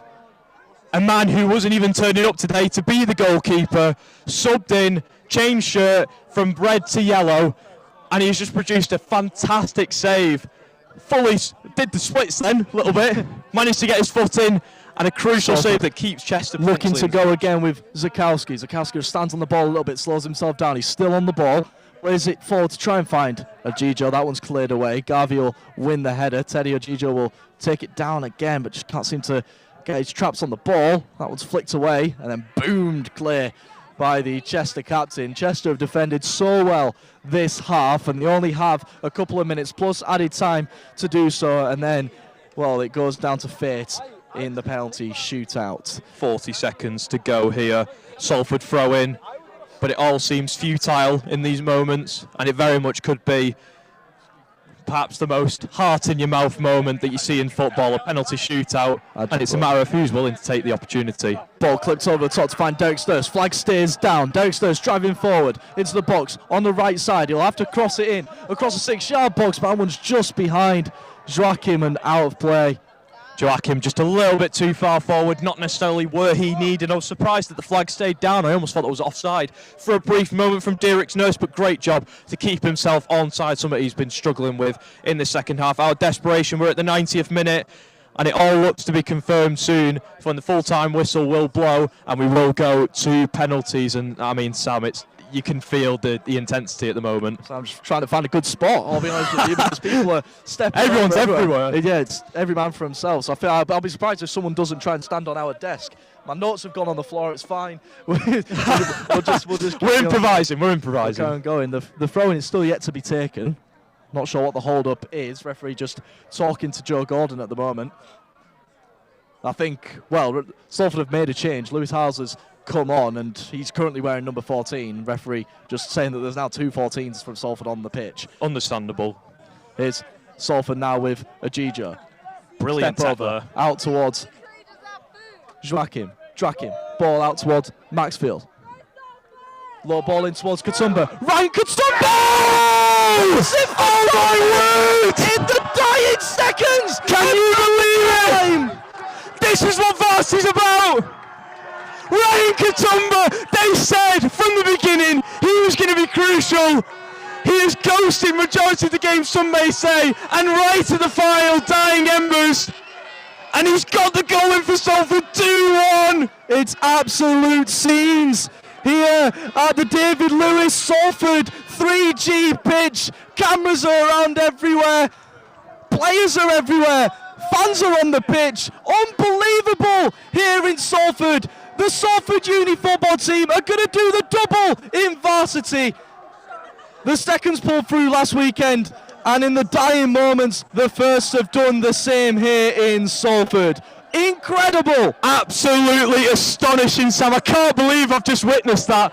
Unbelievable, right in the dying embers. Ryan Katumba, he'd been struggling all game. He'd been looking for that first goal that he could potentially find. And right when it mattered most, just as we were getting into additional time, you cannot make it up. This is what Varsity's about. And it looks like it could go Salford men's football's way. As they put it through the skyline, we're just waiting for the full-time whistle to go, and I have to stop. I've got a lump in my throat. It's no more than Salford deserve, and Brockbank is going to take his time here, just like the keeper's done all throughout the second half. You've got to give him credit. He's done so well as the Chester keeper, but there was absolutely nothing that he could do about Ryan Katumba's strike there.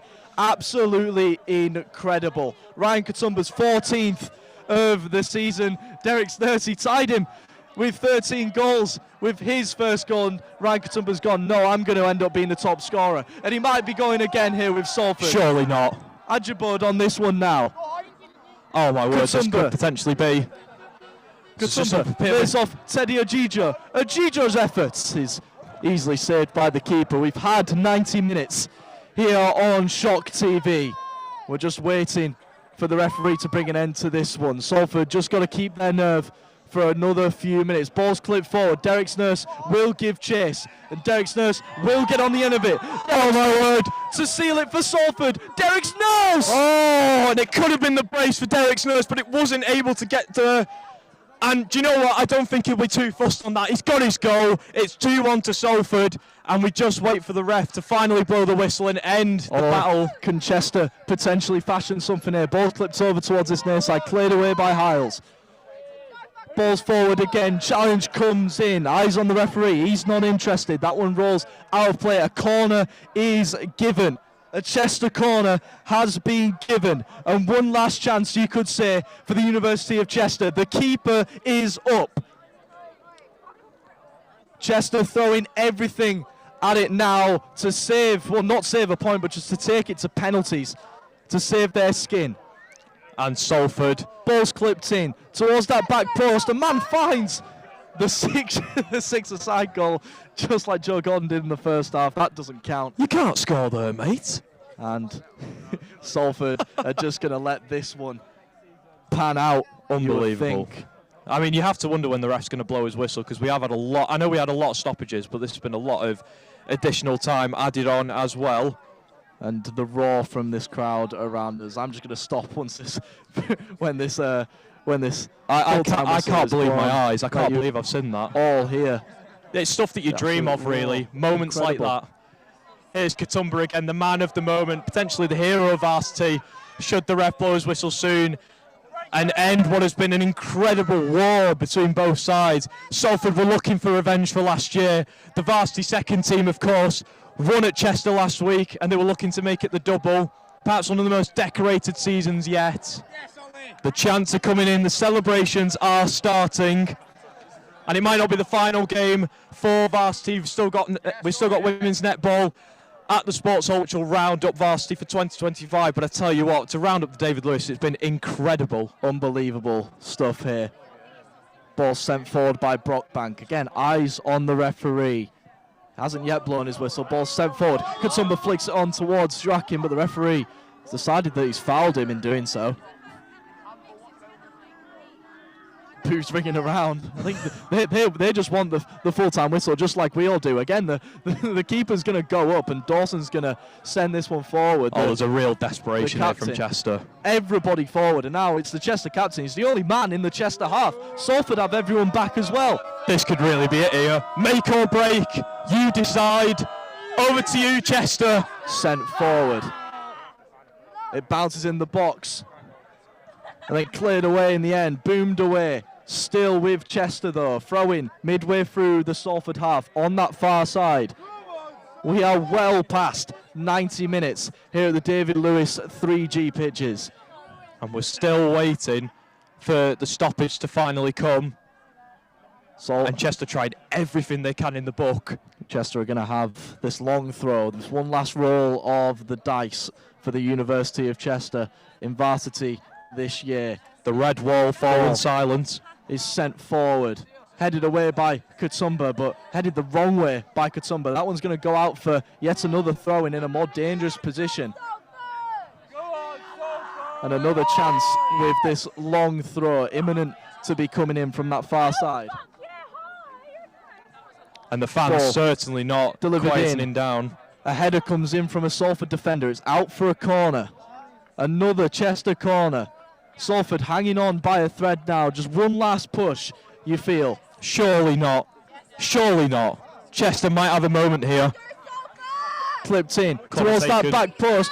Good header by Gordon. And now here come Salford. Can they put some gloss on this one? It's a good challenge, actually. They're not done yet at Chester. Chester still fighting on. I can't believe what's going on. This is the most energy I've seen from Chester the entirety of the second half.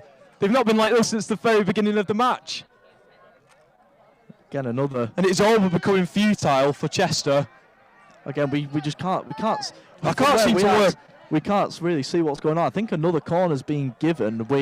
Our view is completely masked of the corner of this near side the way that we're looking, and all we can see is what is on your screen right now. Ball is delivered in. Oh, and it very nearly looks like it was going to go on that. Schwacking, that's a bad challenge. That's not a good challenge at all on Schwacking there as he was getting away. Man went to ground. Yeah, poor challenge there. Referee's just probably gonna call the man over. Schwacking happily just getting up to his feet. Thank God he's okay. And still anticipation for the final whistle to blow. We're well into additional time here. And of course there was a lot of stoppage throughout the match.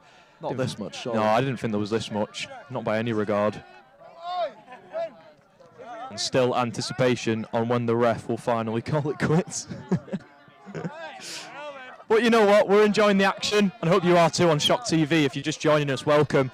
You may have just missed one of the most decisive moments in Varsity this year. Ryan Kutumba in the dying embers of the match. And he managed to pick up a goal that might have just sent Salford into winning ways.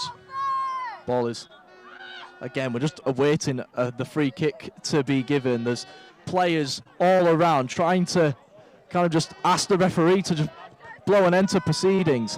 Ajabo wins the header. And there he is! Blows his whistle. Revenge is sweet! And tastes better at home. Salford University, the men's football team make it the double in one of the most decorated seasons in their history. 2-1. And the red wall falls silent. It really does. It's absolute scenes here at the David Lewis 3G pitches. Salford victorious after defeat last season in Chester.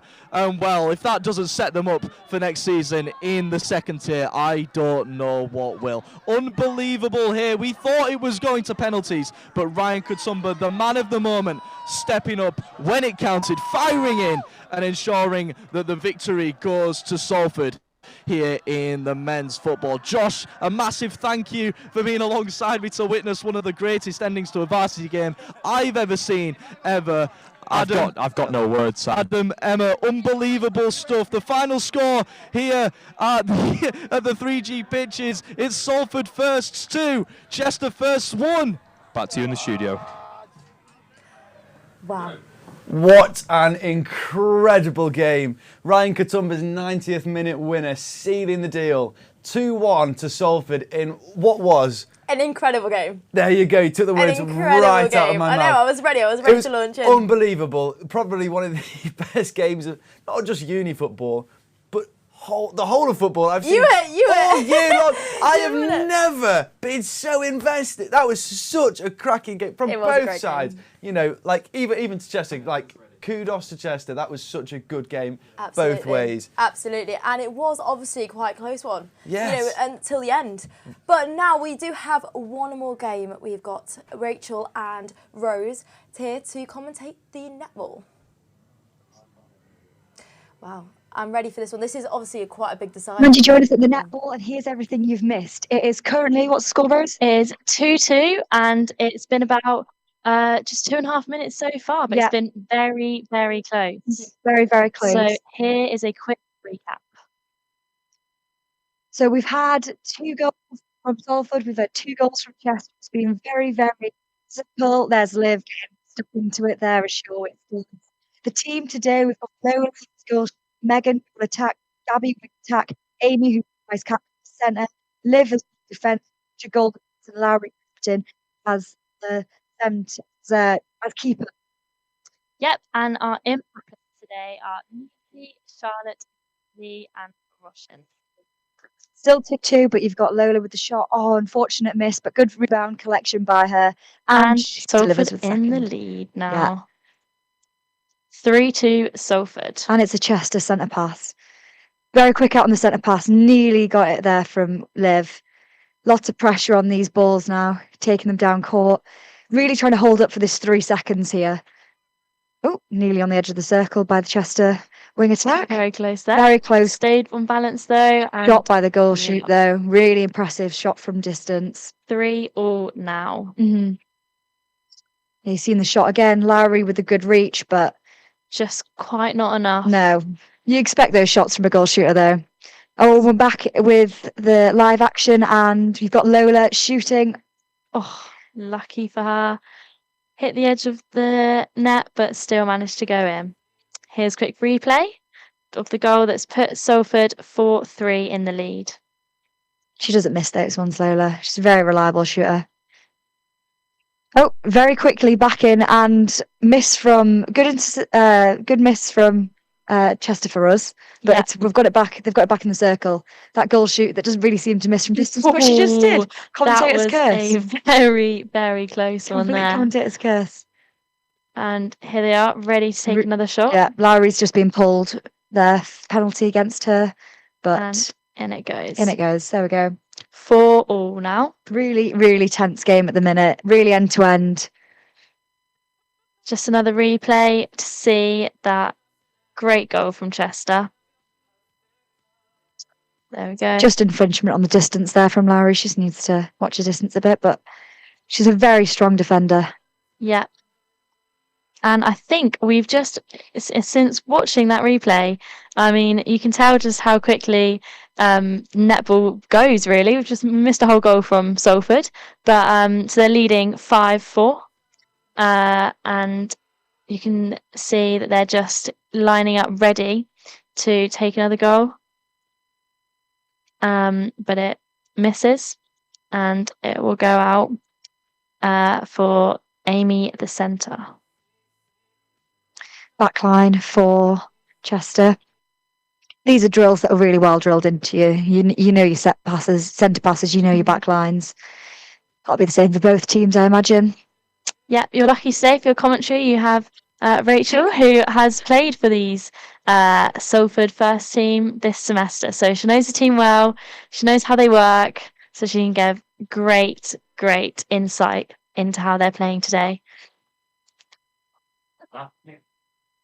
Just balls going back to Lowry from her interception there. And she managed to, very, very rare defenders get penalties for them. So very lucky there from Lowry. Well worked. But then it's been taken back off them by Chester. Regain possession. And then we're going back with the Chester possession going down court. Yeah.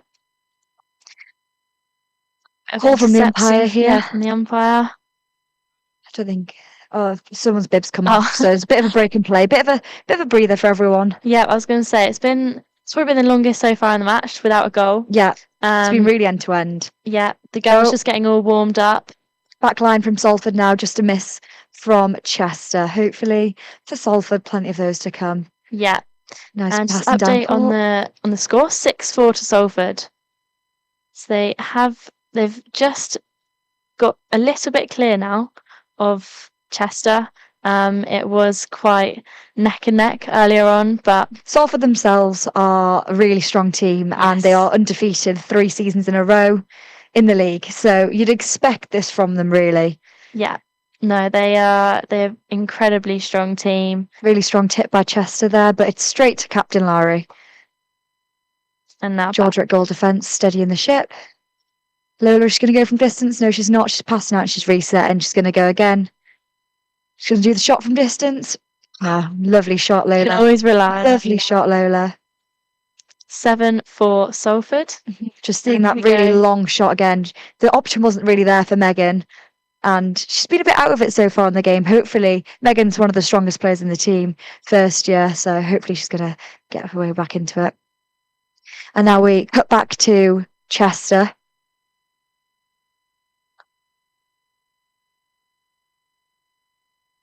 Now it's we've got a couple of third years playing, so it'll be their last varsity this Final year. Varsity for vice captain and captain, and then Gabby, who's in wing attack at the minute. So we're hoping for them especially they can win this match and their Salford netball career on a high, really. Yeah, definitely. Go Lola again. Lovely shot from Lola again. 8-4 now to Salford. And here's the replay again. Again, just absolute precision from her. She's doing really well, Lola. Really strong shooter. Because I wouldn't want to be marking her. Definitely not. Backline for Chester. They're working well between the defence. Yeah. They're keeping up with the ball. It's very congested in the space. Oh, really good interception there by Georgia, but unfortunately just went against her with that. Yeah. Penalty against Georgia. So now there's two shooters free in the circle, sorry. Good arms from both Lowry and from Georgia, who are very tall, but unfortunately the shot did go in. Enough. Not quite good enough, but good effort. 8-5 to Salford now. Let's just watch that Chester replay. Good reach from Lowry, but unfortunately wasn't to be. And back live now. Okay. On the edge of the circle. Chester here with another chance. Shot from the shooter. 8-6 to Salford now. Chester getting back in the game after maybe a slight loss of concentration, or just didn't get quite into the game quick enough to keep up with Salford. Well, I think it's a bit disheartening when Georgia got that interception and then it got pulled for a penalty. But the umpires are very good at their job, so yeah, got to be quick to watch. You've just got to play to the whistle, don't you? Yeah. Back line for Salford. Lola to take. She'll be looking for a wing attack or a centre, but she's unable to find them, and Chester regain possession. Chester have been getting better at intercepting the ball now. Out of Salford's way. Got Liv, who's at wing defence, and she's taken pass on court. But it's actually in the attacking third, so Gabby's now taking it. Okay, lovely feed into Lola from Megan. Megan, unfortunately, hasn't had a lot of the shooting action herself, but over time, hopefully, she'll be able to grow into the game more. Yeah. Really good shot from Lola again. That goal has just made it 9-6 to Salford, and just over 4 minutes remaining in this first quarter. Pass from outside of the circle from the wing attack. Intercepted, though, from Georgia really nicely. Georgia's really, really strong on the intercepts, having played with her a lot this season. She's definitely someone you want to be playing with. Good feed from Megan, really quick feed to Lola. Really well set up for Lola there from Megan. And that now Lola's on fire. Yeah. 10-6 to Salford now. Absolutely on fire. Shot from distance again. Went off the rim and then went in. Lovely, lovely feed. Salford just regaining their bit more distance in the lead now. Backline from Salford. Attacking backline. Feed to Megan. Back out to Amy at centre. And then shot from Megan. Fortunately doesn't go in. But just about. very Megan has close. now, with shooting, it's all about momentum, isn't it? So I feel like once the shooters get in the stride, absolutely fine. Completely agree with you there. And I feel Lola's definitely found her groove. Definitely. She's playing really well, Lola. As are the defence. You have to be physical in defence in netball. It's a whole team effort. Oh, it is. Really good shot from incredible shot. distance from Chester. Makes it 10-7. Salford's still in the lead. Marking on the ball from Lowry. Slow replay. Back lives, Chester still in possession. Chester shooting again. Going for the bounce pass, but snatched away by Georgia, but unfortunately penalty against Georgia. And they can convert that. Chester goal. Make it 8. And Salford 10. She's obviously not very happy there with the marking, but she's shooting from underneath, so she can mark on the ball like that. Yeah. Feed in from Amy. Makes it to Lola again. But unfortunately, it has been pulled and in favour of Salford this time, actually. So Megan with the feed. Don't know why she didn't shoot there. Maybe it's a confidence thing, but Lola is on fire. Yeah, gonna say when you've got confidence in Lola, so yeah, little pop. The defence were probably expecting Megan to shoot there, so good little feed. It's now 11-8 to Salford. All kept in by Chester. Great interception. Oh, interception again. And the defence are bringing it down court really nicely. So back in Salford's possession now. Hopefully we can see one more goal. Come on, Megan. Oh, unlucky. Bounce pass didn't quite come off there between Megan and Lola, but Salford regained possession and Lola is eyeing up the goal again, and she doesn't miss. 12-8 Salford, just as we're heading into the final minute now of the first quarter. It's been proper exciting first quarter, lots of goals, but Salford have that comfortable lead, which, however, could still with the netball, it's all within Chester. a matter of minutes and you lose a match. But the crowd seem really up for it. Lots of support there, lots of noise, lots of atmosphere, and that will sure be spurring on the girls.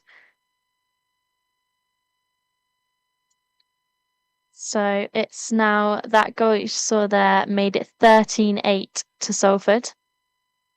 And could potentially Chester with the Chester missed 2 shots there, unfortunately. Just trying to sneak one more goal in the last 10 seconds. I can just make it. Salford. Oh, shot from distance from Lola. Could do it. Do it. Yeah, of course she can. Second. Of course she can. Making it 14-8 Salford lead after the first 15 minutes of the netball. Really, really impressive first quarter from Lola. She's having an absolute blinder. She's got I think I can only think of 2 that she didn't get in. Yeah, there weren't many. No. There weren't many at all. And she's had quite a good season this year. She's been player of the match twice. With the Georgia has actually got player of the match. Georgia, who's playing goal defence at the minute. Yes. She's got player of the match 3 times, just leading everyone on the team. It's quite impressive because Lola earlier today was in fact doing the rowing, and she was involved in the rowing. Yeah, wow. Yeah, she put a message in the group chat saying that she'd just been in the Keys at Media City, and now she's had to go and wash her hair. So there was worries she wasn't going to make it in time, but she's there. She's in form. She's absolutely nailing it. That is very impressive. It is impressive, isn't it? I mean, she must have had a very good day today, leading Salford quite well then in Varsity so really, far. really is. I'll be interested to see if they're going to make any changes in the first quarter. Yeah, bring on some fresh legs. Yeah, the vice captain and captain are quite like switching it up, quite like keeping it fresh. I imagine Chester will do the same. We're currently watching their team talk. There seems to be a lot of urgency on communication and a lot between the mid-court, because I think Chester's mid-court has been quite poor. I think their shooting's been really good. Yeah, their shooting has majority of the time been quite consistent. I'd argue Salford's been more consistent. Oh, definitely. That's why they're ahead, isn't it? Yeah, exactly. But no, they've been going well, and I think the last time when Salford have played Chester previously this season, there's been 2 wins. 2 wins, but it's also been quite controversial. It's quite physical, quite feisty, but you'd expect that in a derby, wouldn't you? Trying to see if I can see if there's any changes going on. I can't really. We're very focused on the Chester thing here. But absolutely no problem. Looks like Lola's staying. I can still see Lola's bib on. Looking forward to this second quarter. It's definitely going to bring lots of energy, I think. I hope. Definitely from the crowd. The crowd seem to be really, really cheering for Salford. Definitely help with the home crowd. Definitely home advantage. Exactly. Right, we're gonna have to look and see if there's been any switches. So far, nothing that I can see. Liv still wing defence. Still goal shooters Lola. I don't think they've switched anything. I reckon. I mean, it's working for them. Definitely. It's working. So it's working. Maybe after half time, we'll see some changes. Yeah. Some of the girls might get tired, but if it's working for them now, they've got a lead, so they might as well keep it going. No substitutes from anyone that I can see. Just a bit more communication between them. They'll be discussing where they're going to go on this centre pass. There we see Vice Captain Amy taking the centre, getting ready. And we're off. Salford centre to start us off with. Amy out with a bang. Oh, pick up by keeper, and I think we're taking it back. Taking it back for out of court. And Captain Amy is taking this from just outside the centre circle. Loss of possession too long there, wasn't it? Yeah, it was a bit, wasn't it? Back in Salford possession. Going across. And Gabby's going to take it from the sideline. Gabby at wing attack. Gabby 3rd year, and she's been actually missing quite a lot of the matches, unfortunately, because she's been on placement. So this will be a real treat for her to play in this match, because I know she's definitely missed it. Oh, unfortunately, too long there for Lola. She couldn't quite get her hands on it. Bit of a reach. So it's back line for Chester. Keeper to take. It's going across the circle. Let's hope these Salford girls can just get back in possession, continue their lead. Okay, just seeing. Unfortunately, seeing the misplaced ball. Much. No, it wasn't. But the defensive Salford have got it back, and we're throwing it down the court really nicely at the minute. Contact on goal shooter Lola. Just gives her that slight advantage. Rebound well taken by Lola, and she's got back possession of the ball, and she scores. 15-8. Really well done by Lola. Just kept her cool there. It's easy when you don't get the rebound, or you're going for a rebound to lose your head a bit, but she really isn't. She's staying very calm. She's taken all the shots pretty much. And now we're going to Chester, who have done a little bounce pass into the circle, a couple of bounce passes. Reaching from Lowry, and not quite enough there, though. Not quite enough again. And that just gives Chester 9 goals to Salford's 15. So they're still in the lead comfortably, but in a game of netball, it only takes a couple of turnovers, and then you're in it. Yeah, you'd hope with Salford having won all their matches, goal there from Salford. Even if they get behind, just slightly, they'd be able to keep their cool and carry on and win the match. They've done so well over the last 3 years. So that now makes it 16-9 to Salford. But we are back unfortunate slip by Chester. Possession. Good for Salford though. Salford possession again. Cameraman getting involved, passing the ball back. Good possession down court by Liv, wing defence. Really working it well. This is what this team really works well, is they can get the ball down court so quickly. You've got Amy, who's going to take it in the attacking 3rd. Shoulder pass over into the circle. Unfortunately, out of court from Lola, but Hopefully we can get it back. Chester passing the ball well at the minute, just between themselves, but they're very condensed at the minute, so that shows Salford are really doing the job well, pressurising every ball, hands over every ball. Goal defence says unsure who to pass with, so that's quite that shows good marking from Salford. Yeah, just marking over the ball. Yeah. There we go. Chester still in possession, just trying to keep it away from Amy. From our Salford shooters, who have done such an incredible job so far. Still leading 16-9. Chester have got possession, headed back down to the attacking third. Contact there from Georgia at goal defence. Bit of argy-bargy going on there. Bit of aggravation from the crowd, but she's back on court now. And bringing the ball down the court by Liv, out by Megan. She's gonna moving into positions. And we're just waiting. And Amy, the centre, takes it, passes to Lola, goal shooter, who converts. 17-9. Such strong shooting by Lola. I know we've said it again, but we're going to have to say it because she's just on fire. Lola is on fire. Yeah. Just so reliable with those shots. Powerful ball in by Georgia, back into the circle, and it's found Lola again. Can she make it again? She did.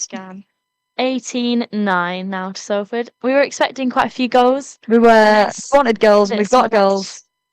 Previously, when Salford and Chester have played this season, the first match Salford won 48-33, and then the second match they won 41-31. Good pick up there by the Chester goal shoot, and Chester have scored. We haven't seen much action down at Chester's attacking end for a while, but good shot. And boxing following that shot from Lowry, but if they're going to go in, there's nothing you can really do about it, is there? No, there's not. So that just makes it 10 goals now that Chester have scored. The difference between the two are, what's the goal difference, Rose? 9. So there's quite a lot of passing here.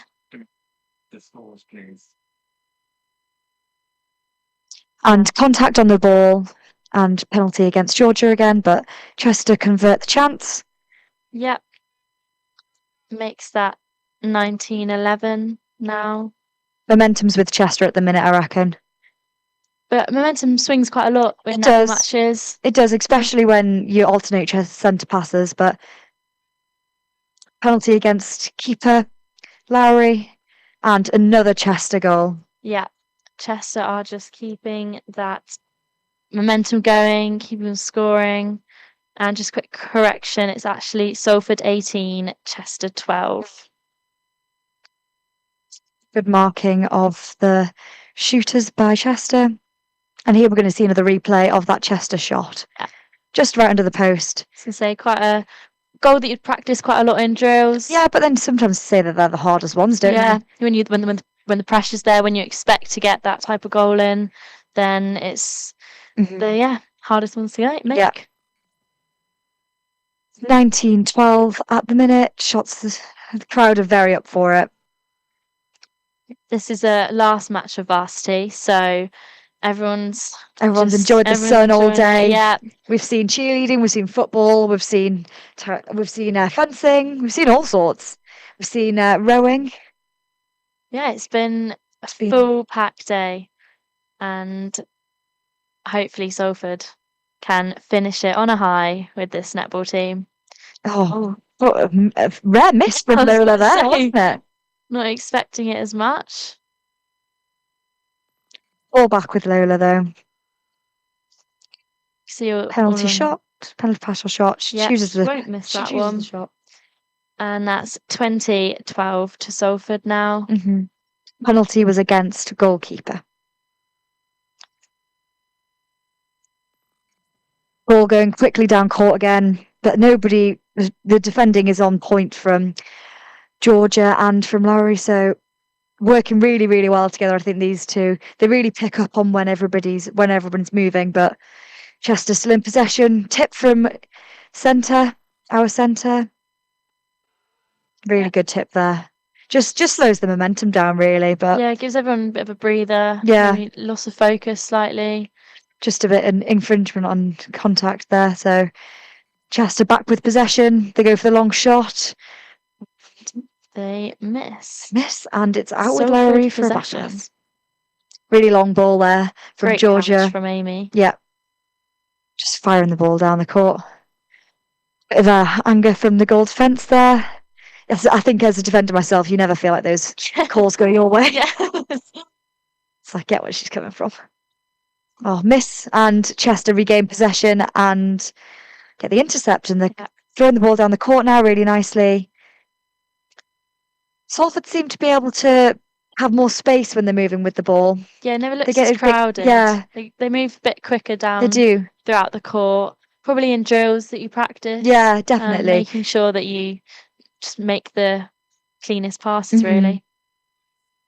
Shot from distance now, but actually the goal shoot comes in from the side and Chester score. 2013 now for Salford.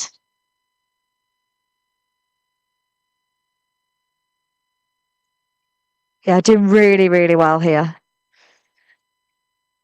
Energy levels are remaining high, considering we've made no substitutes. I mean, I'd expect to see some sort of changes by the time it gets to the third quarter, but this is a really strong team. But possession with Chester at the minute. Yeah, you just saw goal attack Megan just trying to distract goal defence from Chester. Well, it's just to keep you. It's about trying to run those 3 seconds down, trying to keep the distance. But unfortunately, goal attack just got Chester pulled. weren't happy about that one. No, not really. I wouldn't have said that was an infringement on distance, but umpire's call is final. You have to play to the whistle, don't you? Back line from Chester. They all seem to be running into the same space at the minute, Chester. They need to spread across the court a bit more. Arms on every single ball down court from Salford, just putting that pressure on. Everyone looks a bit as if they're slowing down, getting a bit tired. Yeah, they will be tired now. Drawing to the end of the... Liv was not happy with that one either. Drawing to the end of the first half now. Just got about just over 3.5 minutes left. It's been jam-packed, really. It has been, hasn't it? Yeah, lots of goals. You've got Chester here, potential shot on goal. She takes a shot, unfortunately for Chester, not converted. Larry picks it up and the ball's quickly down the court again. There is that massive difference between how quickly Salford can get the ball down to their attacking third and compared with Chester, really, and I think that's the difference. Oh, we see goal from Megan, which is that first goal? I think second. I think first or second, but she's doing really well feeding into Lola. Yeah, I was really strong feeds because Lola's setting up holding the space and holding in behind, but she's also being quite active in her role. So that's now made it 21-13 for Salford now. See if we can get to 10 goal difference before half time. That would be a comfortable lead. Very comfortable lead. The girls have done themselves proud in the first half. Yeah. We'll probably see some substitutions from both teams. Yeah, well, I expect they'll switch up the defenders. See a fall from Liv there. Yeah, she's made of tough stuff though. She'll be fine. And really, really good tip there from Georgia, knocking it out of possession for Chester. Just out for a back line, just allows the girls to reset. There's see Liv's fall again. Bit of an unfortunate one for her. Hopefully that's a bruise. Shot from distance and it really clean shot from Chester's goal attack there. Yeah, really strong. 21-14 now as we head into the final 2 minutes. Chester also have the ribbons today, but they have the red and the black ribbons compared to the Salford yellow ones, which I'm loving the hairstyles. Yep, and although you can't see it, Rachel is joining us. She also ribbons. has a yellow ribbon in her hair, so she's supporting Repping the them. team. Yeah, exactly. Back with Wouldn't Lola expect again. anything else. Exactly. And I've got my Salford netball top on. Oh, I know, I feel underdressed compared to you. Lola's shot. Oh, unfortunately goes out, but well picked up by Megan. Shot underneath the post, gets it in. Megan just getting into a stride a bit more with these goals now, I reckon. Yeah, feeling more comfortable. I guess as a first year must be quite nerve-wracking. Oh, definitely. Knowing how such a big deal Varsity is, especially like the third years. Like It's just have all been building up today, won't it? Like you'll have seen everyone else playing, and the atmosphere's been amazing. There's so many people around the uni, and it's been so sunny. Everyone's been out trying to cheer on the uni. Really, it's been a really good day for camaraderie. And we have ball with Chester again. Shot from distance, missed. Unfortunately for Chester, fortunately for Salford, and it's a back line. Larry's taking it. Yeah, we're expecting this to move quickly back down to Salford's attacking end. Try to get one final goal in the last 30 seconds, really. Yeah, but it's back for a Chester back line. And it's with the goal shooter, and she scores. Chester who managed to score. So update on score is 23-15 to Salford. Good clean goal there. Yeah, Salford now move as quickly as possible. There's a lot of height in that circle, isn't there? Yeah, I guess you'd expect that really, with the positions that those girls play. I'm defender and I'm small. Yeah, that is very true. Good feed into Megan there, and 3 for 3 now, Megan. 3 seconds. Megan's able to extend Salford's lead to 24-15. And the crowd are really behind them. Now makes it half time. Half time. Lots of hugs between the girls. Hugs for Lola, definitely deserved. Chats between the vice captain and the captain of what they're going to do. You'd expect changes. Yeah, you would. People feeling tired. Advice from the Chester coaches on how the goal shooter should work against Lowry's really tight on marking, really. She needs to face her body more, they're saying, and just keep moving like round her. Don't get stuck behind her. Lowry, who herself plays for Wales, really strong defender, really involved captain, does all the training sessions, and has been a real asset to Salford over the last 3 years. So it's being her last match for Salford. She'll definitely make it count. Yeah, definitely. And then we've got a few second years who will hopefully carry on, play again next year. And first years. Got Salford dancers, I think, coming on now for a little half-time performance. Very exciting to see. Yeah, well, we saw the trophy presentation earlier before to cheerleading, and Salford Sirens won. Lots of celebrations there. Lots of celebrations, lots of hugging. Yeah. Lots of waves to the camera. From the girls. Very smiley, very happy. Just a nice little break, I think, for the girls, just to reset. Quick breather. Make sure their energy remains high. And I just can't wait to see how this game's going to unfold. Yes, it's been very exciting first half. But here we go. This is the dancing starting. It's nice bit of entertainment, isn't it? Yeah, girls will look quite synchronised. Yeah, they do, don't they? Quite satisfying to watch. Yeah, it is.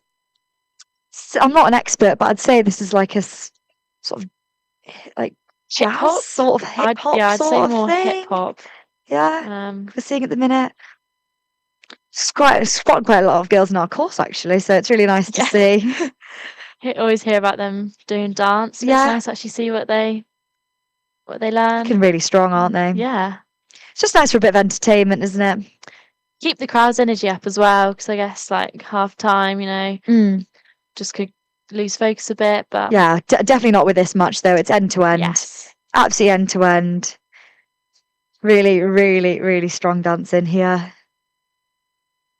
They all look like they're having such a good time as well. I think that's been the thing of the whole day, really. I think everyone has fun in the sun, don't they?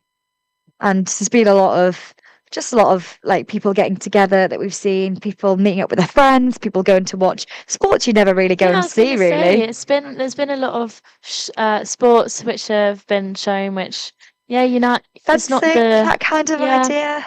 People who would have no real idea how the rules of rugby or even American football was on earlier today. I was gonna say it's one which is nice, quite different and nice to enjoy, really. Yeah, it is. And the weather definitely helped. Oh, the Got weather people in the definitely mood. helps. Definitely helps. It's just nice to get different societies involved. Yeah, it's been a really enjoyable day for everyone. And something that I guess, with this dance, I'm guessing this has been practiced for a few months now, a few weeks. Well, they had a dance recital, didn't they? Yes. Earlier in the month, which I am told was incredible. Yes, no, I've had lots of good friends stuff. from courses were participating in that, and they were really looking forward to it. A lot of work, though. A lot of work, but it's paying off. It is paying off. They look very, very strong. Boys and girls in this dance routine as well, which is lovely to see. Really giving it some sass here. I guess it just shows how inclusive Varsity is and how sport really does just bring absolutely everyone together, even if, you're not...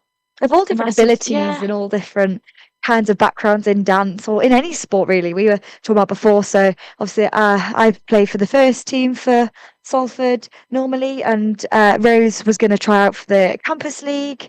So that's a different kind of netball, which the university offer, which is a bit it's not in the books sort of divisions, but it's still competitive netball. They still get competitive matches. Yeah. They've got training each week. It's just slightly more relaxed, really. But yeah, and I guess it's just that's when Varsity's good, just to showcase all of everyone's talents, really. Yeah, really, really, really good.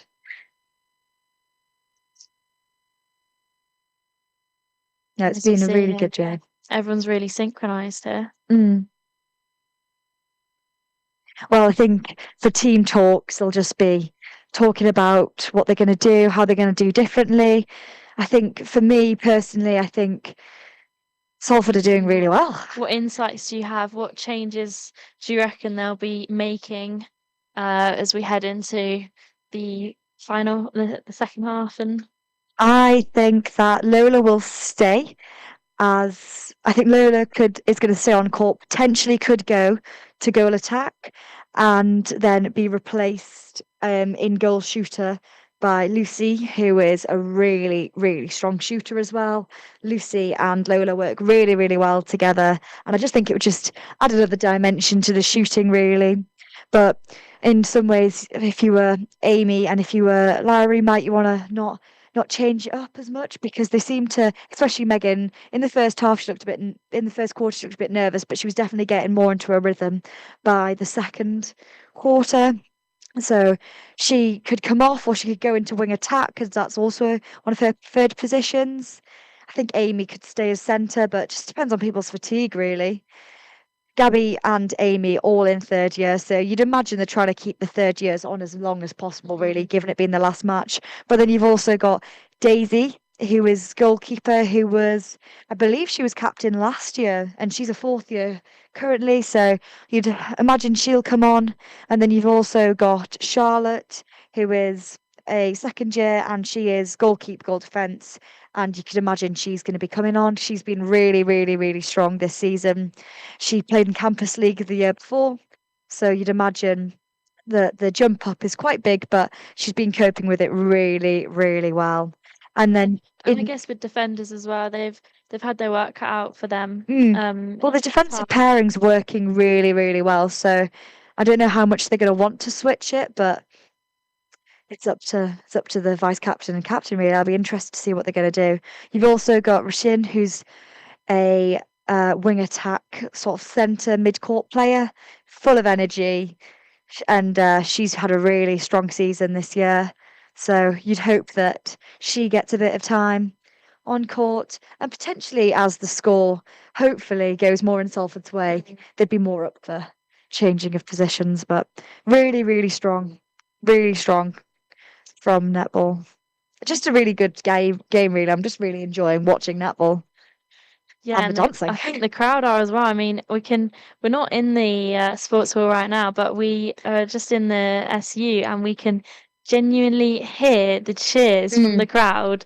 From University House. Yeah, From the SU. From how these dancers are performing. It's amazing, and I think it's just keeping the energy high, which is what the netball team will be wanting. Yeah, definitely. They'll be needing the crowd to pull them through, especially when they're getting a bit tired. Yeah, well, it's just nice for a bit of entertainment, isn't it, really? And this will be a really nice break for the girls. Normally, you don't get this long of a break for half time ever in netball, so it'll be nice for them just to have a bit of a reset. You can see in the background there, if you're joining us from the TV, you can see shots being put in by the Chester goal shooter and defending, marking the ball, just getting a lot of them in. She's a very strong shooter, I think, that goal shoot, but Lowry's a really strong goalkeeper, so she just needs to work on just keeping on getting round her. But Lowry's given her no real wriggle room, really, but she's still managing to get most of her shots in, I'd say. Yeah, no, it's definitely that defending duo of Georgia and Lowry who are just keeping Chester at bay, making sure they have to work really, really hard if they want to be able to score. And it's something that I'm guessing that the team have worked hard on to perfect over the season or over the last few seasons. And yeah, it's all their hard work's paying off. And yeah, it's going well for Salford, going as best as they'd hope, really. Yeah. Well, we've got a very, very extended pause here, but it's entertainment at the end of the day, isn't it? I think it's a really enjoyable event, and it just does just so, like Rose was saying before, the varsity is just for everybody, really, isn't it? Got lots of different ranges of abilities and ages, and I think it's been a really fun day. No, I completely agree with you. And yeah, I think it's as we said before, it's just like where everyone can come together with sport, really. And we're definitely enjoying the commentary room, aren't we? I think if we were in there, I don't think you'd be able to hear us, to be honest. I'm not sure I'd be able to hear what you say. No. I quite like that. That's like a little circle motion. It's quite quite capturing to watch. Really. It is, isn't it? Yeah, mesmerised by it. Because it's like one of those situations, like they haven't really got like the amazing costumes where it's like that's what you're looking at. What you're looking at is the fact that they are. Got a bit of a cannon going on there. I do know a few dance tasks. Yeah. You're a ballerina, aren't you, Rose? Yeah, so not quite as high energy, really. Oh. Well, there was cheerleading on before, wasn't there? And questions being asked about how you mark cheerleading, but it's all based on accuracy and synchronization. And I guess at the end of the day, it's just like it's the routine of it, really, as well. Just the lifts. There's obviously quite a few lifts, aren't there? And how you can execute them, making sure they're all smooth and nobody falls. Yeah. I think some of the netball girls were getting involved with cheer practice earlier. They were actually. Yeah, they were. Outside, we saw a few pictures on social media of that. Yeah. Well, netball have had it's real quite a camaraderie. Like all the girls were around at the captain's house for breakfast this morning, which would have been really nice. And quite a lot of them been together all day, just prepping and just being with each other, really. And I guess that's why they've got such a strong team, really, is that socially they're all really close as well, and that's what helps make really good teamwork on the pitch if you work well as a team off the pitch as well. Yeah, definitely. Yeah, no, definitely not a pitch. Yeah.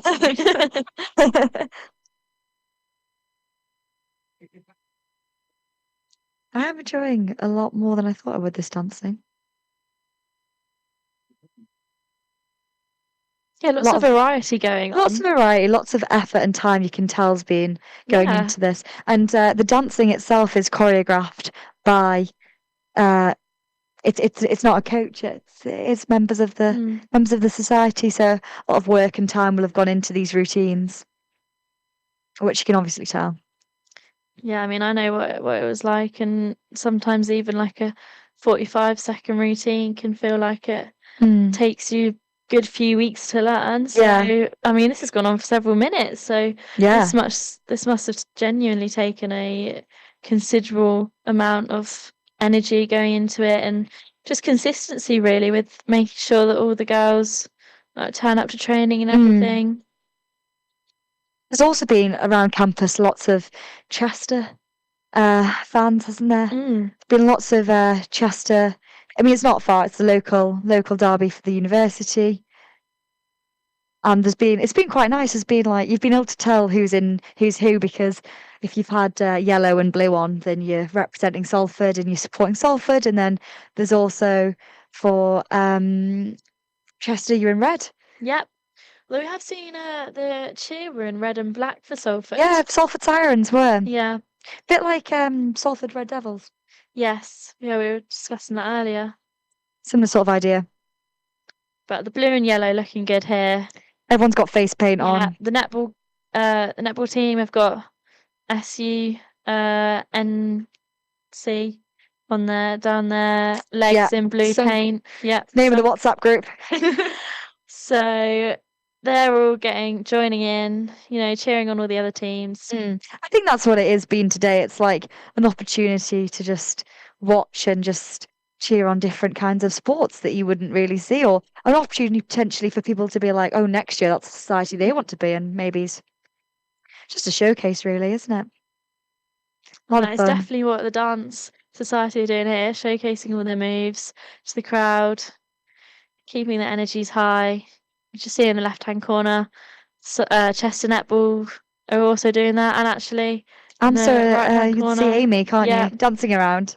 I was going to say, if there's music on, then it's good for the. I wish we could hear it. Yeah, good for the no idea what they're dancing to. But I'm thinking it's got to be like a sassy sort of jazz song. I reckon thinking it's like a mix of like quite a few songs. Like I agree. Lots of songs all merged into one, really. Yeah, girls just warming up. Yeah, because the muscles will have really they'll have really cooled down now, because you don't really want to stop for this long as a player, because I think the adrenaline, and you have to psych yourself up again. It'll almost feel like it's a different match. Yeah, after this really long break. I was going to say they're going to have to regain their focus, and hope that they can keep their momentum going. They're currently on a 9-goal lead, so it's 24-15 to Salford. So you can hope that they can continue that streak, and actually, if they double their goals, then that will be the equivalent of the goals they won in the first match against Chester this season in October.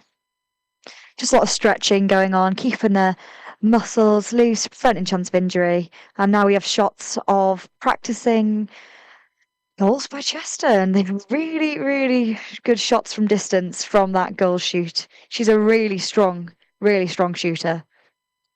So you better not give her any time or any space on the ball, really, because she gets them all in. We're just going to have a look at some highlights from the first half, a few clips. See what the crack is here. Lots of feisty playing going on here. Liv at the centre of it quite often. and Georgia, yeah. But that's what you really good shots from distance. Yeah, you do. You have to. When you're at this standard of netball, the shots are going to go in. These girls are really strong shooters. So if anything, what you have to do is just put them off. Really, be a bit of a nuisance. And just, I guess, cause that break in play. Yeah, makes people think more. Yeah, you just want to annoy your player, really. Just get in their heads. Just try and rattle them a bit, because if you're seeing shots like that, I mean, you don't miss that, do you? Shot from distance, yeah. I definitely would as well. That's why you have those players who specialise. Going back to the dance now. Strong celebrations. Again, just looking at a really strong camaraderie, really strong, loads of lovely friendships going on here. Yeah, you can just see Salford Netball applauding them. And the score at half-time is 24-15 to Salford. Teams are now going into their huddles, dancers have gone off, and they've just done the cheers, and they always do really loudly, scream Salford. Yes, I mean, you've got to, haven't you? Yeah. Keep the energy high. And there has been some changes.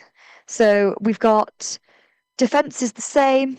The only change that we've got is the fact that Gabby, who was at wing attack, has come off. And in at wing attack, Megan is now at wing attack, and you've got a switch in the shooters. But Lola's still on, but as I predicted, Lucy has come on as goal attack.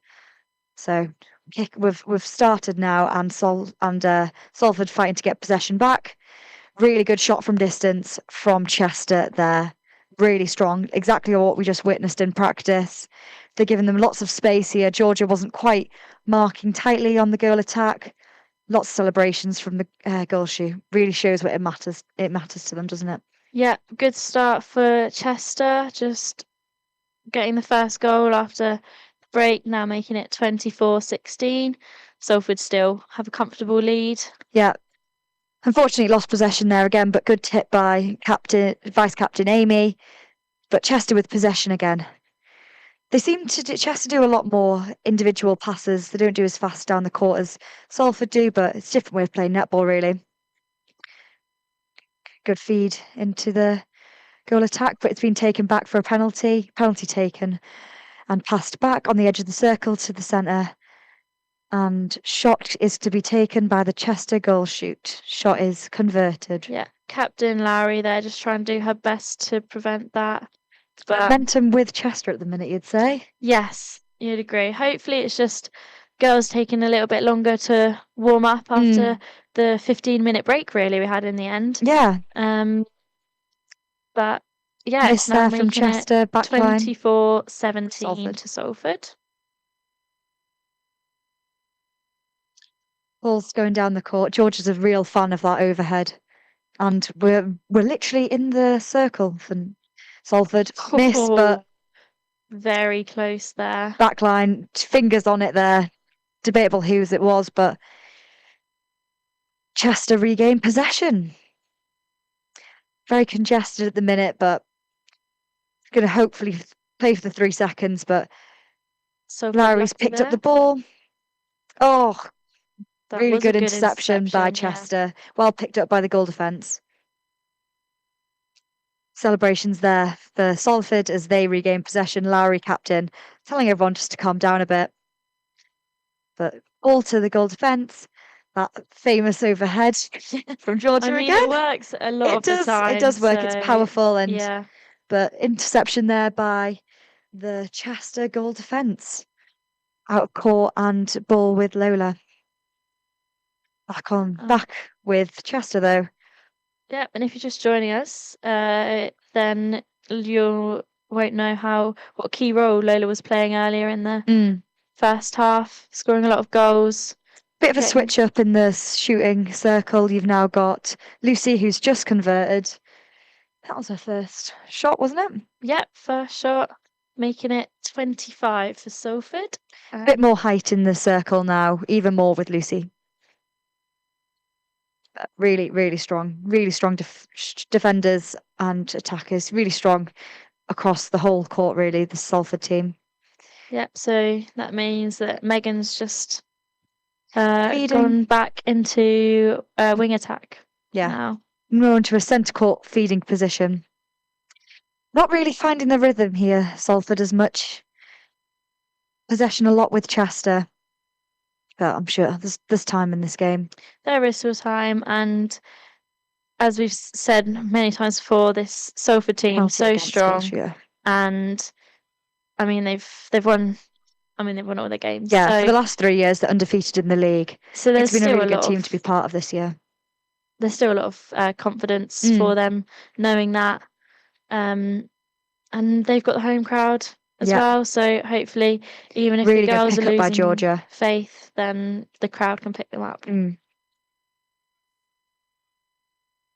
Good work in the circle. It's getting very feisty in that circle, but doing really well. Lola. Oh, that's the first time I've seen her miss in ages. Yeah.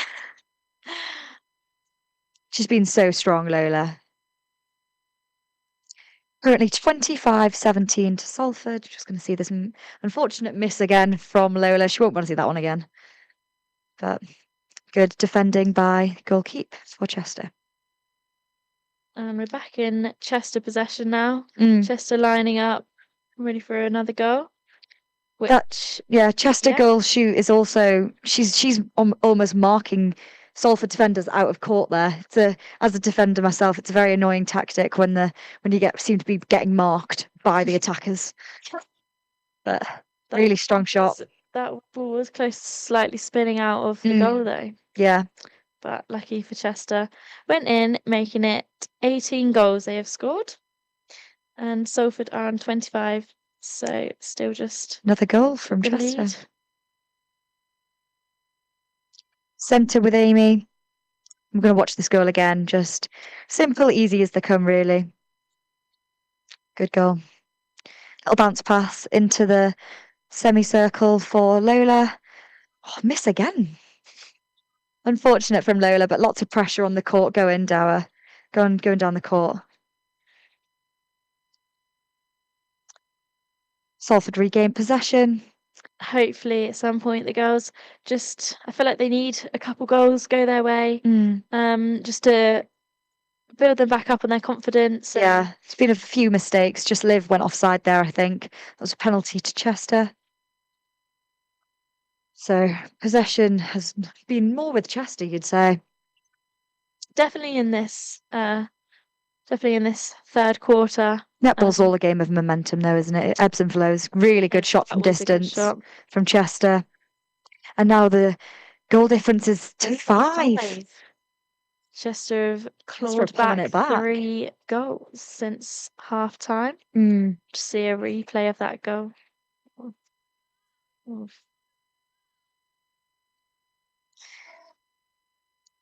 We're looking at Chester being really strong attackingly here.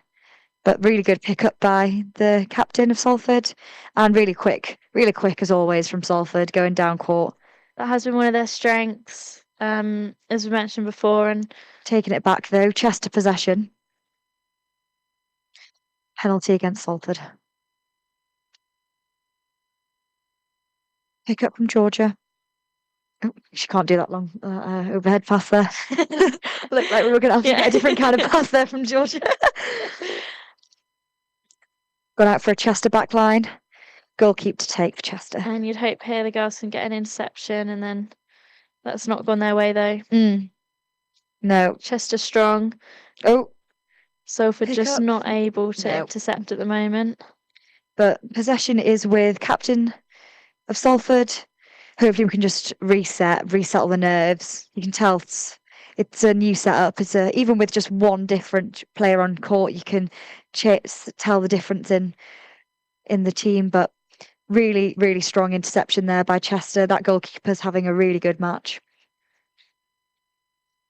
I guess when you come back after half time, you know who you're up against. Yeah.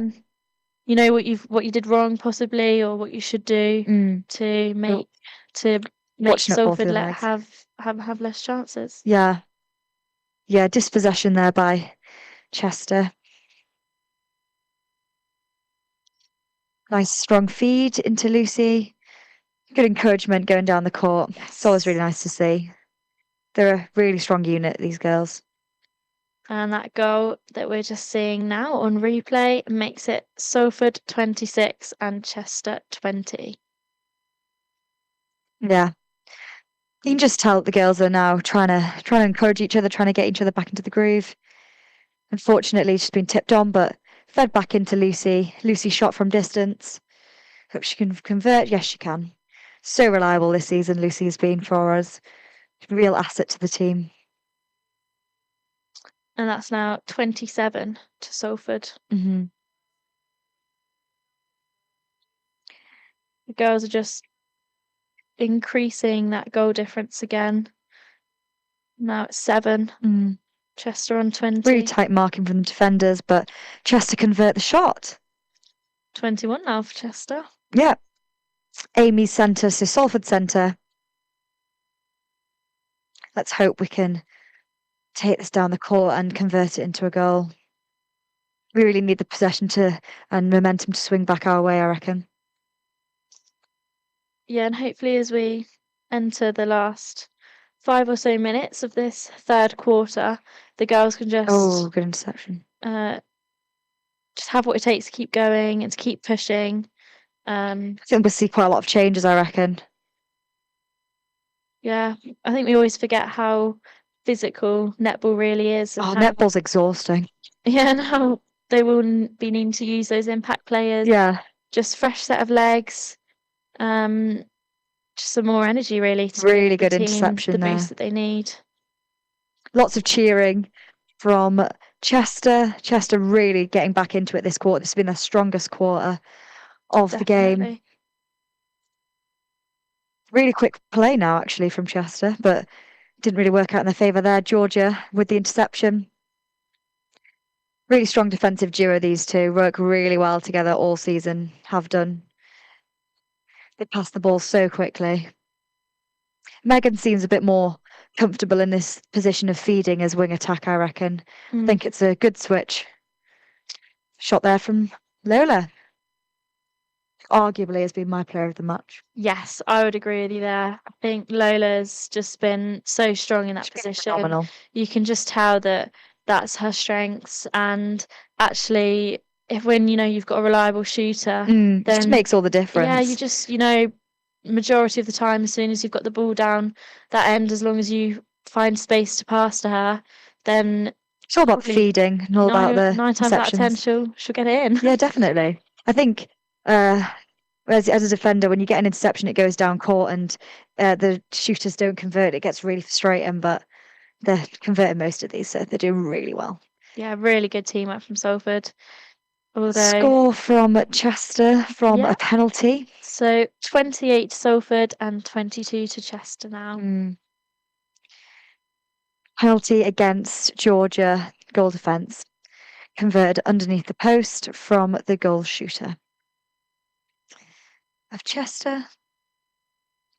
Lola back underneath the post for Salford, and she scores.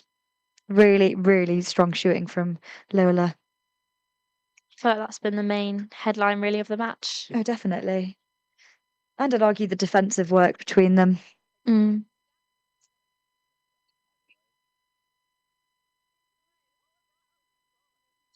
Really, a lot of interceptions and tips going on from the defence of Chester. They've been extremely strong as well, coming up against a really strong attacking duo from Salford. Salford now leading 30 goals to Chester's 22. Georgia clearly not happy with the contact there, but I guess in a derby match, in this varsity, it's high stakes. You'd expect it, wouldn't you? I think the umpires have let a lot go in terms of contact, but it's just one of those things, isn't it? I think also with the netball just moves so fast. It does. It really does. Penalty against the goal shooter, Lola, in favour of Chester. And Chester are looking to get this ball out. And again, Chester don't really seem to move the ball as easily, often pushing on these 3-second rules. They're often in the same sort of space. So it's unfortunate, but miss from Chester, but went to a feed, and that'll have to be contact by Captain Lowry. She came up behind her. Did what she needed to do, though. Yeah, a bit illegal, though. Not quite enough. Chester make that 23 goals. Yeah. Penalty pass or shot, and it's converted. So really strong from Chester. We just had a Chester centre pass, and we've now got a Chester penalty just in the centre third. We're heading into the final minute now in the third quarter of this match. Interesting techniques used from the defensive duo. Something we work on in training is the pulling back of the defender. So obviously you need to have your 3 feet of distance, but you can have another player dragging you back. So to keep your distance. I was just hoping here that Salford could get just one more goal before we head into the break before the final quarter. Out of play though, by just too much on it. And we're looking again at Chester trying to bring the ball down court, but dispossessed and lost of possession. Picked up nicely by Georgia and Megan, feeding into the circle. Back out by Lola, back in. And we got shot from Lucy. Too close from the goalkeeper, infringing on 3 feet. Oh. Unlucky, but she's so tall, Lucy. She'll get those rebounds any day, but missed again. But for a third time. Third time lucky. In we go. There we go. Well done. And final 10 seconds. Salford rushing back to try and get that final one more goal in. Mm-hmm. I'm not sure they'll quite make it, but that was the replay. And we see that's now the end of the third quarter, with Salford leading 31-23 to Chester. One point in that quarter was looking like, so I think they had brought it back by 5 at one point, so it was looking a bit nervy, but Salford really seemed to get into their groove a lot more. Yeah, no, I agree. I think Salford were a bit slower than Chester after the long break at half time. Must have been enjoying the dancing too much. Yeah, yeah. Just been loving the dancing. Yeah, got too distracted by that, but they regained their cool. They've kept their focus, and I definitely think the second half of that quarter is something to take into the final quarter. Just watching some strong highlights lead, 8 goals. Still, you'd argue in netball, anything can happen. Anything can happen. It only takes a few turnovers and then a few centre passes to not go your way, or a few umpires' decisions to not go your way, and then you're back in the thick of it. But as we're seeing here, we're seeing really good teamwork from the defence and from the attacking. Really well worked both ends of the court on the interceptions. Very physical. I'd argue the best player of the match for Chester, I think, is the keeper. I think she's had some really strong interceptions. She's been really physical. She's been really up for it. And she's not lost hope, I think. No, she hasn't. It's easy to get disgruntled in a match like this. But said Lola's been so strong with her shooting. So you can see like it'd be easy for her to think, oh, well, obviously not doing my job. But actually, there's probably a lot of balls which she's prevented Lola from getting the goal. Interesting to see if there'll be any changes. I doubt that there will be, to be honest with you. But I think they're just going to keep it as it is. Larry's still at goal keep. Georgia at goal defence. Liv at wing defence. Amy at centre. Megan at wing attack. And then the shooting duo being... Oh, actually, no, we're seeing Lola coming off. And Megan's gone back in at goal attack. Wing defence. The defences all stayed the same. Hugs between the vice captain and the captain. Lola is staying on. She's at goal shoot. Megan at goal attack. So it's Lucy. That's come off. And Rasheen has gone into wing attack. Rasheen is a very springy player, likes to be all around the court. She's very, very lively. So we'll expect a lot of energy from her. Back line from Salford. Georgia waiting for that overhead, isn't she? Yeah. She loves that pass. Too much on it for Liv, but picked up really nicely by I was going to say, centre. Amy was there. She's always there to pick it up. Rushin with the first sort of action from her from the day.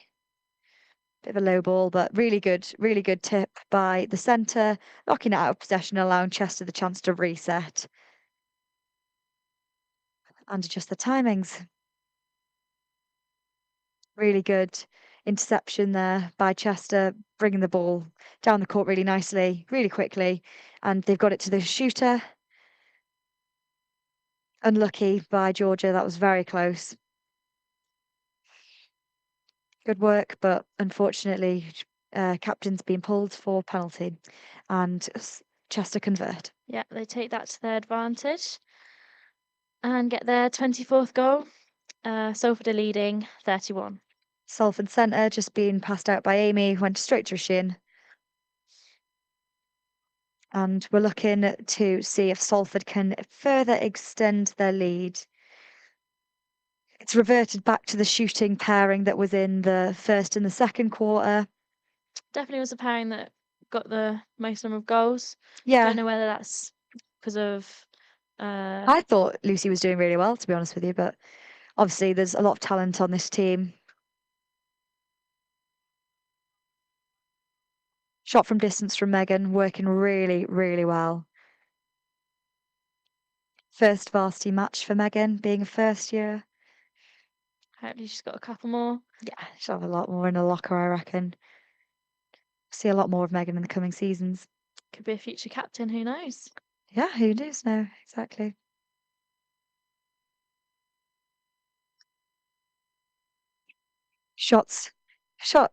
Ball's been passed back, and it's with the girls shoot for Chester, and Chester have just converted again.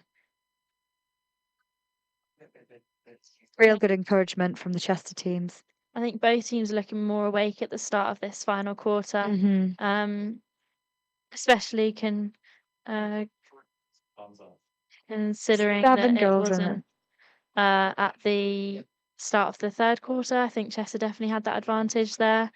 But Salford are keeping their energy up, carrying on from the momentum from the third quarter, at the end of the third quarter at least.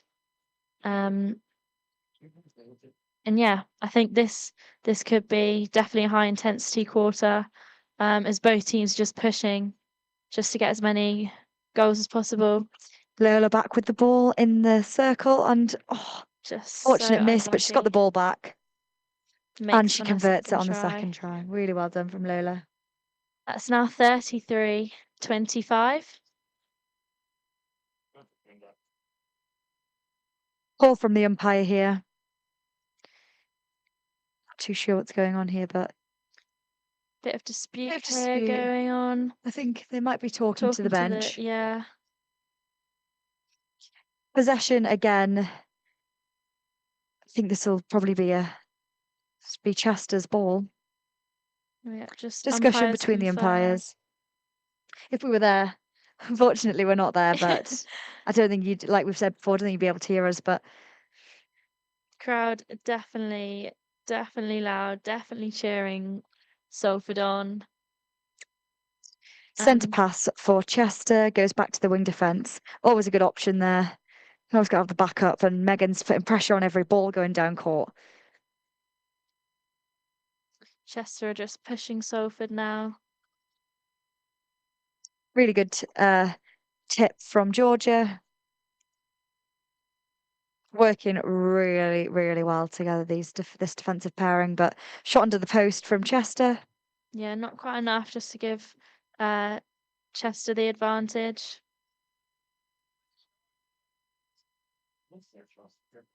Really. Can we see Salford attacking players just back in play? Play's been taken back. There's been a penalty against the goal attack. And we've got goal from Salford. Yep, that now makes it 34-26 to Salford. We'll just see the replay here. Again, Lola being really, really reliable. Yeah, well, Lucy would have a job. Being really reliable on the bench. Lola being really, really reliable. Yeah. And Third score is 34-27 to Salford. Megan with possession.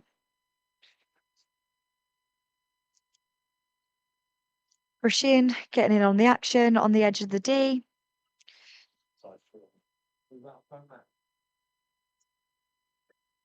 Yep, just seeing Georgia trying to keep it in play there, but disputes from the Chester sideline saying that the ball went out of play.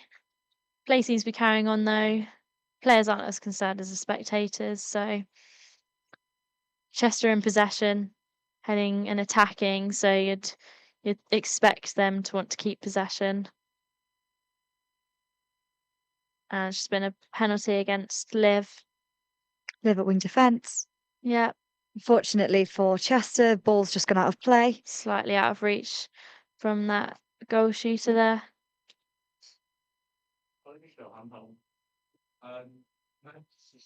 Really strong work here. Yeah. Energy levels are undoubtedly, they're going to be so tired by now. But these girls are showing no sign of fatigue. Possession's going a bit more back and forward. And as we've seen from Salford throughout the whole match, as soon as they get possession, they work it so quickly down to get it into the hands of the goal shooter and goal attack. And we've got Rasheen feeding it in, and Megan with the ball now. Shot potentially could be happening on goal here, shot from distance, or she's going to feed to Lola. Picked up by the Chester team, but taken back for a penalty. Chester in possession again. Good interception by Amy. Lots of Chester fans still here. Getting involved, enjoying the match. Yeah. It's just a good atmosphere, isn't it? Yeah, sometimes we can hear the cheers right over from the sports hall here in the SU, so we know that the crowd are loving it. Yeah. Missed there by Chester, and the ball is back with Salford, but being intercepted. This is how quick netball really is, isn't it? The ball's going end to end. Well left by Georgia there for a Salford back line, taken by Captain Lowry. And it's just what makes netball so exciting, really. It's just all these end-to-end passes and, yeah, just the crowd getting so involved, having a good time. Yeah. Lovely day in the sun.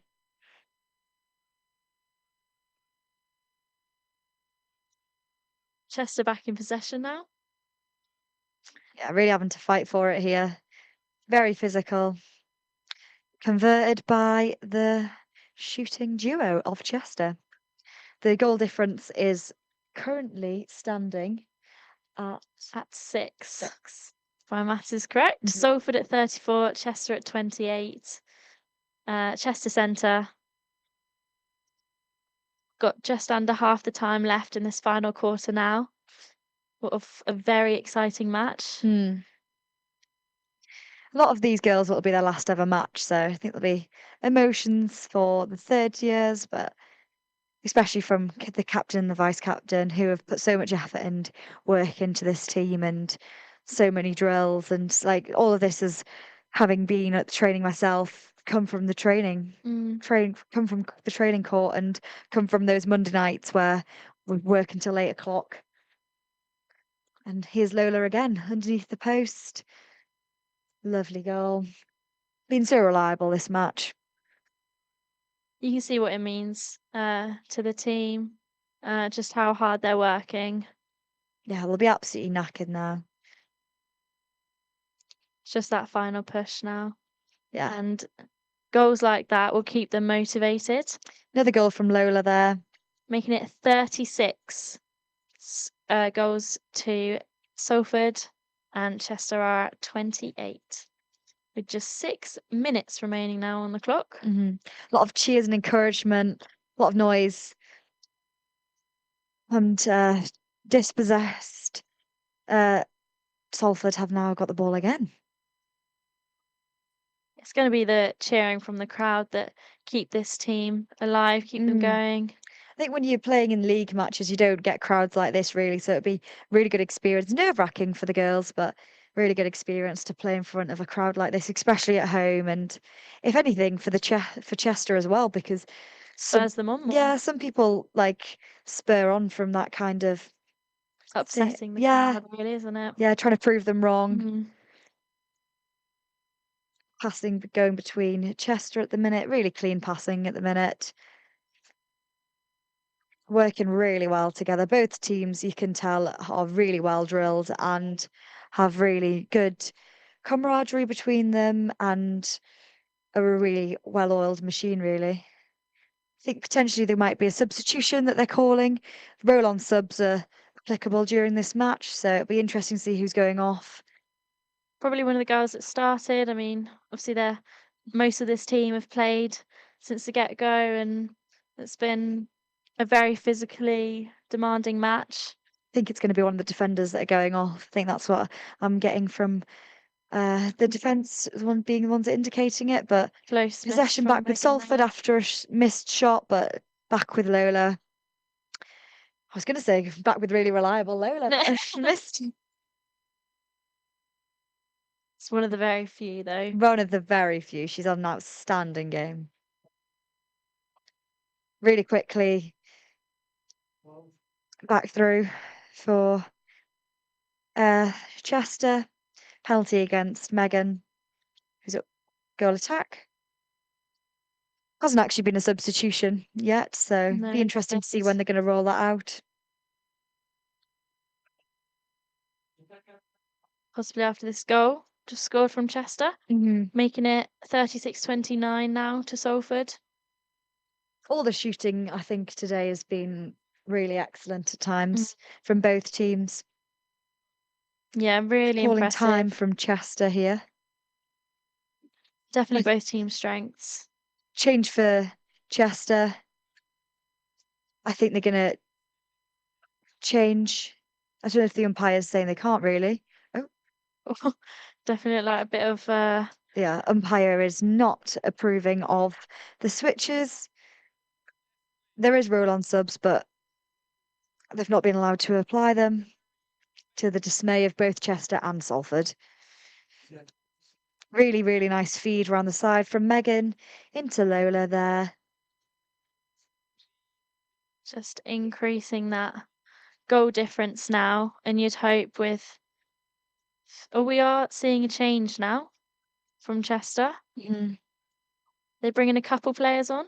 Yeah, they are. We're seeing a lot of switches here in between the attacking, between wing attacks and then the goal attacks, goal shoots. And I guess with just 3.5 minutes to go, it's just bringing that final push. Probably it is still possible for Chester to bring a comeback, obviously, being Salford. We hope that doesn't happen. And I doubt this Salford team are going to let that happen. But Chester throwing everything now they have. Let's try and bring it back. The score is currently 37 to Salford and 29 Chester. These girls have been playing for an hour and a half. Or like it's been going on for an hour and a half now, so they'll be tired, but you couldn't really tell. The energy levels and the fitness levels have been very impressive throughout. Yeah, just the pace that they bring back the ball is Fortunate just so miss there from impressive. Lola. Shot from distance again. She makes the it shot. that time. 38-29 now. Let's just watch that replay. First, second attempt. Really strong shot from distance there from Lola. She's got loads of them in today. Really impressive. Really difficult to do. And as a defender, it's just one of those ones you just hope doesn't go in. And you hope you can get the rebounds, but... With a shot like that, though, that was guaranteed to go straight in. There has been a change, actually. So fourth year has been ex-captain. Last year, Daisy is now in at goalkeeper. Lowry is now at goal defence. And then you've got a change at wing defence with Gabby, also a third year. It's going in at wing defence. This obviously being their last varsity, you'd expect them to be. Yeah, the girls just wanting to get their last couple of minutes in. No, they were part of the team. Yes.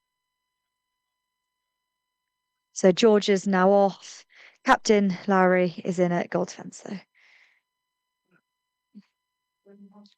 Oh, physical, bit of argy-bargy for who's going to get the ball. Bit of a tussle, but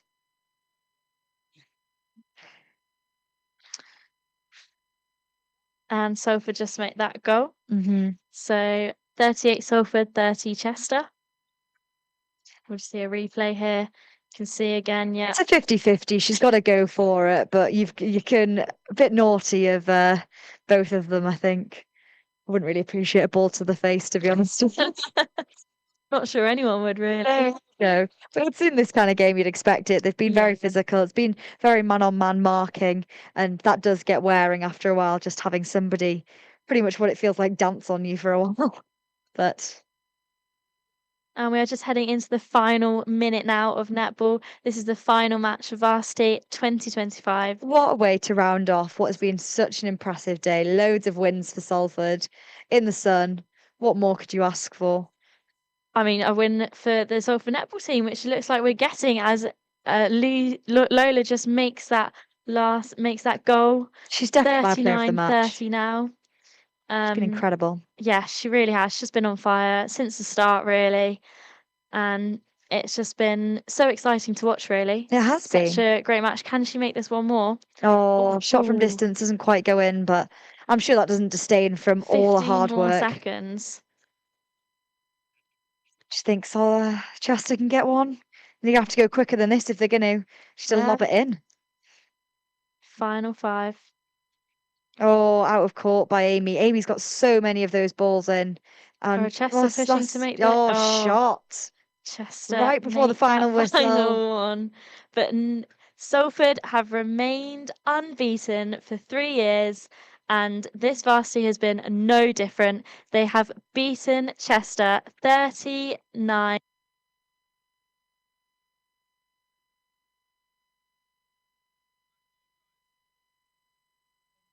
What an amazing game. What a cracking game of netball there. Yeah, absolutely. And so obviously it finished off with 39-31. And thank you, Rachel and Rose, of course, for your commentary. And massive well done to Salford as well. That's 3 years unbeaten in the netball there. We're going to have a quick run through the scores from the day. So obviously we started out with the badminton in the sports hall. That was a big win for Salford. Both men's and women's teams winning in that one. Yes, and then we went on to Women's Rugby Union with a massive win for Women's Rugby for Salford. That was incredible. It was 64-0 that one over on the 3G. I know, I think we need to keep talking about that because that's insane. I didn't quite believe that one when it first came in. Literally. And then we headed to the swimming pool. There was a total of 25 races today at the pool. And Salford ended up winning 21 of them. Yes, Chester only getting 4. Yeah. And that adds on to a 7-year winning streak for Salford in the pool. Not bad, that, is it? Not bad. They should be very proud of themselves. Then went on to tennis, and Chester men won 2-1. And yeah, we didn't find out the women's eventually, but we'll find out soon. Yeah, exactly that. And we've had the hockey also going on. That started at 11. That was over at Timperley Hockey. Yeah. And there were some cracking games going on that way. We had the men's winning 5-0, and the women, I believe, won 6-0 as well. Cracking day. That's all right. Do you know what? To go all the way through and not concede a single goal to Chester to come all the way to Salford and not score as well. That must be difficult. A cracking little effort, isn't it? Absolutely, absolutely. And also then we had men's rugby union where Chester did win 21-20. But again, a good game. That was a great little game. We caught the back end of that one over on the 3G, and it was seriously intense. I was going to say that's intense. People throwing themselves at each other. I was like, we both said at that point, we was like, we couldn't really play rugby, could we? I don't think we I'm wouldn't built do for a great job. I don't feel like I could throw myself at someone. I'd probably snap in half. But I respect you all. Exactly. Then we went on to squash, where Salford won 4-1, which is amazing. Yeah, it was great on the squash. We had some lovely interviews there with Freddie and Adam on the squash team. Yeah. And they were super proud of their whole squad coming out today. Yeah, and it inspires me because I've never played squash before. So I love a bit of squash. I'm not going to lie to you. Squash is a great little sport to play. What next? One of my highlights of the day was the rowing that happened today. That started at 12, ran till about 4:30, and it was Agecroft rowing. So they were actually rowing on the quays in Salford by Media City, rowing right past the Imperial War Museum and the Lowry Theatre, if you know whereabouts that is. And it finished 3-1. I think so. We'll have to find out directly, but like they did try. It was a Chester win, size, which was really hard for obviously the Salford team. But I think you know what, they put their all in it. Yeah, no, it was really good. There's a couple of serious incidents that happened. One of the Salford boats ended up capsizing during the women's twos or women's fours. It was the final race of the day, but everyone made it out all right. Everything was fine. Everyone was all we're A-okay. really proud of them. Yeah, we were super proud, and we're super proud of all the teams that have played today. Absolutely. Do you know what? Be it Salford, be it Chester. I'm proud to be from Salford.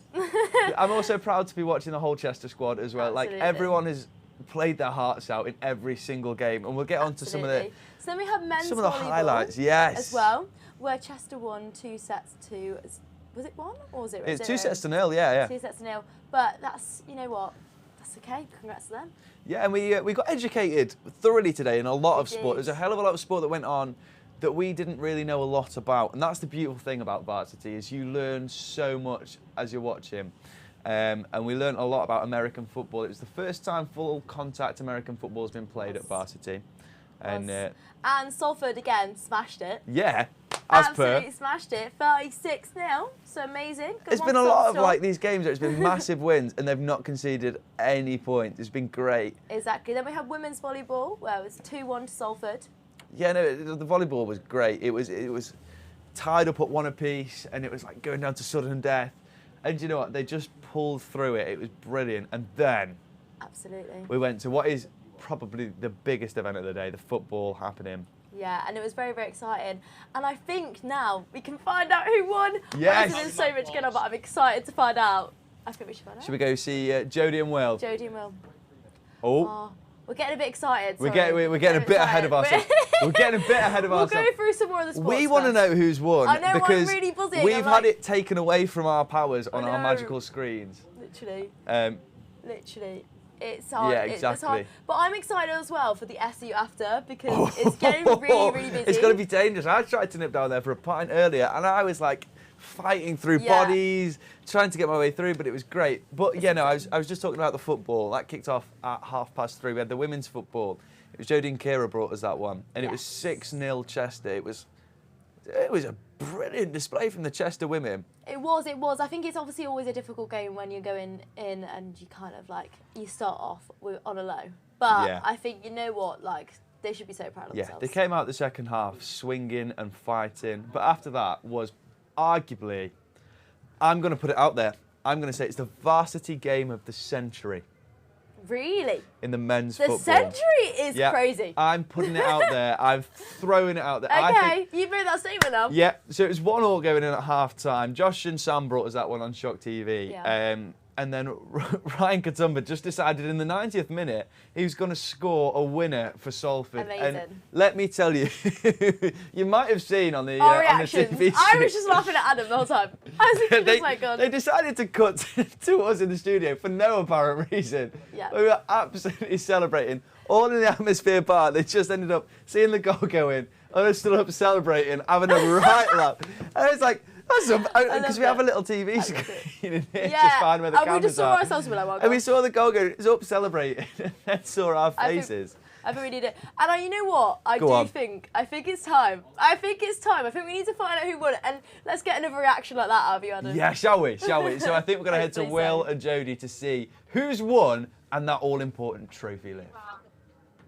Hello, we are here at Northside. The netball has just finished. Salford claimed that point. And we can let you know now, it has finished. Drum roll, please. Oh, 17, Salford!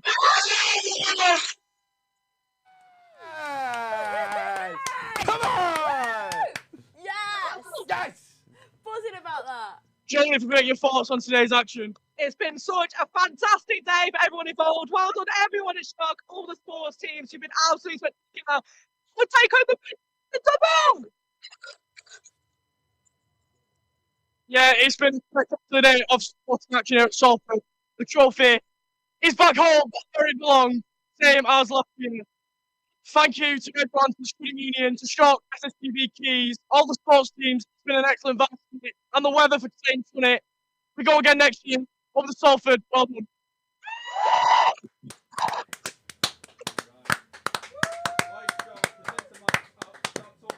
Wow, what an incredible day. What a cracking day of sporting action. Salford ended up winning. I can't believe it. I'm buzzing. What a day. And the party's going to continue all night in Atmosphere, just next door down that way. Yeah, and I feel like a couple of drinks are in order. Hey, definitely. I think a few thank yous are definitely in order as well. So thank you obviously to both sports teams, because obviously Varsity wouldn't be the same without either Chester teams or Salford teams. Yeah, exactly. You both played your hearts out today. You know, it doesn't matter what team you're on, win, lose. It was incredible sporting action from minute one to right till the end of the day, the end of that netball game. Every single person, just massive patting It's hard. Be proud of yourself, yeah, honestly. very much so. And of course, this wouldn't be here, and we wouldn't be here without the incredible team behind us. So we need to say a massive thank you to Keys TV, who've been doing a lot of the coverage today and updating us throughout the day. The SSTV crew, who've been out helping us as well. and of course the Shock team who've been out about doing commentating, recording, being camera ops, honestly, all incredible people. And down in the newsroom. That newsroom was absolutely incredible today. I loved going and hiding down there, finding out little bits of information. And I just also want to say a very special thank you to the team that have been in and around the gallery all day, and a very special shout out to Alfie and Alex, who are hidden away around the corner at the minute, who've been pushing all the buttons and making the magic happen from up here as well.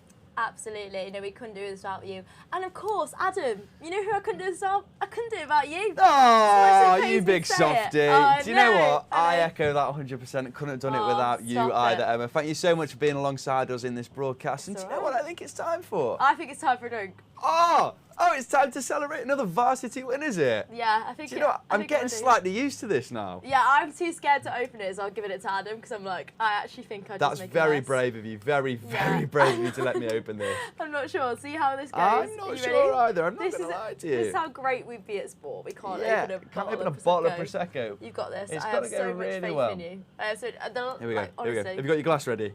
Oh yes. Ready? Of course, Ready? I can't put it. No. Way! Thank Go you. Varsity. Yeah, go Varsity. Do you know Thank you what? very much. Wow, the phone. I'm getting slightly excited, aren't Maybe I? get myself another a glass one in from there. the SU bar atmosphere. Yeah. It's looking great in there. So, I honestly think it's been incredible. It's been a brilliant day of sport and action, and a massive well done to everybody involved. You know, everyone can count themselves. You know, everyone's so proud of themselves. Yeah, And you we're should so be. proud of everyone here as well. Definitely. And we'll leave you with this. Yes, Salford do the double over Chester, and on home turf for the first time since 2019. And be sure to come back next year to see if Salford can complete the hat trick. But until then, goodbye. Yes, goodbye from us. Thank you so much. Thank you for joining us. Goodbye.